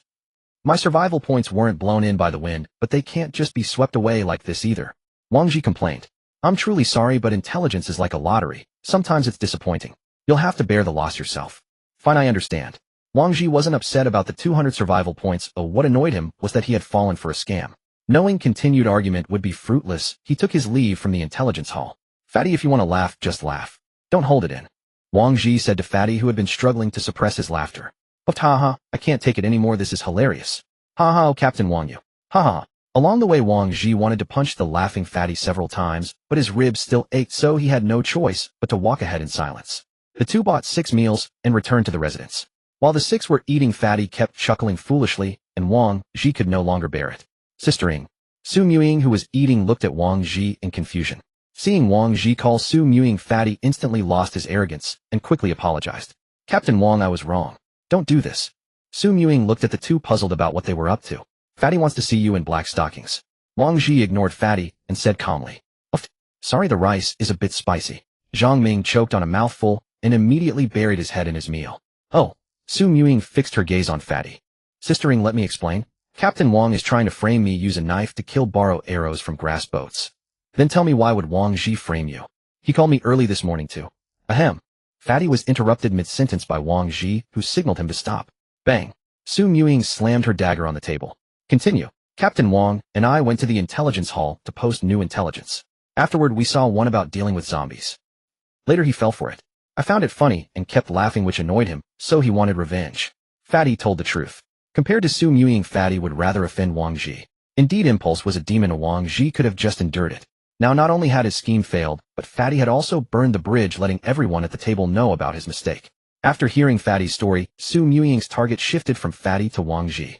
Sister Ying, I'm injured now, please stay calm. Wang Zhi immediately showed the bandages on his chest as a shield. So, it was you who wanted to see the black stockings. Su Muying teased Wang Zhi. No, I was just voicing Fatty's inner thoughts, not my own. Suspicious. Zhao Liuli suddenly chimed in from the side. Hey girl, eat your food, Wang Zhi said to Liuli. Wang Zhi, a real man, takes responsibility. Don't blame Fatty for everything.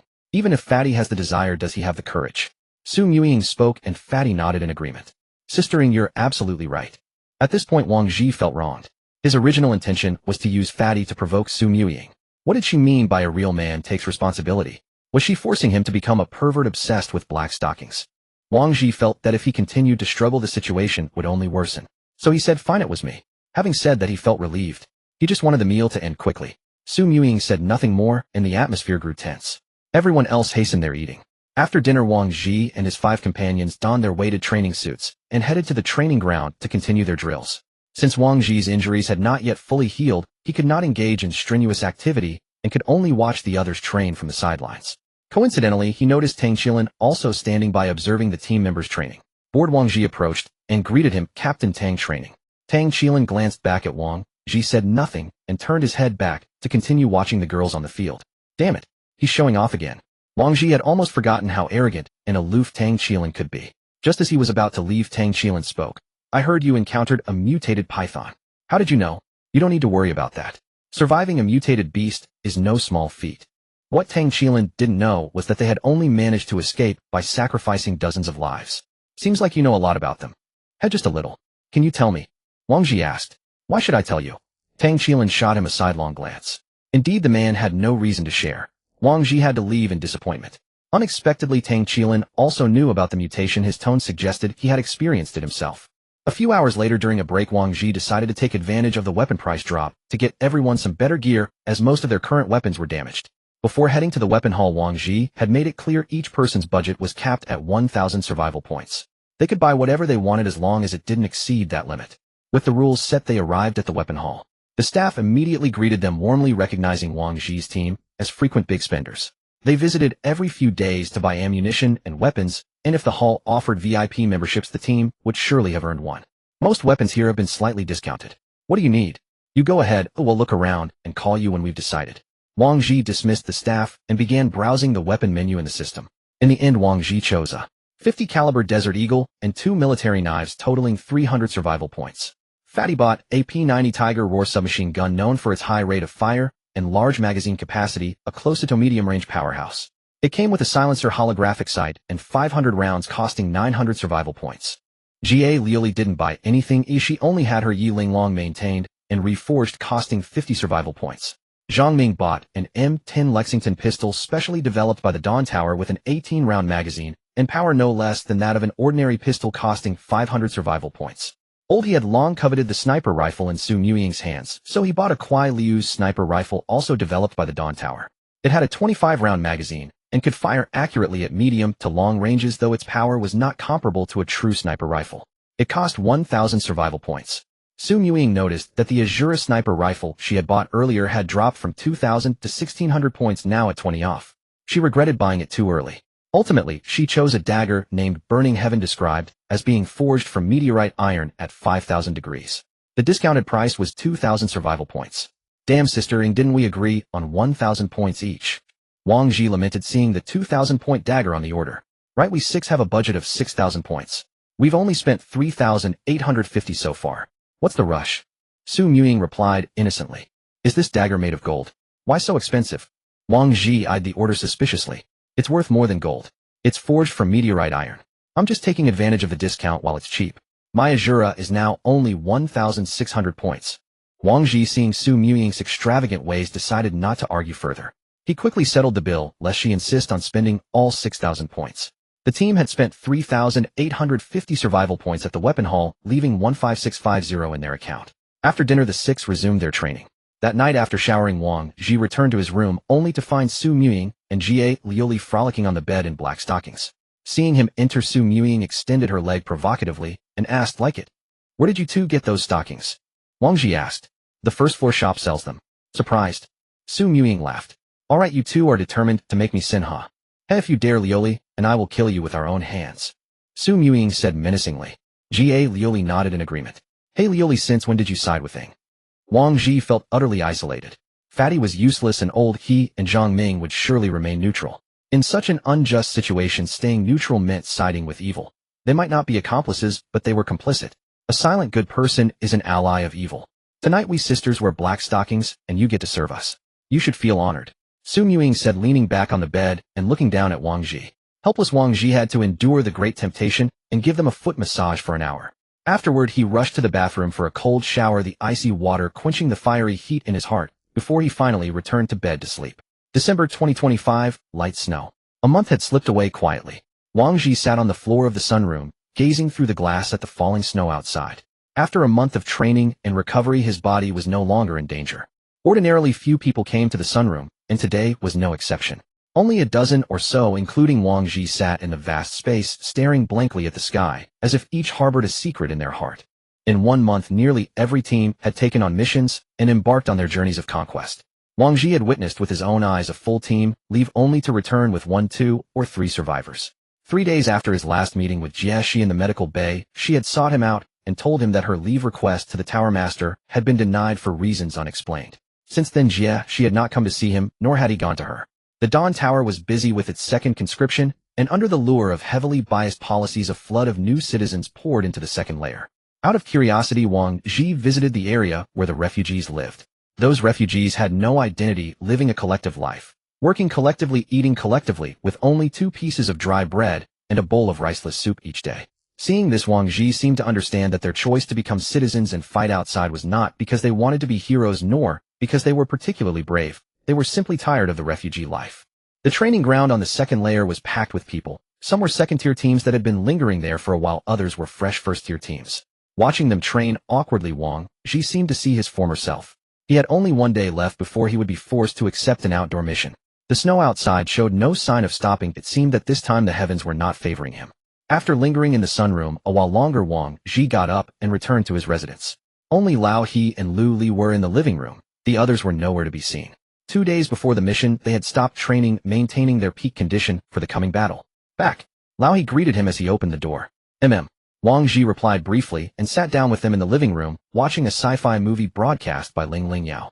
After a while, the others returned from their fun, and Wang Zhi called them together to prepare for mission acceptance. Ling Yao, accept the outdoor mission. Accepting. Accepted. Mission objective: go to Z Hospital and collect 100 grams of neomycin. Reward 100 survival points per gram of neomycin, maximum 300 grams. Neomycin? What's that? Asked Fatty, puzzled. It's an antibiotic mostly used to make antibody vaccines, Wang Zhi replied. Oh, speaking of antibody vaccines, didn't the announcement last month say they could be developed in a month? Why haven't we heard anything? Fatty recalled the announcement from a month ago. Probably a shortage of raw materials prevents mass production, Su Muying said. So our mission target is also part of that antibody vaccine? Lao He asked.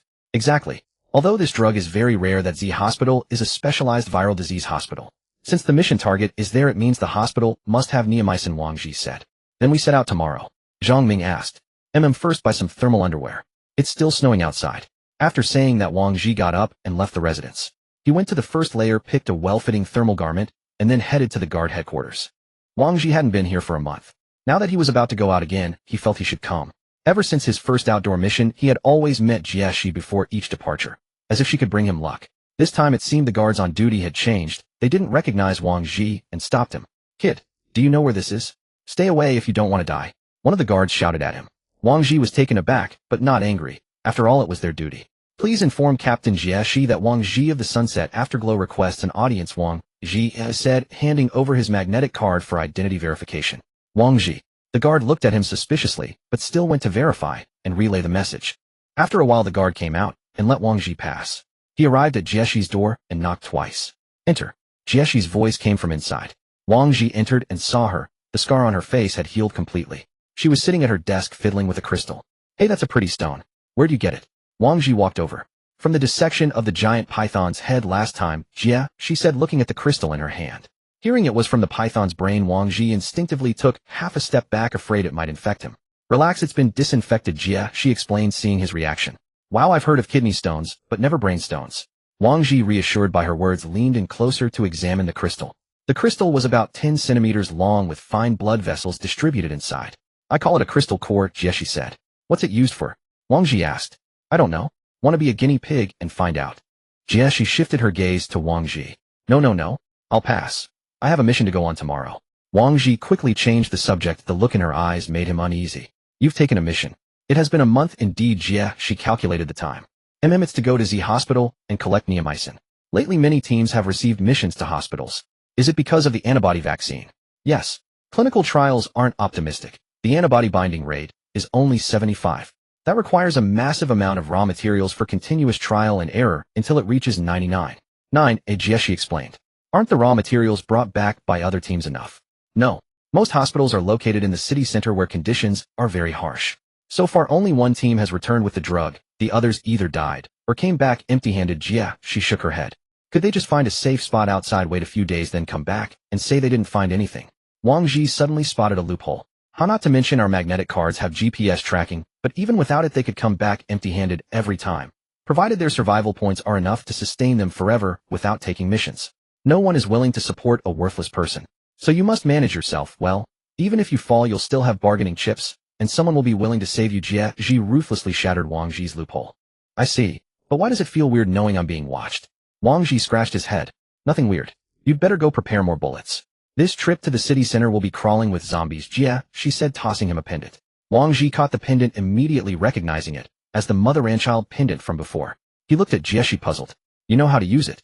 Consider it a reward for your last trip outside, Jia, she said, then lowered her head to continue studying her crystal core. Wang Zhi knew she was referring to the giant python incident. After leaving the room, Wang Zhi put the pendant around his neck with relief, another trump card in his possession. Wang Zhi walked out of the Guardian headquarters and proceeded to the weapon hall, spending 500 survival points on ammunition to prepare for battle. This time they were to enter the city center, the most densely populated area where zombies were naturally abundant. Back at the residence, everyone was cleaning and polishing their weapons. Wang Zhi distributed the ammunition by caliber to the others, leaving each person with 5 spare magazines.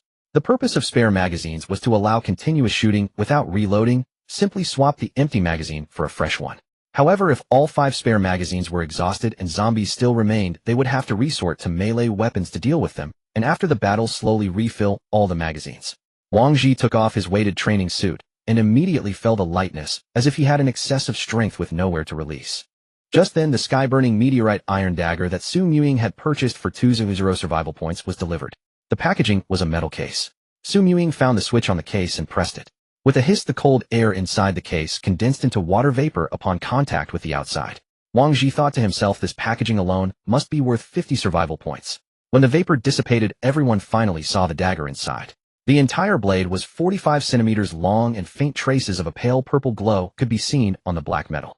The jagged serrations on the edge exuded a terrifying, intangible pressure. Is this the dagger worth 200 survival points? So cool. Wow. So cold. Fatty exclaimed, reaching out to touch the sky burning inside the case, but the frost instantly made him snatch his hand back. TCH, are you stupid, Fatty? Didn't you see the case shows it's minus 30 degrees Celsius inside? Su Muying rolled her eyes at Fatty. After the case's cooling system was turned off and the temperature returned to 0, she finally took out the sky burning. Holding it, she looked even more fierce and intimidating. Su Muying mimicked the way Lioli had previously used the refined exquisite to split a bullet. She placed a bullet on the table, and without even a downward swing, simply pressed the sky burning against the bullet. With a slight exertion of force, the bullet split in half, like a piece of potato. Everyone was stunned, beginning to wonder if they had bought a batch of fake bullets. After testing its power, Su Muying's hand gripping the sky burning trembled with excitement. Her cold, proud eyes seemed unfocused, and the depths of her gaze appeared filled with greed. Hey, are you okay? Old, he asked nervously, seeing her somewhat manic state. This is power. Su Muying gritted her silver teeth and spoke in a twisted tone, then her gaze focused on the 5 people. Hey Fatty, what's sistering doing? Zhang Ming asked. Based on my years of experience, she's been possessed by an inner demon. If nothing unexpected happens, we're all dead, Fatty analyzed. Then why aren't we running? Zhang Ming was puzzled. Right, why aren't we running? Fatty suddenly realized, his voice trembling. Oh. Accompanied by Su Muying's wild laughter, Fatty and Zhang Ming were so frightened they bolted out the door.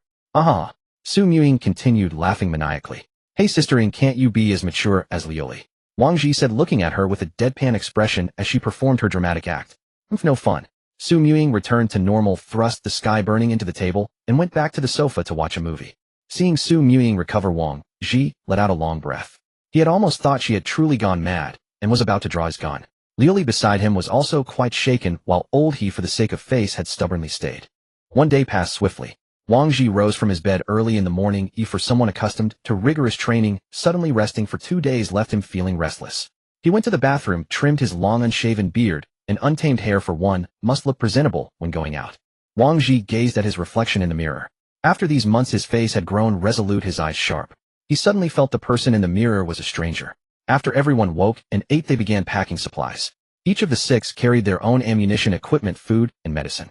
They had considered concentrating all supplies on one person to make the others more mobile in combat. However, if all provisions were carried by a single individual, and that person met with an accident, the team would lose everything unless they retrieved the supplies. If distributed, should someone be lost, the rest could weigh the pros and cons, and abandon the supplies if the risk outweighed the benefit.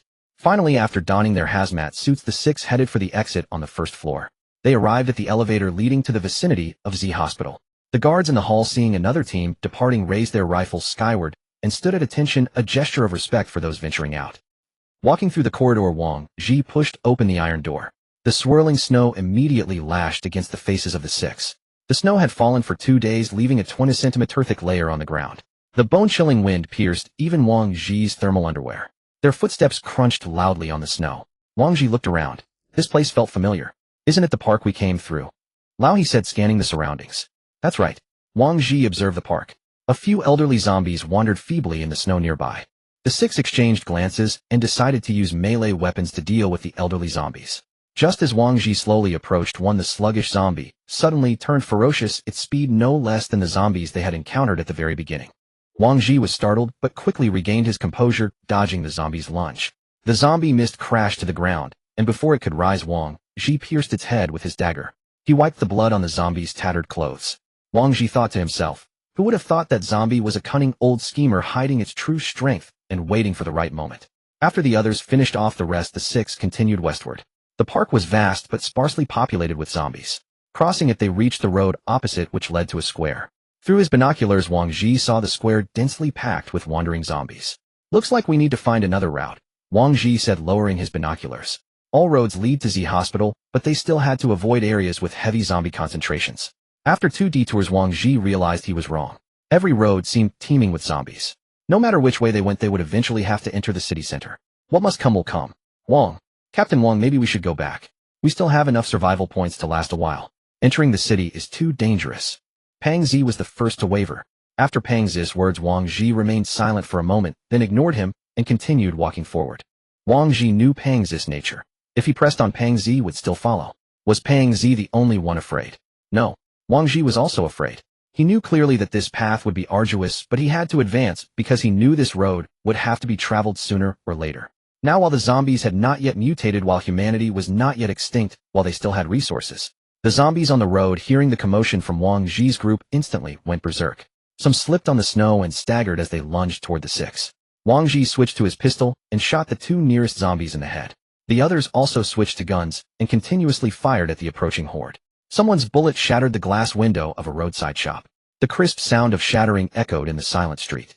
Wang Zhi sensed trouble and immediately ran toward the end of the street. Don't bother with them now. Run to the intersection as fast as you can, Wang Zhi said over the radio while running. The six sprinted through the snow, the horde of zombies closely pursuing. They reached the intersection, which was blocked by abandoned vehicles. Wang Zhi jumped onto the roof of a jeep and turned around to shoot. The abandoned vehicles greatly hindered the zombies' breakthrough. Wang Zhi and the others had enough time on the car roofs to reload their ammunition. After they had exhausted their spare magazines, few zombies remained at the intersection. The six put away their guns and used melee weapons to finish off the rest. At the crossroads behind an abandoned vehicle in the center, Wang Zhi and his 5 companions sat leaning against the car door, reloading their spare magazines. The biting cold wind made them shiver slightly. How much farther do we have? Asked Lao He. Wang Zhi located their position on the map. It's about 15 kilometers to Z Hospital. 15 kilometers. Are you sure? Fatty panicked, leaning in to look at the map. Wang Zhi stared at the map, lost in thought. 15 kilometers is indeed a bit far, and that's the straight line distance, Zhang Ming said, looking at the map. What about taking the subway? Wang Zhi suddenly suggested. The subway? Why go there? Asked Lao He. Look, our current position is just one intersection away from the subway entrance. The next exit of this tunnel is near Z Hospital. We only need to walk 1 station through the tunnel. Wang Zhi pointed at the map. No, the subway station is crawling with zombies. It's too risky, opposed Su Ying. Still better than staying on the streets. We've only crossed 1 block and already used up nearly 300 rounds. We can't afford a war of attrition at every intersection, Wang Zhi argued. Let's take the subway. If it doesn't work, we'll retreat, agreed Lao He. Seeing everyone in agreement, Su Ying had no choice but to acquiesce. After reloading their magazines, the 6 of them stood up and stealthily moved toward the next intersection. Learning from the previous lesson, this time, they refrained from using guns, staying close to the walls and killing zombies with melee weapons. They didn't attract too many zombies and successfully reached the subway entrance. Pitch black below, Wang Zhi and his team switched on their night vision goggles in advance. Entering the subway station, a wave of blood hit them. The walls and steps were covered in dried brown stains and public facilities were destroyed, indicating a fierce battle had occurred here. Wang Zhi cautiously descended the steps. As he caught sight of the main hall, the scene before him sent a chill down his spine. At the bottom of the stairs, a dense crowd of zombies blocked the way, emitting low growls. Wang Zhi stopped immediately, pulled a high-explosive grenade from his belt, and gestured to the others. The 5 of them understood, and also prepared grenades at their waists for quick use. Wang Zhi pulled the pin and tossed the grenade downward. This time they struck first. As the grenade landed, the zombies swarmed toward it. With a thunderous explosion, a small mushroom cloud rose in the darkness, obliterating the zombies that had pounced on it. But the gap Wang Zhi created was quickly filled by the surging horde. "Open fire!" Wang Zhi shouted. They had the high ground advantage at first, but it soon turned against them. "Trouble, Captain Wang. Zombies are coming from above us too." Zhang Ming's voice came through the radio. Wang Zhi glanced back. Indeed, zombies were pouring in from the entrance above. This was bad. He had to break through one side. Stuck on the stairs and attacked from both directions, they would be doomed. Throw grenades. Break through downward. Wang Zhi decided instantly. Since they had come this far, returning to the surface was pointless. Hearing the order, everyone threw their prepared grenades downward. With a series of explosions, the tunnel shook and dust filled the air. As the blast subsided before the zombies could fill the gap, Wang Zhi charged down. Without time to reload, he wielded 2 daggers, slashing through the undead. His goal was clear: to reach the security checkpoint. The security checkpoint had barriers that could temporarily hold back the zombies. Once there, they could catch their breath. Su Ying, holding the skyburner, surged ahead of Wang Zhi, leading the charge. Her ghostly movements weaved through the zombies, making it hard for Wang Zhi to track her, only seeing zombies falling one after another. Fatty's submachine gun proved crucial, spraying bullets indiscriminately into the crowd ahead, nearly giving Wang Zhi a heart attack. He was terrified of hitting his own men. Soon the 6 of them broke through to the security checkpoint. Behind it was an empty hall, with only a few zombies wandering around. They vaulted over the barrier. Wang Zhi told Zhao Yoli to clear the remaining zombies in the hall, while the other 5 turned and continued firing at the pursuing horde. In the dark hall, the muzzle flashes flickered like fire tongues. In front of the security checkpoint, a small mountain of zombie corpses had piled up. A few crippled zombies remained outside, but Wang Zhi ignored them. As long as they couldn't climb over, there was no need to waste bullets.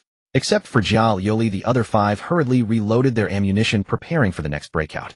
Wang Zhi roughly assessed the ammunition, finding that he still had 1,000 rounds left.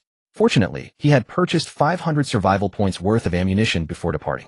He had never expected that, having barely stepped into the city, he would have already expended 10 magazines of bullets.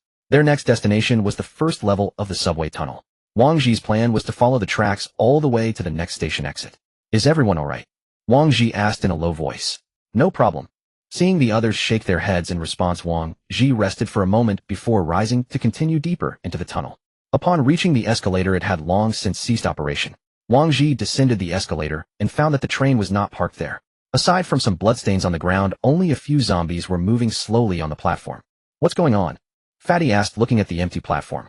Wang Zhi remained vigilant, scanning the surroundings. "They must have all gone over there," Wang Zhi said, pointing to the damaged glass door in the distance. "They all went onto the tracks." Fatty asked in confusion. That glass door doesn't look like it was destroyed by zombies."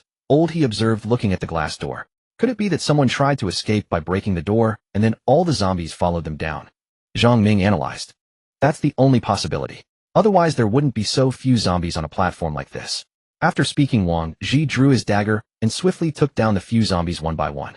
He walked to the glass door, poked his head out, and looked down the tracks. There was no end in sight. Wang Zhi beckoned, and the 6 of them jumped from the platform down onto the tracks below. The 6 continued walking westward towards Z Hospital. From time to time, a few zombies would appear on the tracks. As long as they weren't in a horde, Wang Zhi and his team could handle them with ease. "Look!" he exclaimed, pointing ahead.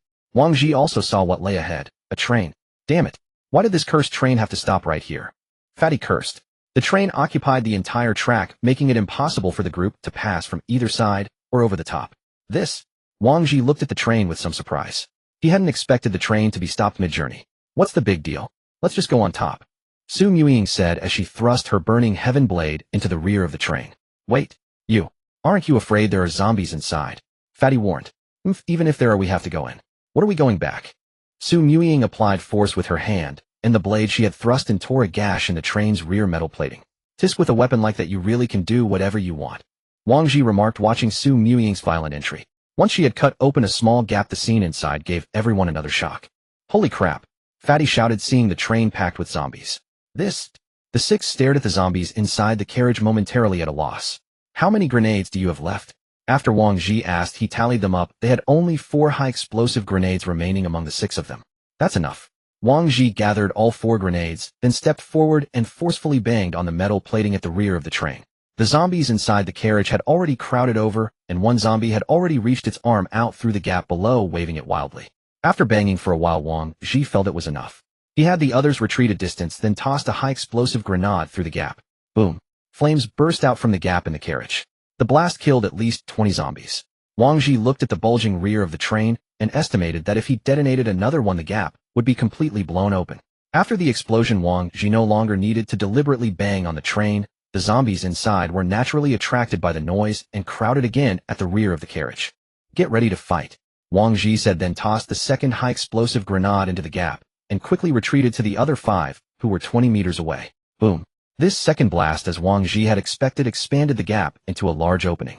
The zombies behind began jumping down from the train through the gap. Although there were many zombies this time, the gap was only so big so they could only come out one by one. Wang Zhi had only Old He firing for the time being. With the sniper rifle in his hands, Old He's accuracy was terrifyingly high. Almost every shot was a headshot. Only when Old He was reloading would Wang Zhi step in to fire a couple of rounds. After Old He had been shooting for a while, Fatty, watching from the side, felt an itch to join in. So they all took turns standing there and shooting, treating it as target practice. No one knew how much time had passed, but the tracks were already littered with bodies and no more zombies were crawling out of the carriage. The group still felt unsatisfied, as it was rare to have a chance to practice on live targets. Move. Watch your step. There might still be undead zombies lurking. Wang Zhi eyed the corpses strewn across the tracks. He stepped forward, cautiously scanning the surroundings. If any zombie stirred, he would not hesitate to finish it off with a bullet. Treading over the blood-soaked zombie remains, Wang Zhi's mind drifted to the saying, "One general's glory rests on 10,000 bones." The 6 boarded the train car where only a few skeletons remained. The rest of the zombies had already been slain. Making their way to the front, Ying continued to breach doors with her blazing violent force. Bang! Ying tore a rectangular opening, and Old He kicked the metal panel aside with a mighty thrust. The tracks lay before them once more. But at the other end of the rails, the horde of zombies had grown noticeably thicker. After several skirmishes, the 6 were visibly drained. Wang Zhi decided they should rest briefly and have something to eat. When Wang Zhi pulled off his mask, the thick stench of blood nearly made him retch the food he had just swallowed. He took a gulp of water to suppress the nausea. "Captain Wang, how much farther?" Fatty asked, panting heavily. "No idea. There's no point of reference in here. We just keep walking until we reach the next station." "Ugh, I'm exhausted. Thinking about another swarm of zombies at the next station." Fatty trailed off, biting fiercely into a biscuit. Wang Zhi slowly loaded his magazine. Seeing that the others had rested enough, he stood and led the way into the endless darkness ahead. 2 hours later, the 6 finally spotted the platform on the side. The glass doors there remained intact while hordes of zombies wandered aimlessly across the station. "Oh, I knew it, another wave." Fatty seemed numbed by the endless slaughter. Wang Zhi decided to reuse the tactic from the train, have Ying cut a small opening, lure the zombies out one by one like the tale of the Gourd brothers, and exploit the same glitch. But reality proved harsh. The glass doors at the platform were far weaker than the train's steel shell. Wang Zhi had barely taken down 5 zombies when spiderweb cracks spread across the glass. "Whoa, whoa, they're all coming at once." Fatty shouted in alarm. "Fall back. Now." Old He yelled, providing cover fire. Crack. The entire glass panel shattered as the zombies pushed through in unison. Hundreds of them tumbled onto the tracks, scrambled to their feet, and charged toward Wang Zhi and his team. The 6 fought as they retreated, but the onslaught of over 100 zombies was ferocious. If anyone fell behind, they would be buried by the swarm. The others could only watch helplessly as the victim was surrounded, firing recklessly wrist-friendly fire. "Grenade!" Wang Zhi shouted, pulling the pin and hurling another grenade into the zombie horde. Boom!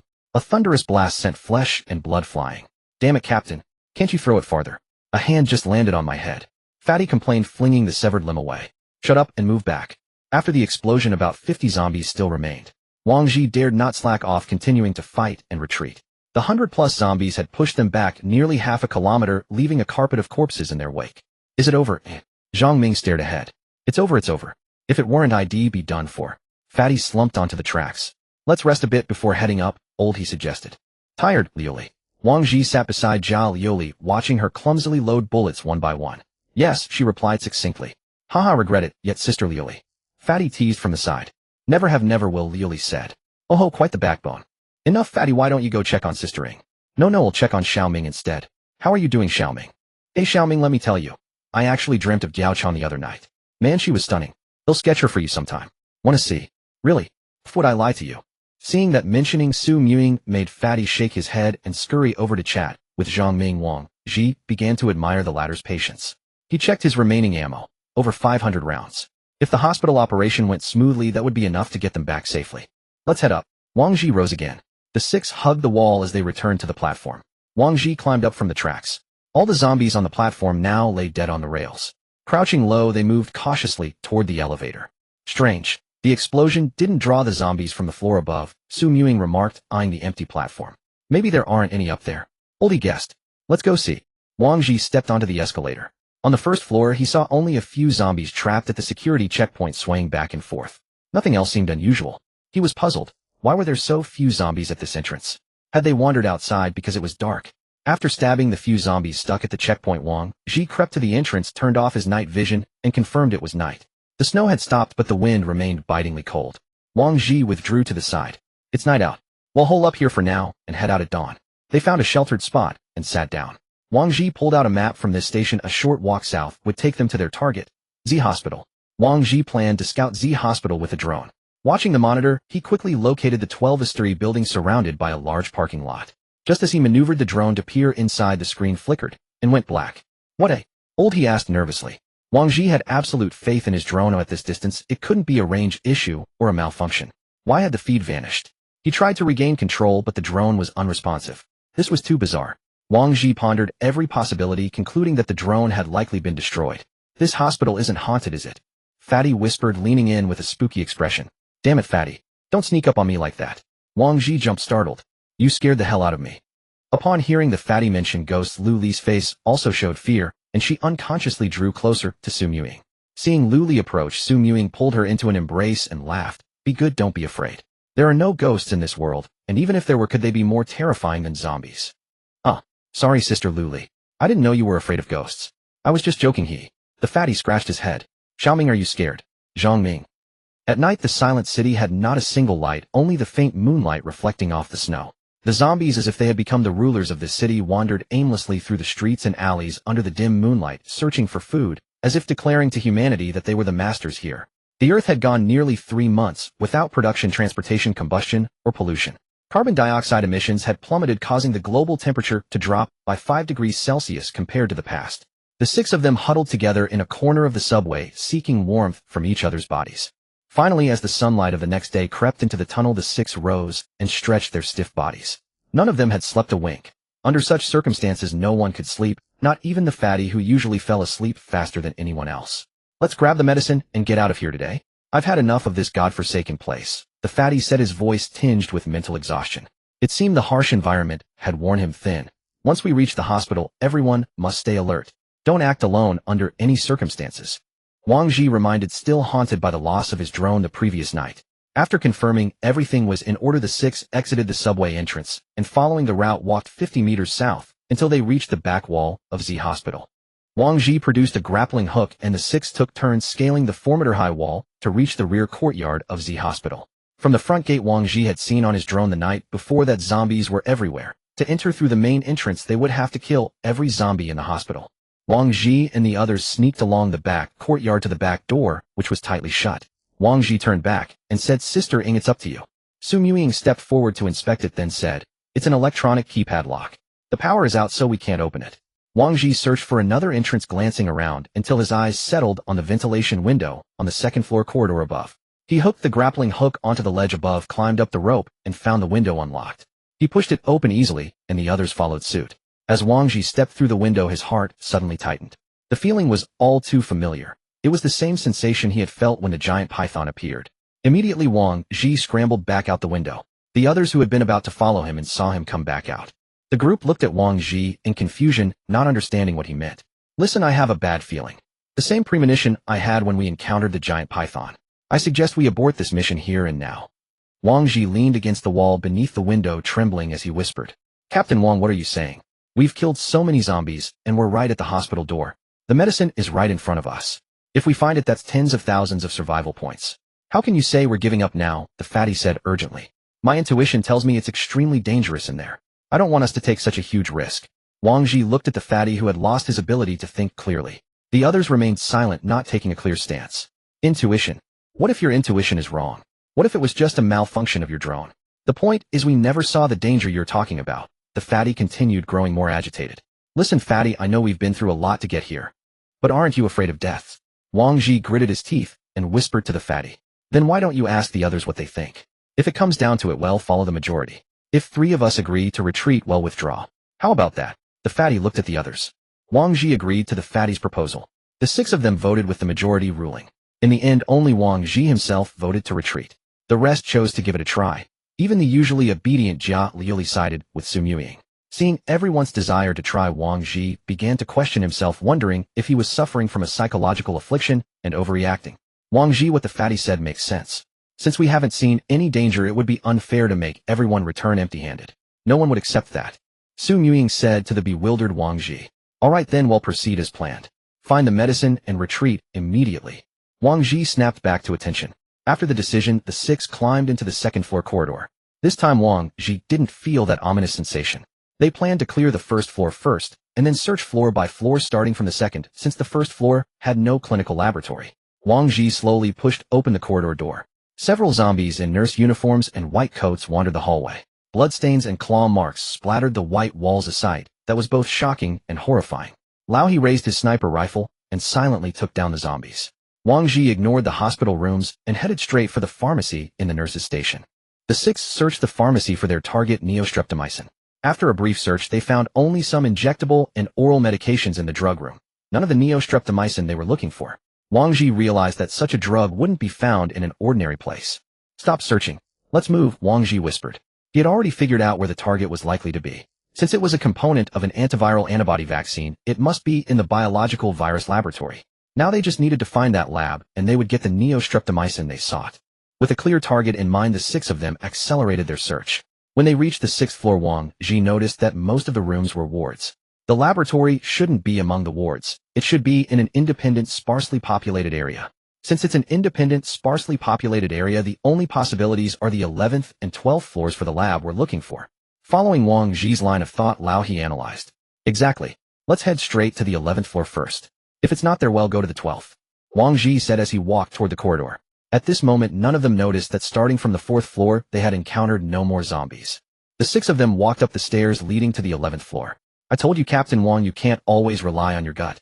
Just a few small zombies. Ali Feihong could take them all out by myself. Fatty boasted on the stairs.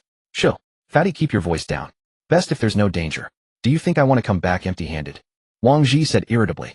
Creak. Wang Zhi pushed open the door to the 11th floor. The six entered the corridor, which looked no different from the floors below. The walls were covered with claw marks. What struck Wang Zhi as odd was a zombie lying on the ground in the distance, and another zombie sitting beside it facing away from them. Just as Lao He was about to shoot the zombie in the head, the sitting zombie turned its head 180 degrees, staring at Wang Zhi and the others, still chewing on the internal organs of the zombie on the ground. Wang Zhi's eyes narrowed. Lao He, fire now. The moment Lao He was about to pull the trigger, the sitting zombie had already vanished into the darkness at the end of the corridor. Did I see that right? It disappeared. Fatty said in horror, staring at the spot where the zombie had been. Was that a mutant zombie? Lao He asked, still aiming his gun forward. Wang Zhi said nothing, pondering whether they could fight that mutant zombie. Fortunately, it wasn't one of those giant mutant beasts, or he would have turned and run without hesitation. Could it be invisible? Zhang Ming speculated. Invisible? Hearing Zhang Ming's guess, the others warily scanned their surroundings. If that zombie truly could turn invisible, it could appear beside them at any moment. Just then Wang Zhi heard a low growl. Watch out. It's nearby. The moment he spoke, the mutant zombie lurking in the shadows leaped down from the ceiling, its target none other than Wang Zhi himself. Look out. Ah. Zhang Ming, who was behind Wang Zhi, saw the zombie descending from above and instantly shoved Wang Zhi aside, but he himself couldn't dodge in time. The sharp serrated blade slashed into Zhang Ming's forearm. Once the zombie revealed itself, the others immediately locked onto it and thrust their melee weapons forward. Seeing that its instant kill had failed, the mutant zombie prepared to flee again. Just as the group was about to reach it, the zombie slowly began to fade, blending into its surroundings. Just as it was about to escape, once more Su Muying pressed forward, predicting its escape route, and thrust her weapon into the empty air. With a howl of pain, as Su Muying thrust Finshin into what appeared to be nothing, the mutant zombie let out a shriek. Then, as if kicked, Su Muying stumbled back several steps. Seeing that Su Muying had struck the mutant zombie, Wang Zhi and the others immediately opened fire at that spot.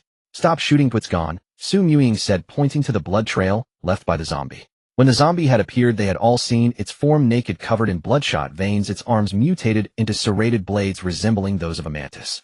Seeing the zombie had fled, Wang Zhi immediately turned to Zhang Ming. Zhang Ming's protective suit had been torn open and blood gushed out. Zhang Ming, bear with it. Bang! Bang! Wang Zhi pulled out his Desert Eagle and fired 2 shots into Zhang Ming's arm. Up! Zhang Ming cried out in pain. Wang Zhi, what are you doing? Captain Wang, you. Lao He and Fatty were both startled by Wang Zhi's action and shouted at the same time. His arm is infected. Our blades are all tainted with zombie blood.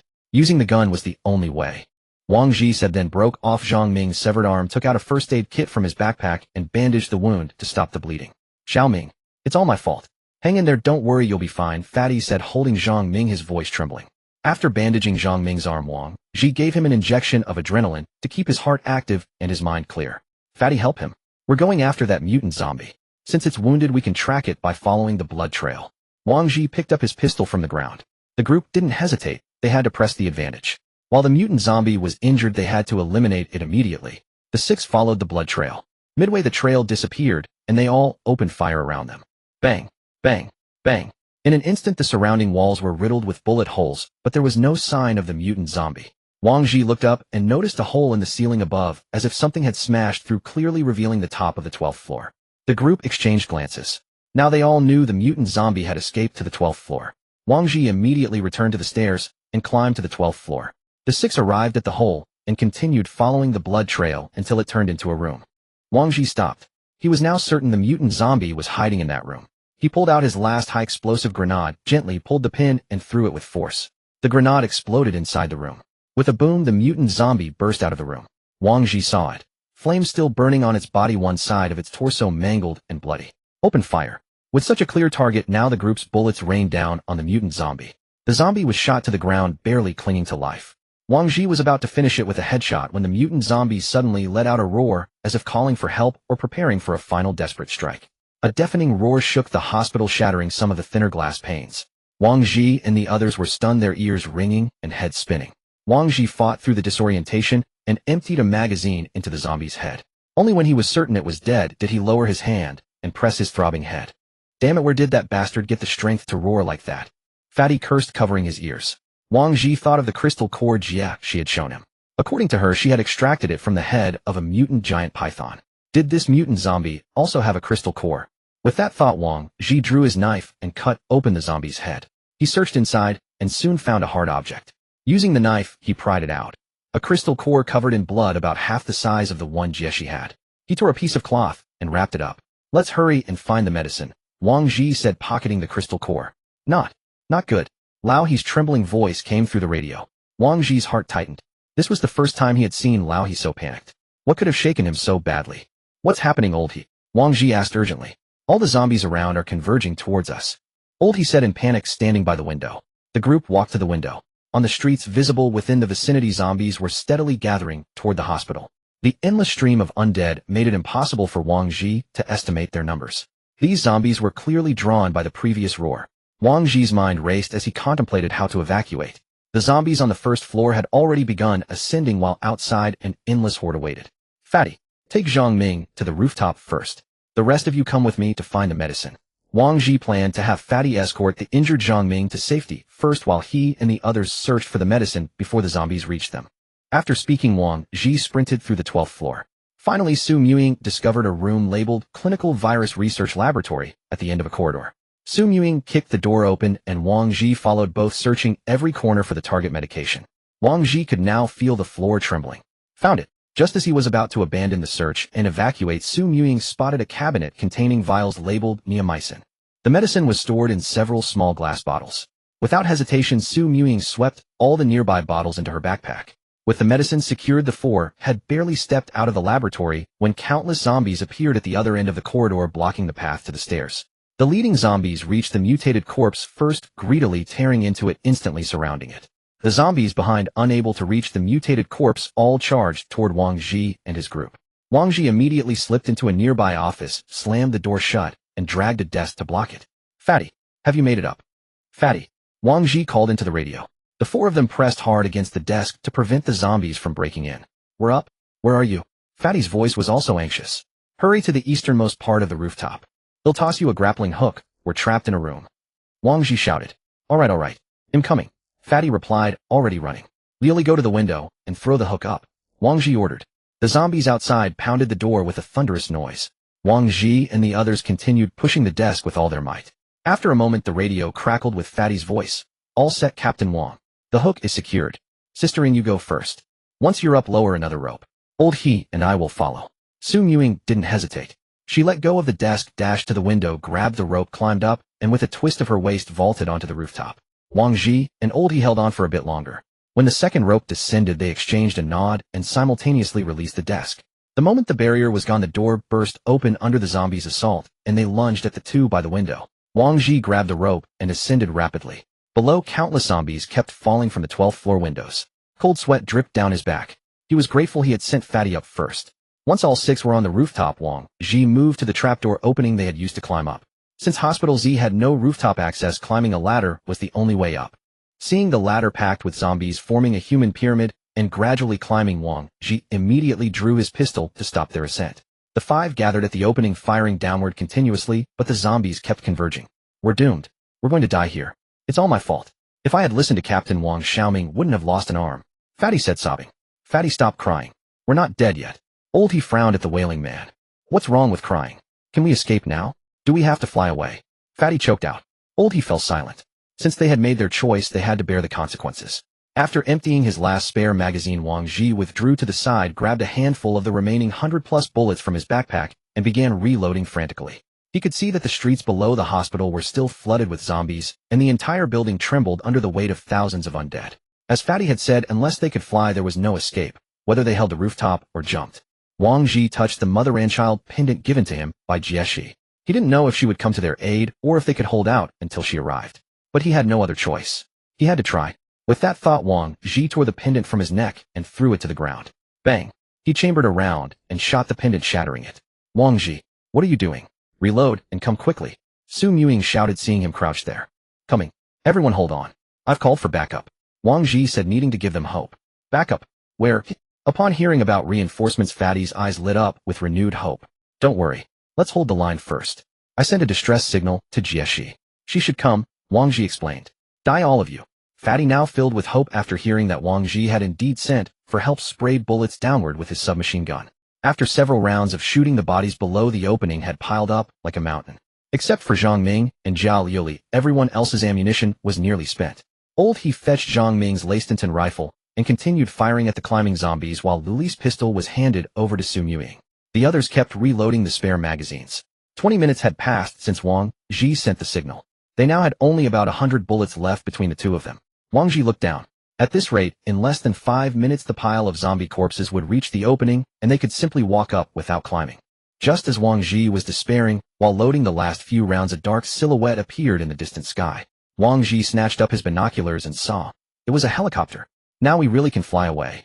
He shouted with joy, lowered the binoculars, grabbed a flare gun from his backpack, and fired a signal into the sky. Soon the helicopter hovered above the rooftop, following the flare's location, and lowered a rope ladder. Fatty, carry Zhang Ming up first. Wang Zhi shouted. Fatty didn't hesitate, and with Zhang Ming clinging tightly to his neck, grabbed the rope ladder and began climbing toward the helicopter. Seeing Fatty safe, Wang Zhi and Lu Li quickly followed onto the rope ladder. Hurry up! Wang Zhi shouted, turning back to Old He and Su Muying. After firing the last few rounds from their magazines, the two swiftly turned and leaped.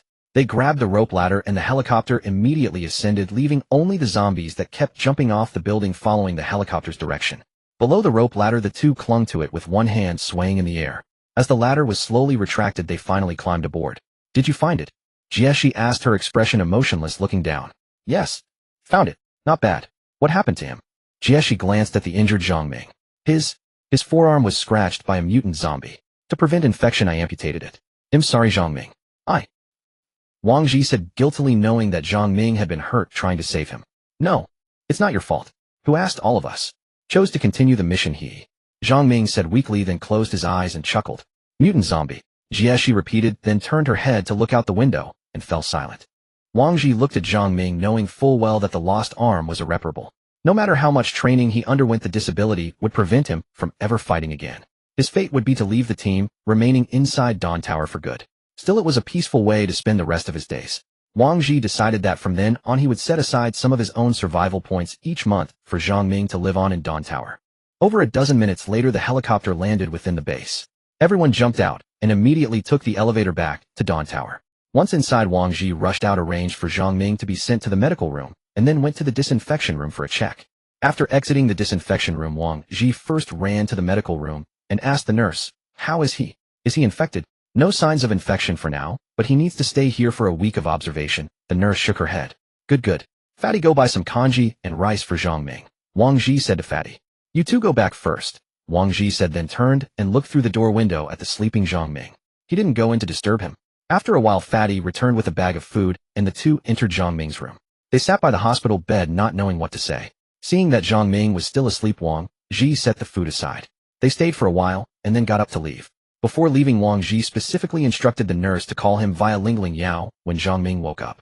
After leaving, Wang Zhi went to retrieve the medicine Su Ying had brought back from their backpacks and headed to the mission hall to hand over the quest items. It was confirmed that they had brought back 150 grams of neomycin and 150 survival points were credited to their account. Staring at the surplus survival points in his account, Wang Zhi couldn't feel happy. If he could turn back time, he would rather forfeit the points than let them enter Z Hospital. Wang Zhi pocketed the magnetic card and returned to the residence with Fatty. The four who had returned earlier had already gone to their rooms to rest. After 2 days of fighting outside, everyone was exhausted. Wang Zhi came out of the bathroom, but instead of going to his own room, he lay down on the sofa in the living room, keeping watch over the Lingling Yao, and gradually fell asleep. Inside a room on the 5th floor. Jieshi, you have left the tower without authorization twice. Do you truly not understand the consequences? It was Tower Master Guang speaking while Jieshi stood before him, head bowed in silence. Sigh, I know you mean well for Dawn Tower, but have you ever considered that if those people discover we are still alive, do you think Dawn Tower can continue to exist? The Tower Master sighed, speaking earnestly to Jieshi as she remained silent. Understood, Tower Master. You may go. After Jieshi left, Tower Master Guang opened a video communication link. Dr. Chen, how is the progress on the virus antibody vaccine? Everything is going smoothly. The binding rate has been tested to 95. Good. Once development is complete, notify the teams in order of priority for free vaccination. Understood, Tower Master. After Dr. Chen confirmed, the Tower Master ended the communication link. The next morning, Wang Zhi woke up on the sofa. The Lingling Yao was blinking with a message. He opened it. It was a summons from the medical room. He knew Zhang Ming had woken up. Wang Zhi went to Fatty's room, intending to wake everyone. He found Fatty asleep on the desk with the desk lamp on a portrait of a woman pressed under his arm. Wang Zhi picked it up and looked at it. Not bad. Diao Chan was drawn quite vividly, even though Wang Zhi had never seen what Diao Chan looked like. Hey, Fatty, wake up. Zhang Ming is awake. Wang Zhi shook Fatty. Oh. Fatty jumped up from the chair, looking around in panic. Only when he realized he was in his own room did he relax. Then Wang Zhi went to wake the other three, and the 5 of them went to the medical room together. The 5 arrived at Zhang Ming's ward only to find the bed neatly made and Zhang Ming gone. Just then a nurse walked up behind them. Wang Zhi turned and saw the nurse holding a tray with a white paper, a magnetic card, and Zhang Ming's pistol, the Lake Sinkaden. Wang Zhi sensed something was wrong. He stepped forward and asked, where is Zhang Ming? Where is the person inside? He is dead. Dead. How did he die? Wang Zhi's heart sank. He requested euthanasia. He personally signed and sealed the death treaty, the nurse said in a low voice, head bowed. Who allowed you to kill my teammate? Who allowed it? Didn't I tell you to notify us immediately when he woke up? Wang Zhi grabbed the pistol from the tray and pointed it at the nurse, roaring. The nurse just kept her head down, not worried that Wang Zhi might pull the trigger in anger because she knew there were no bullets in the gun. Wang Zhi, calm down. He shouted, immediately grabbing Wang Zhi's hand and snatching the gun away. Everyone has the right to decide their own life and death. This was Zhang Ming's choice. Don't blame the medical staff, Su Ying said calmly from the side. I'm sorry. Wang Zhi realized he had been too agitated. He apologized to the nurse and took the magnetic card and white paper from the tray. The nurse quickly hurried away once everything was taken. Wang Zhi raised his hand to gaze at the white paper in his palm upon which Zhang Ming had left his handwriting. Captain Wang, brother Fei Hong, brother, he sister Ying, sister Liuli, and Captain Duan, my dear friends. I'm sorry. I can only accompany you this far. Forgive me for ending my life in such a cowardly manner, and thank you for allowing me to depart peacefully. I know I can no longer fight. I am unwilling to live on like a useless person, wasting everyone's resources and food. I hope you will not be disheartened by my departure, but instead shoulder hope and continue to seek the light. Fatty stared at Zhang Ming's handwriting, standing frozen in place, tears already soaking the portrait of Diaochan in his hands. Let's go back. Wang Zhi finished reading, folded the paper, and placed it together with the magnetic card into his pocket, saying in a heavy tone. Now he finally understood Duan Qingshan's feelings. As Wang Zhi returned, rumors spread like wildfire in Dawn Tower. The Sunset Glow, which had never suffered a loss before, had lost one member in a mission. Friend, what's this about the Sunset Glow you're talking about? In the second-floor training ground, a young man approached a group and asked, Are you a new citizen? A middle-aged man looked the youth up and down, asking disdainfully. Oh well. I've only been a citizen for 7 days, the young man said somewhat embarrassedly. No wonder you don't know. Let me tell you, this Sunset Glow came to Dawn Tower 3 months ago. The middle-aged man boasted to the youth about the deeds of the Sunset Glow, as if he were one of its members. What happened next? The youth looked at him expectantly. Ahem. After all this talking, my throat is dry. The middle-aged man glanced at the youth's half-finished red moo drink and coughed twice. Oh, please have some. The youth immediately handed over the drink. Later on, just recently during their 4th mission, they lost one member. As for the rest, I think you can figure it out. Having said that, the middle-aged man downed the drink in one gulp. What about the rest? What happened? The youth scratched his head in confusion. Fool. If even such a strong team has suffered casualties, can you not imagine how dangerous it is outside?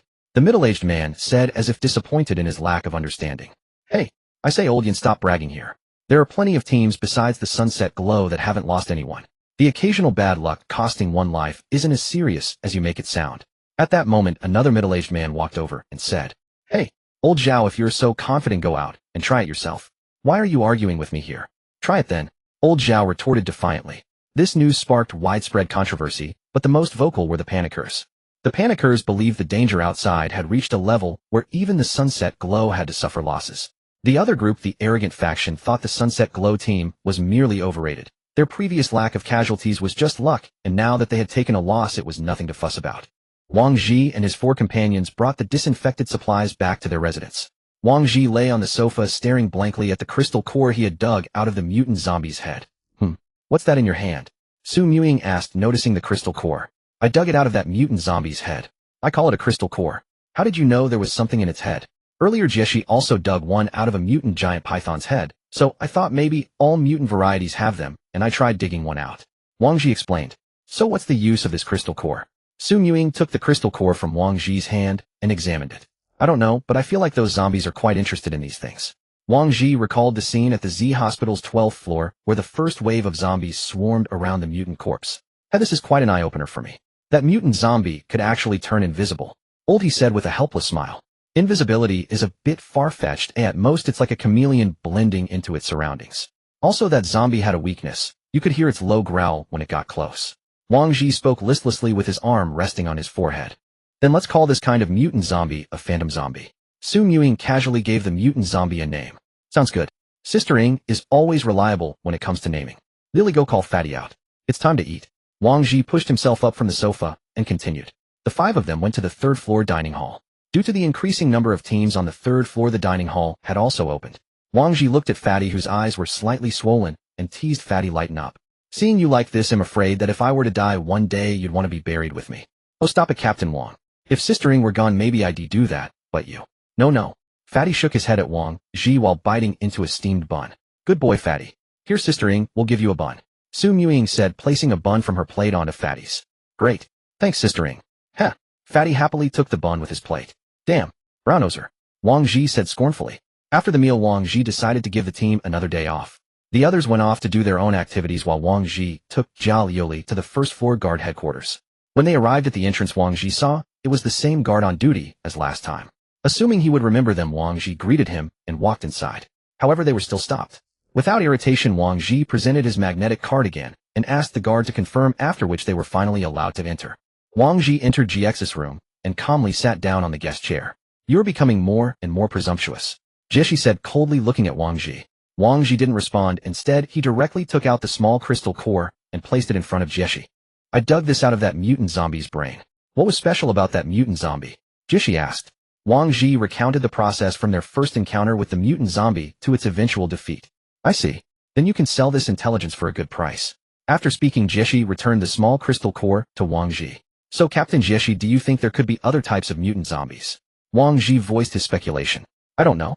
Aside from your intelligence, Dawn Tower has not received any reports of mutant zombies yet, Jieshi said with a hint of gravity. But earlier when I was chatting with Tang Qilin, the captain of the reincarnation team, he mentioned something and seemed to know more.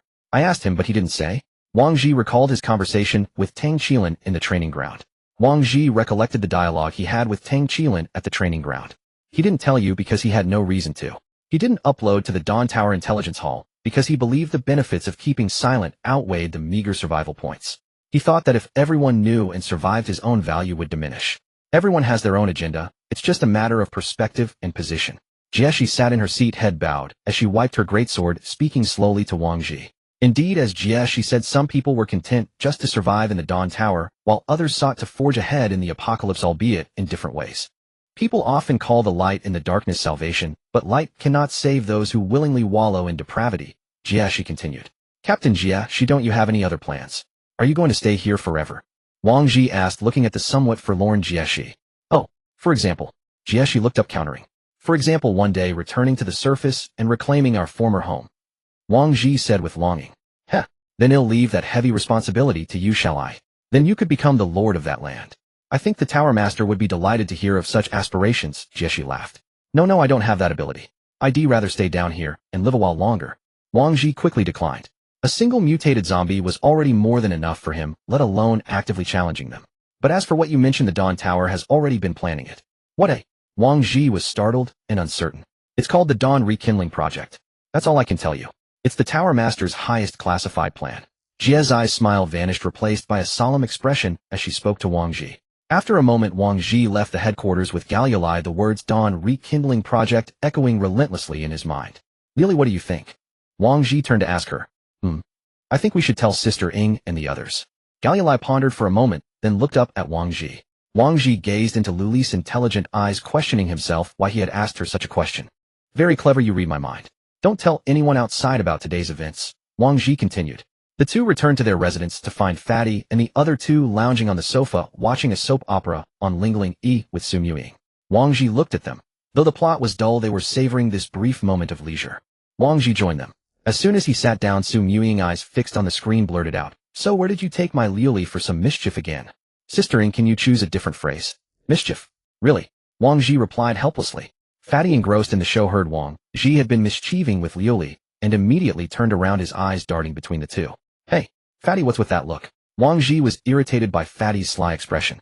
Oh, my poor Liuli. Fatty shook his head, then turned back to the show. We just went to Jia's place. What are you all thinking? Your minds really need a good cleanse. Wang Zhi said, seeing their strange looks. Captain Wang, it's not that we want to think that way, but you make it hard not to.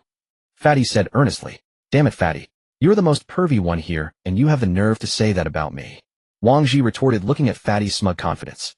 That's exactly why they all guard against me. They know I'm pervy. But you, Captain Wang, are a wolf in sheep's clothing, Fatty continued. All right, Liuli, you explain it to them. Wang Zhi couldn't be bothered to argue and poured himself a glass of water. Liuli, come here. Tell sister what Wang Zhi did to you, Su Muying said, pulling Liuli close. The captain asked me what I thought, then said I was clever and that I read his mind, Liuli replied truthfully. Oh, and then Su Muying raised an eyebrow. And he said not to tell anyone outside about today's events, Liuli recalled. Cough, cough. Wang Zhi, who was drinking water, choked on her answer. Oh, Fatty widened his eyes, mouth agape, pointing at Wang Zhi. Wang Zhi was also stunned. He had only said 3 things to Liuli, and this was the result. His mind raced through their conversation. Liuli had only said one thing, that she wanted to tell Sister Ying. If Su Muying pressed further about what Liuli had said, that one line would undoubtedly. Wait. Wang Zhi suddenly stood up from the sofa and shouted. The 4 of them looked at him, puzzled by his agitation. Let me explain. Wang Zhi recounted everything that had happened at Jie's place in one breath, thus averting a misunderstanding. Dawn Rekindling Project. What kind of plan is that? Lao Yi asked. I don't know. Jie, she said it's the Tower Master's highest classified plan, but from what she said it seems to involve going to the surface, Wang Zhi recalled. Going to the surface, say? Isn't it nice down here? Why would anyone want to go up there? Fatty said. There must be a reason for it. Even if no one volunteers, the Dawn Tower will find a way to make you willing, just like they make you want to go on missions outside, Su Muying remarked. Ying is right. The Dawn Tower controls vast resources, and its ambitions go far beyond simply letting us live safely underground, Wang Zhi agreed. It's not impossible to go outside. After all, there were camps living on the surface before. Lao He recalled an earlier camp. But they hadn't encountered mutated species. Never mind the others, just that giant python alone could wipe out that camp, Fatty said with lingering fear. Don't dwell on it. Let's focus on the present. Wang Zhi rubbed his temples, already getting a headache thinking about those mutated creatures. After Su Muying finished watching that soap opera, Wang Zhi had Ling Ling E pull up the team's data. Their total survival points had reached 4800, meaning they only needed 200 more to become the Dawn Tower's first level 4 team. Wang Zhi was not overly excited at the prospect of his team becoming the first 4-star team in Dawn Tower. On the contrary, even if they met the requirements for promotion to 4-star, he would not rush to upgrade, as that would be too conspicuous. Being conspicuous invites trouble, and trouble brings unexpected incidents. After all, his current 3-star team was still 1 member short. He would wait for other teams to be promoted first, then quietly make his own promotion later. Closing the message, Wang Zhi then checked the announcements. The prices of food and water were still rising. Electricity prices remained unchanged. The weaponry discount promotion had 7 days left, and there were 15 days remaining until the end of the second conscription. Given the current situation, luck was crucial for citizens going out on missions. With good luck, they could scavenge some supplies, bring back a few survivors, and earn survival points pleasantly. With bad luck, encountering a mutant species or a zombie horde could lead to total annihilation. But Dawn Tower did not care about that. Whether or not they could complete the mission, it would not lose out. In fact, if the mission was accomplished, it would even make a small profit. Brilliant, Wang Zhi said while looking at the announcements. Captain Wang, are you alright? The prices are rising every day and you call it brilliant? Asked Pongzi in confusion. What's brilliant is Dawn Tower. What kind of person could have created all this? Wang Zhi sighed as he leaned back on the sofa. Always thinking about useless things. Let's go soak in a hot spring later to relax, Ying suggested. Long live Sister Ying. Pongzi jumped up from the sofa. Speaking of which, we haven't been there for a while. Last time Pongzi was still sunbathing in the solarium. Wang Zhi teased Pongzi. But Pongzi did not seem to mind. He was still grinning foolishly lewdly, as if he could already see Ying and Galilei in bathrobes and lingerie. After packing up, the five of them arrived at the natural hot spring leisure area, and Wang Zhi booked a VIP private section again. Wang Zhi stepped into the hot spring, placed a warm towel over his face, and leaned comfortably against the stone edge. It made him feel as if he had returned to the days before the apocalypse. Back then he had frequently indulged in various pleasures, spending almost all the money he earned on eating, drinking, and having fun. By the time he arrived at Dawn Tower, his savings did not exceed 500. But thinking about it, it was not a loss. At least now he did not have to regret not spending his money earlier. He realized that he had gradually come to enjoy the present, to enjoy this feeling of the apocalypse. Before the apocalypse, he had been very lonely. His computer was his only friend, because without common language or shared goals, he could not make friends. It was only after entering Dawn Tower that he encountered all kinds of people. Mercenary soldiers, students, mechanics, archaeologists. These people who had been completely unrelated to him before gathered here laughing and chatting. They had a common goal: to survive. As Wang Zhi reminisced, he unknowingly drifted into sleep. Wang Zhi ran into the underground parking lot. His vision was blurry. He could see his surroundings, yet he could not see clearly. Blood kept flowing from his arm, and the gun in his hand was empty. He had been separated from his teammates. The more he tried to focus his blurry vision on his surroundings, the more blurred everything became. He could only hear screams and the low growls of zombies coming from certain corners of the parking lot. He ran aimlessly like a headless fly, heading in the direction he thought was forward, until he finally collided with someone. Wang Zhi looked up and saw a familiar but blurry back, for people standing twistedly with their backs to him. Just as he thought he was saved, the four turned around, all of them ferociously lunging at him. Only then did he see clearly that the four had become zombies. He gave a resigned smile, lay calmly on the ground, and let them devour his body. He felt his breathing growing weaker and weaker. He was about to leave this world. But no matter how hard he tried, he could not remember who these four people were. After a while, the four seemed to be attracted elsewhere. On the ground, barely breathing, he saw another person quickly running over and kneeling beside him. Zhang Ming. He remembered this person. Zhang Ming was shouting his name over and over again. Wang Zhi. Wang Zhi. Huh. Wang Zhi suddenly woke up, staring in alarm at the misty surroundings. Lao He was calling him from nearby. Were you sleeping? Asked Lao He, puzzled. Phew. I accidentally fell asleep. Wang Zhi said, taking a few deep breaths and removing the towel from his face. It turned out the towel had accidentally covered his nose. Wang Zhi recalled the dream he had just had, feeling a lingering fear. Had a nightmare? Asked Ying, watching him from across the way. Wang Zhi nodded, not denying it. What kind of dream was it? Scared our Captain Wang like that? Asked Pongzi from the side. It's just a dream, nothing to take seriously. Wang Zhi shook his head as he rubbed his temples, not revealing the dream. It's getting late, time to go back. Wang Zhi jumped out of the hot spring and headed to the changing room. As Wang Zhi and his 5 people were leaving, Tang Qilan happened to be arriving with his 5 girls at the natural hot spring. The two did not make eye contact, each appearing in the periphery of the other's vision as they passed by. I really can't stand that glasses-wearing guy more and more. He's always walking around with those 5 women, as if he's afraid people won't know he has women, Pongzi complained from behind after they had walked a distance. If you don't like him, find a chance to fight him on your own and beat him up, Wang Zhi said. I'm not bragging, but with his build I could take on 2 of him, Pongzi continued defiantly. The 5 arrived at the intelligence hall. Wang Zhi planned to upload information about the mutant zombie, so more people would know about its characteristics. Wang Zhi went to the system, entered the details about the mutant zombie, and submitted the application for review. The price remained 100 survival points. In fact, for intelligence like this, he could have set a much higher price and many teams would be interested in it. However, considering that some teams were not in good conditions, he kept the price at a friendly 100 survival points. Wang Zhi also checked the earnings from previous intelligence. There were another 500 survival points pending collection, including the giant python intelligence, which had been purchased 4 times. After collecting the survival points, he then browsed through the intelligence posted by others. Having learned from last time, Wang Zhi was much more cautious this time. He knew to first check the information of the posting team. If it was a 1-star or 2-star team, he would basically ignore it. He only wanted intelligence from 3-star teams, because 3-star teams more or less cared about their reputation. Wang Zhi scrolled for a long time and finally spotted an intelligence about the mutant zombie among the many postings. However, Wang Zhi did not get too excited because he still did not know which team had posted this intelligence. Just the price alone startled him, 1,000 survival points. This was much faster than looting. Wang Zhi clicked on the details of the intelligence. The posting team turned out to be the reincarnation team.